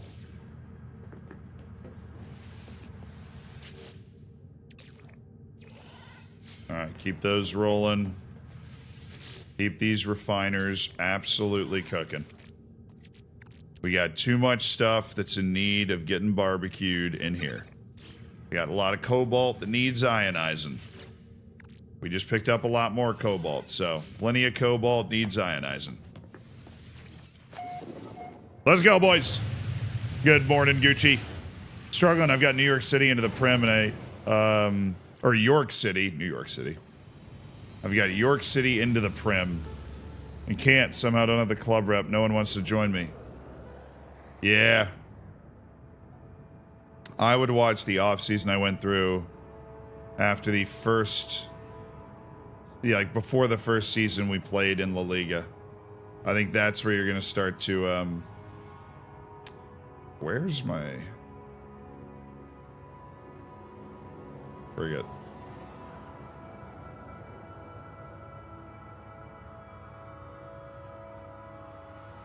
I'm losing my mind a little bit. Is it behind the space station? Is that what's... Okay. Alright, you're starting to drive me a little nuts, space station. Just warp out. Yeah. There we go. Back in.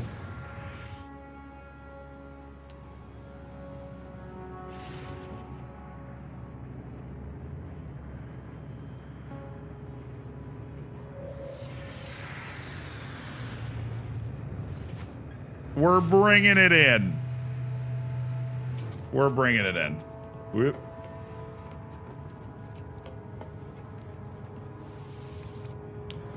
Alrighty.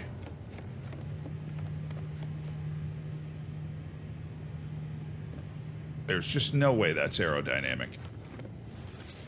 Hey, you like my new outfit? Huh? Huh? Okay, thanks for saying something. Not a man of many words, are you?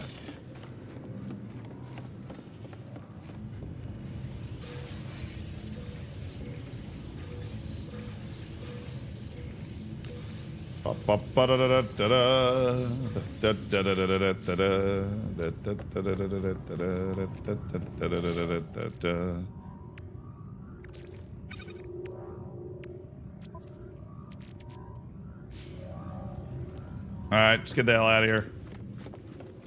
None of the stuff I make sells here anyways.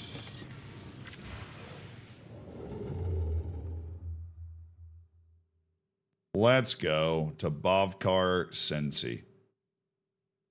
I need to go here anyways. I ran into a guy that had, a distress signal. He had a distress signal going down. It's only 19 light years. Hit it!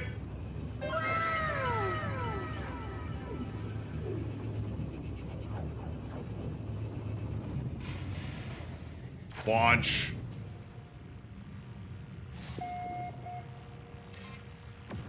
Yeah, somebody else has discovered this system. That makes it less cool. Signal's been traced for the ship. Okay. That's what we're doing. We're gonna trace that signal. What's this system? They stopped by here, but they didn't do anything. Oh, there's there are 3 moons. A couple of huge planets and a couple of moons. Alright, meantime, hi. I'm gonna find out if I can sell some damn things on this planet.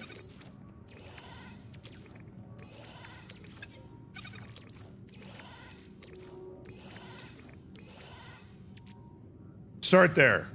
Any of those things sell well here. Check the prices. Enormous metal cog.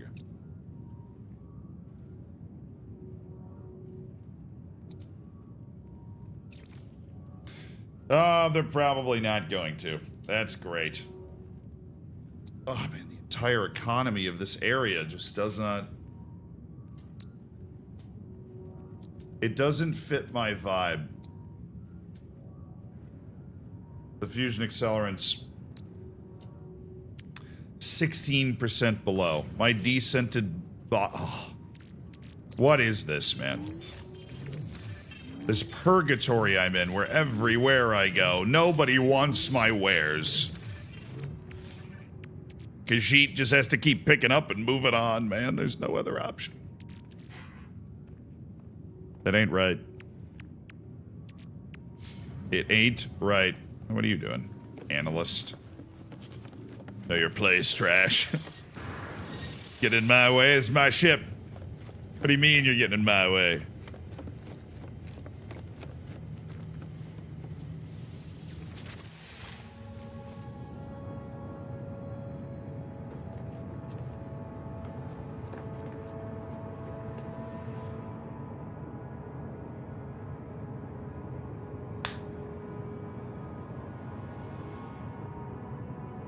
Yeah, they still have black market economies. They do. That's definitely a thing in the game. I have not been to an outlaw system, though. I don't think I've ever been to an outlaw system.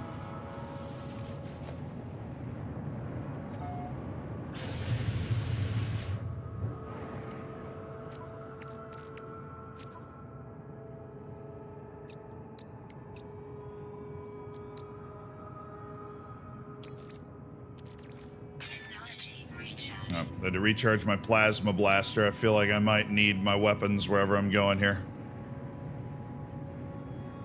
Alright, it's over there. We ran into a ship in distress a while ago. And now we're picking up the signal of where it is. It looks like it's on that moon.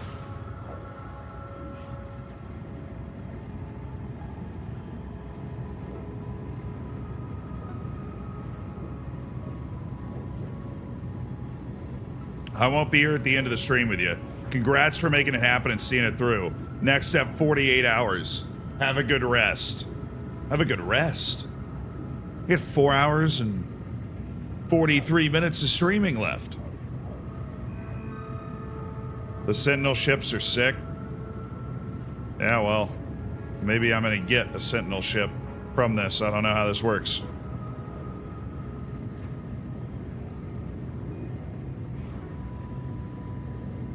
We're landing on this moon.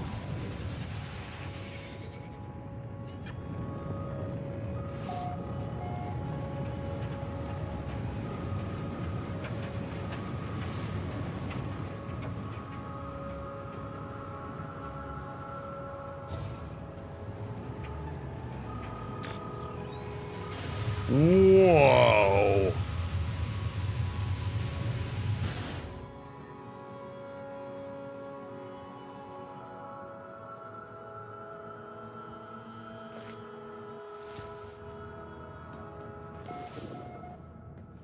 The Sentinels are deharmonized.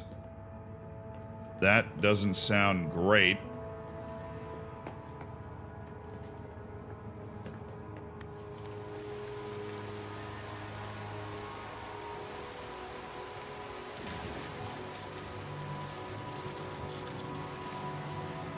Grab these radiant shards.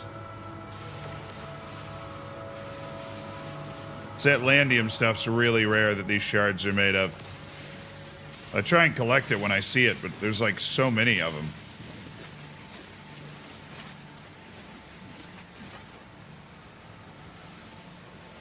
Weather warning. Incoming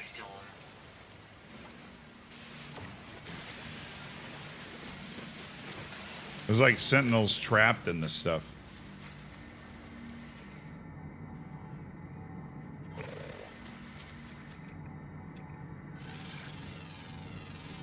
Alright, well, let's get the animals flying amongst these flying mountains. Suppose I could build like a... I mean, you could build like a base on one of these if you wanted to. Oh, superheated rainstorm. Well, gotta ruin it somehow.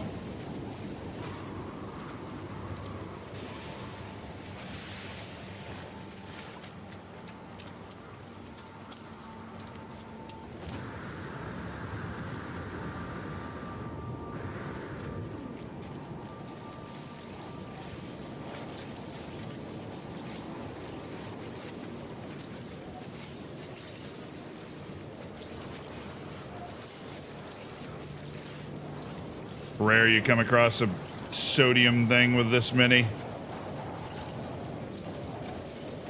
Another lovely day in paradise.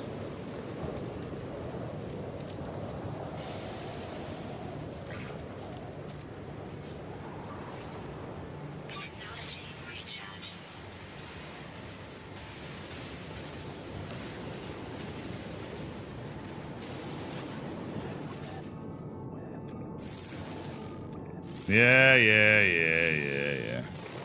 Calm down. A lot of Atlandium over here. Just used to craft stuff. Okay, so it's this way? Got it.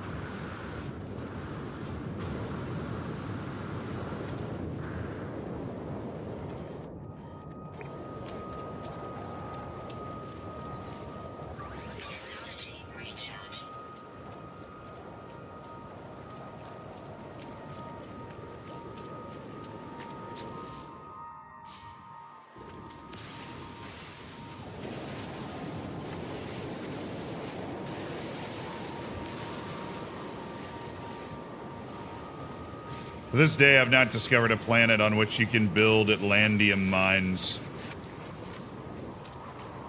That's one of those resources that it's like there's no,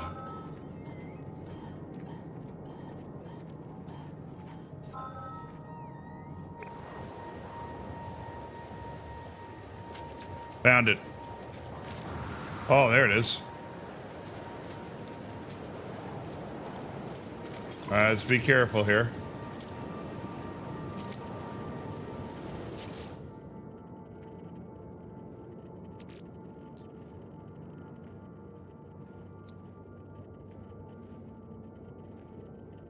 Inverted mirror and harmonic brain. Oh, I can recover the ship and add it to my, like, fleet on my frigate or something. Pointless, thank you for the prime, dude. Welcome to the hammers. Enjoy the bacon, enjoy the emotes. I don't know what the hell this stuff is. Harmonic brain, inverted mirror. I can repair the rest of it. I do have a Highland brain.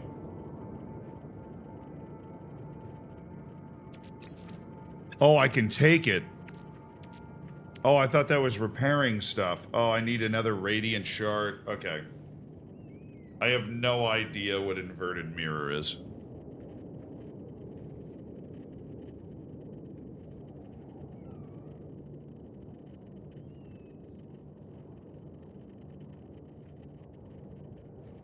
Take it there. It's not worth it. Take everything and leave it there. I mean, the Hyaline brain... It'll tell you on the quest. Okay. Weather update. Storm clearing.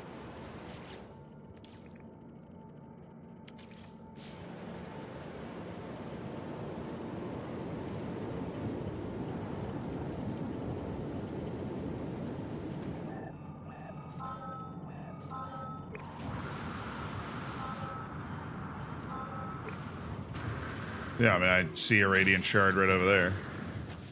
That's the easy part.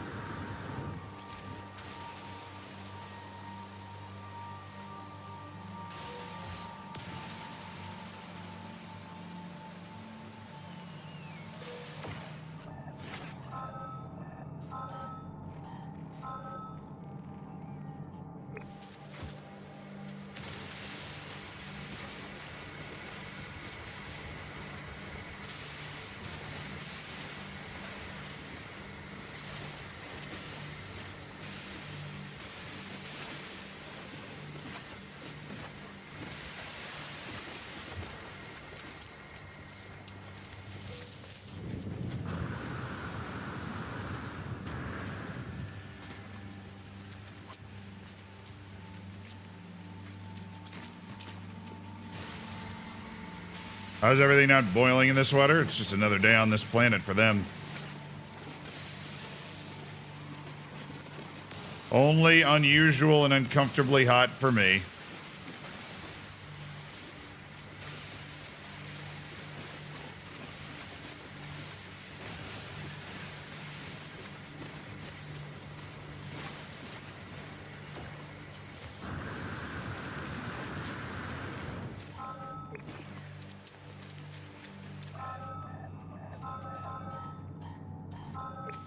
Yeah, I mean, I see it now. There's a dissonance resonator up here. Whatever the hell that is.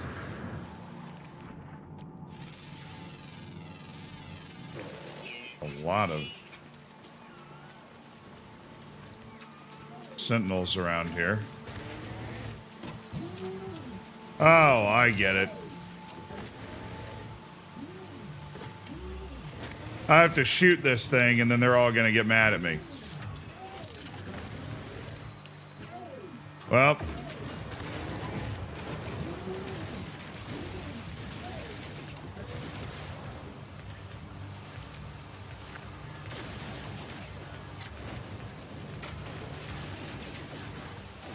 Oh, no. A repair drone. I didn't realize which one was the repair drone. Oh, God. Oh, God, I'm bricking it.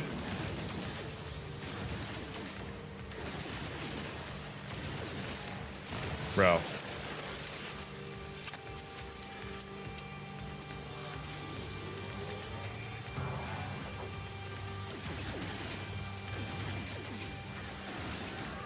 How are they able to repair each other? You guys are so much more difficult if you can't just take out the repair drone. The first, like, you can, like, target the, you know, basically the soft, squishy guys that are helping out. Oh, okay, now he's shooting purple melting stuff.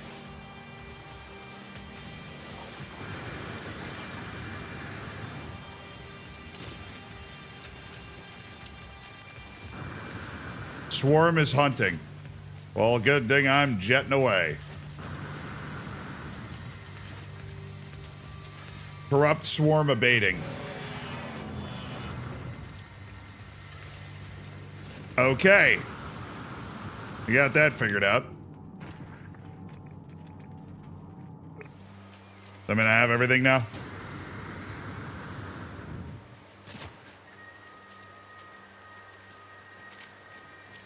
The ladies call me unusual and uncomfortable too. Well, we're just doing a 24.5-hour stream. What was that? Sentinel Starship has its own mind, its own way of being. It will not yield to another entity's control without the installation of a pilot interface. The crash interceptor I found bears signs of tampering, as though someone or something had already attempted to interface with the ship's vestigial cockpit. If I complete the installation, I should be able to pilot this ship myself.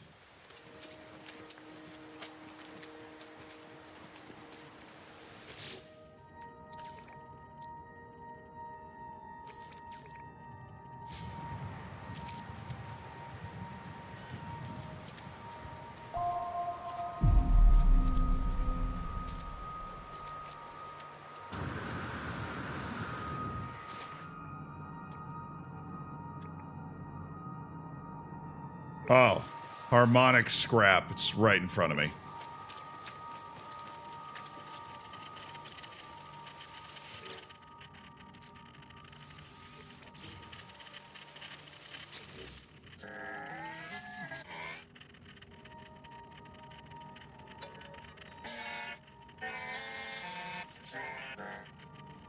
All right.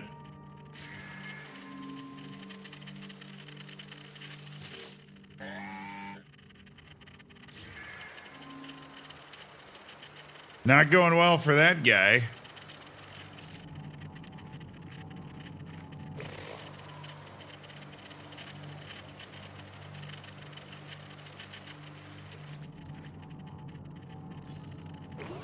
I mean, that's gotta be it.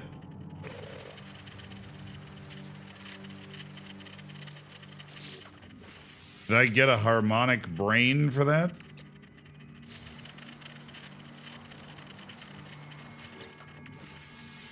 Oh, probe subconscious. Oh, goodness. I gotta go get something?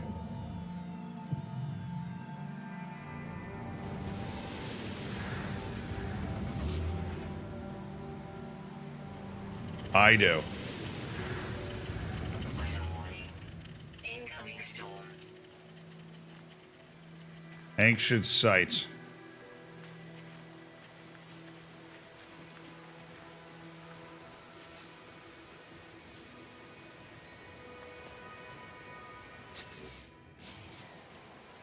Alright, summon our ship up and get over there.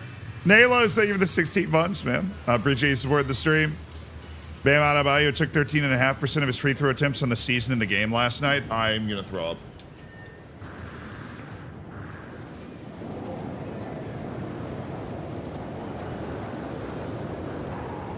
What a great time for my stupid double jump jetpack feature to continue to knock me off.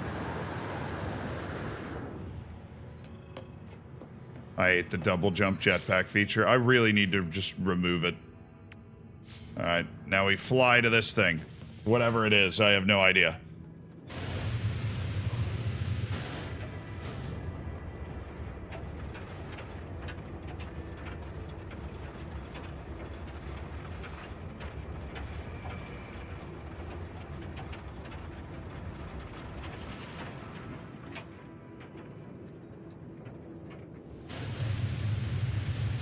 There's a lot of lore here.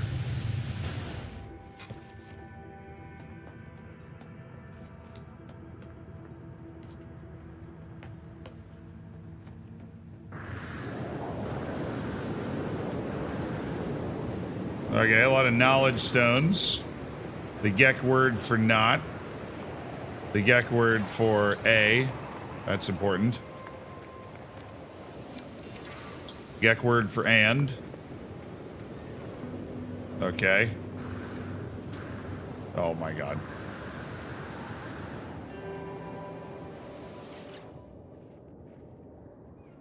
Stone scraping against stone. Warmth radiates from the hyaline brain within my pack, as though in response.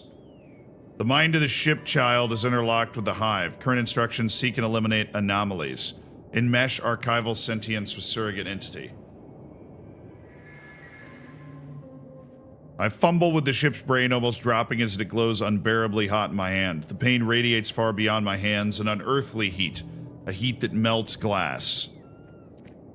Its circuitry shifts and then grows still. The brain seems to accept my presence now. A harmonic brain. The central processing unit of a Sentinel Interceptor ship. The circuitry appears stable, pulsing with regular electrical heartbeat. It no longer reacts angrily to my presence.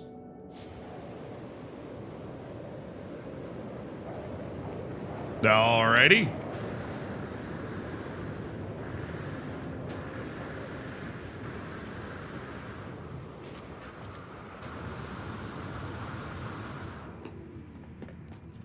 Let's zip on back then. What a beautiful game. Yeah, this planet's pretty.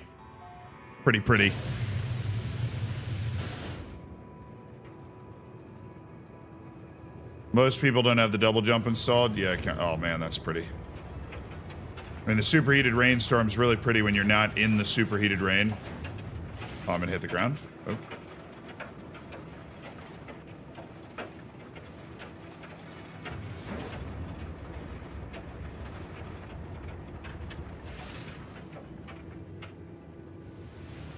Look at that handling.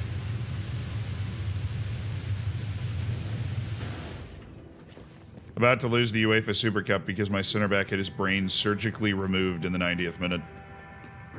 Now, why would you okay that surgery? The blame really just comes back to you on that one, man.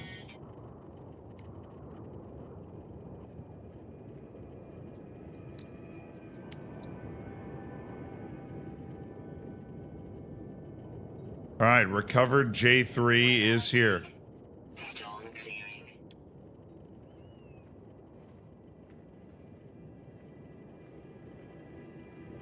I can claim the ship and add it to my cargo. I feel like that's what I'm supposed to do.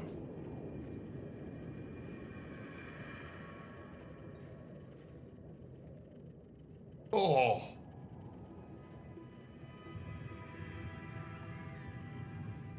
I don't know. I suppose you know the many FM24 logic behind why my team plays really well when I sim matches, but awful when I play them.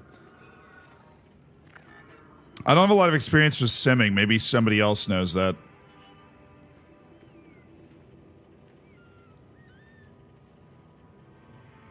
When's the 100-hour stream week? That we haven't put on the calendar yet. We have not put that on the calendar. I have a claim, add the ship to my collection.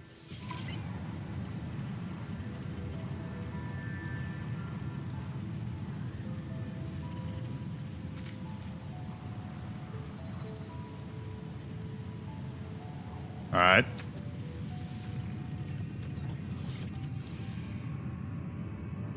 Whoa.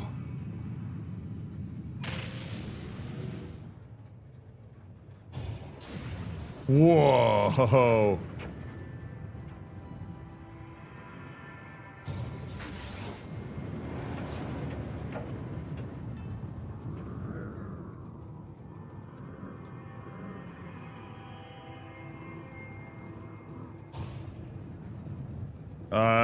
This thing boogies.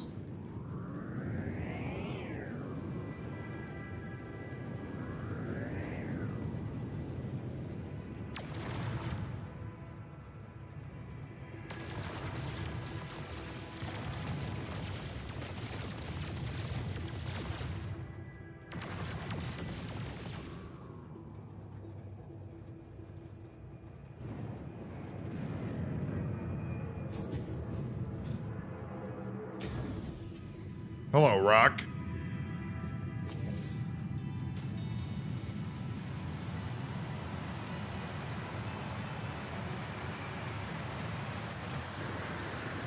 Damn, that's pretty sick. So, people that play this game, I don't need to move that, like, I don't need to focus on moving that back, right?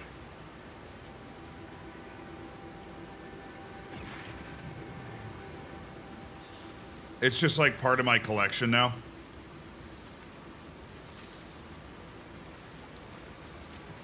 Just checking.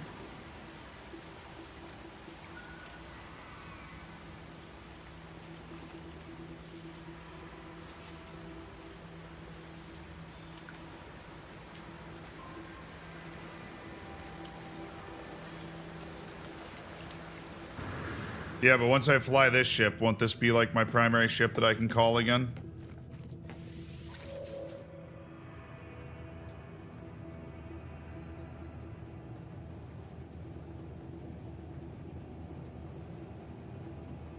I'm good. Okay. Meanwhile, this planet, freaking wild. I'm just driving like a maniac. Thinking like I can control it like that Sentinel ship. Can I land on one of these things?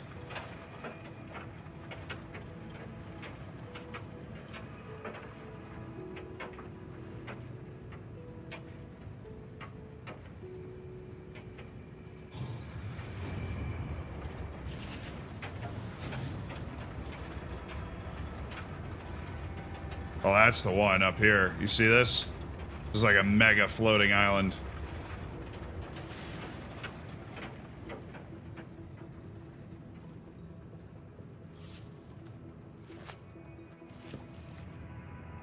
This is the one right here.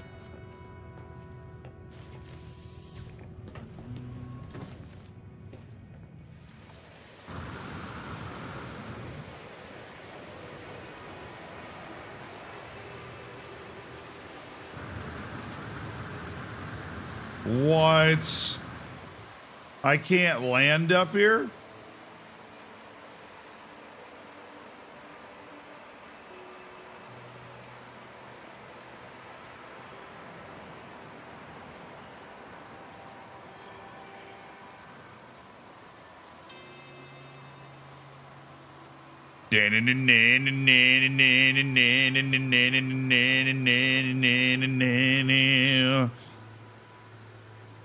You can, it's just bugging.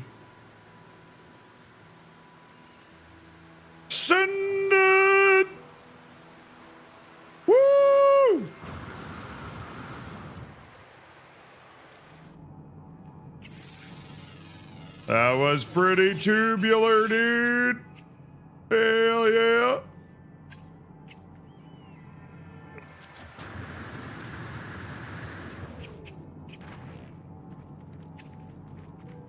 Just trying to scan this animal. There we go. They're all birds.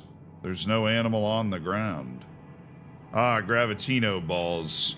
They just really want you to fight these weird swarms of, like, damaged things. Alright. Where are the other two at? Underground. Great. There are no actual surface level animals anywhere. What tremendous news.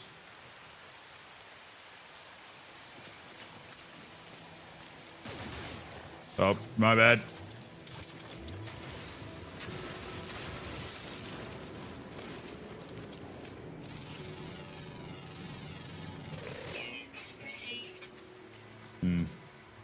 You can, it's just bugging out. All right, let's try it again. Gotta land up there again. Weird Swarm of Damaged Things is the name of my band. Nice. All right. Let's rock and roll somewhere on top of a rock. How about up here? Looks like a mighty fine place.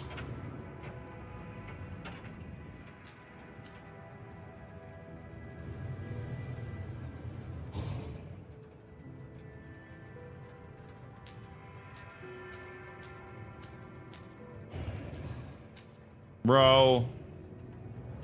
Why are these floating islands? Dude, there's a waterfall. Come on. Let me land here. Let me build a little base here just to look at this waterfall and live a good life. Please.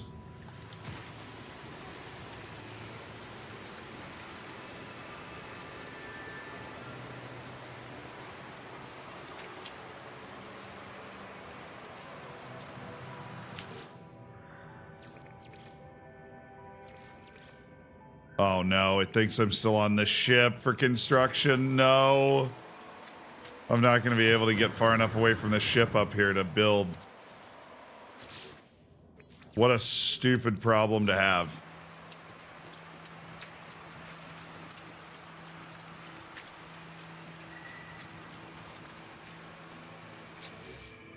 Oh my goodness, I got it.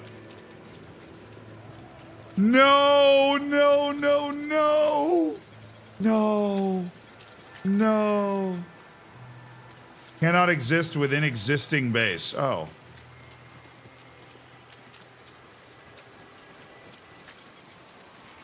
Invalid position.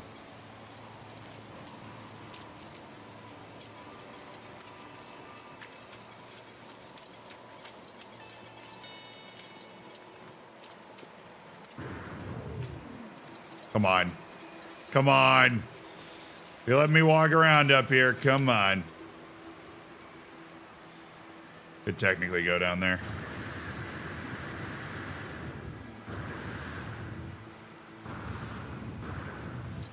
Oh, it's invalid? Come on. I just want to build a little hut in this area. Please.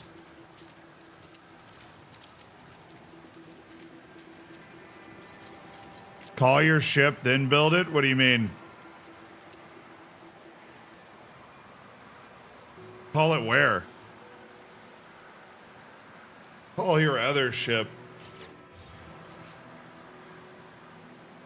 I can't. I can only call... Oh, select other ship. Bro, I can't land up here. I don't think I can build up here. I think for whatever reason, the floating islands in this world just aren't suitable to be built on for one reason or another. Bro.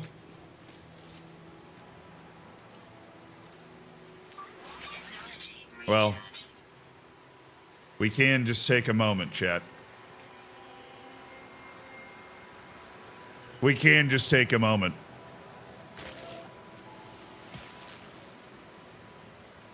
Really? I got hit with multiple extreme weather phenomena just when I'm trying to enjoy the view.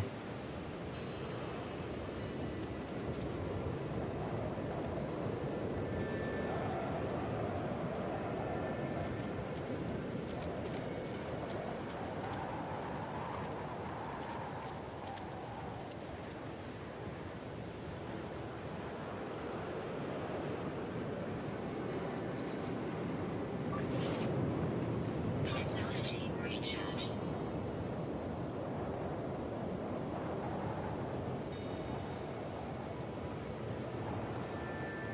Yeah, James, I agree. Mark DeRosa thought that we were already through and rotated the team and might have just cost us a shot at the World Baseball Classic.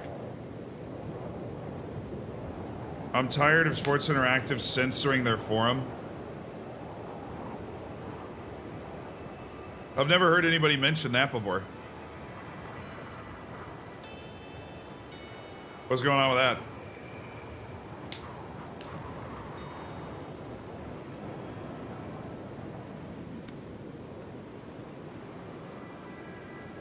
Now it's nighttime.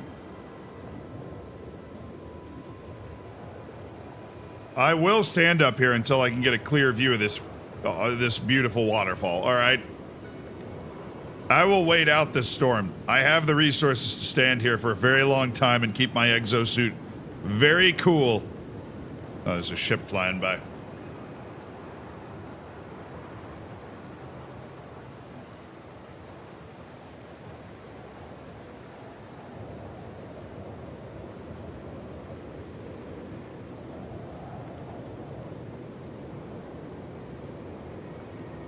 I can jetpack further during high temperature storms because it makes the jetpack more efficient. Nice. Build in the big rock. I think I can jetpack this. It says it's more efficient during the big storms. Oh, it is way more efficient. Oh my goodness. Holy. Wow. Okay, I might be able to jetpack all the way over there. If I get my launch right, I think I can do it. In this storm. Oh, I'm so screwed. Maybe not. Oh, I got it. Oh, I got it. Oh, with room to spare.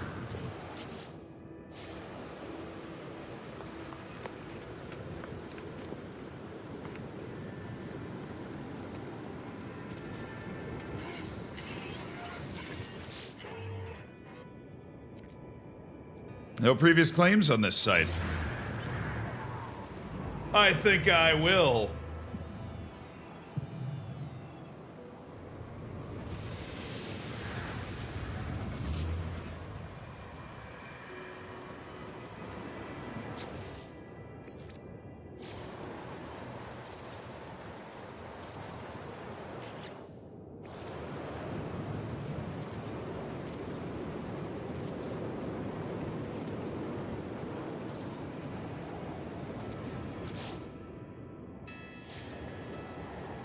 Let's throw down a quick structure here.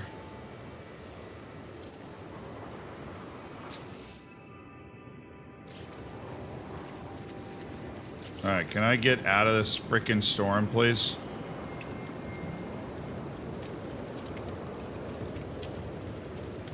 How am I still in the extreme storm? I'm in a building.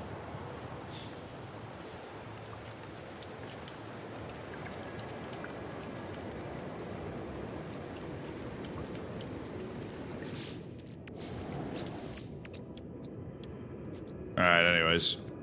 5. Not 3, dang it.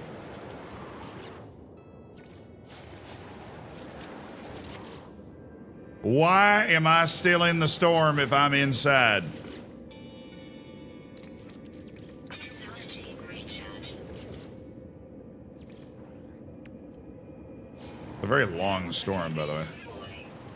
Can we not? Technology recharge. Can we not? Please.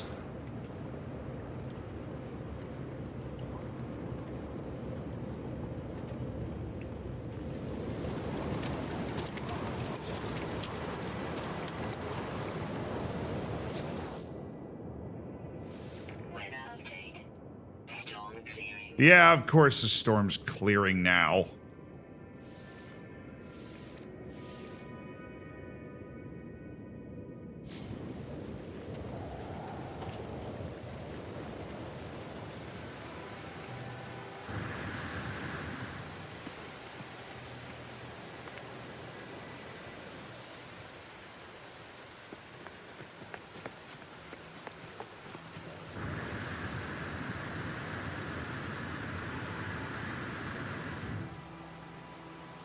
Oh no.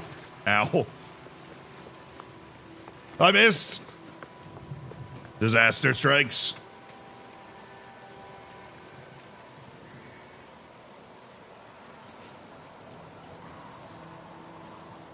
No way. I can summon it in here. How is it even going to do that?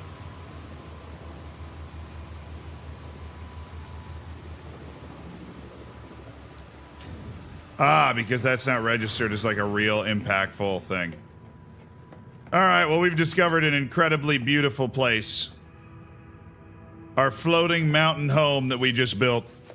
Super, super sick. It's time for me to order some breakfast. Just figured I'd sit here.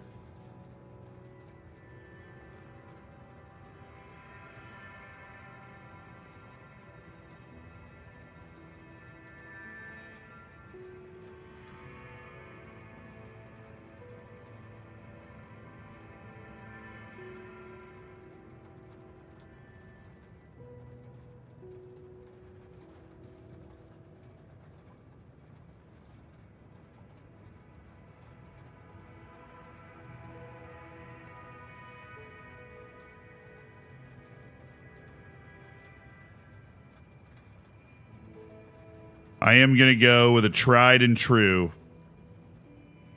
I'm going to go with a tried and true. A McDonald's breakfast.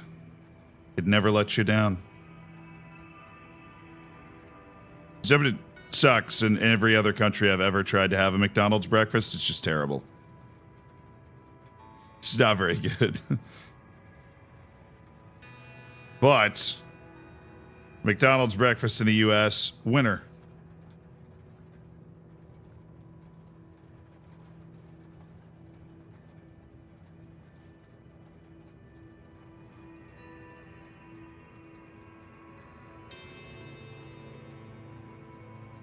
One of these.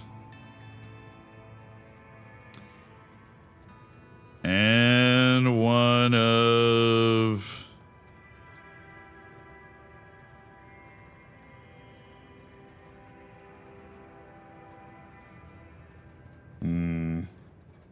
one of these.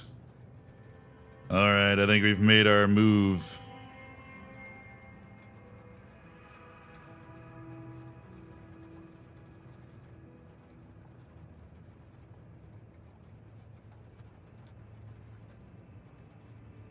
The order has been placed.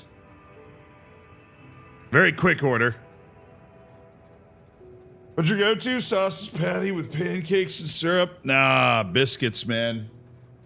Biscuits and grape jelly and an egg McMuffin. That is what's on the way.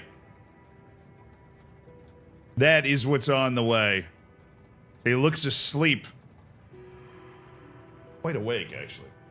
Very aware of how awake I am, I think. Maybe the reason I look asleep is we've actually turned the lights down for the late night portion of the stream, but now it's time that we turned them back up because we've had a great time with our late night portion. But the sun has risen, Chad. The sun has risen outside, and I'm here. And it's time to get out of this seat and save things up and start preparing for UD Malia. But I've had a lot of fun with No Man's Sky. Hope you guys have enjoyed hanging out for this. Here, I gotta actually empty these real quick.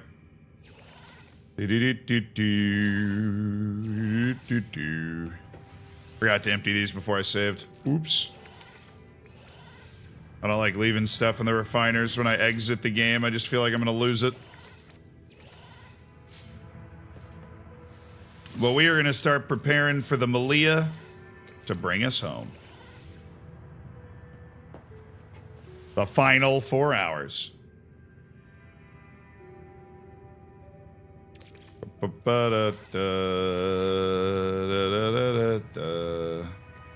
Goodbye, beautiful world.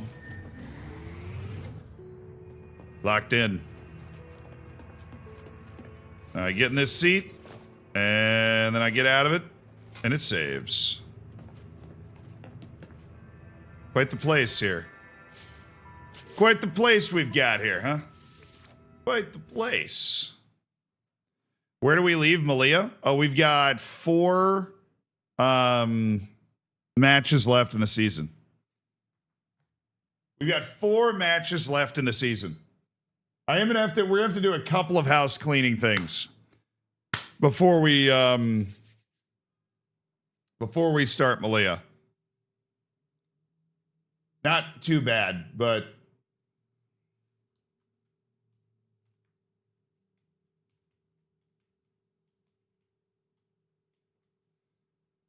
all right, I gotta switch some titles around. I gotta restart the stream one more time and then ping the Discord with Malia. Yeah, that's what I was gonna do. There are 2 parts to the stream because of some technical issues. No, actually, you can only have a stream of up to 12 hours on YouTube. It does not save for up to 12 hours on YouTube. But I really enjoyed No Man's Sky. Hope you guys enjoyed it too. Definitely a great game to just create the wonder and carry us through the evening, you know? Definitely a great game for that.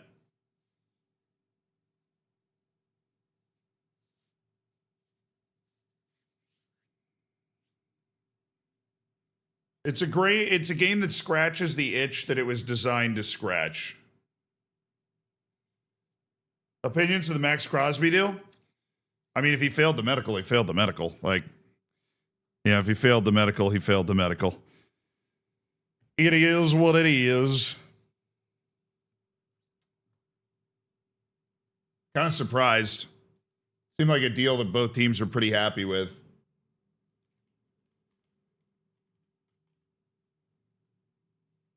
Do-do-do-do-do.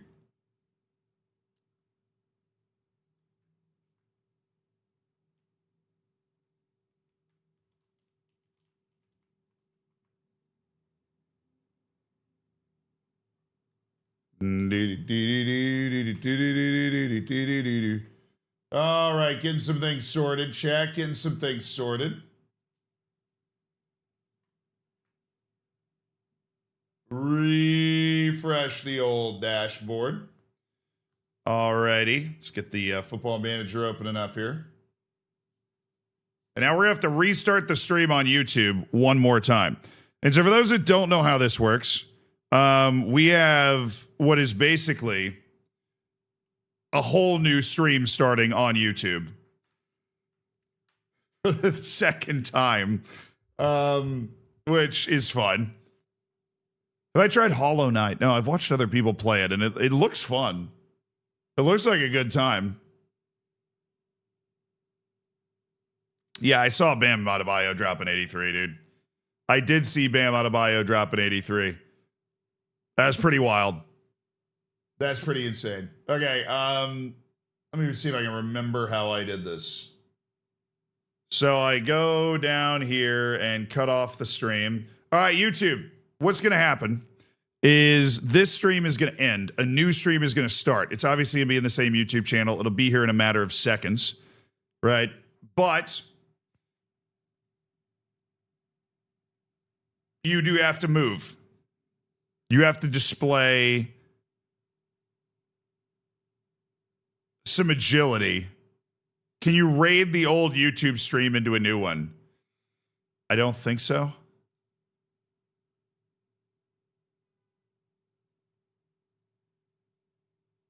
I don't know how to raid, particularly that sort of finagly type of raid you're talking about there. I don't know how to do that. Anyways, you're going to have to move. There's going to be a new stream. This stream's going to end. You just have to shift yourself over to the new stream. Will appear in the exact same place that you found this stream in the first place. All right. I am going to start that process now. So see you guys in a second. Goodbye.